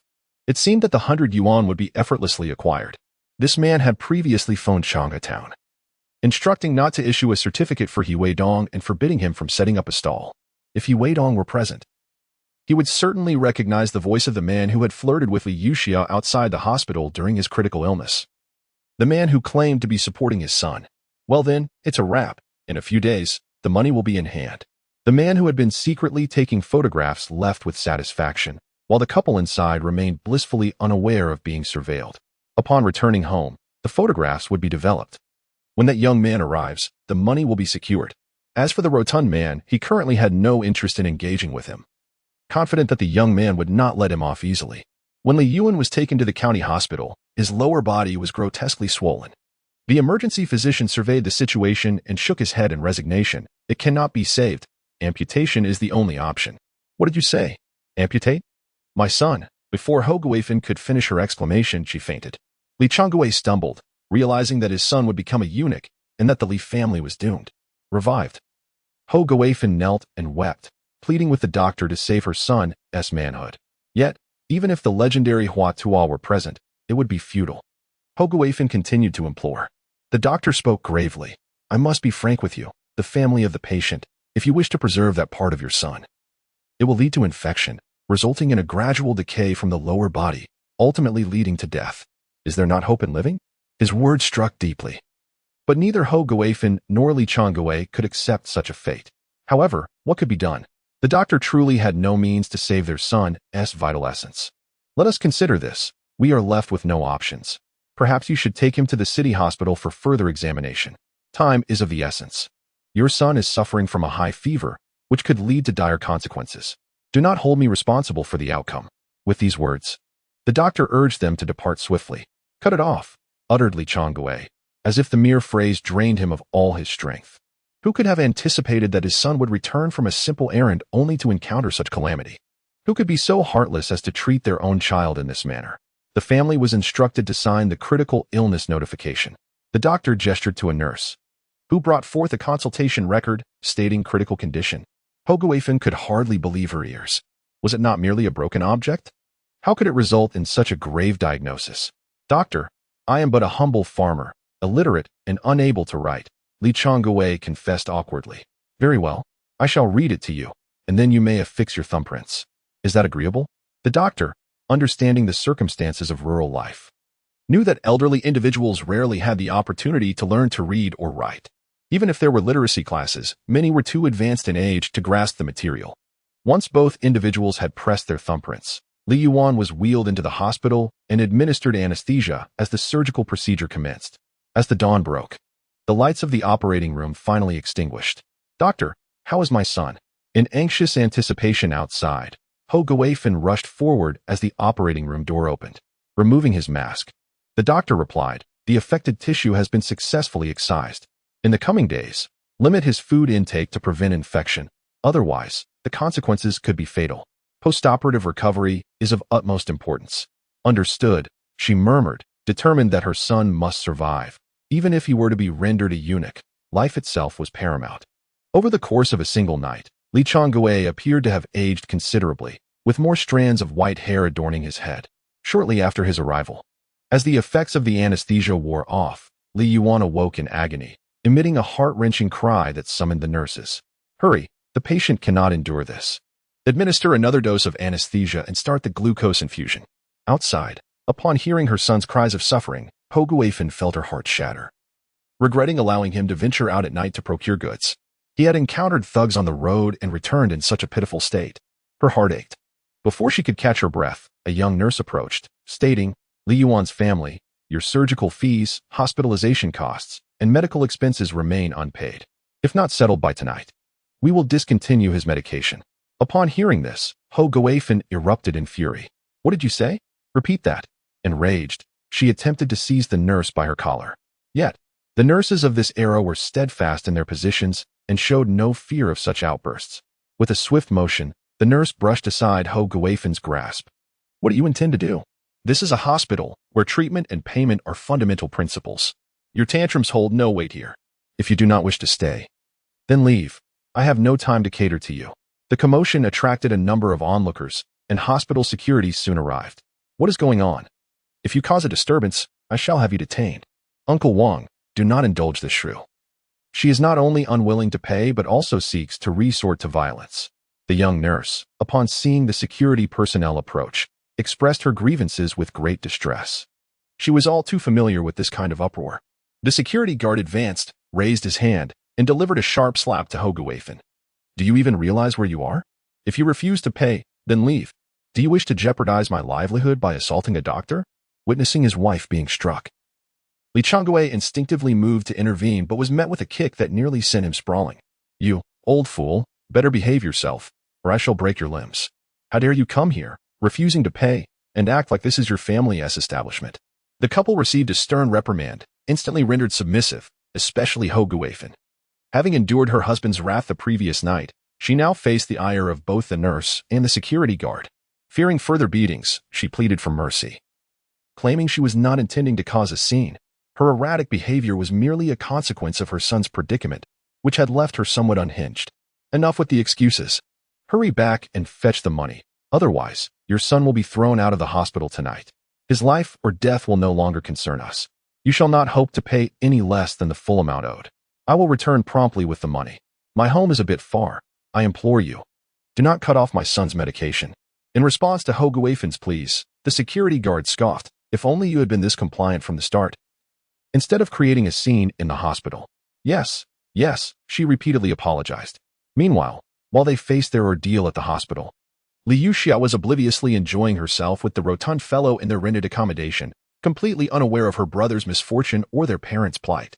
Weidong, accompanied by a few others, continued to dig for buplurum on the mountain, managing to fill an additional sack that day. Their pace had notably quickened, though their hands bore the brunt of the labor. When Xiao Xiao approached at noon and discovered that Weidong had already filled 2 sacks, she was astounded. Dongzi, how on earth did you manage that? I haven't even filled one. This plant is abundant. Just be attentive, Weidong replied casually, provoking an eye roll from Xiao Xiao. Determined to accompany him, she insisted on digging together. Later that afternoon, after Weidong was assigned another plot, he ventured further afield, quickening his efforts. Once 3 sacks, alongside a bamboo basket, were filled, he began his descent down the mountain. Xiao Xiao, eager to gather more, chose to remain behind. Upon reaching the village, Weidong overheard chatter indicating that Ho Guifen's son had seemingly encountered trouble, as the family had not returned home the previous night.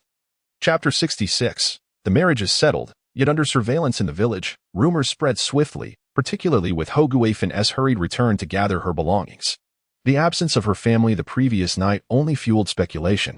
Someone had spotted old Lu's bicycle outside the village, rumored to have been taken by Li Yuxia to the town for shopping, abandoned by the roadside, leading to assumptions.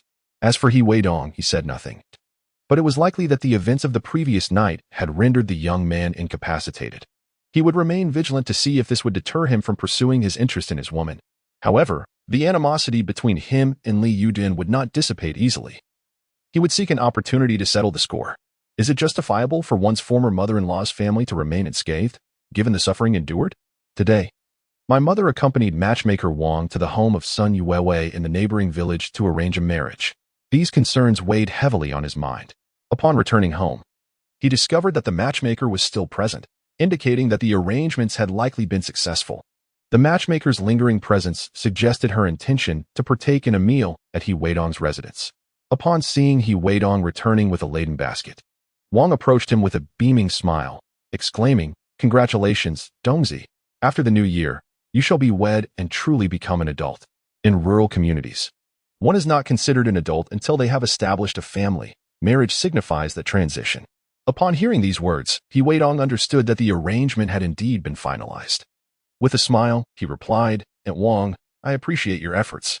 When I host my wedding banquet, I shall ensure to prepare a generous red envelope for you along with 2 fine bottles of wine." Wang was momentarily speechless at his promise. After numerous matchmaking endeavors, Weidong's generosity stood out. Truth be told, her involvement in this particular case had required little effort. Simply mentioning Weidong's name had sufficed for agreement. In her experience, much of the discussion had been between Weidong's mother and her own. If all matchmaking were as straightforward as this, she would undoubtedly make a significant profit throughout the year. "Thank you, Dongzi. I shall await that day," she said. Observing Weidong drying out some Chinese angelica, she curiously inquired, "Dongzi, what are you doing with this angelica?" He explained that due to disturbances from the villagers, he could not set up a stall for business, and thus resorted to collecting angelica to sell in the county town. "If you have any, Aunt, bring it over, and I will assist you in selling it in the county. The good quality fetches $1.50 per pound." "Really? Is there a demand for this?" "Certainly.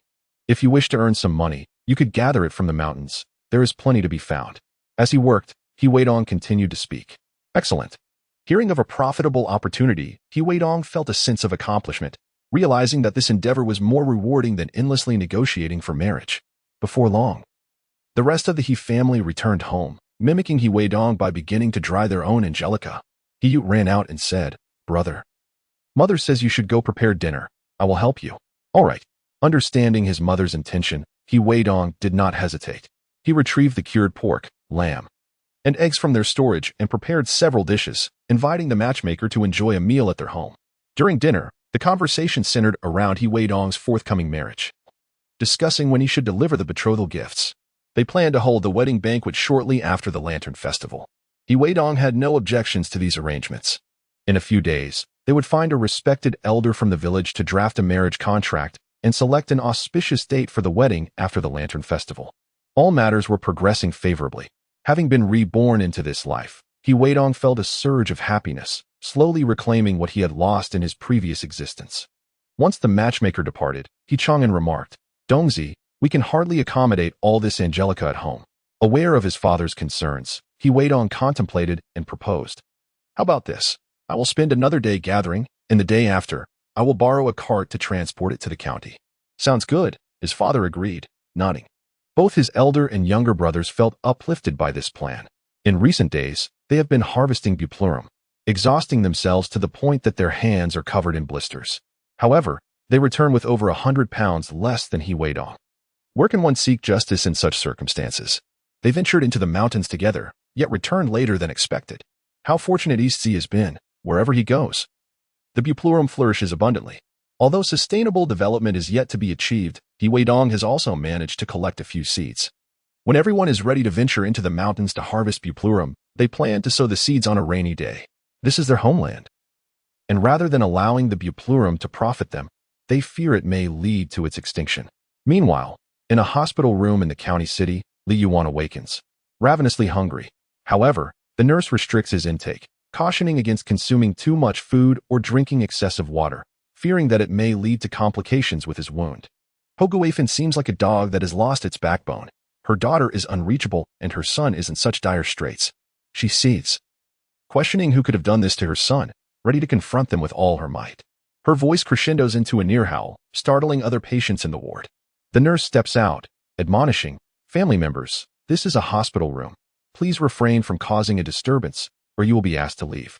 Upon hearing this, Hoguafin falls silent, in stark contrast to her earlier defiance, where she would challenge anyone without a second thought. As the sun sets, He Weidong informs Xiao Xiao that he will be going to the county city to deliver buplurum the following day. He offers Xiao Xiao the original price, a gesture reserved for family. This chapter is not yet concluded. Please turn to the next page to continue reading. After all, Xiao Xiao is the most obedient and the first to follow him. He wishes to support his brother, but he feels unprepared to do so at this moment. For now, he can only carry out smaller ventures. "East brother, should I borrow a tractor?" "No need. A cart will suffice if we secure it well. And remember to bring along some tools to deter any highwaymen." Understood. That evening, when everyone had delivered their harvest, He Weidong took the opportunity to weigh the buplurum. His own yield amounted to 560 pounds, while his father had 300 pounds, his eldest brother 400 pounds, and his second brother 401 pounds. Together with Xiao Xiao, a Guang, and a Zheng, they amassed a total of 1,000 pounds. "Eastzi, this won't do. You won't be able to transport it all," remarked He father upon seeing the haul. "Indeed, Xiao Xiao should borrow a tractor. Speak to your third uncle. We will cover the fuel costs," He Weidong suggested as he handed Xiao Xiao a pack of cigarettes. "All right." Once Xiao Xiao returns with the tractor and helps load the buplurum, they will rest at He Weidong's home, preparing to depart early the next morning. Many in the village are aware of their endeavors, as they plan to sell in the county city. At the home of village chief Yichaching, He Weidong states, "Father, He Weidong will be using a tractor to transport buplurum to the county city tomorrow. He must have connections. You should ride along and keep an eye out. We can seize this young man's business, but do be cautious." Upon hearing this, he feels disheartened with Li Yuan's incident. He suspects that He Weidong and his companions may have played a role. Yet, lacking evidence, he dares not pursue too closely. Rest assured, it is broad daylight. He dares not act recklessly. The following day, as the family ventured into the mountains to gather the medicinal herb, Chai Hu, He Weidong drove the tractor, accompanied by Xiao Xiao, to the county hospital to sell the herb. "Donggu, someone is following us," Xiao Xiao remarked.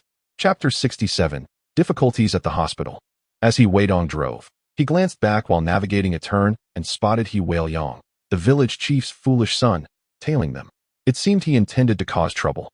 He Weidong couldn't help but express his disdain, after he had refused to show respect to the father and son duo last time. They had incessantly sought to create difficulties for him. Fortunately, he had foresight. He had spread rumors about the village chief, leaving him overwhelmed and embarrassed, thereby discouraging him from confronting He Weidong. If he were to make a scene, the chief's authority would diminish, leading the villagers to disregard him. This year was crucial, and He Weidong needed to exercise caution, for the chief might lose his position next year. "Donggu, shall we find a place to teach him a lesson?" Xiao Xiao suggested upon hearing He Weidong's musings. "No need. Engaging in a direct fight would only bring us trouble.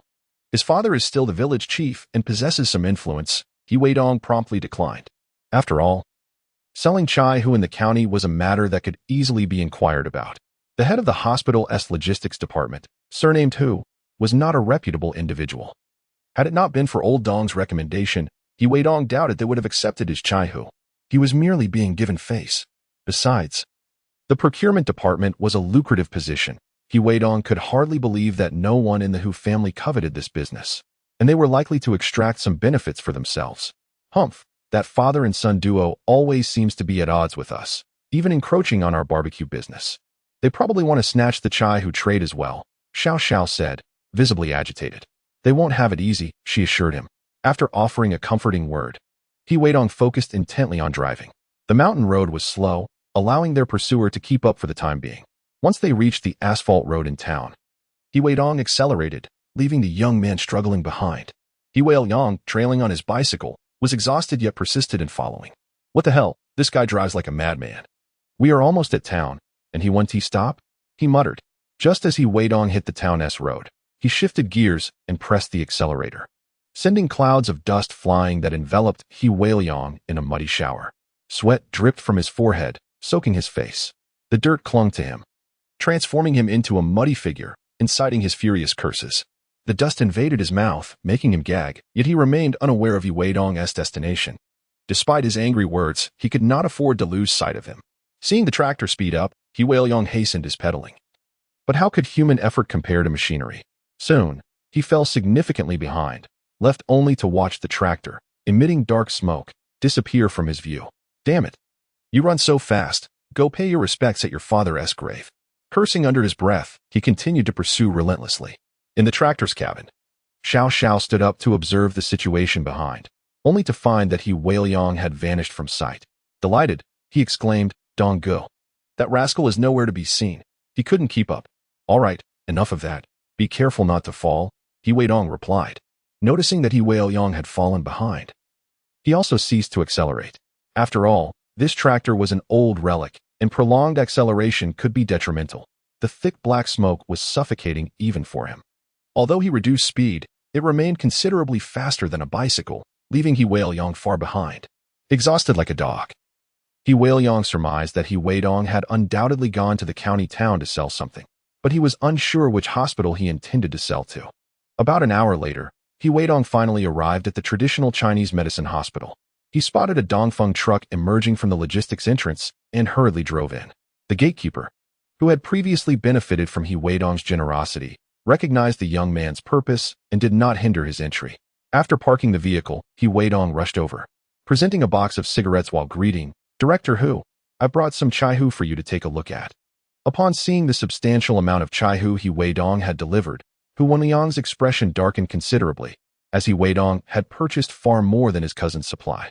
Consequently, his share of the profits would naturally diminish, leaving little room for joy. A mere pack of cigarettes could hardly compare to the potential earnings. With his face as dark as charcoal, he coldly remarked, What are you bringing this much for? The hospital doesn't require such a quantity. Director Hu, old Dong from your hospital mentioned that the quality of my chai-hu is excellent. Look, I only have a little over 2,000 gene here, which is much less than the Dongfeng truck. In a bid to secure a profitable deal, he spoke with a hint of politeness. All right then, I'll accept it this time. But please don't bring such a large quantity next time. Although Hu was reluctant to accept Weidong's goods, he feared losing his job, which would render him entirely penniless. Since Weidong had delivered only a little over a ton, if the quality was good, it could be mixed with the chai-hu he had just received, thus appearing more favorable. He instructed Weidong and Xiao Xiao to unload the chai-hu. Upon careful inspection, they discovered it to be of notably high quality, thick, clean, and without excessive difficulty.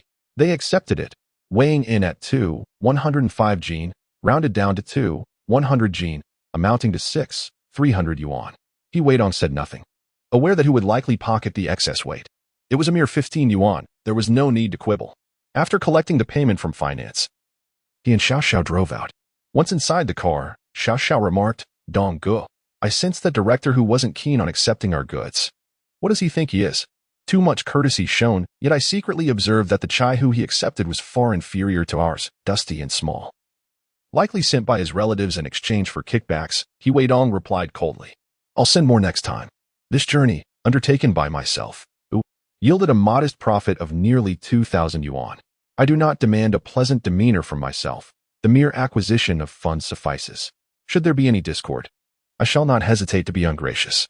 One must not be at odds with money. I noticed that Weidong did not drive back. Brother Dong, where are you headed? This is not the way home. I need to attend to some business. Please wait for me in the car, Weidong explained. Xiao Xiao refrained from further inquiry. The car arrived at the location provided by reporter Luo San from the county television station. He approached and gently knocked on the door, discovering someone was inside. Who is it? A voice called from within. After exchanging the agreed-upon signal, the door swung open. Luo San, who answered, welcomed Weidong inside. From a concealed bookshelf, he retrieved an envelope and handed it to Weidong. Upon opening it, Weidong recognized the woman as Li Yuxia. Although the man's face was obscured, he remained unrecognizable. Nevertheless, this photograph would undoubtedly incite chaos at Li Yuxia's wedding. He produced the 50 yuan he had prepared and handed it to Luo San. It has been a pleasure collaborating, Luo San remarked cheerfully as he accepted the money. I may call upon you again, Weidong replied before departing. As he drove back, he encountered Weidong, who was frantically searching for someone. Brother Dong, look at that scoundrel. I see him. Let us give him a scare, Weidong responded. He accelerated, swiftly passing by Weidong, who was startled and stumbled, ultimately falling from his bicycle. Observing Weidong's misfortune, Xiao Xiao erupted into laughter, seemingly oblivious as Weidong hastily departed. Weidong, now on the ground, rose angrily. That scoundrel must have done it on purpose. It infuriates me. In a fit of rage, he kicked his bicycle several times to vent his frustrations, but Weidong was already far away. He vowed to make Weidong pay for this. After his outburst, Weidong could only lift his bicycle and ride home. Passers-by looked at him with curiosity. He appeared quite disheveled, resembling a muddy figure, especially with that infuriating expression. Meanwhile, Weidong arrived at the town supply and marketing cooperative, where he purchased some nutritional supplements and fruit candies to take home. He returned the tractor to the village, gave Xiao Xiao money, and after securely hiding the funds at home, he grabbed his tools and resumed his ascent to the mountains to harvest more buplurum. Brother, dinner will be ready soon. You should eat before going, He said, noticing her brother drenched in sweat and hastily preparing to leave again. Hearing his sister's call, Weidong paused. The meal is ready? Yes, I'm just frying an egg. It will be done shortly. After all, my nephews and nieces will be home for lunch. And as a young girl, I have little strength. My time is spent doing household chores, reading, and preparing meals for them. All right, I'll take care of it. He set down his belongings, washed his hands, and proceeded to the kitchen to cook. The cold dishes from last night had been consumed. It felt rather meager. He took some cured meat and chopped a generous amount of white radish, stir-frying a meat dish. Wait for the children to return for dinner. Xiao Xiao approached with a dry bun in hand. Dong Go, are we leaving now? This time, he had earned nearly 200 yuan by following Weidong to find areas rich in buplurum. Having discovered a lucrative opportunity, he was so eager to make money that he hardly wanted to eat at home. Let us wait a bit. Let us have dinner first. My little nephew and niece will be back from school soon, and you should join us, Weidong remarked, observing Xiao Xiao, whose sunburned face was quite red. I don't want to stay. Your family doesn't have much anyway. I think I'll return home. Xiao Xiao declined politely. Don't go yet, otherwise I'll be waiting for you again. Just then, the children returned, filling the atmosphere with excitement. After greeting Weidong and Xiao Xiao, they rushed to the kitchen and joyfully shouted upon discovering that there was meat today. All right, hurry up and eat. I need to finish quickly and get back to work. Weidong urged as he noticed them squabbling. Although Weidong often conversed with them, the children were still somewhat intimidated by him when he was angry, as they were attuned to the moods of adults. In their home, Weidong's word was law, and the adults naturally did not dare to contradict him. They obediently lined up to serve themselves, eager to fill their plates. Today, Weidong's stir-fried preserved meat with radish had become their favorite. Once they had finished and left, Weidong served a bowl of rice for Xiao Xiao. They sat together on a stone bench in front of the house and began to eat. The weather was unbearably hot. This dreadful weather, the sun is relentless. If only I had a chill beer, Weidong lamented during their meal. Indeed, it was scorching and thirsty when we went to the county this morning, Xiao Xiao echoed. After exchanging a few casual remarks, Weidong instructed, Yeah, this afternoon, please take the items I brought back to the neighboring village, to your third sister-in-law's place. I bought plenty of fruit candies. Keep some for yourself, and don't let the younger one see them. in the month since his rebirth.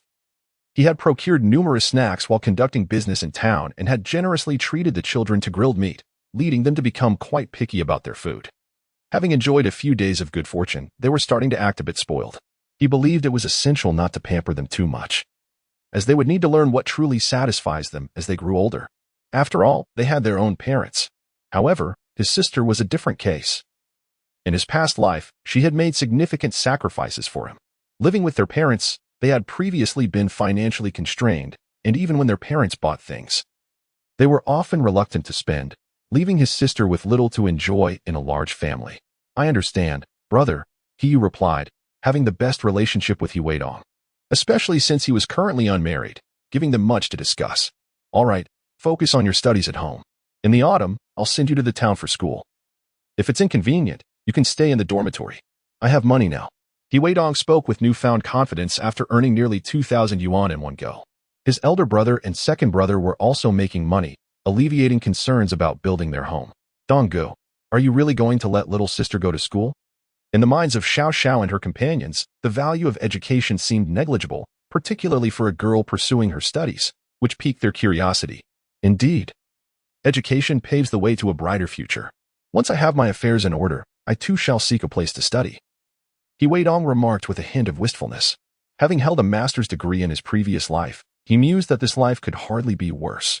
Xiao Xiao, taken aback by Weidong's words, exclaimed, "No way, Donggu, you aren't contemplating attending university again, are you? Why not? Many couples attend university together, and there are even those in their 30s, he retorted.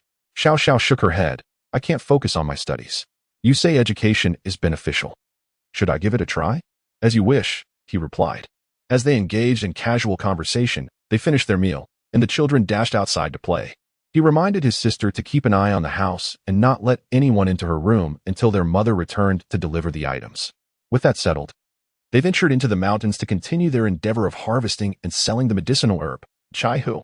On their journey to earn money, Weidong returned home, his face dusty and weary after a long day's work.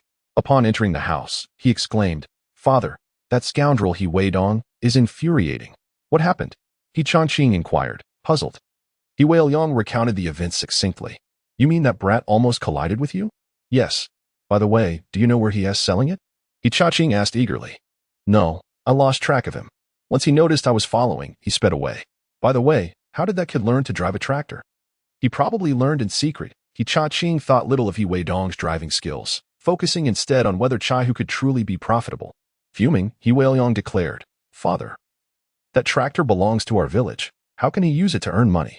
That is true. Zhang Xiaojun borrowed it from his uncle. I'll speak with him. That tractor cannot be lent out anymore, or the villagers will complain, He Chongqing stated. Chapter 69, Frantic Pursuit of the Chai-Hu Business despite He Chongqing's serious demeanor. He intended to create obstacles for Weidong. Greed is an inherent trait of humanity, although he was unaware of how much Weidong had earned.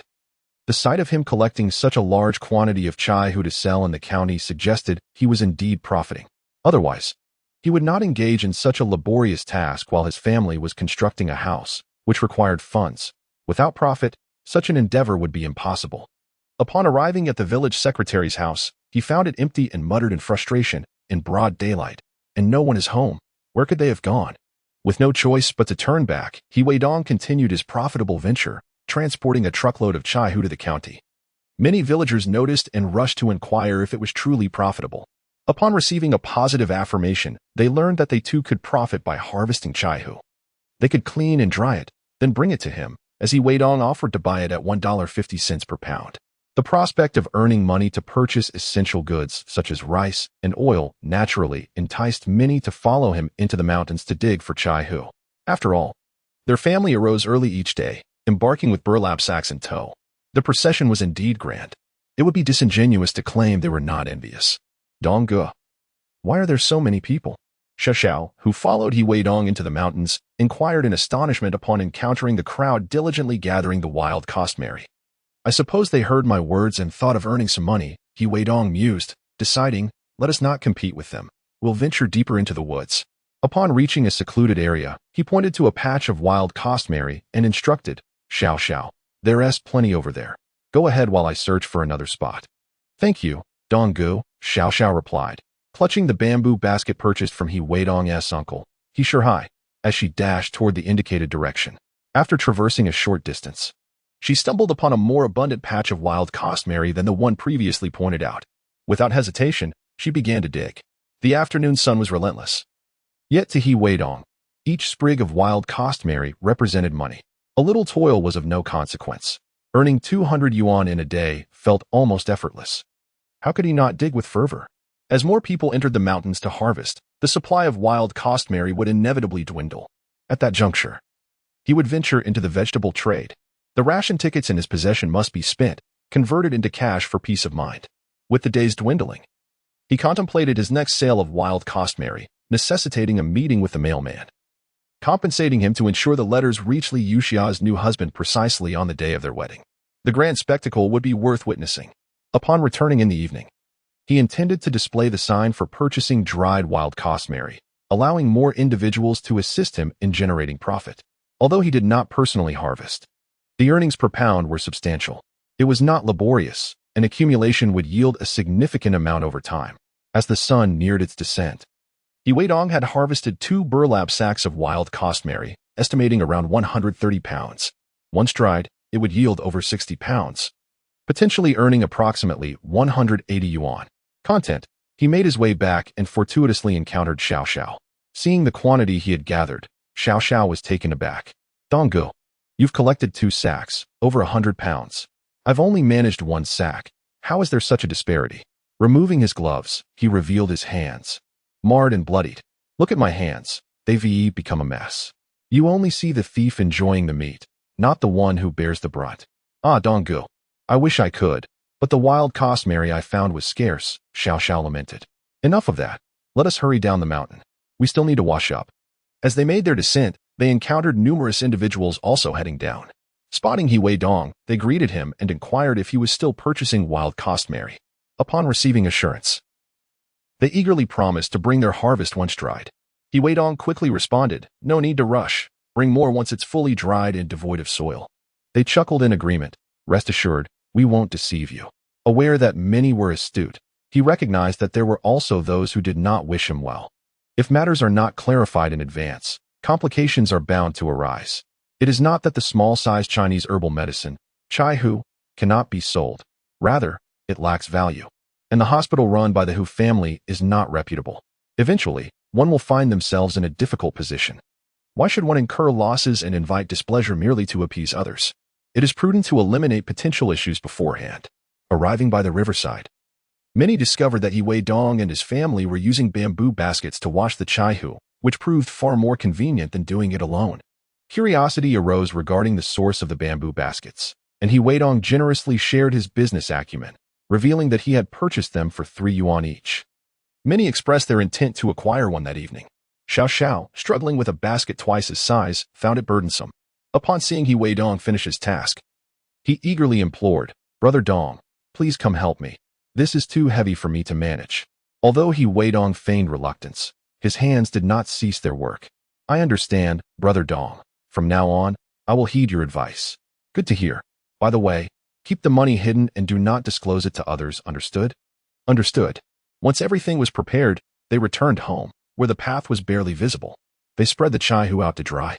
Dinner was ready, and the family awaited. The children, restless and hungry, settled down after a reprimand from the adults. Upon seeing He Weidong return, the family began their meal. I've brought back the money. Once we finish eating, I will distribute it among you, and I have kept track of the weight.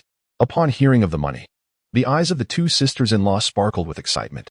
Finally, they would see a return on their investment. They believed that upon receiving the money, they would work even harder the following day. Next time, I plan to go to the county at the end of the month. If anyone asks tomorrow, simply state the conditions and allow them to leave the goods at home, He Weidong advised, reflecting on the matters to attend to upon his return. All right. After dinner and distributing the money, He Chang'an remarked, from now on, when purchasing materials, you 3 brothers should pool your funds at the time of settlement, and I will keep a record for you. Understood, He Weidong replied without hesitation. However, the expressions of the 2 sisters-in-law darkened. The money they had just received was still warm, yet they were expected to part with it. They seemed to forget that He Weidong had previously borne the brunt of the expenses. In the face of their father-in-law's words, they dared not voice their discontent.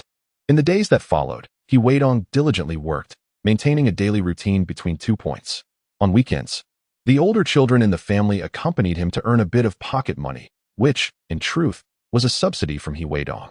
They bought at the original price, sold at the original price, investing their time and energy without much complaint. Before long, the end of the month arrived. Dongzi, when are you going to the county? Father inquired during a meal. The day after tomorrow afternoon, I will be at home to purchase chai hu. Weidong, while dining, responded affirmatively, stating he would notify them shortly. His father nodded in agreement. The children at home had experienced the challenges of labor without complaint. Early the next morning, Weidong set off with Xiao Xiao. During this period, many had ventured to harvest the buplurum, resulting in a gradual decline in both the quantity and quality of what Weidong could gather. He estimated that after another attempt, the yield would be nearly exhausted.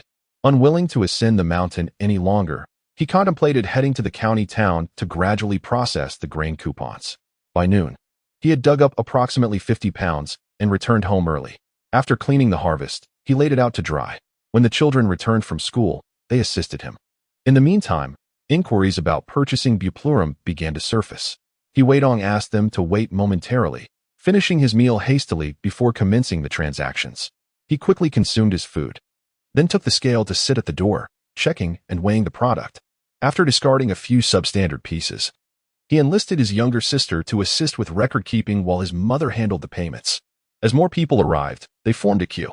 However, the quantities they brought appeared quite limited, with most bringing less than 100 pounds. Some attempted to take advantage, offering inferior, damp, and moldy products, which Weidong firmly rejected, directing them to sell elsewhere.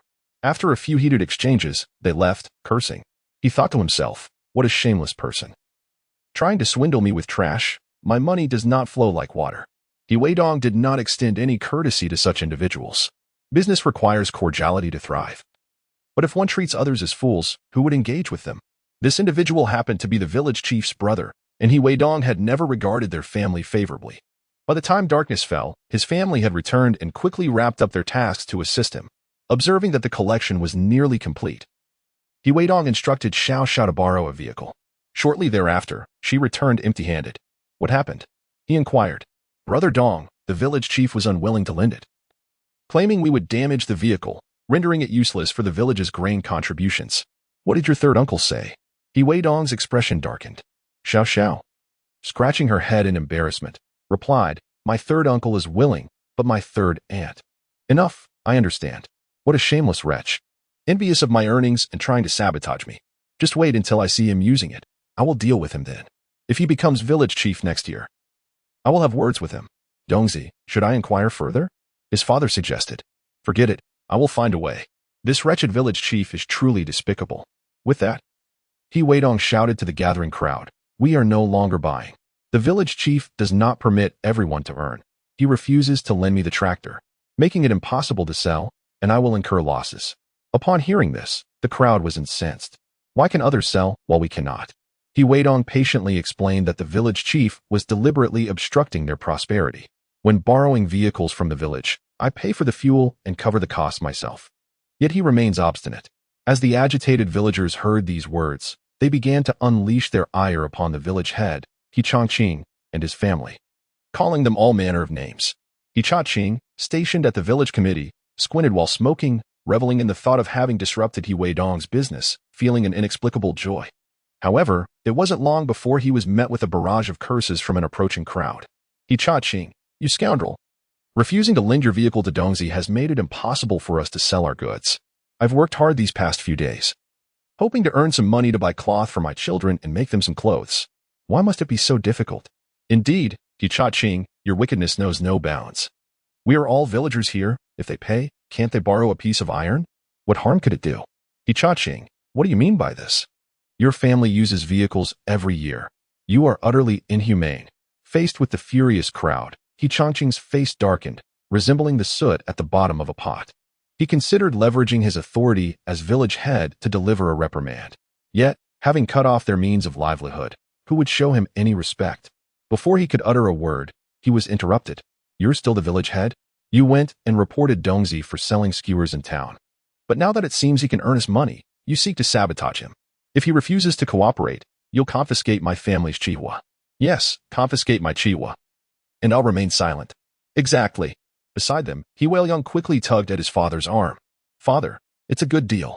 It doesn't look like much. If we take it all, we can sell it tomorrow. If He Weidong can profit, so can we. Initially enraged, He Changqing's eyes lit up upon hearing his son's words. You're right, he exclaimed loudly. Enough of the noise. Since He Weidong can buy it at 150, so can I. Little Xiao, trailing behind, was taken aback by He Changqing's audacity in seizing the Chihuahua business. She hurriedly ran to inform He Weidong, but unfortunately, he was not home, having gone out to borrow a tractor. When He Changqing and the others learned of this news, their expressions soured. He spoke up, Little Xiao? There are plenty of Chihuahua that my brother discarded this afternoon, which others didn't want. If the village head is looking to collect, gather those up and take them to sell. Upon hearing this, everyone's eyes brightened. Indeed, it's getting dark, and visibility is poor. Moreover, the village head was unaware of the standards for collecting Chihuahua. Small, moldy, and improperly dried Chihuahua could all be passed off as acceptable. It would be a lucrative opportunity to fleece him. As the villagers listened, their eyes sparkled with excitement. Little Xiao exclaimed, Sister, you're brilliant. I'll gather them up and share the earnings with you. Without hesitation, they took a sack from He's household. And with the help of He Yu and the others, they collected all the unwanted Chihuahua, carrying them off to the village head's residence. What brings you here? He Weiliang was surprised to see Little Xiao. Aren't you collecting Chihuahua? Since Dongzi no longer wants them, I've brought them over. Why wouldn't you accept mine? Little Xiao feigned annoyance. He Weiliang thought to himself that this would damage Little Xiao's relationship with He Weidong, which seemed quite advantageous. Hastily he said, Take it. Since it has been delivered, we shall accept it. After weighing it, they found it to be 35 pounds, with 52 yuan in hand. Xiao Xiao left with a sense of modest satisfaction. When Xiao Xiao departed, He Changqing expressed his discontent, saying, Why did you accept his goods? He hardly looks reputable. Father. By doing this, we can undermine his relationship with He Weidong, and by mixing it with other herbs, no one will discern the difference. Just this once. Next time, we shall procure something of better quality, He Weiliang explained. Well, I must admit, your wits serve you well in crucial times, He Changqing praised. Meanwhile, after Xiao Xiao had finished his meal, he arrived at He Weidong's home. Shortly thereafter, He Weidong returned driving a tractor. Dongge, you're back. How did the village head lend you the vehicle? Xiao Xiao shook his head, saying, Let me tell you, I managed to outsmart the village head. Confused, He Weidong inquired. How could someone as astute as the village head allow you to trick him? Pray tell, what transpired? Chapter 71, Night Watch, He Weiliang, the Bold and Cunning. Thus, Xiao Xiao recounted the events succinctly. Upon hearing the tale, He Weidong smiled faintly. That scoundrel. I did not foresee that in his desire to thwart me, he would prevent me from using the tractor. He has unraveled my plan, inciting everyone to berate him. And now he has collected everyone's goods, no doubt planning to sell them for profit. By the way, how much did he collect? Xiao Xiao chuckled coldly. I estimate around 1,000 pounds. I observed many individuals delivering subpar herbs, especially those who had previously clashed with you. They all brought their offerings, hurling insults at you while selling. He Weiliang, that rascal, spoke nothing but disparaging words about you. I am not some soft currency. Not everyone will favor him. Just wait. They shall face repercussions. When the village head is unable to sell those goods, he will return to face the wrath of the villagers. At that time, we shall enjoy the spectacle and stoke the flames of discord. He Weidong could already envision the scene. When He Changqing returned from the county, the goods would remain unsold. And Hu Yang would berate him harshly for incurring losses exceeding 1,000 yuan. The ensuing disputes would be a sight to behold. As several others sought to profit by laboring for days to gather inferior herbs, hoping to reap ill-gotten gains, only to find themselves unable to sell them, resulting in a laborious and futile endeavor. By the way, Donggu, this herb was collected from your doorstep. The idea was proposed by He Yu, and I want to sell it. We shall split the earnings. Xiao Xiao is not one to solely seek personal gain. He Weidong shook his head and waved his hand, saying, No need. You can share the money with my sister. It would not do for a young girl to be without funds. All right, I shall give her your share. Xiao Xiao insisted. No, just give her a portion, He Weidong replied gently. That will not suffice. It must be given in full, Xiao Xiao firmly rejected. If it were not for He Weidong's guidance, how would he have earned this money? Now, with over 1,000 yuan in his pocket, a sum he had never dared to dream of, He thought to himself that even if he had given more than 50 yuan to Hiyu, it would not matter. He prepared to run over and present the money to Hiyu. There is no rush. With so many people around, let us first load the goods, and we shall depart tomorrow. Weidong detained the departing Xiao Xiao, money in hand, ensuring her presence would not be fleeting. They could meet daily. There was no need to hurry for the moment. Should their family catch sight of this, the two sisters-in-law might harbor unspoken thoughts. If their parents learned of Hiyu's financial means, they might also contemplate her wealth, especially since Weidong had mentioned that Hiyu should reside with them once the house was built. These matters required careful consideration. One must not act with good intentions only to commit a misstep, giving away money that would bring Hiyu fleeting joy, only to reclaim it later. Would that not leave her heartbroken for naught? Once the family is completely divided, one can pursue their own desires freely. Should the two sisters-in-law express discontent or show hostility, I will not hesitate to respond in kind. My intent to assist you in earning money does not imply any indebtedness to you. It is solely out of respect for my two brothers and my nephews that I extend this opportunity. The two sisters-in-law, in Weidong's eyes, paled in significance compared to his sister Hiyu, who had made the greatest sacrifices for him in their previous life. Naturally, he would compensate her after the family division. What are you two doing? Why are you not helping? Dongzi does not require a penny from you. The labor and mental strain expended to secure your earnings are simply wasted. After your meal, do not linger here idly. Upon seeing his two sons, his father frowned as his daughters-in-law held them back from assisting. Their expressions were far from pleasant. Such behavior was truly disgraceful. When money is involved, their eyes widen. Yet they fail to show gratitude. It would be better had there been no money at all. Although you have toiled all day, Weidong had not rested either. Everything he brought was to facilitate your prosperity. Even if you were exhausted, you cannot simply stand idly by. Otherwise, the youngest son would feel discontented. The new house remains incomplete, and the family is on the verge of collapse. The elder sons hastened to offer their assistance. Weidong observed all of this. Despite the sour expressions of the two sisters-in-law, they too came to lend a hand. Were it not for his own strength and the abundance of family members, Weidong would have sought external help. Soon, the task was nearly complete. At that moment, Xiao Xiao and Zheng arrived after their meal, intending to inquire about Weidong's plans for moving the Chaihu tomorrow. Upon seeing the loading process, they did not initially recognize the tractor, mistaking it for one from the village. In astonishment, they queried, Dongzi, didn't the village head refuse to lend you a vehicle? How did you acquire it? You are truly blind. Take a good look. This vehicle is not from the village. I borrowed it from the neighboring village for 5 yuan.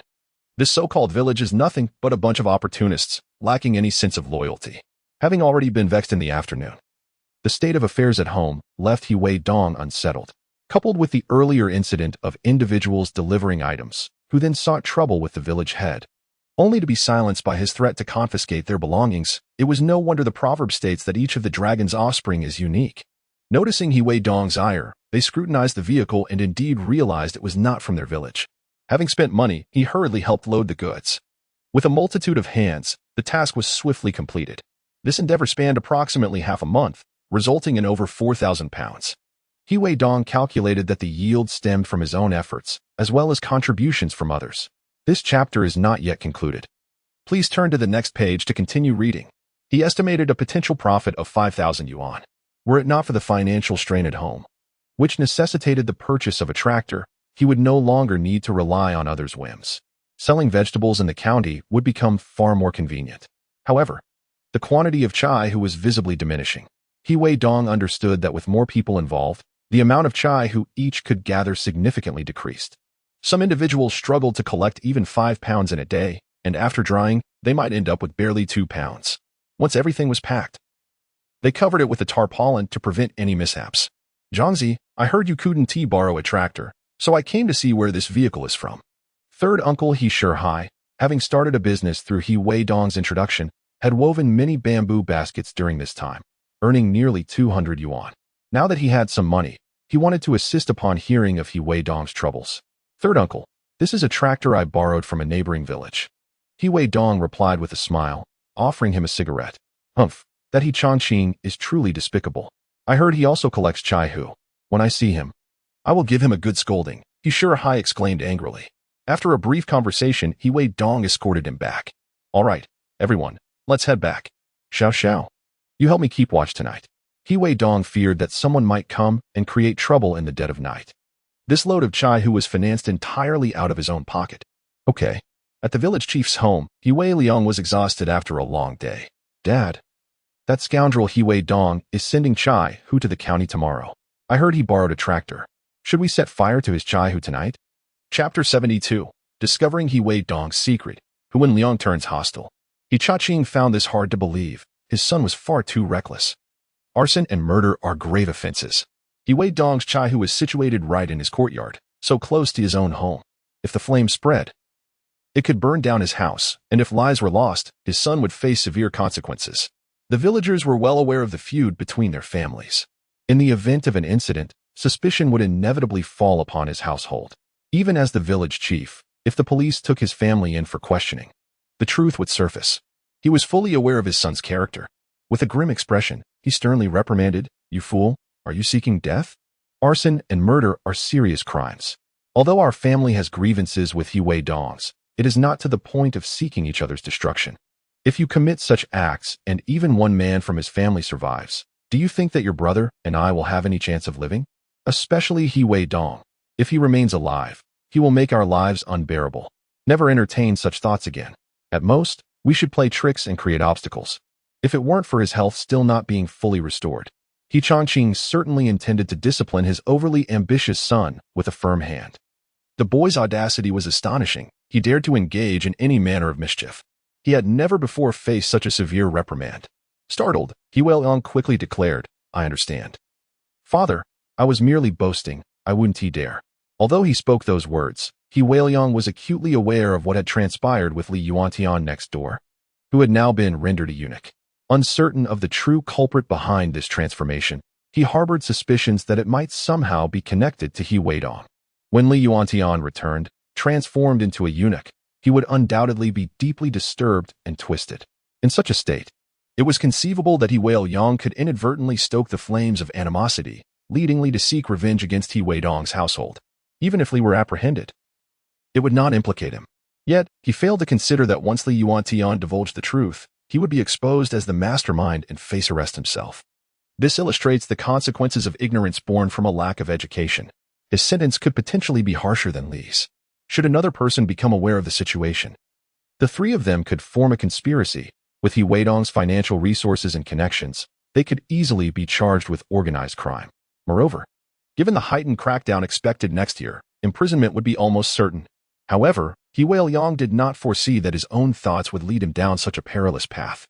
Li Yuxia, led astray, would find himself sentenced to life imprisonment, while a minor official would also end up incarcerated for 15 years.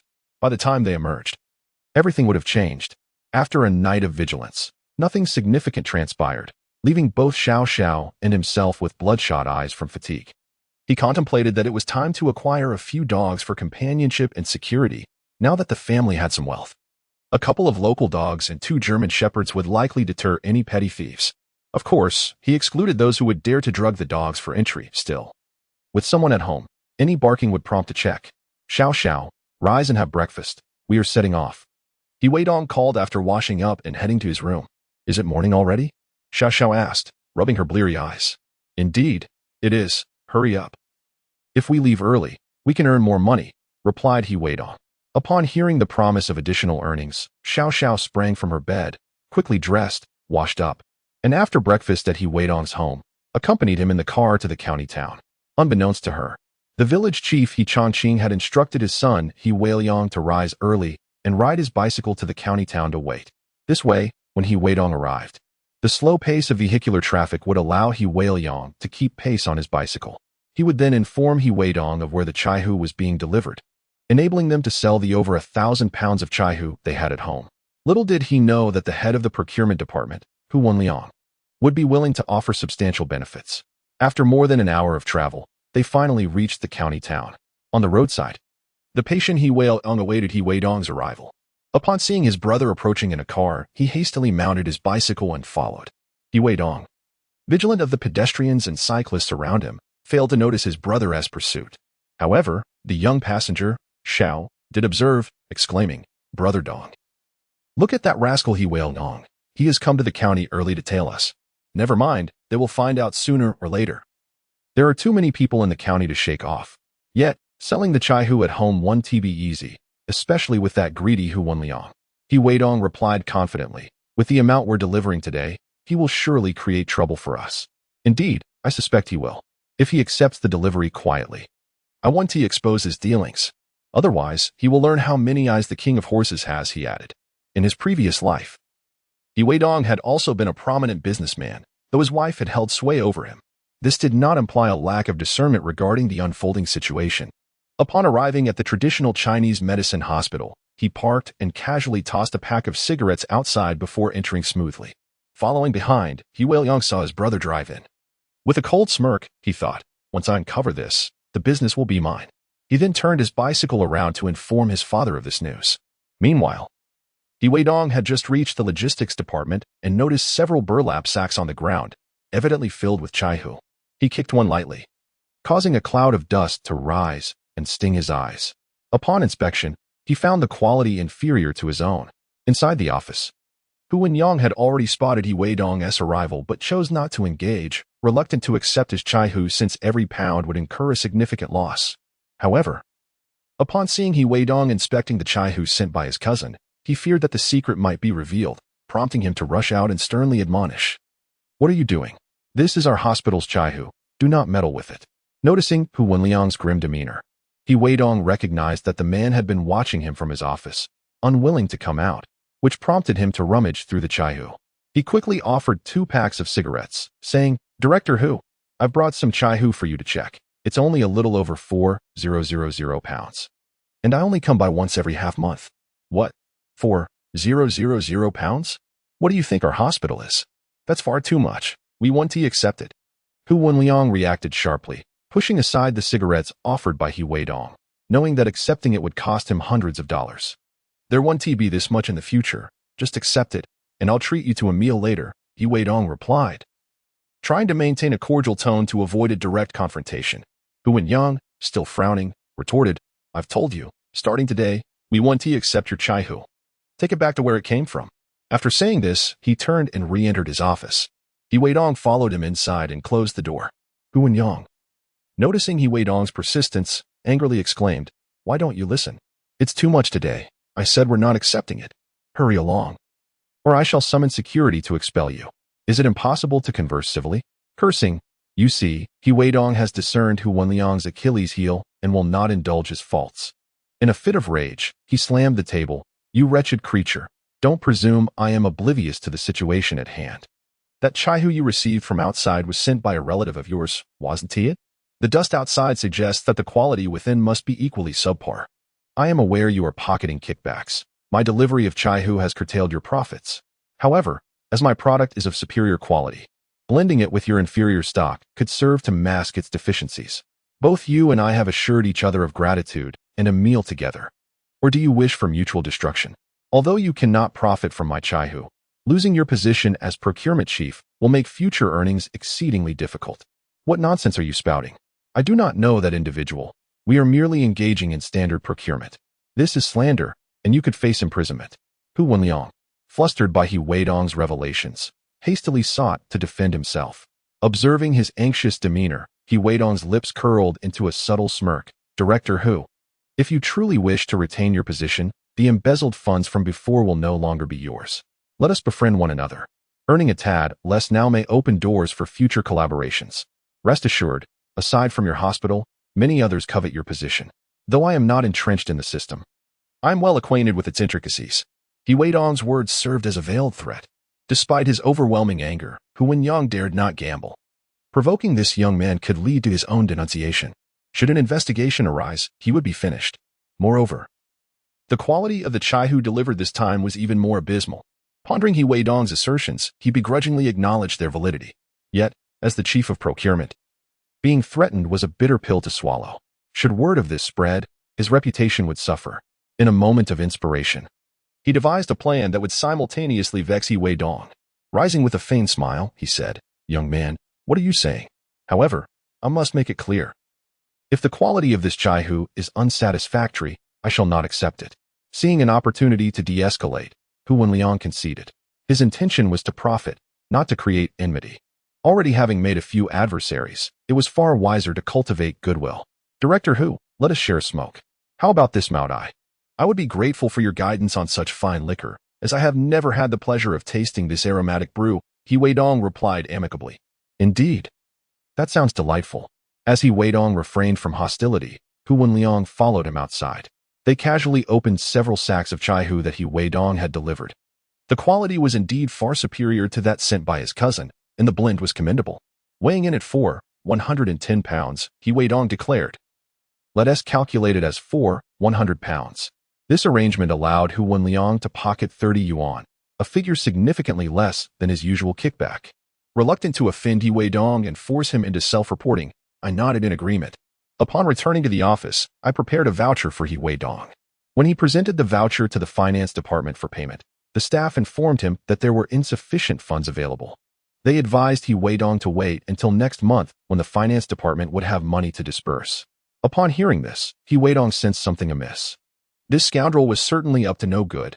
Director Dong had explicitly stated that cash should be provided directly. It was hard to believe that such a large hospital could not produce a mere 10,000 yuan. The project that Director Dong was involved in certainly required funding, earmarked for specific purposes. It seemed that Hu Wenliang had discovered too much and was attempting to vex him.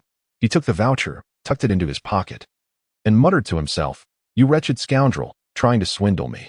Just because the tiger does not roar, do not mistake me for a sickly cat." Fuming, he stormed into Hu Wenliang's office, kicking the door open with a loud bang. The sudden noise startled Hu Wenliang, who, upon recognizing He Weidong, snapped. "What are you doing barging into my office? I already collected your chai hu. Are you here to cause trouble?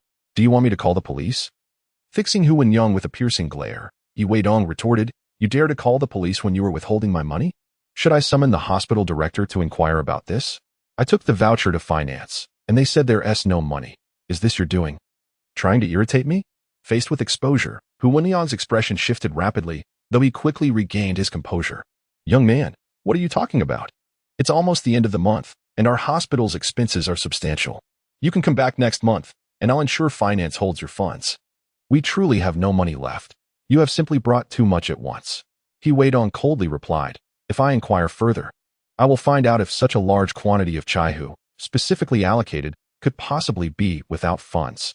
I have been courteous towards you, delivering cigarettes and a small sum of money, which is less than what you earn. Yet you cannot bully me simply because I am younger." He fixed his gaze on Hu Wenliang, who felt a chill run down his spine. Despite his youth, He Weidong's words were astute, and he wondered how He Weidong knew the funds were earmarked. "Fine, I will settle this time, but do not send so much at once next time, especially at the end of the month." Hu Wenliang, under He Weidong's intense scrutiny, felt a bit uneasy and reluctantly placed a call to the finance department. After hanging up, he said, "Young man, I have made arrangements for them to allocate some funds for you. I understand your difficulties." He suspected that He Weidong had sourced the chai hu from somewhere else, as it was implausible for him to acquire such a large quantity alone. Surely, he was indebted to others, and his own funds were being withheld. It made sense that if He Weidong could not secure the money, he would be unable to collect the chai hu. Eventually, He Weidong would have to appeal to him for help, unaware that He Weidong was privy to too many secrets. Not daring to gamble, Hu Wenliang could only relent and provide the funds. "Thank you, Director Hu. Next time I come to the county to deliver goods, I'll treat you to a meal." "Sounds good," Hu Wenliang replied, putting on a brave face. As He Weidong exited, he spat in disdain. "Huh, what audacity to seize my money." These two exclamations undoubtedly stemmed from the moment they parted ways. Upon arriving at the finance department, He Weidong successfully retrieved 12,300 yuan. "Come, let us dine at the state-run restaurant," he proposed. Chapter 74. A brush with adversaries and the arrangement of delivering messages. Driving the tractor, he departed with Xiao Xiao. "Brother Dong, will you still be able to send the chai hu?" Xiao Xiao inquired upon settling at the restaurant. He Weidong responded with a calm smile, "Of course, why wouldn't I? But isn't Chief Hu causing us trouble today?" Xiao Xiao added. Some matters should not be overly divulged to Xiao Xiao, should secrets slip out during boastful moments. It could lead to complications. He Weidong was reluctant to sever ties or offend anyone unnecessarily. These individuals were the Brahmins of the county town. Should he offend them, it could jeopardize his relationships with others who were more amicable. Without any leverage over them and not having taken anything from them, he truly had no ground to stand on in disputes. They ordered a fish dish, 2 stir-fried vegetables, and 2 large bowls of rice and began to eat with ease. Brother Dong, would you care for a beer? It's on me. The weather is so hot, and you are still helping me earn money, Xiao Xiao suggested. In this era, there were no stringent checks for drunk driving, and the roads were not congested. A bottle of beer posed no issue, especially under the scorching sun, which induced considerable heat. Drinking a beer to cool off is perfectly fine, he nodded. But remember, never drink and drive. It's extremely dangerous. Understood, Xiao Xiao replied, fetching 2 bottles of ice-cold beer. As they indulged, Xiao Xiao remarked, the dishes at this state-run restaurant are truly delightful, albeit somewhat pricey. Those with such culinary skills attract a certain clientele, Weidong noted. The patrons here are typically factory leaders, department heads, or those entertaining others for business. Individuals like us, Weidong and Zhang Xiaojun, are indeed rare. Dining here could easily equate to a month's expenses for a frugal family. In this era, both chefs and waitstaff at restaurants enjoy job security, often courtesy of connections. Naturally, service attitudes were less than exemplary. Otherwise, would there be signs posted in state-run eateries forbidding the arbitrary assault of customers? Xiao Xiao's voice grew slightly louder, drawing the attention of a displeased waitress who glared in their direction, seemingly ready to reprimand them.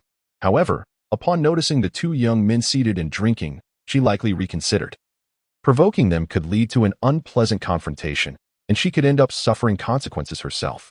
All right, I've taken care of the matter you mentioned.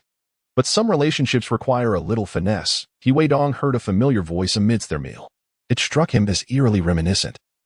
A long-buried memory suddenly surging back into his consciousness. Yes, the voice belonged to the scoundrel who spoke with Li Yuxia outside the hospital before her rebirth. He rose and stepped outside, only to discover a large crowd. Among them, one man stood out with a notably protruding belly. Weidong surmised that this rotund figure was likely the one he sought. Unfortunately, the group remained silent, leaving Weidong unable to confirm his suspicions. With a general impression formed, he felt reassured that he would recognize him upon their next encounter. The matter of vengeance could be approached gradually. There was no rush. In a few days, Li Yuxia would wed that simpleton Sun Fu from the neighboring village. It was puzzling how she had convinced him that she was an innocent maiden, all while carrying another man's child within her. The notion was utterly absurd. Weidong returned inside to continue his meal. Xiao Xiao, with concern etched on her face, inquired, Dongge, what happened? Why did you suddenly go outside? Oh, I ran into an acquaintance and stepped out for a moment, Weidong replied nonchalantly. Some matters were best kept from others, especially given the treacherous nature of the Brahmins in the county. He was not yet equipped to establish his presence there. Oh, an acquaintance. We should invite him for a meal sometime, Xiao Xiao suggested casually. Yet, her words fell on deaf ears. Weidong's thoughts were far darker. The desire to invite such a man for a meal paled in comparison to his true yearning for vengeance. His past life had inflicted severe suffering upon him, and it was a wonder he maintained any semblance of composure. He gulped down the remaining beer, and noticing Weidong's grim demeanor, Xiao Xiao realized her misstep and quickly apologized. Weidong waved his hand dismissively. It's all right. This matter does not concern you. After finishing their meal, they sought refuge in a shaded area to rest for a while. As he prepared to drive back, he decided against digging for Chinese Angelica today. As the number of diggers was overwhelming, genuine exploration could only be conducted in the deep mountains, which were often deserted. Time was not on his side. Arriving at the town's post office, he instructed Xiao Xiao, "You wait here while I send a letter." "All right, Dongge," she replied without further questions. Upon entering the post office, he approached the clerk. "Excuse me, may I help you? Are you here to send a letter or make a call?" "I need to locate the mail carrier who delivers to Hejiao village. There's a letter from our village, and I'm unsure if it has been sent," he explained.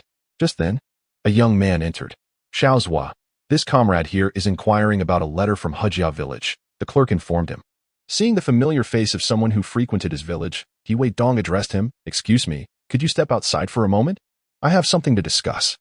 The young man, puzzled by Weidong's intentions, complied and followed him outside. Handing him a cigarette, Weidong asked, "Could you do me a favor and deliver this letter?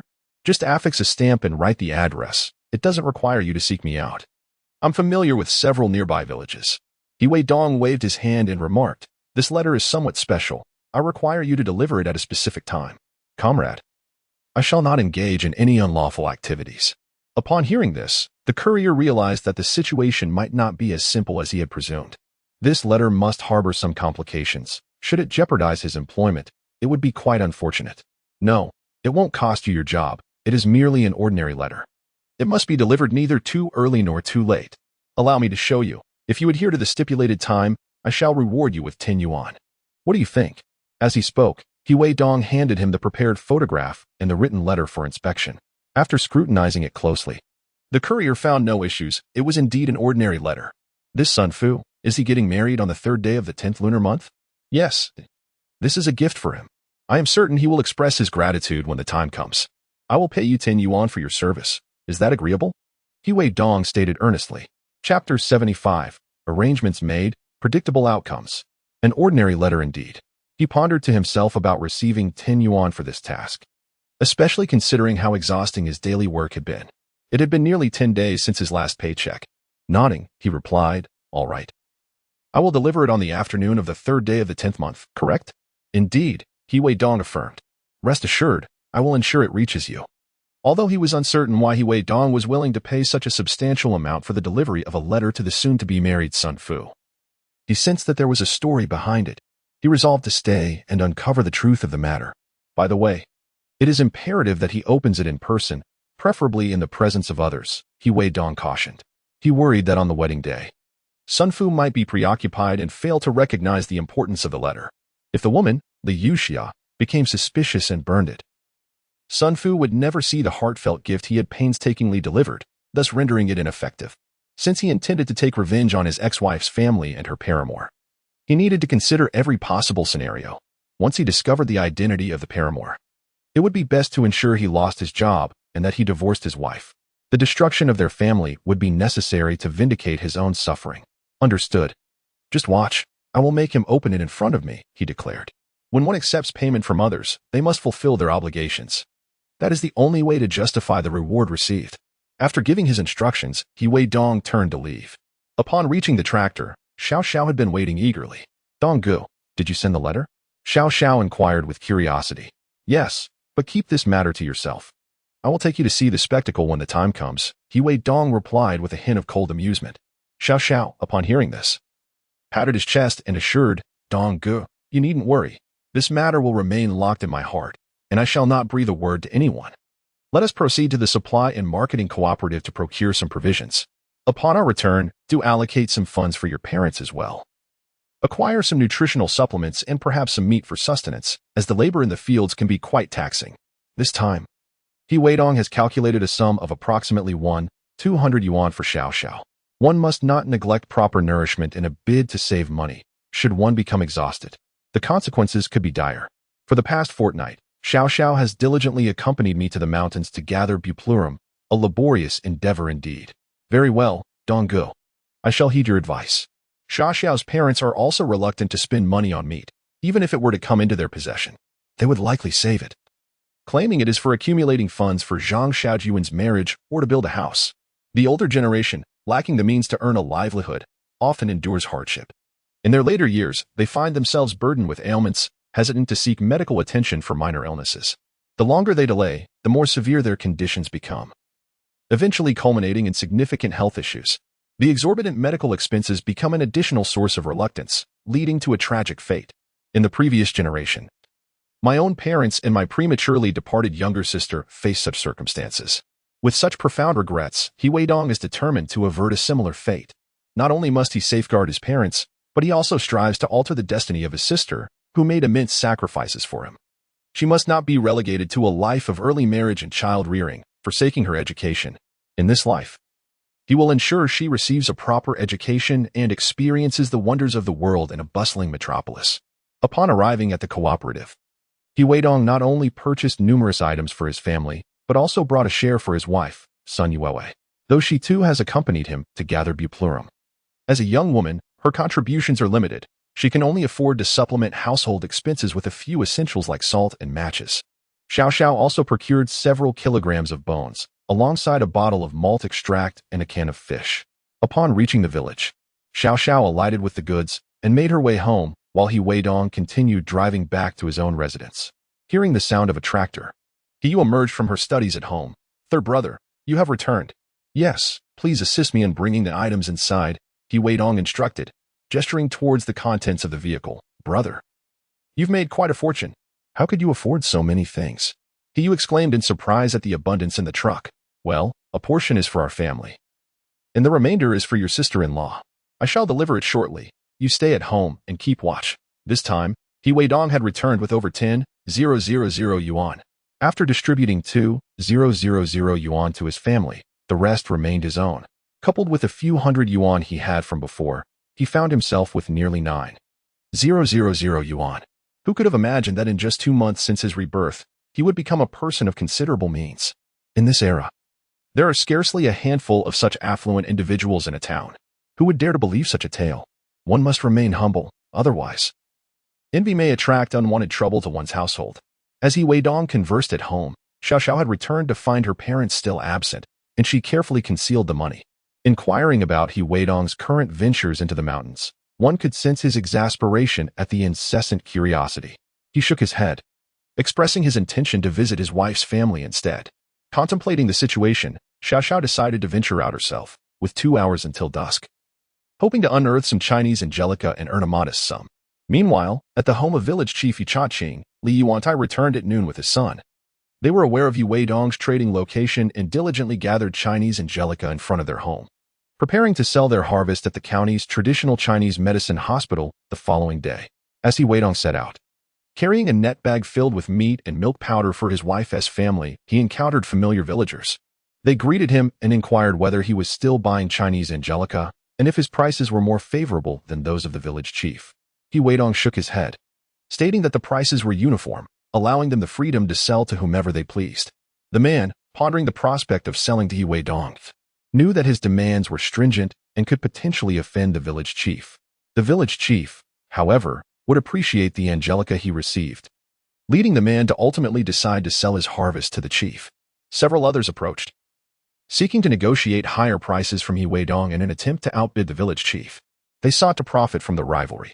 Yet, fully aware of the village chief's imminent return, Weidong remained unfazed, recognizing that any losses would merely cause the chief some inconvenience. The thought brought him joy, relishing the idea of the old man and his son attempting to vex him, despite the underlying tension stemming from his conflict with Li Yuantai's family. When encountering more villagers, Weidong suggested they deliver their harvest directly to the village chief, maximizing the potential to deplete his resources and allowing him to chuckle in delight at night. Isn't the Stonesy from his village? Here to see your wife? Chapter 76. The Bond of a Lifetime. The village chief's angelica sales in disarray. Weidong had visited Sun Yue several times, and their conversations had not escaped the notice of the villagers. Recognizing him, they greeted him warmly, having heard of their impending marriage, set to take place after the new year. Today, Weidong was met with enthusiastic salutations, as his family had also been selling Chinese angelica, thus earning from his endeavors. Although they did not know his name, Weidong responded with a smile. On his way to Sun Yue's home, he encountered several familiar faces, reciprocating their greetings. Upon hearing his voice, Sun Yue emerged, her cheeks flushed with shyness, softly asking, "What brings you here?" "I came to see you, and to bring you some things," Weidong replied, lifting his arm to present the net bag to her. "Why did you buy so many items? Would you like to come in and sit for a while?" Although they had already agreed upon their marriage date, the decorum of their situation, especially with a widow and her daughter, made entering alone somewhat inappropriate, thus avoiding any potential gossip. "No, I must return the borrowed tractor," he said. "Remember to eat well, gain some weight. Make sure to consume the nutritional supplements, and once you finish them, let me know so I can purchase more for you." "Oh, and please send my regards to Andy," Weidong advised. "Also, when you have some free time, read more books. Strive to gain admission to a prestigious university. I will support you." Upon hearing these words, a wave of indescribable emotion surged within Sun Yue. She had never anticipated that after marrying Weidong, she would still have the opportunity to pursue her studies. In truth, she enjoyed reading and performed well academically. Unfortunately, her father had encountered an accident, and their family had lost its breadwinner. Her mother alone lacked the means to support her education. "All right, remember my words. Go back now. I must take my leave." Noticing her emotional state and fearing she might cry, Weidong smiled gently and waved goodbye. It was only after his figure had completely vanished that Sun Yue turned to head home. She opened the net bag to inspect the items Weidong had brought, including the meat her family could hardly afford to buy. Had Dongzi come by? Sun's mother inquired while busy with her handiwork. "Yes, mother. He brought quite a few things, including malt extract for you to prepare, Sun Yue responded joyfully. This young man is quite commendable. Marrying him seems to be a wise choice. Who else would lend you money and bring gifts before even marrying? Her mother's words resonated deeply within her heart. In that moment, she realized she had completely fallen in love with Weidong, determined to never part ways, regardless of what the future held. Later, reminiscing during their playful banter, she revealed her decision made that day, understanding that human hearts are tender and require warmth to flourish. Weidong had thoroughly warmed her once lonesome heart, ensuring they would never be separated again. Upon arriving home, the sky began to darken. Hu's father and others returned after harvesting the buplurum. Dongzi, I heard that Chongqing is aware of where you sell the buplurum, he noted. News travels swiftly within the village. Today, that rascal Li Yuan had secretly followed him. Upon returning, he would undoubtedly amplify the gossip. So be it. Weidong replied nonchalantly. Next, he planned to continue harvesting for a couple more days before renting a house near the county. He intended to exchange his grain coupons for money, entrusting his family to store the buplurum until the right moment to sell it. He was also eager to witness the village chief's struggles in the county, where Hu Wenliang would likely make things difficult for him if he failed to sell the buplurum. The ensuing frustration would surely lead to conflicts within the village. Moreover, in 3 days, the wedding of Sun Fu and Li Yuxia from the neighboring village would take place. It wasn't too far away, and he intended to take a bag of sunflower seeds to share with a few childhood friends. Eager to witness the dramatic unfolding of this divorce saga, which he had orchestrated, missing it would be a loss. Chang'an was exceedingly frustrated, feeling that Chongqing's actions were rather lacking in integrity. Whatever his family undertook, Chongqing seemed to follow suit. Although he was the village chief, there was little that could be done at the moment. In a state of helplessness, he could only crouch and smoke in silence. Enough of overthinking. It was time to eat. There were tasks to attend to tomorrow. Today, I brought back some meat for everyone to share. Weidong had returned with earnings. Purchasing goods. Naturally, not everything would be given to the children. The adults in the household had to eat as well. Their parents were also earning. And it wouldn't be fair for the adults to forego their share for the sake of the children. Once the distribution was done, he cared little for how others fared. He and his sister only needed to satisfy their hunger. After finishing their meal, the children were sent to another room. It was time to settle accounts and divide the money. After handing over the funds to his father and older brothers, he was too disinterested in their complaints and hurried off to wash up and sleep, as tomorrow he would be collecting the Chinese wild ginger. The next day, he entered the mountains early. At Chongqing's home, he called for assistance to load the harvested wild ginger onto the village tractor. Reluctantly, he drove the tractor into the city. Upon arriving at the county hospital, he instructed his son to knock on the door. The security guard, unfamiliar with the man, opened the door hesitantly upon hearing a stern voice. After inquiring with several individuals, they finally reached the logistics procurement department. Upon seeing the tractor parked in front of the building, Hu Wenliang, in a foul mood, questioned, "What brings you here?" "To deliver wild ginger," replied Chongqing. Upon hearing that it was wild ginger again, Hu Wenliang realized it jeopardized his own interests. "We want to accept it. Take it back," he waved dismissively. Hearing this, Chongqing grew anxious. The nearly 2,000 pounds of wild ginger had cost them a substantial amount of saved money. He quickly implored, "Comrade, please don't deceive me. Weidong from my village delivered some yesterday, and you accepted it. How is it that now, just 1 day later, you refuse?" Upon hearing Weidong's name, Hu Wenliang hesitated, considering whether to grant this request due to their village connection. "What does his association with your village have to do with me?" he asked cautiously. Chongqing replied, "I am his village chief. You accepted his delivery. Mine is not much more, so please accept it." Uncertain of the specifics of Weidong's relationship, he thought it would be best to accept it to avoid unnecessary trouble. However, he warned himself to be wary of the quality. This was his first delivery. "All right, unload 2 bags for me to inspect," Hu Wenliang conceded. Delighted by the acceptance, Chongqing eagerly inquired about the price. 2 yuan per pound. Hurry up. Hu Wenliang decided to take advantage of the situation. As the sacks were unloaded, dust flew everywhere. Instantly, Hu Wenliang's expression soured. Could the quality be subpar? Upon opening the bags, he discovered the ginger was small, dirty, and muddy, with some even moldy and rotten. He immediately erupted, "Get out. I don't want this rubbish. Do you think you can fool me with trash?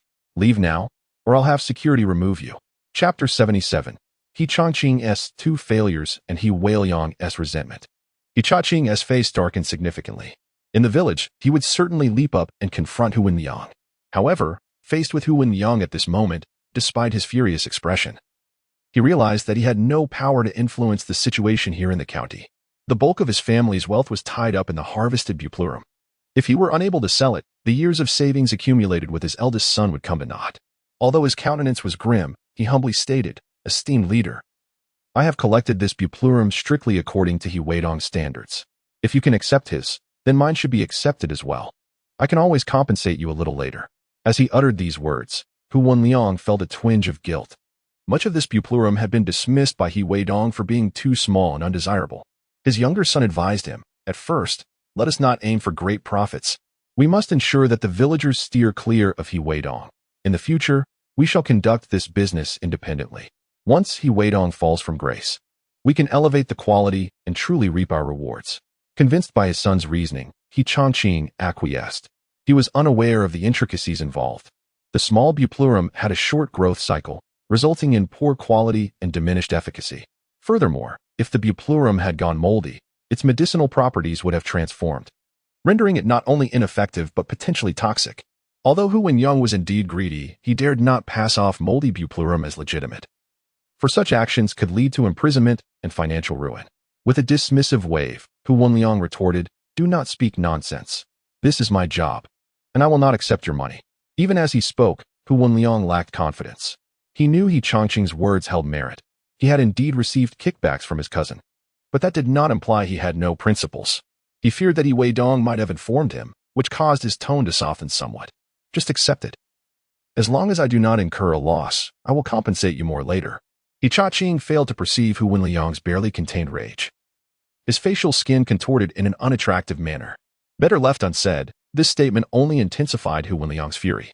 "So you won't suffer a loss while I bear the entirety of the cost for purchasing your buplurum? Who do you think you are? I am your elder," he bellowed. "You scoundrel! Do you think this is a marketplace?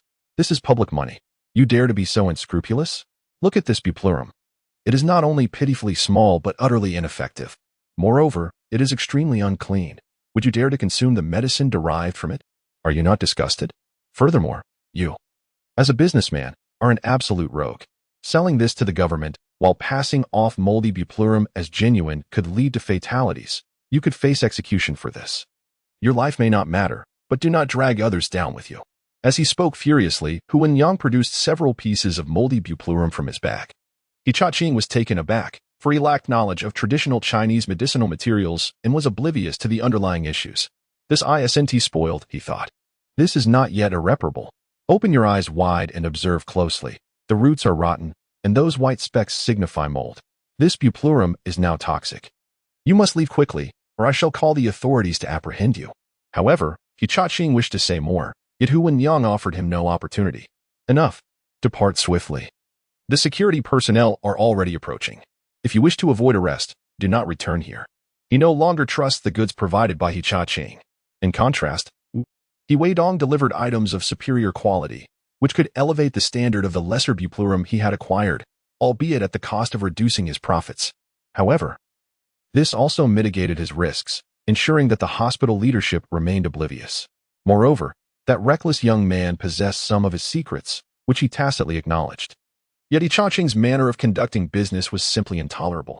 When He Weidong next arrived, he would inquire about the situation between them. As it seemed He Weidong had not communicated the quality requirements for the buplurum. Naturally, he was unconcerned that He Weidong might divulge any of his matters. Seeing the security approaching, He Chongqing felt cornered, fearing arrest and confinement. He hurriedly signaled the tractor, loading the harvested buplurum into the vehicle, and, driving with his son, left the Chinese medicine hospital. Throughout the journey, his expression was grim, and his mood was understandably dismal. Upon exiting, He Weidong expressed his worries. "Father, others do not want this. I truly saw He Weidong selling it to the department head. I understand, but he claims our buplurum has spoiled and is unworthy," replied He Chongqing, deeply troubled, for rejecting this would jeopardize much of his family's assets. "I know." He Weidong's vile nature became apparent. "He must have seen me yesterday, understood my intentions, and surely informed that individual to reject our goods. He must have bribed the department head." He Weidong clenched his fists, expressing his indignation. Never did he anticipate such treachery. "We shall seek other merchants in the herbal medicine trade. Let us explore our options." He Chongqing believed that now was not the time to confront He Weidong. The most pressing matter was to sell the Buplurum and recoup their finances. The father and son drove around the county town, ultimately discovering a merchant dealing in herbal medicine, claiming to sell Buplurum. Initially, the clerk was reluctant, but He Chongqing's persuasive words and the offering of cigarettes encouraged him to consider accepting a small quantity. However, upon witnessing He Chongqing open the bag containing the Buplurum, the clerk's demeanor soured. He accused He Chongqing of being unscrupulous, presenting inferior Buplurum and even discovering some with mold, consuming which could lead to dire consequences. The clerk hastily expelled He Chongqing, urging him to take the Buplurum and leave at once. At that moment, He Chongqing recognized the gravity of the situation. Many of the Buplurum he had acquired were defective, with some being improperly dried and sold to him. "Father, what shall we do?" He Weidong asked sorrowfully. "Enough. Let us first return this Buplurum," He Chongqing concluded. He Chongqing was certainly unwilling to engage in a losing venture. Upon hearing his father's words, He Weidong despondently remarked, "The person who sold us the Buplurum has caused quite a stir. Many have quarreled with He Weidong over the poor quality, and now we are left with it. What if they refuse to take it back?" With a scoff, he added, "Let them try." He Chongqing furrowed his brow and, with a scowl, declared, "I am the village chief. If they dare not refund, I shall make it impossible for them to live in this village. Do they think they can swindle my family?" With that, he furiously drove home to return the Buplurum. Chapter 78. He Chongqing's return sparks villagers' fury as He Chongqing drove. Dark smoke billowed from the vehicle. Having suffered such a significant loss today, he pondered how life would continue without reclaiming that money. It represented a substantial portion of their hard-earned savings. He Weidong harbored deep resentment towards He Weidong, blaming the wretched young man for not rejecting the inferior Buplurum earlier. If only they had known such merchandise was unsellable. His reasoning had become convoluted, akin to those who incessantly champion equality and fair compensation. Yet, when faced with their own circumstances, they often feigned illness or incapacity. When it came time to receive their due, they would unleash their grievances, discarding the facts in favor of emotional outbursts. This flawed mindset hindered his progress. Deeply influenced by He Weidong, leading him into a spiral of misguided actions, he failed to recognize his own faults, shifting all blame onto others, which ultimately culminated in grave mistakes. He had unwittingly sown seeds of resentment within himself. Upon returning to the village, some villagers spotted the father and son with the Buplurum and inquired, "Are you still accepting this Buplurum? Get lost." He Chongqing snapped, venting his frustrations on the inquirer. The villager, taken aback by the hostility, had merely intended a casual greeting. Just as he was about to dismiss the insult, He Weidong interjected. "You heartless scoundrels must have conspired with He Weidong to swindle my family's money with this defective Buplurum. I swear I'll make you pay." "What do you mean? You willingly accepted the Buplurum. If it doesn't sell, that's on you. When did I ever sell you substandard Buplurum? The ones I provided were clean and robust." And He Weidong accepted them without hesitation. He did not take pity on you as the village chief. He thought I was eager to sell to you. The villager, overwhelmed by the barrage of accusations from the father and son, found it intolerable to be berated, especially by someone younger. He vehemently defended himself against the unfounded allegations of selling inferior Buplurum. He Chongqing, with his face darkened, retorted, "That doesn't matter to me. The Buplurum sold to my family cannot be sold elsewhere. I have receipts for the transaction, and I demand a refund." A crowd had gathered during the heated exchange, but upon hearing the mention of a refund, they were far from agreeable. Moreover, the Buplurum provided by my own family is of excellent quality. However, some may have been a tad hasty, lacking the time to dry properly. But what does it matter? Simply drying it out will suffice. Furthermore, the money has already found its way into my pocket. How could it possibly be returned to you? What are you talking about? In commerce, it is a mutual agreement. And no one compelled your family to accept my Buplurum. If you cannot sell it and wish to return it, dream on. Do not presume that just because you are the village chief, I am obliged to refund you. The Buplurum I delivered was indeed good, if your family cannot sell it. That is a reflection of your own incompetence, not our fault. What of the village chief? If you lack the ability to conduct business, will you compensate us? If it remains unsold and you demand a refund, that is simply unreasonable. Hearing the demand for a refund, they naturally became displeased and began to argue, creating quite a commotion akin to herding ducks. He Chongqing, as the village chief, had never endured such a loss. With a scowl, he obstinately declared, "I don't care. I must have my money back. If you do not want the Buplurum, I shall discard it. Soon, I will take this bill and demand money from each household." Having said this, he drove back home. After the father and son departed, the crowd exchanged glances, uncertain in the face of Yi Chaqing's threats. They began to voice their concerns. "What shall we do? Will you return the money?" One person asked anxiously. "Return the money? On what grounds?" "As I just mentioned, the buplurum I sent has demand from Dongzi. Unless he returns my original buplurum, which is now all mixed together, how can it be distinguished as mine?" "Indeed. How could he assume that we sold him inferior buplurum?" It was those few individuals who had reportedly quarreled with Dongzi. "What? It seems everyone agrees not to refund?" "Of course, the money has already been spent. How could I return it?" He Xiao, the village's well-informed individual, asserted confidently, "We are united as a group." "What of the village chief? If he pushes us too far, we shall confront him together, fearlessly." "Yes, He Xiao is correct." He Quan, a local rogue in his 40s who had yet to marry, squandered every bit of money on drink. Previously, he had sold a considerable amount of inferior buplurum to He Weidong, which was subsequently rejected, leading to a quarrel. Upon hearing that the village chief was collecting, he had brought it forth and berated He Weidong. He constantly lamented that He Weidong lacked reason and did not consider their shared village, deeming the buplurum unworthy of acceptance. Now, demanding a refund was utterly out of the question. Upon hearing He Quan's words, the crowd felt emboldened and began to speak. "He Quan, I believe you are right. Shortly, you should lead us in confronting this matter. We will all support you." He Quan, well aware of their intent, was no fool. Licking his lips, he raised a finger and said, "You may support me, but even the emperor does not starve his soldiers. Is that not so? Each household must pay me 1 yuan."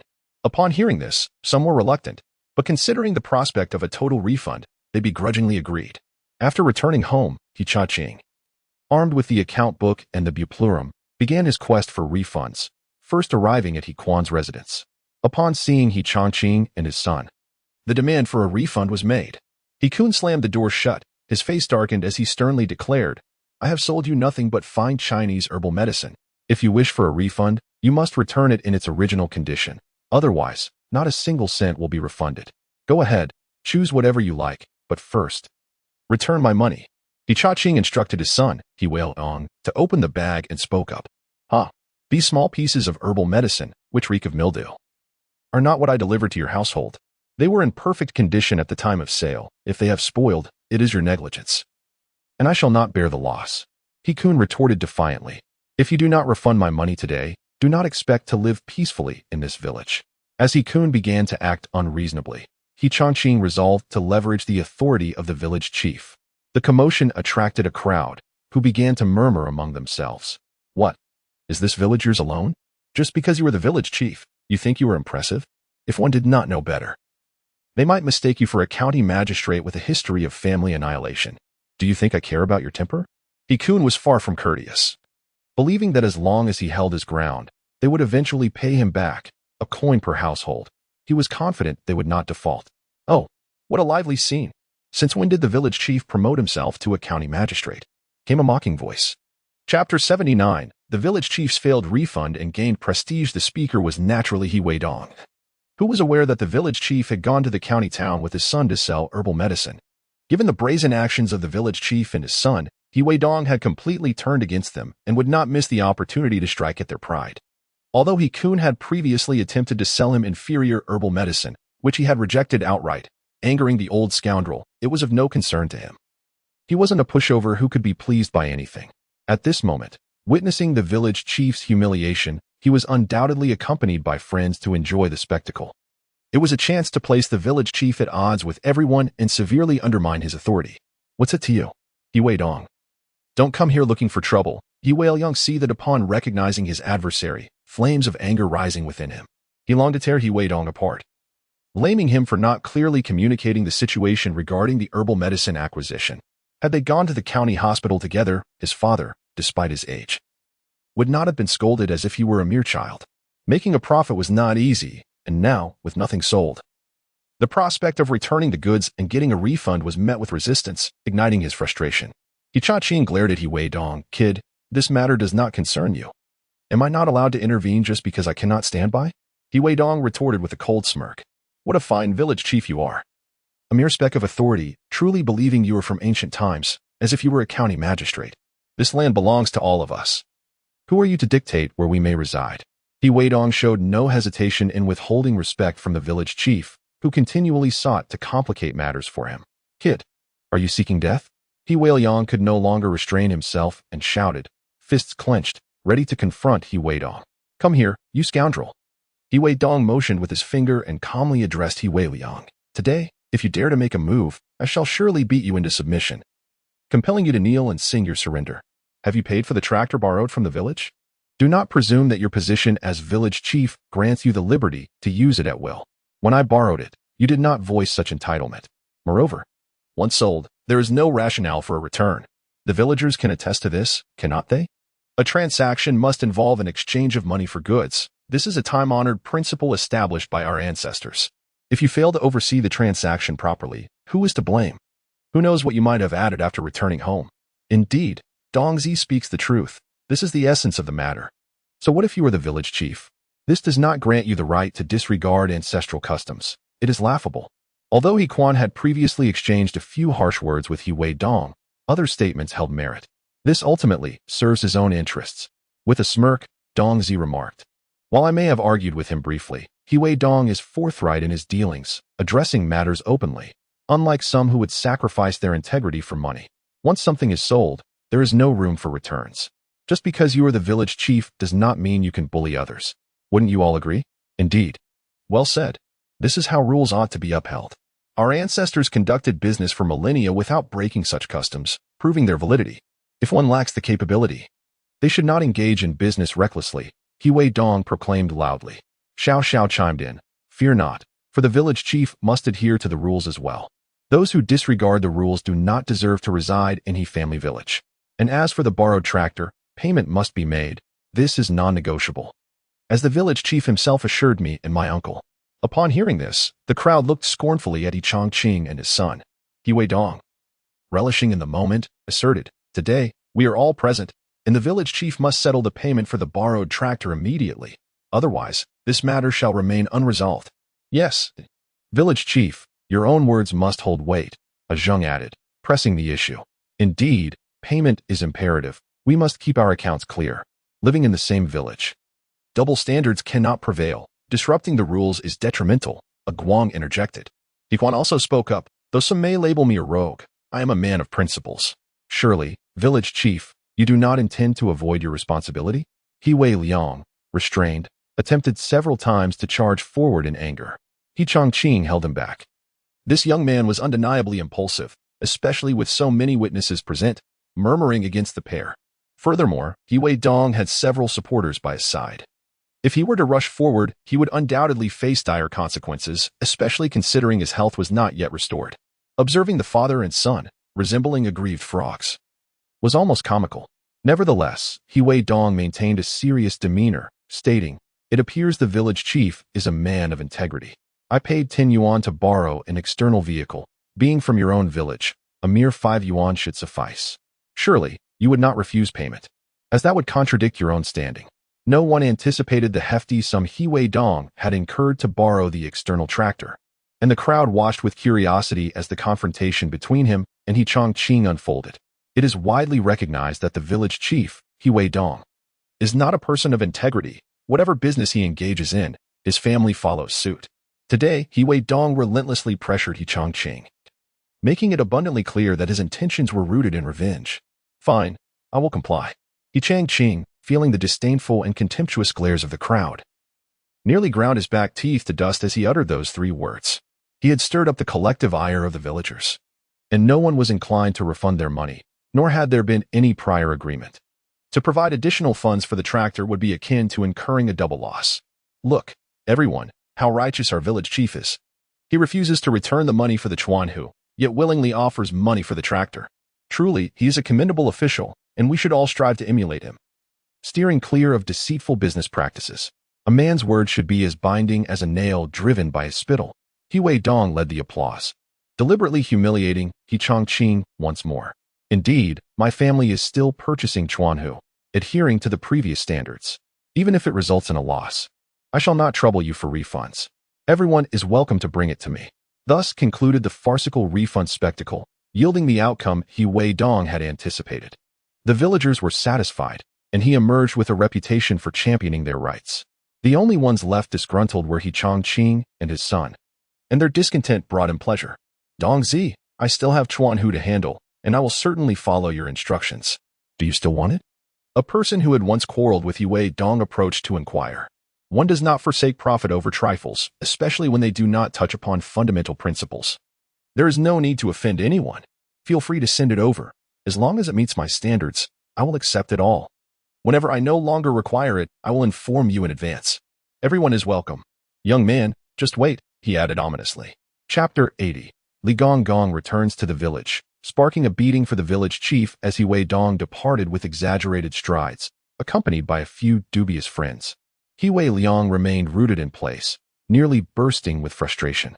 Why was it that every encounter with Weidong seemed to herald misfortune for himself and his family? Initially, he had envied Weidong for making profits selling skewers in town and had sought to involve his father in the venture to earn money. However, it resulted in a beating and rumors circulating that he and his father had gone to town to woo another man's wife, leading to a confrontation that ended with him being attacked.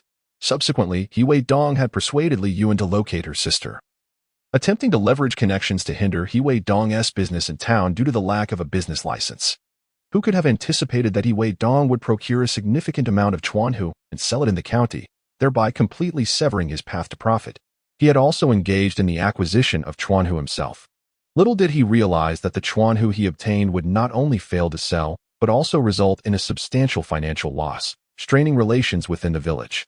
The villagers began to harbor grievances against his family, while Weidong reaped the benefits. All right, let us return, He Chongqing remarked. He demonstrated his acumen as the village chief. After being assaulted while selling skewers in town, he began to exhibit a degree of cleverness.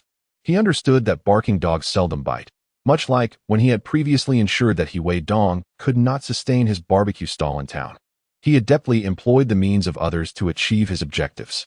Since Weidong still intends to continue acquiring Chaihu, despite incurring losses within his own household, let him bear the burden of his own misfortunes. Earlier this morning, he faced humiliation before a section chief who of the county's traditional Chinese medicine department. He refuses to accept his own Chaihu, and upon returning home, he plans to report him. It is evident that he has accepted benefits from Weidong, which is why he disregards his own Chaihu. After reporting him, a new person will take over as section chief, making the sale of Weidong's Chaihu far less favorable. Although filled with grievances, Weidong returned home in frustration. He could not help but exclaim, "Father, look at that arrogant brat Weidong. He doesn't even regard you." With a sidelong glance at his son, the father thought to himself how he regretted giving birth to such a foolish child. If only he possessed the same shrewdness as Weidong, he would not be suffering losses now. Observing the resemblance to his younger self, he began to doubt whether the boy was truly his own. He retorted sharply, "What do you propose we do? Go up and confront him? Do you honestly believe you can win? Not only would he have several supporters, but could you alone match Weidong? But father, we cannot simply let this slide.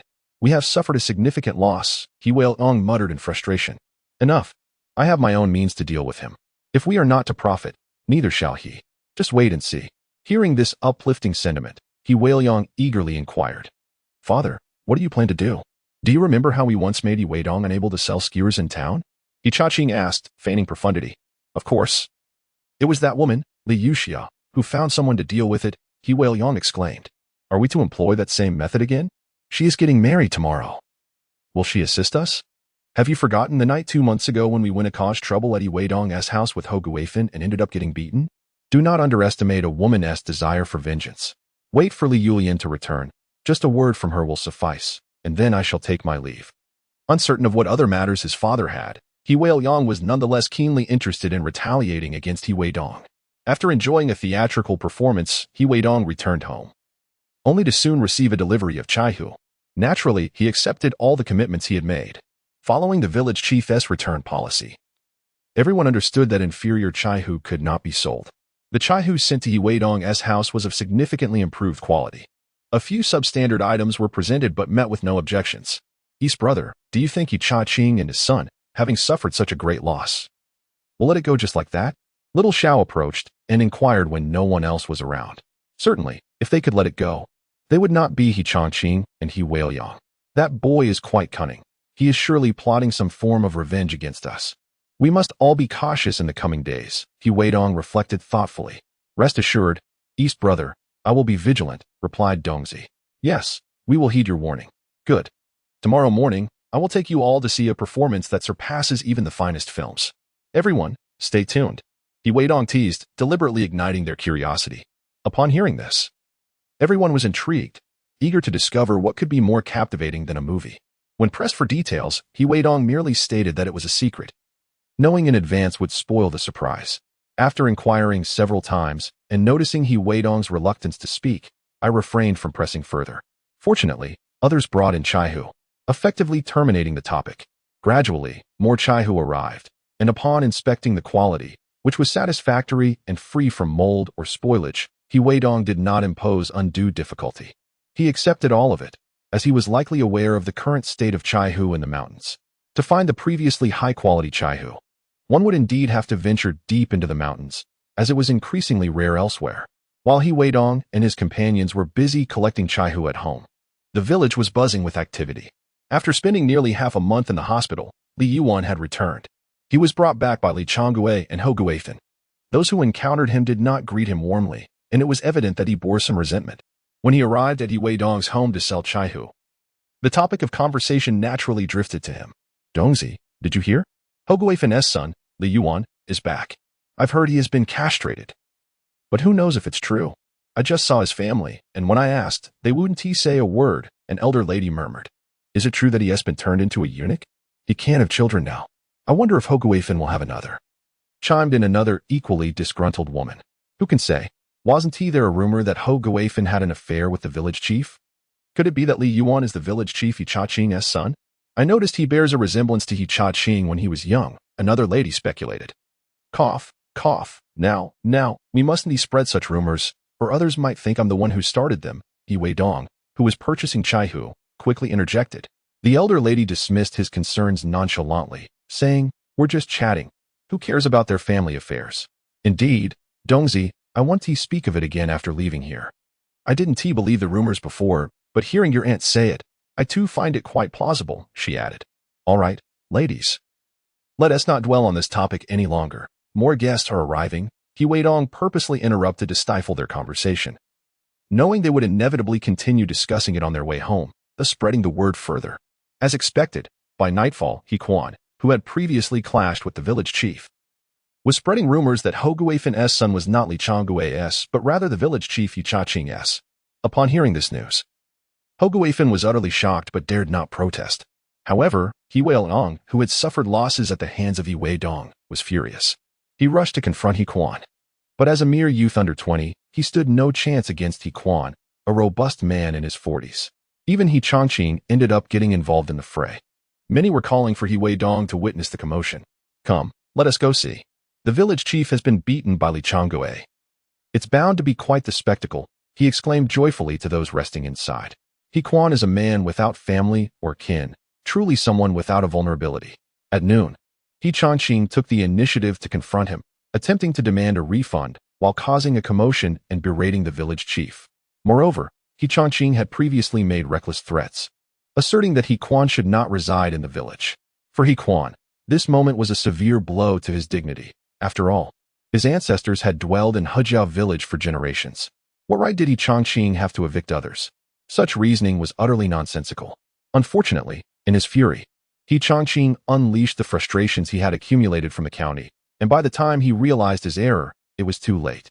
He seemed to believe it was still the era of collective labor, where everyone worked together and the village chief allocated work points and distributed earnings.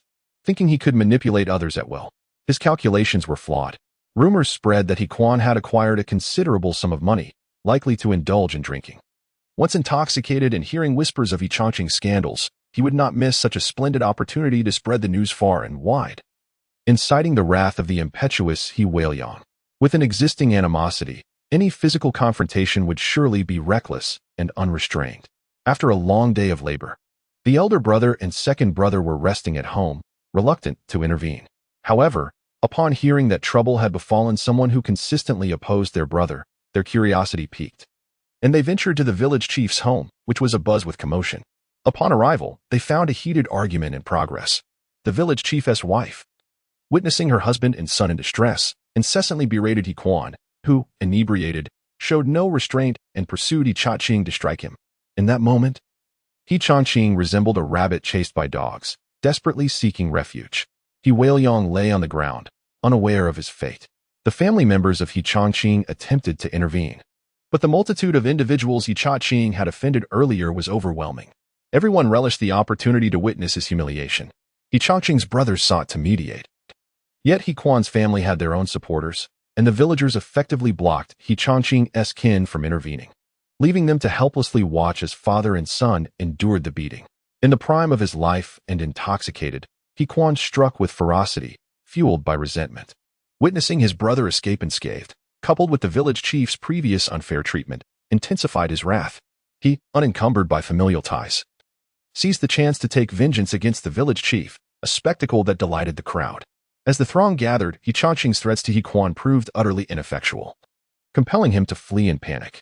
In his frantic escape, he inadvertently ran toward He Weidong, who was also present to observe the unfolding drama. Noticing He Chaqing's approach, He Weidong swiftly extended his left foot. Oblivious to his surroundings, He Chaqing stumbled over He Weidong's foot, losing his balance and crashing to the ground in a comical fashion, eliciting laughter from the crowd. No one noticed that it was He Weidong who had tripped the village chief. They all assumed He Chaqing had simply exhausted himself and fallen. At that moment, He Quan, reeking of alcohol, rushed over and relentlessly kicked the fallen village chief. Originally, He Chaqing had a rib injury. Last time in Chang'e Town, while selling skewers, he made a disrespectful remark, which led to him being interrupted. Now recuperating at home, he was on the verge of recovery when He Quan's foot got broken again. The pain left him sprawled on the ground, howling in agony. "What are you doing? Still fighting? Quickly separate them.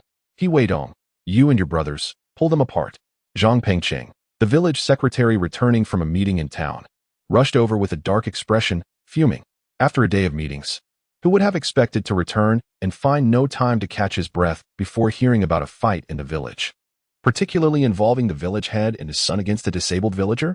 Such news would tarnish the village's reputation. "Brother, let's pull them apart. You all come help." He Weidong did not wish to be the scapegoat, but he felt compelled to heed the village secretary's words. As he spoke, he signaled to his two elder brothers with a gesture reminiscent of their childhood. The individuals he had indicated hastened to assist in separating the fighters. Drunken He Quan possessed considerable strength, and it took 3 men to pull him away. Amidst the chaos, He Weidong's elder brothers seized the opportunity to stomp down hard on the downed He Chaqing's hand, twisting it with disdain for their perceived lack of force. The already excruciating pain made He Chaqing cry out, but the onlookers attributed his cries to He Quan's excessive blows. Observing the inebriated He Quan, reeking of alcohol and cursing, the village secretary Zhang Pengcheng felt powerless. With a grim demeanor, he stated, "This is your family matter. Take him away, and let this incident be forgotten."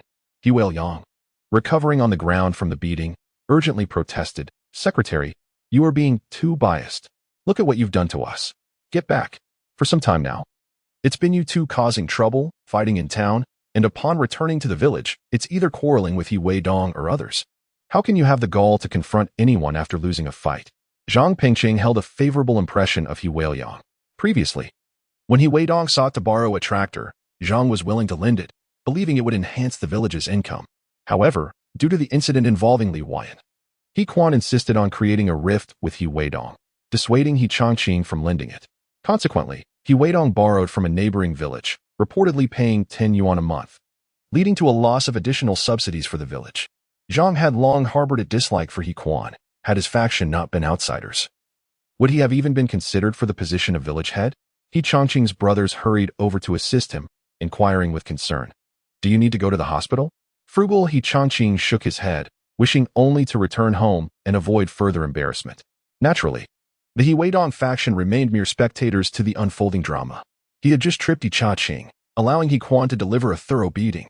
His two elder brothers did not disappoint him, inflicting their own covert blows, and it seemed He Chaqing would require several days of recovery for his injuries. The village chief's wife, known for her incessant complaints, found herself confronted by the women from He Quan's side, who were unyielding in their response. "What are you shouting about? You woman? If you want, I can clear the area for you so you can come back and settle this properly."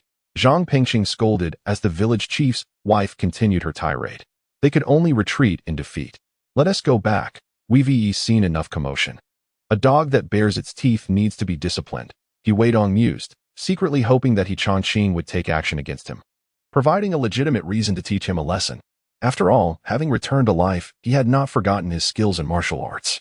Since he refused to reason, I too possess some knowledge of combat. You're courting death, He Weidong. I will kill you. Chapter 82.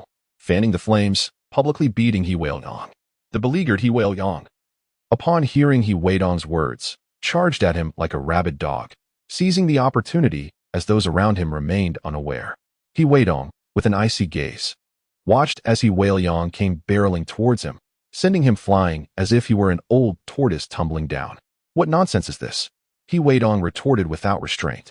Your family, the Changqing clan, is so bold. I come to witness the spectacle and you seek to trouble me?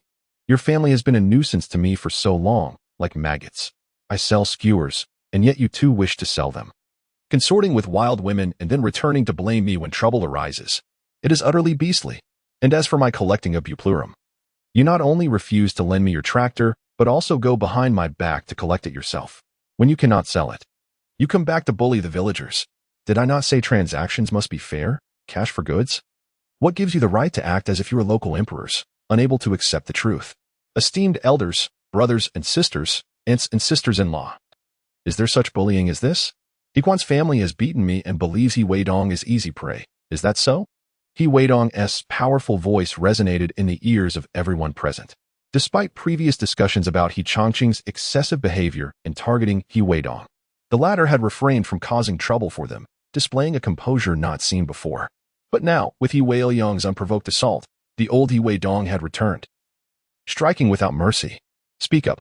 Your brother He Changqing is here, and the secretary is present too. Tell us, has he gone too far? Is it right to be beaten while merely observing? If you wish to fight, come at me together, and I will see you off. He Weidong bellowed with fury. No one had ever witnessed such wrath from him.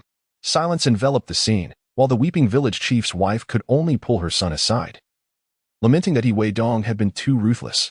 Several individuals hurried to mediate the conflict, having just fought with Hequan's faction. They did not wish to engage with He Weidong's side.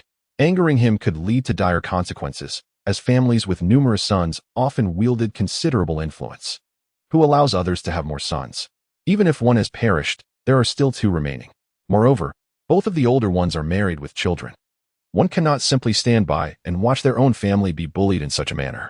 After such a prolonged period of emulating He Weidong, it is inconceivable that others would not feel any resentment. It has been rumored that when He Weidong's family was constructing their house, the village chief made things difficult for them during the selection of the foundation. Such a multitude of grievances cannot be dismissed lightly. And there is a palpable fear of an eruption. No one dares to speak up, fearing they might find themselves on the list of those targeted.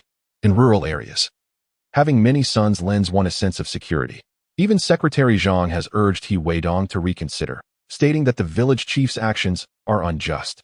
The crowd hastily offered words of reassurance to He Weidong, encouraging him to return, as he still needed to gather Chinese licorice the next day to earn a living. If they failed to persuade He Weidong to leave, there was a genuine risk of violence erupting. Besides He Weidong's family, a few brothers who had stood by him were also eager to take action. After all, during this time, Xiao, a Guang, and a Zheng had been working alongside He Weidong to earn money. Their long-standing friendship meant that in times of trouble, they would surely come to his aid. Eventually, they managed to calm him down. Satisfied, He Weidong cast a disdainful glance at He Changqing's household before departing. He instructed everyone to disperse, declaring that the matter was settled for now. With a lighter heart, he reminded his brothers to attend the performance the next day. All right, Brother Dong. I shall take my leave, Xiao replied. A Guang and a Zheng chimed in. Dongzi, should they dare to cause trouble, just send word, and I shall deal with him. Thank you, my brothers. Once they departed, He Weidong and his brothers returned home. Upon arrival, He Weihua remarked, Dongzi, your earlier display of authority was truly formidable. It left everyone in awe. Indeed, Dongzi, your skills are impressive. Where did you acquire them? Inquired his second brother, He Weiping. The women at home were equally curious about the events that had transpired. He Weihua recounted the situation in brief. Upon hearing this, the sister-in-law expressed her anger. They are utterly shameless. It was the village chief who reported you, preventing Dongzi from selling skewers. In truth, since He Weidong ceased selling skewers, the family's standard of living had declined, and the children were craving meat. The second sister-in-law added, their lack of shame is astonishing. They hinder our ability to earn a living. Thankfully, Dozy has allowed us to gather Chinese licorice. Although it is laborious, it still provides some income. Yet, they are intent on cutting off our means of sustenance. It is simply unacceptable. The women in the household began to voice their frustrations. Weidong's father interjected, enough. The children are present. I doubt they will cause any more trouble for a while. Did you give him a sound beating? I stepped on his hand when the secretary attempted to mediate. He will likely need time to recuperate. Huihua replied with joy. I also stepped on him. Huiping added, Dongzi, did you witness how he fell? He has been a thorn in my side for so long that I deliberately tripped him. I provoked him with taunts, intending to incite Chaching into attacking me. Unfortunately, he was too foolish to take the bait. Weidong smiled faintly, tinged with a hint of regret. Ah, so it was you. Well done, Huihua exclaimed in surprise. By the way, Dongzi, you mentioned taking your younger brother to witness the festivities. What exactly are we going to see? The second brother, filled with curiosity, inquired as their family finally engaged in conversation. Do you recall the commotion caused by Hoguafin over 2 months ago? Weidong replied. Of course. We genuinely believed you had committed a grave mistake. Otherwise, we would have dealt with her then, the elder brother retorted, visibly annoyed. What does that have to do with anything? He father questioned, perplexed. Tomorrow, Li Yuxia is marrying Sun Fu from the neighboring village. Hence the reason for our visit to the celebration, Weidong explained. The trio of father and sons, along with a group of women, appeared baffled. Why would they attend another's wedding merely for amusement? Observing their puzzled expressions, Weidong continued.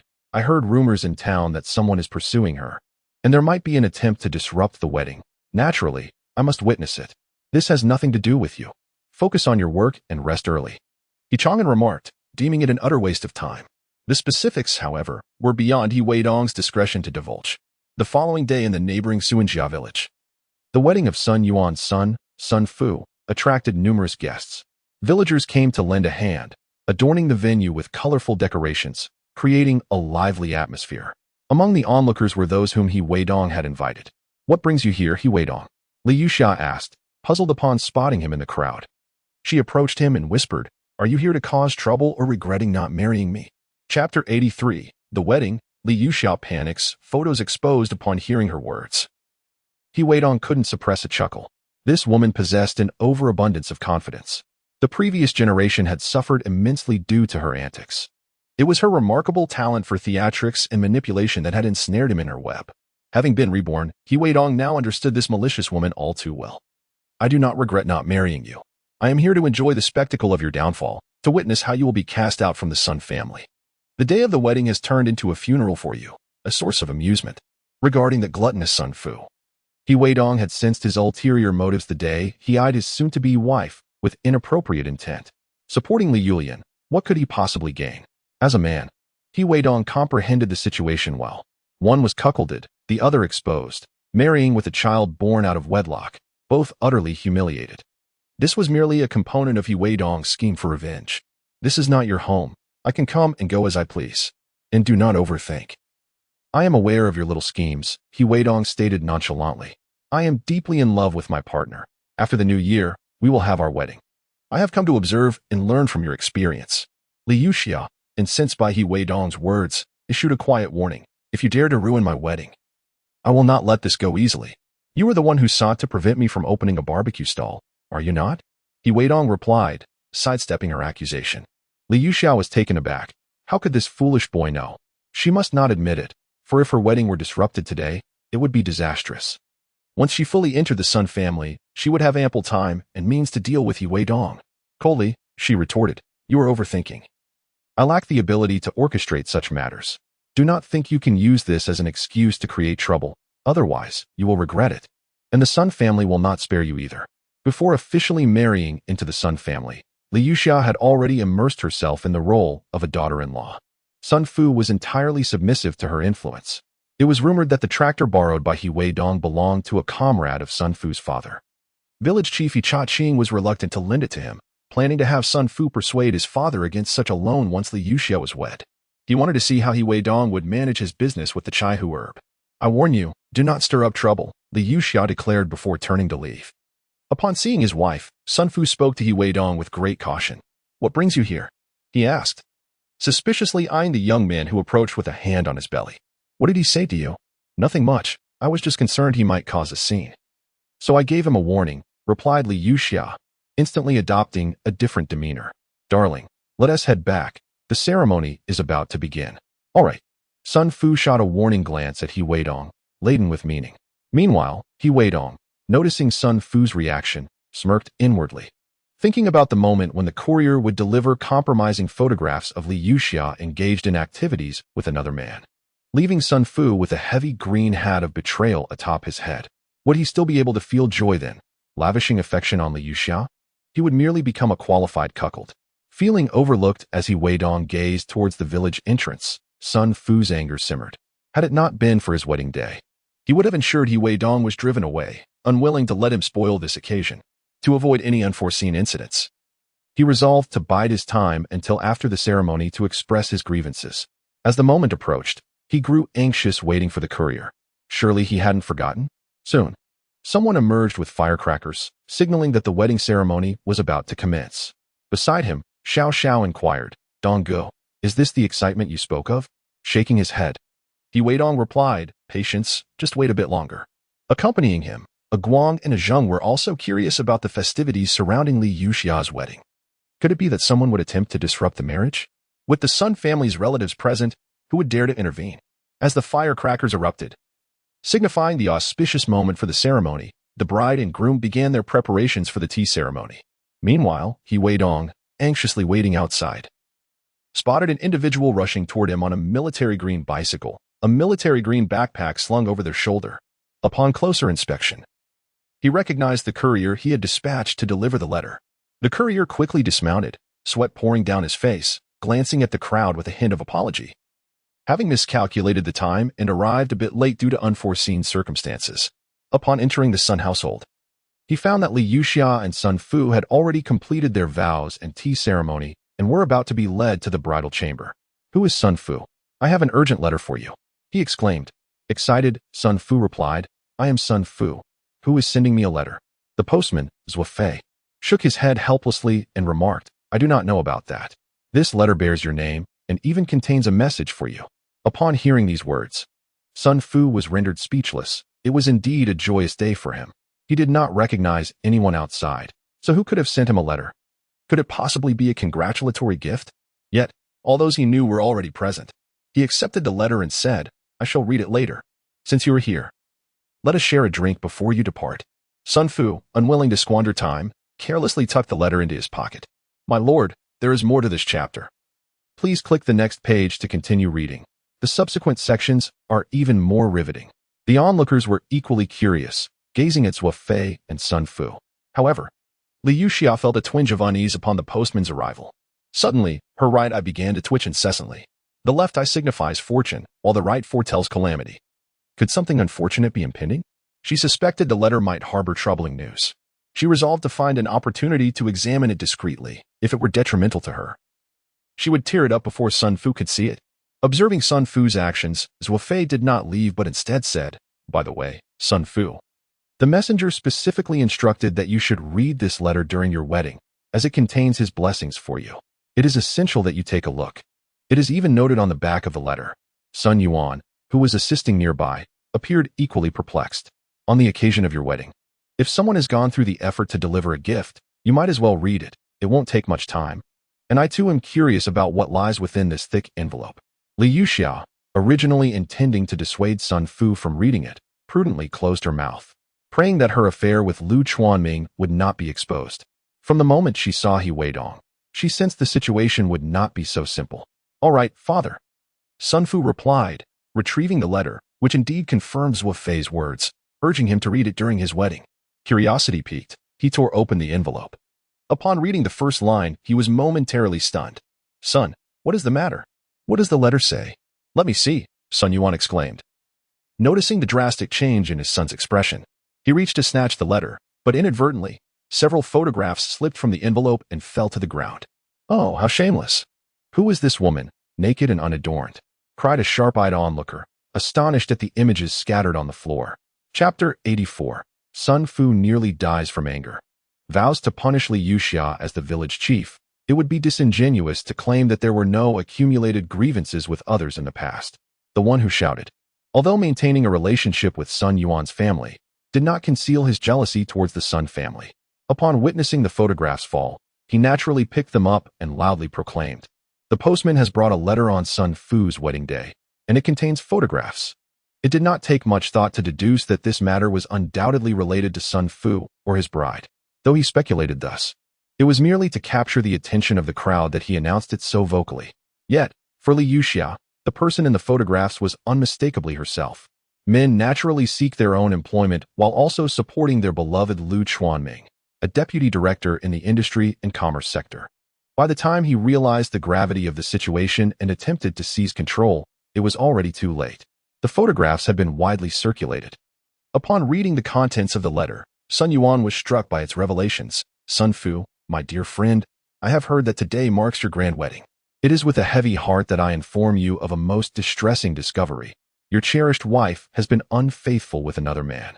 Today, as you embrace the role of a father, I cannot bear to see you adorned with the shame of a green hat, victimized by such a vile woman. The photographs stand as undeniable proof. If you possess even a shred of masculinity, I shall seek an opportunity to reach out to you. When others have trampled upon your dignity, is it not the duty of a man to seek retribution? Should you wish to continue living in ignorance? Then I shall take my leave. The photographs are quite telling. She certainly did not exhibit such eagerness with you, did she? How very demure." Upon finishing the letter, Sun Yuan was nearly driven to the brink of a stroke, while Sun Fu stood in stunned silence, unable to comprehend the desolation of his beloved. The woman he had cherished, so timid with him, had revealed herself to be brazenly promiscuous with another man. He felt a profound gratitude towards the messenger of this letter. Otherwise, he might have unwittingly been raising another man's child, deceived by such a malicious woman. He feared he might meet a fate akin to that of Wu Daolong, poisoned by a woman of such treachery. She had wed him, after all, with a dowry of 800 yuan. "My son, you must be all right," Sun Yuan fretted. As he gazed upon Sun Fu, whose heart raced with agitation, he was infuriated, momentarily neglecting the wretched Li Yuxia.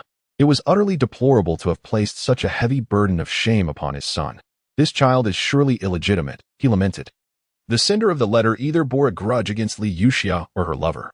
Regardless, he had rendered a significant service to the Sun family. "Son, do not frighten your father," Sun Yuan urged, desperately pinching Sun Fu's skin to rouse him. According to rural wisdom, this was a case of hysteria, and should he fail to awaken him promptly, he risked losing his sanity. After a brief struggle, Sun Fu finally regained his composure, eyes blazing with fury as he confronted Li Yuxia, the deceitful woman.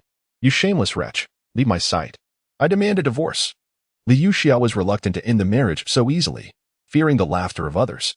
She was fully aware that the photographs were indeed of her. Yet Sun Fu had not apprehended her. Suddenly, she burst into tears, and in the past, such tears would have prompted Sun Fu to comfort her. Yet today, those tears were perceived by Sun Fu and others as mere crocodile tears. With teary eyes, she implored, "Darling, we are legally wed and have pledged ourselves to one another. Where do you expect me to go? You've borne a child with another man. You are no longer my wife. I shall seek a divorce by tomorrow and demand the return of my dowry, or I will endanger your entire family." The crowd was numerous, and Sun Fu felt humiliated, nearly collapsing from the weight of his rage. How could this have happened? The photographs are entirely fabricated. The individuals depicted are not me at all. It must be the work of someone envious, deliberately sent to tarnish my reputation. You must believe me, my dear husband. We are bound by marriage. Li Yuxia began to defend herself. After all, the images were not particularly clear. Moreover, Luo San captured them at night, under less than favorable lighting. "You shameless wretch. How can you still speak? That birthmark on your chest, if no one had seen it, would it have been replicated to resemble yours?" At this point, Sun Fu had lost all sense of shame and would no longer spare Li Yuxia any semblance of dignity.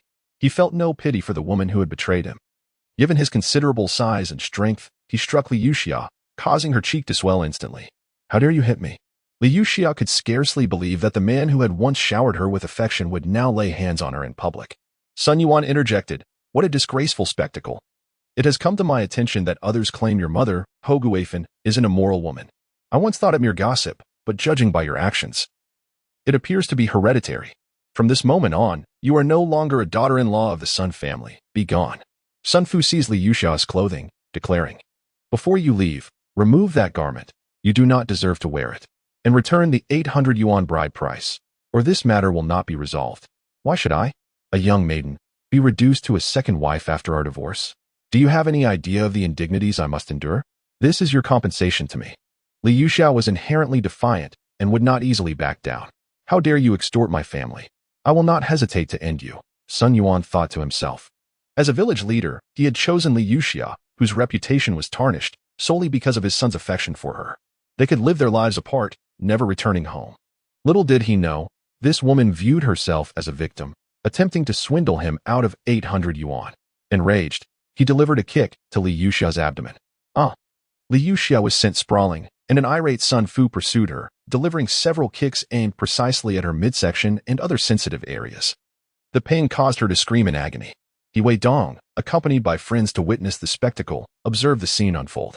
He remarked to those nearby, I never anticipated that the daughter of such a promiscuous woman, Ho Guifan, would exhibit the same traits. It's truly embarrassing for our village. Indeed, when we return, we must discuss this thoroughly, echoed Xiao Xiao. The commotion escalated. Li Yuxia, suffering immensely, cried out, Please, do not strike me, my child.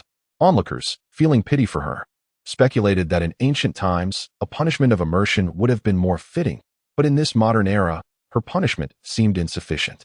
Village chief's son, please stop. Look, she's bleeding. If this continues, someone may die, and you could end up in prison, someone cautioned. Upon hearing the cries and realizing the gravity of the situation, Sun Fu and his son finally ceased their assault. Lying on the ground, Li Yuxia could only moan, My belly, my child. How ridiculous. Even now, you still cling to the illegitimate child within you. A thick phlegm was spat onto Li Yuxia's face. How was it that I had never noticed this woman's utter shamelessness before? It was my own naivety that led me to be deceived. Village chief, something has happened. We must take her to the hospital, an elder advised. Indeed, it would be quite disastrous if she were to die at home. Yes, let us return this wild woman, along with the child in her womb, to Hejia village, Sun Yuan declared, venting his anger, and promptly summoned help to take Li Yuxia to the town hospital. Once she was admitted, he showed no further concern, returning home without even settling the medical fees. Upon returning, Weidong and the others began to recount their experiences on the road. Dongge, this Li Yuxia is shockingly shameless, isn't she? Carrying another's child and expecting that fat man to provide for her, Ajing remarked, speechless. Xiao Xiao echoed his sentiment. Dongge, how could such a woman exist in our village? They believed that Weidong, being well-informed, would possess greater knowledge of the outside world. Consider the ancient tales. Pan Jinlian caused the death of Delang, and Pan Chaoan had an affair with a monk. Such individuals have always existed. Why would you assume they have vanished today? Weidong replied, unfazed. There are still such people? Weidong chuckled. Regardless of gender, there are times when one cannot control their impulses. Some women marry men, bear 4 children over 16 years. Yet none belong to their husbands. Does that strike you as strange? He recounted the story of a notorious woman from the West, leaving the 3 in utter astonishment. Dongge, is that true? 4 children, and not one is her husband's? They asked incredulously. Indeed, Dongzi, that sounds utterly absurd. How could that be? Ajing exclaimed. Isn't there a blood test for paternity? How could anyone be mistaken? Blood tests can be manipulated. By adding a bit of baking soda to plain water, much like what we use for dough, one can cause the blood to blend indistinguishably, Weidong explained. Moreover, during the testing that began around 1993, people could easily bribe officials to switch samples without detection. Is that so? Dongge, you possess such extensive knowledge, Xiao Xiao remarked enviously. No wonder you always encouraged me to read more. Now I understand. Observing the admiration in his friend's eyes, Weidong advised, it is indeed beneficial to read extensively. Doing so can help one avoid deception. If Sun Fu had possessed a modicum of knowledge, he would never have been fooled into believing that the child in Li Yuxia's womb was his own. How could a woman show signs of pregnancy so early? Only a few months along. It is blatantly obvious, and he fell victim to ignorance. Do you understand? Today, he used real-life examples to enlighten his brothers, instilling in them the understanding that education holds value. He aspired to attend university in the capital, taking his wife along. He intended to entrust the family business to his brothers for support. Without knowledge, one is prone to deception. For the first time, the group truly recognized the utility of education. Beginning tomorrow, I shall venture into the county to procure vegetables and earn a modest sum. While this endeavor may not be as arduous as your toil with the Chinese wild licorice, it undoubtedly offers its own rewards. I urge you to ponder carefully whether to accompany me to the county or remain at home. I have not compelled them to voice their choices outright. For he Weidong understands that, were it not for him, they would not have departed the village for the county so soon. Ah, Brother Dong, how can one forsake the wild licorice? Your family still has a house to build. Will you not return? Of course, I shall return, but not everyone will accompany me. Reflect on it. I suspect our village will be quite lively this afternoon. The Sun family will surely not be at a loss. I anticipate they will come to reclaim the betrothal gifts, which may lead to yet another altercation, he Weidong remarked with a smile. It seems so, I too would struggle to endure it, agreed Guang. By the way, Brother Dong, there's a rumor that Li Yuxia is not Li Changgui's biological child. Some say she is the offspring of a former educated youth. Others claim she is the village chief's. What do you think? He Weidong had indeed contemplated this intriguing matter. Li Yuxia bears little resemblance to Li Changgui. Rather, she resembles Hou Guifan in a rather shameless manner. Shaking his head, he replied, how would I know? However, it has been said that Hou Guifan's youngest son bears a striking resemblance to the village chief, He Cha-ching, as recounted by an aunt who once sold wild licorice at my home. At the time, I found it implausible. But following the altercation between the village chief and Uncle He Quan, coupled with today's disgraceful events involving Li Yuxia, I now believe it is indeed possible. What? Are you serious? If that is the case, then Uncle Changgui has been raising another man's child for over 20 years. What manner of man is this? The three were utterly astonished, reflecting on their own predecessors while contemplating that Li Changgui had remained oblivious to such a critical issue. He was exceedingly miserly, having taken numerous valuable items from them while amassing a considerable sum of ill-gotten gains. Such is his prowess, there is no need to feel pity for him. What a farce to label him an honest man. He merely preys upon those of good character. There is no need for sympathy, it is merely fate, he chuckled. Will this lead to divorce? At such an advanced age, seeking a divorce would be quite shameful, Xiao Xiao remarked, her face betraying a sense of schadenfreude. I cannot say. Should I not be home when the commotion arises, do ensure to inform me. Xiao Xiao shook her head vigorously. No, Brother Dong. I shall accompany you to the county to assist. Previously, I could scarcely earn a single coin in a day. Although working with you on the wild licorice has proven profitable, I cannot abandon you in your time of need. That would hardly be human. He Weidong was slightly taken aback by Xiao Xiao's sudden change of topic, not expecting such gratitude from his good brother, who clearly understood his own needs. We shall discuss this further in the evening. I must gather the wild licorice this afternoon. Rest assured, Brother Dong, I have long since made up my mind. Xiao Xiao declared with resolve. Dongzi, I shall accompany you as well. I shall go too, echoed another voice. He Weidong nodded. Very well, arrangements will be made in due course. Shortly after arriving at the village chief's residence, news of the violent incident at Hou Guifan's daughter's wedding, which resulted in hospitalization, spread throughout the village like wildfire. Upon hearing of her daughter's assault, Hou Guifan sought to confront the Sun family. Yet, as she stepped outside, she was met by a throng from the neighboring village, led by Sun Yuan, making their way to He's village in a grand procession. Uninformed individuals might mistakenly believe that the residents of Suanjia village have come to bully and engage in a brawl. They hastily grasp their tools, preparing for a confrontation. Sun Yuan, raising his hand, interjects, everyone, please refrain from violence. I am Sun Yuan, the village chief of Suanjia village, and I have come to return the betrothal gifts. The Li family has been exceedingly oppressive. Where are your village chief and secretary? Upon hearing that it concerns the return of betrothal gifts, the crowd's wariness dissipates. Initially, Hou Guifan was not well regarded in the village. No one was inclined to involve themselves in her family's affairs. Recently, village chief He Cha-ching has also fallen out of favor, having stirred deep-seated conflicts among the villagers. Offending one person often means offending the entire group. While there may be casual interactions in daily life, once animosity is established, no one cares about your identity. Village chief's son, you need only proceed to return the betrothal gifts directly. I see your son has already come by twice. There is no need for us to guide you, spoke a representative from Hejia village. Thank you, Sun Yuan replied, though he was quite upset. However, being in another's village, he refrained from showing any hostility, opting for politeness instead. Otherwise, those who accompanied him would inevitably face harm if conflict arose. Peering at the unfolding spectacle, Ping Guang pointed towards an alley, declaring, you can go this way. Do not feel obliged to show us courtesy, come as you please. After saying this, He rushed off to find Weidong, who, instead of gathering herbs in the mountains, was busy assisting at a new house that was nearing completion. There was much work to be done, requiring vigilant oversight from Weidong's family. He hurried to Weidong's side. Even before he arrived, his voice echoed, "Dongzi, come quickly. There's a spectacle to behold. What is going on?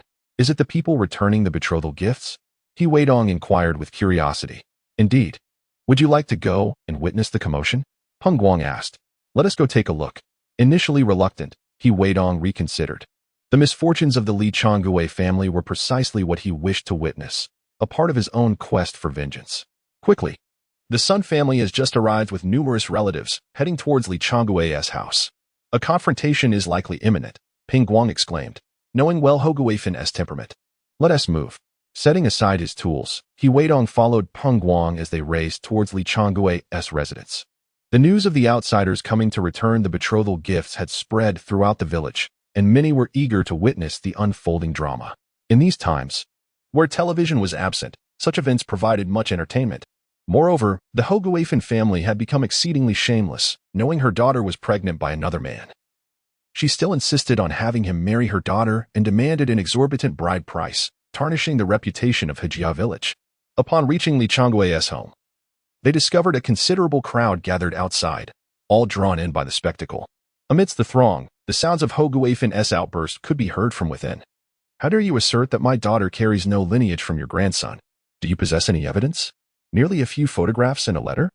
I have yet to involve the authorities to have all of you apprehended. Do you truly believe you can wreak havoc in our family village?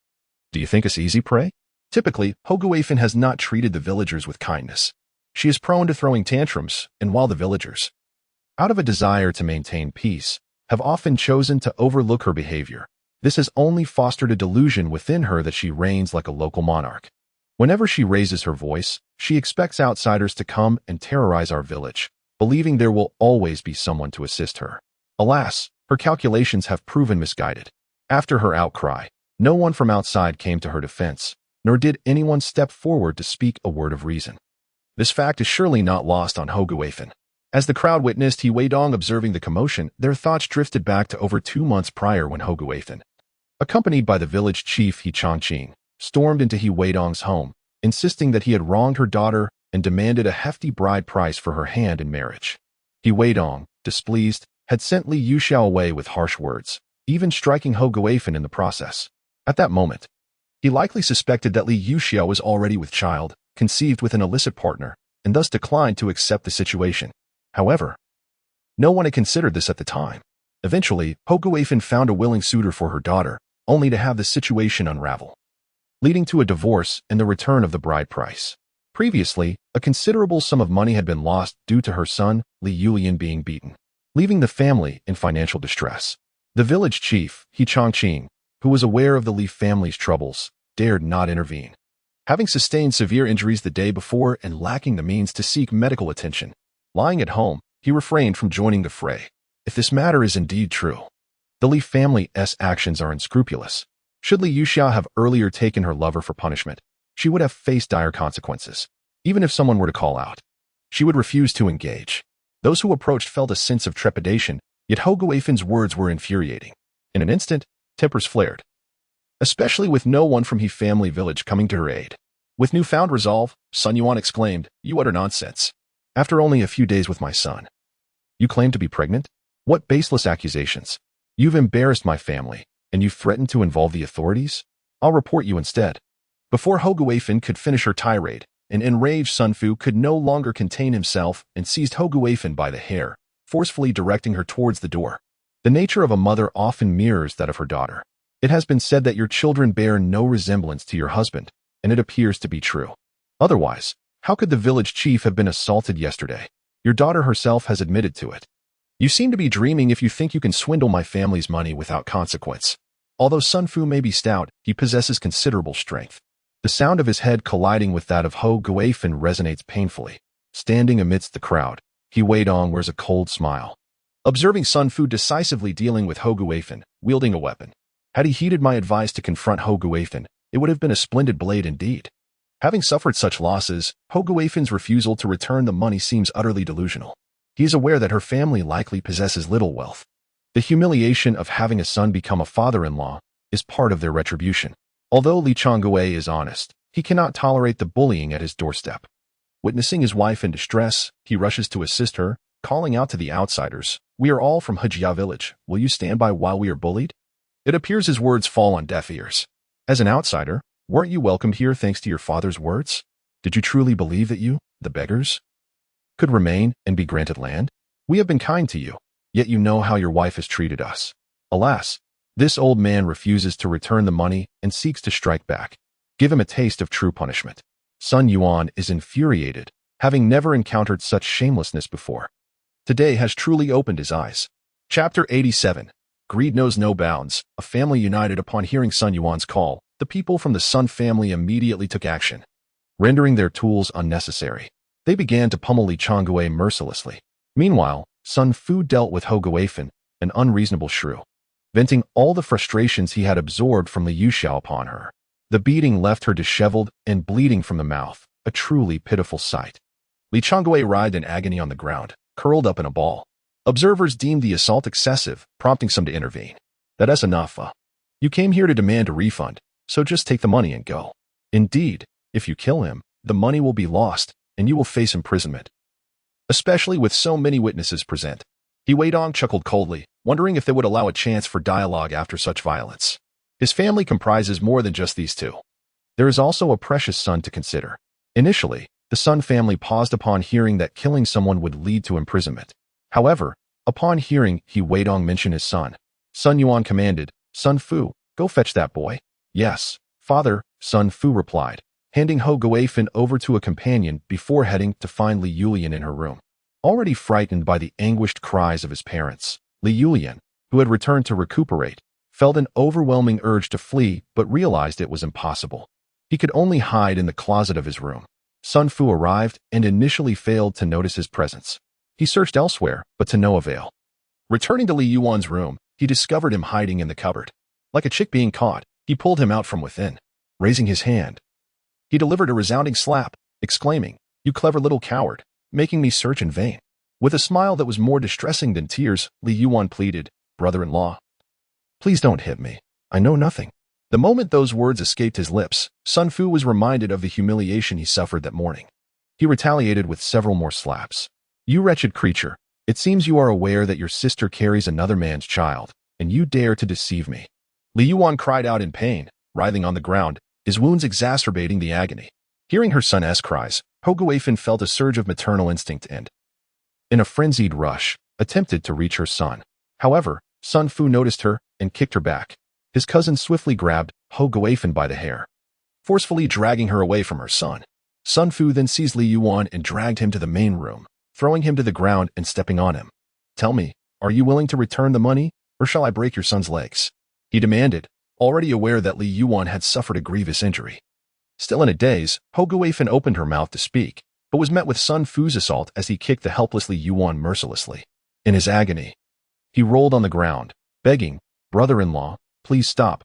I truly know nothing. Spare me the brother-in-law nonsense. I am not worthy of such a title. If you seek a brother-in-law, find the father of the child in your sister's womb and call out to him.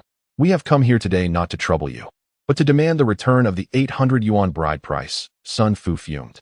"You've slept with my daughter countless times. Why should I give you anything back? Besides, we've spent all the money. There is nothing left to return." Ho Guifan, who was obsessed with wealth, exclaimed through her pain. Upon hearing this, Sun Fu was infuriated. Here he was, a proud young man, deceived by a woman who was already pregnant with another's child, which sickened him to the core.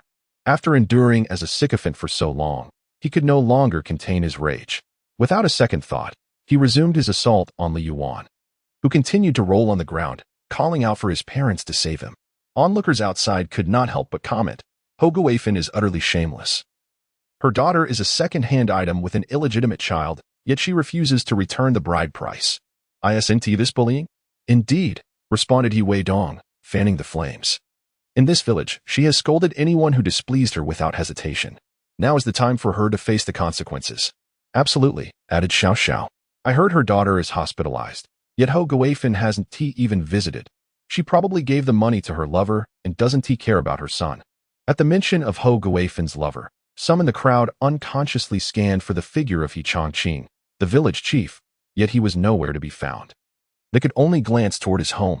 If my daughter were like this, I could strangle her. I dare not defraud others of their money. An aunt, who usually had a contentious relationship with Hoguafen, exclaimed.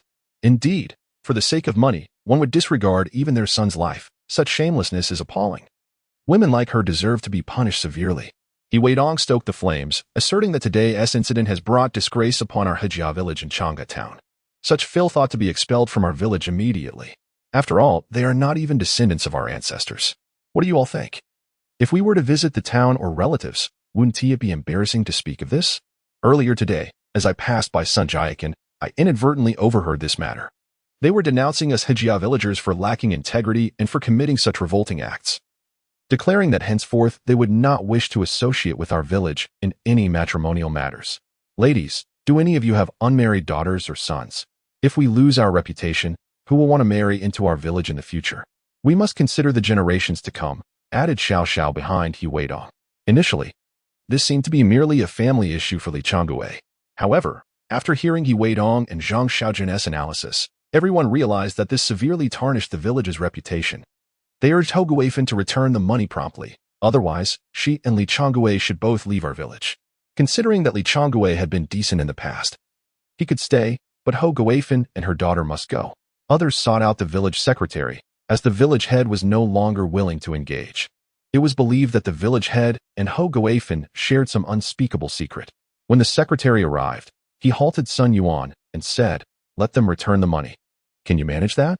Of course, Sun Yuan, seeing the secretary's presence, felt obliged. Today, he was there to demand the return of the money and vent his frustrations. "Secretary, could you perhaps lend me a little? We are truly out of money.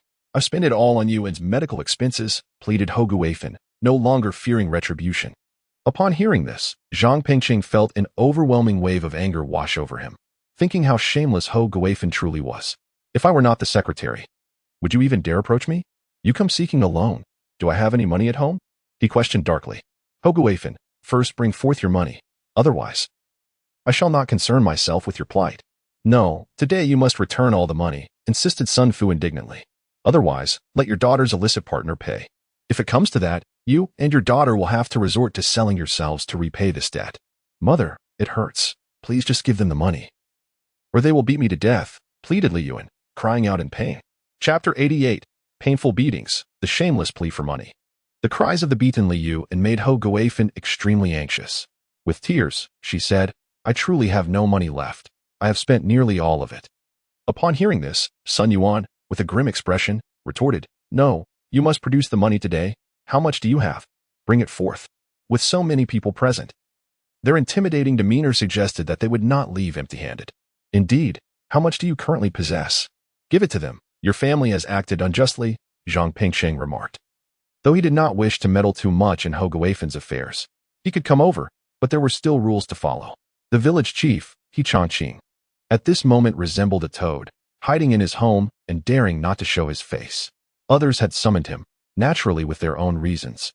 Yet they would not lend a single coin to Hoguafen's family. Despite the profits her family garnered, they had not even invited him to a meal. The expectation that he should part with his own money was nothing short of a fantasy. Observing Hoguafen lingering, Sun Fu, lacking in courtesy, did not hold back. Although he had not yet married Li Yuxia, he maintained a good rapport with Li Yuan. This was due to Sun Fu's own untrustworthy nature. He had heard from Li Yuan that he had set his sights on a beautiful woman. With ulterior motives, he contemplated that on the night of Li Yuan's wedding, he would intoxicate him and sneak into the bridal chamber. However, the circumstances had shifted. His sister, Li Yuxia, had placed such a significant burden upon him. Having suffered such a great loss, he could not afford to dwell on Sun Yuewei, as opportunities from Li Yuan would be unattainable. Money remained paramount.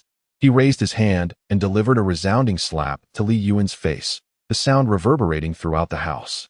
"Hurry up and repay the debt, or you shall find it impossible to survive," Sun Fu threatened, his eyes glinting with malice towards Hoguafen's family.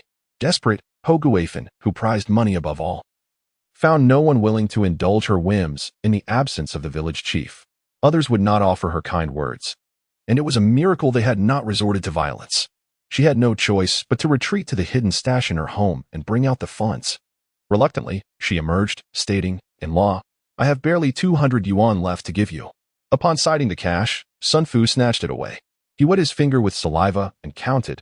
This is barely 180 yuan. Enraged, he shouted, "What do you take the Sun family for? After all these years? I refuse to believe your family has no savings. Did I not provide the betrothal gifts when your son fell ill? Is this paltry sum meant to appease me? It seems you won't comprehend my wrath until you experience a taste of hardship." The village secretary, Zhang Pengcheng, wore a grim expression. To accept 800 yuan from others only to return less than 180 yuan was utterly unacceptable. He contemplated ignoring the situation. The deceased would be a matter for the town's police, not his responsibility. Without uttering a word, he feigned to leave. In a panic, Hogoafen pleaded, "Secretary, we truly have no money left. Please see if you can borrow a bit from everyone. I promise to repay you. My daughter has a job and can earn." The crowd, uninterested, turned their backs on her. Once the money reached Hogoafen, it was like throwing meat buns to dogs, gone without a trace. "My family lacks funds. Perhaps you could see if anyone else is willing to lend?" Zhang Pengcheng sighed bitterly. Hogoafen's gaze drifted outside, where she noticed He Weidong. Like a fly targeted by a predator, He Weidong felt an alarm ringing inside him upon seeing that malicious woman looking in his direction. Could it be that this shameless creature intended to ask him for money? Upon his return from rebirth, she had sought to ensnare him. Would it be the same this time? A colossal question mark loomed in his mind. "Dongzi, it appears that there is a misunderstanding between our families. My family, Yuan, has encountered misfortune, and our funds have been depleted. We are truly in dire straits. And I am aware that you have earned a considerable sum from selling Chaihu. I implore you to lend me a little, and let me remind you that my daughter Yuxia once held feelings for you. In business, if a deal cannot be struck, let us uphold our humanity and allow my family to overcome this hardship." Amidst He Weidong's skepticism and the disapproving expressions of those around, Hogoafen brazenly uttered these shameless words. He Weidong felt a surge of indignation. How could this woman dare to speak such nonsense? "Do not solicit money from my family. We have none left, as it has all been used for building. Your daughter, having the ability to earn, should have saved some money over these past 2 years. Has she not? Is there not a cooperative involved?" He Weidong would not be so magnanimous. He would rather see those who have wronged his family suffer immensely. The very thought of lending them money was utterly ludicrous. Upon hearing this, Sun Yuan sharply questioned Hogoafen, demanding to know if the money was indeed in the cooperative. As he spoke, he delivered a resounding slap to her face. He then turned to Li Changwei, insisting, "Old man, quickly tell me where the savings your family accumulated are, and where your daughter's salary is kept." During this interrogation, Li Changwei also received a blow, along with his son Li Yuan. My mother put the money given to my sister, along with our household funds, into the cooperative. I have the receipts," Li Yuan stammered, unable to withstand the beating. "You vile creature," still attempting to hide the truth, Sun Yuan continued to strike Hogoafen several more times. "You refuse to lend me money and yet want to put on a show? Your son has already disclosed that your family has savings. Hurry and retrieve them for me." As the truth was laid bare, Hogoafen was visibly distressed. Her eyes filled with venomous resentment towards He Weidong for not lending her money and for exposing her family's circumstances. He Weidong, witnessing her reaction, thought to himself, "What a repugnant woman. Does she truly believe I should lend her money? Yet, upon reflection, it makes sense.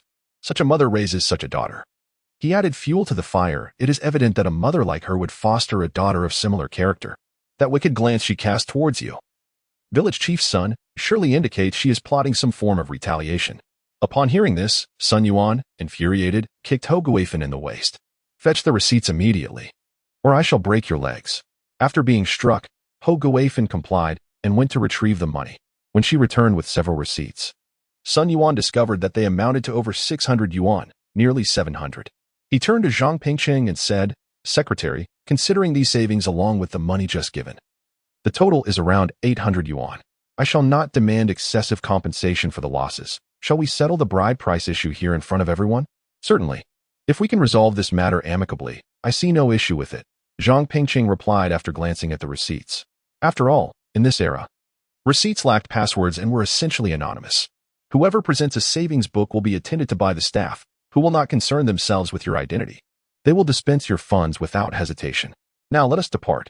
Li Yuan, remember that this matter is far from resolved," Sun Fu whispered menacingly into Li Yuan's ear. Chapter 89. The Tragic Li Changwei, a terrifyingly honest man? Li Yuan fell silent, gripped by fear. Sun Fu was not the same as before marrying his sister. Under the guise of friendship, he had once spied on Sun Yuewei. The grotesque figure of this rotund man caused him to shudder. He had just been beaten mercilessly, leaving him in anguish. Once the crowd dispersed, Zhang Pengqing prepared to leave, only to be halted by a group. "What is it? Do you have further business?" he asked, turning back with a sense of resignation. An elderly woman, who had always been at odds with Hou Guifan, spoke up. "Secretary, the disgrace brought upon our Hejia village by Li Changgui's family is unbearable. We opposed his settling here from the start. It was the village chief who consented. And now we are left humiliated. Surely, we deserve an explanation." "Indeed," another chimed in. "This matter will soon be known throughout Changha town. What will others think of us for allowing such a person to reside in our village? With so many unmarried men and women here, who would dare to marry into or out of our village now? The repercussions are far too damaging. As the saying goes, when the wall falls, everyone pushes." Previously, Hou Guifan had offended too many people. Now, they had found an opportunity and would surely take advantage of it. The situation left Zhang Pengqing troubled, and he could not help but massage his temples. "What do you propose we do?" "We must insist that Li Changgui's family leave our village.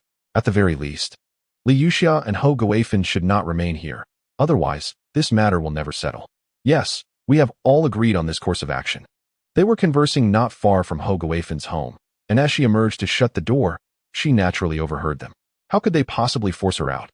Grabbing a hoe from her home, she shouted angrily, "You shameless gossips want to drive me away? I will kill you." Seeing Hou Guifan's fury, the crowd hurriedly retreated, calling out, "Disgraceful woman, this matter will not be overlooked. I will return with something to deal with you. Your daughter is likely not your husband's offspring. Your son must be the village chief's." How utterly shameless. At that moment, no one cared about the truth of the previous rumors. All manner of hurtful words were hurled. Hou Guifan was left in shock, pondering how they could possibly know that her daughter was not Li Changgui's child. Only she was privy to that secret. Who had divulged it? Unable to back down, she chased after them, hurling insults until they departed. Turning back home, she found herself stripped of everything and had just endured a beating. "Where are you going?" she exclaimed, seeing Li Changgui, her husband, dressed and preparing to step out. During this time, Li Changgui had heard the village gossip suggesting that their son bore a resemblance to the village chief, planting seeds of doubt in his heart. His heart shattered as he recalled the insinuation that their daughter was not truly his. If this were indeed the case, it is likely that I would never have a child of my own in this lifetime. With Li Yuxia hospitalized, I can only visit to ascertain the truth. This thought must remain concealed from Hou Guifan, despite the anger that led me to strike her last time. I still harbor a certain fear of her after all these years of pent-up frustrations. I can only state, I'm going to the hospital to see my daughter. "Very well, I shall accompany you," she replies. Now that the bride price has vanished, although my daughter has heard that she cannot sustain the child within her, it is that man who has brought about her pregnancy, and he must bear some financial responsibility. Moreover, my daughter has a job at the town's general store, and once she recovers, she will serve as our family's financial support. It is imperative that I visit her, even without changing my clothes. I must let her see that my struggles are a direct result of her circumstances, a moral coercion of sorts. In the future, she must marry someone who will not disdain her and will provide for her in her old age. As for the matter of my daughter not being Li Changgui's offspring, that must remain a closely guarded secret. I recall the joyful days spent with that educated youth who returned to the city. Regrettably, I ended up marrying Li Changgui, a man incapable of uttering 3 coherent words. The memories of those times were far more enchanting. Eventually, I left the village for the city without him. If only I had taken something with me. If Li Changgui truly did not want me, I could have sought him out with my daughter, and life would likely have been much better than it is now. Yet, I cannot bear to part with my son, for he is not the child of that educated youth. If only I could persuade him to come with me and our daughter to the city. If they truly would not allow me to remain in the village, that would at least provide an avenue for escape. On the journey, the taciturn Li Changgui could never have imagined that the woman he has shared a bed with for so many years harbors such malice. Not a single child of my own has she borne for me. How pitiful it has been over the years, laboring tirelessly while my significance remains unrecognized in her womb. As they make their way to the hospital, Weidong, who had previously been observing the commotion at Li Changgui's home, takes Xiao Xiao to borrow a tractor from the neighboring village, preparing for a trip to the county tomorrow. After witnessing such a plethora of events in a single day, Xiao Xiao's eyes are wide with wonder. Never had she imagined such thrilling occurrences could transpire so close to her. Curiously, she inquires, Brother Dong, I heard a woman say that Li Yuxia is not Li Changgui's child. If that were true, how tragic for her. What is the matter? Are you putting yourself in her shoes? Weidong responds, seeking to dismantle the moral framework Xiao Xiao has constructed. One cannot assume that just because someone appears benevolent, they deserve unconditional trust. It is crucial to recognize that many murderers' neighbors, when interviewed, often claim, he seemed quite honest. How could such a seemingly decent person commit murder? In my eyes, Li Changgui is akin to those seemingly honest murderers. Is it not his incompetence that has given rise to individuals like Li Yuxia and Li Yuan? I even suspect that the circumstances surrounding my reincarnation, being struck by a cart, might have been orchestrated by Li Changgui. My curiosity remains piqued. Xiao Xiao scratches her head in contemplation. Xiao Xiao, remember that often friends can be unreliable. Fortunes do not simply fall from the sky. Weidong stated earnestly, the more honest a person is, the more likely they are to harbor hidden troubles. Do you recall how Li Changgui came to her village? Have you heard the adults speak of it? I believe so. Xiao Xiao reminisced. He appeared rather fierce when he arrived, but after living in our village, he became quite honest. He was even married when he first came. Upon hearing Xiao Xiao's words, Weidong, having watched numerous crime dramas, found Li Changgui to be a fitting character. Reminiscent of the young murderers fleeing to new places to adopt new identities. He thought to himself, this cannot be. I must inquire with Luo Ming tomorrow in the county. If he truly is a murderer and knows that someone sent Li Yuxia's photograph to Sun Fu's house, it could endanger my family. This matter requires urgency. Such an honest individual is indeed frightening, shattering his hopes for improvement and awakening the demons within him. Chapter 90. Renting a house in the county and beginning vegetable procurement. After borrowing a tractor from the neighboring village, he reminded Xiao Xiao to come a little later tomorrow so they could head to the county together, bringing a large scale with them. He then went to visit Uncle He Shihai, carrying a pack of cigarettes. Uncle, are you home? I have arrived. Weidong called from outside. Ah, Dongzi is here. Please come in. He Shihai responded joyfully upon recognizing Weidong's voice. He had always liked this child, finding him bright and considerate. Even as Weidong grew mischievous, he believed such phases were a natural part of boyhood. Once inside, Weidong handed him the cigarettes. Uncle, please enjoy these. By the way, have you finished weaving the bamboo baskets I asked you to help with? He Shihai pointed to the corner where the baskets were stacked and said, Dongzi, I prepared them for you long ago. They're over there. What do you need these baskets for? To earn money and marry a wife. When I return, I'll treat you to meat. Uncle, Weidong replied, pulling out 2 10 yuan bills from his pocket and handing them to him. Upon seeing the money, He Shihai's expression changed immediately. Dongzi, I told you, the baskets are free. Besides, you helped me promote my business in the village, which earned me quite a bit. This work hardly counts for anything. You're giving too much. Weidong firmly rejected him, shaking his head. Uncle, that is not acceptable. If I receive things for free, how can I return to ask for your help again? At the very least, please accept the cost. He extracted 10 yuan from his hand, saying, Uncle, I know you're aware I can earn money. But you haven't married or had children yet, and your family is still building a house, which requires funds. Among everyone in the village, you are the one who appreciates my thoughtfulness. Please, take it. Reluctantly, Weidong tucked the remaining 10 yuan back into his pocket. He approached the wall to retrieve the bamboo baskets and was impressed by the exquisite craftsmanship. The splinters along the edges had been meticulously removed, and they had even been lightly scorched for durability. They were indeed very practical. Others would not have taken such care in their work. This is the dedication of Uncle San, a testament to his pure emotions. He has brought home around 10 bamboo baskets. Sister Yu has come over to lend a hand. By the way, could you fetch some water to soak these baskets? Otherwise, they may deteriorate, Weidong advised. All right. Observing that the evening was still young and the workers at home had not yet returned, he decided to take a stroll to the new house and assist with some tasks. By the way, Dongzi, when will you be raising the beams? The contractor, Liang Yunfei, inquired as he accepted the cigarette Weidong offered, igniting it before speaking. Uncle Liang, this house is to be 2 stories high. We'll raise the beams once the 2nd floor is completed, Weidong replied. That works. Just make sure to treat us to a good meal then, Liang Yunfei chuckled. Weidong nodded. Of course, Uncle Liang, you've all worked hard on this house, so I must treat you well. I'll make sure to bring some game for you to taste. Reassured by Weidong's promise, Liang Yunfei said, Dongzi, don't worry. You don't need to come every day. I understand you're busy. Rest assured, This house will be built beautifully. After all, every time he Weidong visited, he would offer cigarettes and pour tea, naturally leading to diligent work. In these times, while many villagers were constructing brick homes, few were building two-story ones. Word of such craftsmanship would spread. Failure would mean jeopardizing one's livelihood. Not only would Li Weidong's family face trouble, but a tarnished reputation would deter others from seeking his assistance in future constructions. As night fell, the workers returned home. At the dinner table, Li Weidong announced, "Tomorrow, I will take Xiao Xiao to the county town to sell vegetables. The city has been lacking in fresh produce lately, while we have an abundance in the countryside. Due to inconvenient transportation, we cannot sell them, so it's a good opportunity to earn some extra money. You all continue digging for the buplurum." Dongzi. Are vegetables really that marketable? We have plenty of cucumbers, pumpkins, and winter melons at home. You should take some to sell too, He Chang'an interjected, shaking his head. Li Weidong replied, "Let us not sell our homegrown vegetables. I just returned from the new house, and Uncle Liang asked about the beam-raising situation. I told him we'd do it once the second floor is ready, and we'll need quite a bit of produce for the feast. So let us keep what we have at home. Moreover, with Yichaqing causing trouble in the village, I want to be collecting from there."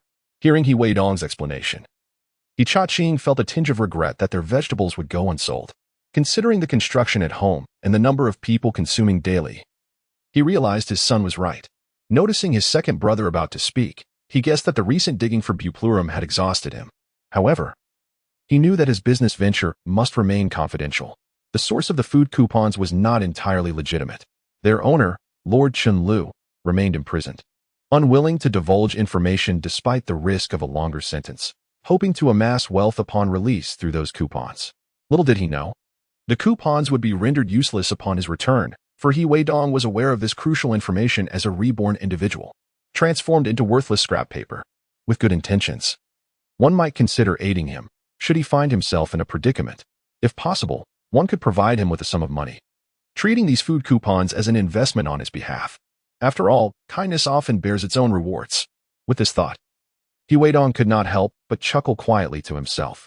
Early the next morning, once Xiao Xiao arrived to load the baskets onto the tractor, they set off towards the county town. Along the way, they encountered the couple, Ho Guifan and her husband. Upon seeing Li Weidong, the old woman opened her mouth, likely to utter unkind words. However, Li Weidong paid her no mind. After all, he had refused her request for a loan the day before and had exposed her shortcomings, undoubtedly causing her to harbor resentment towards him. Near the county town, Li Weidong spent 15 yuan to rent a house, which featured a spacious courtyard. From this day forward, this would serve as their base of operations, where all the vegetables collected would be delivered. Li Weidong said to Xiao Xiao, "Starting tomorrow, we will venture into the rural areas to gather vegetables." "Brother Dong, will we be paying?" she inquired. "No. We will exchange 1 pound of vegetables for 1 local food coupon. For items like radishes, pumpkins, and cucumbers, if the quantity is sufficient, we can exchange 1 pound of cucumbers for 1 pound of national food coupons. Do you understand? You will see for yourself when we go this afternoon." This food coupon essentially constituted a no-risk transaction. Even after accounting for certain costs, once converted into cash, it would be considered profit. Food coupons that remain unspent are merely waste paper. They must be exchanged for cash. Otherwise, they serve no purpose. Furthermore, if cash is demanded, one must negotiate aggressively for a lower price. In business, one must be shrewd to prosper. "Old man, are you selling these cucumbers?" Li Weidong inquired as he approached a nearby plot of land where an elderly man was working. The old man, who was picking vegetables, looked at Li Weidong and his companion, saying, "Young man, if you wish to take some home, I have plenty here. Feel free to take a few." Shaking his head, Li Weidong replied, "Sir, you may not have understood. I wish to exchange food coupons for your cucumbers, pumpkins, and greens." "Ah, food coupons? Can't you use cash?" the old man asked, puzzled. Li Weidong explained, "Sir, if we use cash, cucumbers cost 15 cents, while pumpkins, radishes, and winter melons are priced at 10 cents per pound. However, if you prefer local food coupons, 1 pound of local produce can be exchanged for 1 pound of pumpkins, radishes, or winter melons. For quality cucumbers, you can trade 1 pound for a national food coupon. Do the math. Local food coupons can cost as much as 25 cents if purchased, while national food coupons are 30 cents per pound." Seeing Li Weidong drive up, the old man calculated carefully. It seemed that using food coupons was indeed more economical. He agreed to the exchange, remarking that at his age, he could not consume all the vegetables at home and thus sought to sell them in town. Earning only a paltry sum in return for the exhausting labor was hardly worthwhile. "Sir, let me help you pick," Weidong offered, thinking to finish the baskets today. Tomorrow morning, they would sell at the factory's residential building in the city. Surely, there would be buyers. No industrial coupons were needed. And prices matched those of the market, with excellent service. Home delivery and good quality meant that anyone who passed up this opportunity would be foolish. As the diligent Weidong and Xiao Xiao toiled in the fields, a passerby noticed the tractor parked nearby. Upon inquiry, it was revealed that they were engaged in the acquisition of vegetables, exchanging them for grain coupons at a rate of £1 for £1. Hastily, Weidong was asked if he had any surplus vegetables at home. He promptly responded that they were indeed needed, assuring that the collection would take place the following day. Upon hearing that Weidong desired additional produce, the elder grew anxious, concerned that if they did not arrive the next day, what would become of the remaining vegetables at his home? Sensing the elder's worry, Weidong reassured him, stating, "Rest assured, I shall take all the vegetables from your home. Whatever quantity you have, I will take it. It cannot all be harvested in one day. They require a few days to mature. During this time, I can collect from others as well. Wouldn't you agree?" Satisfied with Weidong's promise, the elder readily assisted him after finishing his smoke. Once several baskets were filled, both men found themselves utterly exhausted, affirming that such labor was not meant for mere mortals. After settling the account with grain coupons, Weidong drove back to his hometown. He had not brought any toiletries and was concerned about the substantial amount of money and grain coupons remaining at home, worrying that someone might covet his possessions. He decided that the rented place would only serve as a daytime refuge, opting to return home for the night. Upon seeing the multitude of vegetables Weidong had brought back, his family inquired, "Dongzi, have you not sold these?" His mother, already aware of his trip to the county, asked, "No, I gather these this afternoon. I will rise early tomorrow to sell them," Weidong replied, utterly fatigued, before retreating to rest. The assortment of common rural vegetables he had collected piqued the curiosity of many, who wondered why Weidong had not opted to gather the more lucrative chaihu root instead. Some approached to inquire about his intentions regarding the sale. Upon learning that Weidong would only accept grain coupons and not cash, they declined to participate. Meanwhile, Chongqing and Weiliang became aware of the situation. "Father, where do you suppose Weidong obtained those grain coupons? I've heard he plans to exchange them for vegetables to sell. Could it be that he has stolen them?" Weiliang speculated, his eyes glinting with mischief. "I haven't heard of anyone reporting missing coupons. Perhaps he acquired them at a low price from someone," Chongqing replied, gritting his teeth in pain. "I must investigate. It's possible that the woman Li Yuxia has misplaced them." Weiliang's devious thoughts began to take shape. Unable to bear a day without opposing Weidong, he rushed to Li Yulian's home, only to be taken aback by her disheveled appearance. "What on earth has happened to you?" he exclaimed in surprise. "I've been beaten by that rascal Sun Fu," Li Yulian retorted, clearly irritated. "You two are injured. Why are you here to gloat over my misfortune instead of resting at home?" "No, I'm not." Weiliang shook his head, recounting the recent events. Upon hearing this, Li Yuan spoke up. "Are you suggesting that Weidong is unaware of where he procured some food coupons to exchange for vegetables?" "Indeed, that is my belief. Otherwise, he would not return with an entire cart of vegetables while proclaiming to the villagers that he only accepts food coupons for trade. He must possess a considerable quantity of them. Why not we seize the opportunity and take them for ourselves?" Li Yuan also understood that food coupons could be exchanged for money on the black market. Upon learning that Weidong's household was affluent and in possession of food coupons, he began to entertain nefarious ideas. "That won't do. His family is always bustling with people, making it inconvenient. Perhaps we could organize a gathering, apprehend him, and if discovered, we would merely end up incarcerated." Weiliang exclaimed with fervor, "Isn't your current state a consequence of his doing? Do you not yearn for vengeance?" "I do wish to avenge myself. Tomorrow I shall report him to the county authorities." My dear, there is more to this chapter. Please turn the page to continue reading, for what follows is even more thrilling. The mere thought of Weidong's prosperous life made Li Yuan feel miserable. Had he married his sister back then, Sun Yuewei would have been his, and he would not have suffered such brutal beatings from the Sun family. The savings accumulated over the years had vanished. The thought alone was disheartening. Listening to Li Yuan's voice, akin to a rusty spoon scraping against a metal basin, was unbearable. After devising a plan to frame Weidong, the wicked Weidong returned home. Naturally, Weidong, upon returning, would not suspect that someone was plotting against him, nor that he would face denunciation. That evening, after carefully concealing his money, he stowed away the food coupons, gold bars, and silver coins in separate compartments behind the headboard of his nightstand, restoring everything to its original state before retiring for the night. After all, their home was constructed of mud bricks, and a mere layer of mud could disguise any discrepancies from the outside. The following morning, after an early breakfast, he took Xiao to the county seat to sell vegetables. Arriving at the soda factory community, he followed the familiar routine, with cigarettes as a precursor. He carried a large bamboo basket filled with various fresh vegetables. Entering the residential building, he started from the first unit. "Andy, would you like some fresh vegetables?" They were just picked from the field, and no industrial coupons are required. The prices are the same as at the market. As he knocked on the door, Weidong was greeted by a silver-haired elderly lady. He warmly responded, "Young man, is what you say true? These vegetables truly do not require industrial coupons?" With a large family and being retired, she seldom possesses many industrial coupons, and each trip to the market is fraught with difficulty. "Of course, Auntie. Take a look. My cucumbers still have their blossoms, and they're only 4 dimes per pound. Not expensive at all." Sensing the elderly lady's interest, Weidong eagerly commenced his pitch.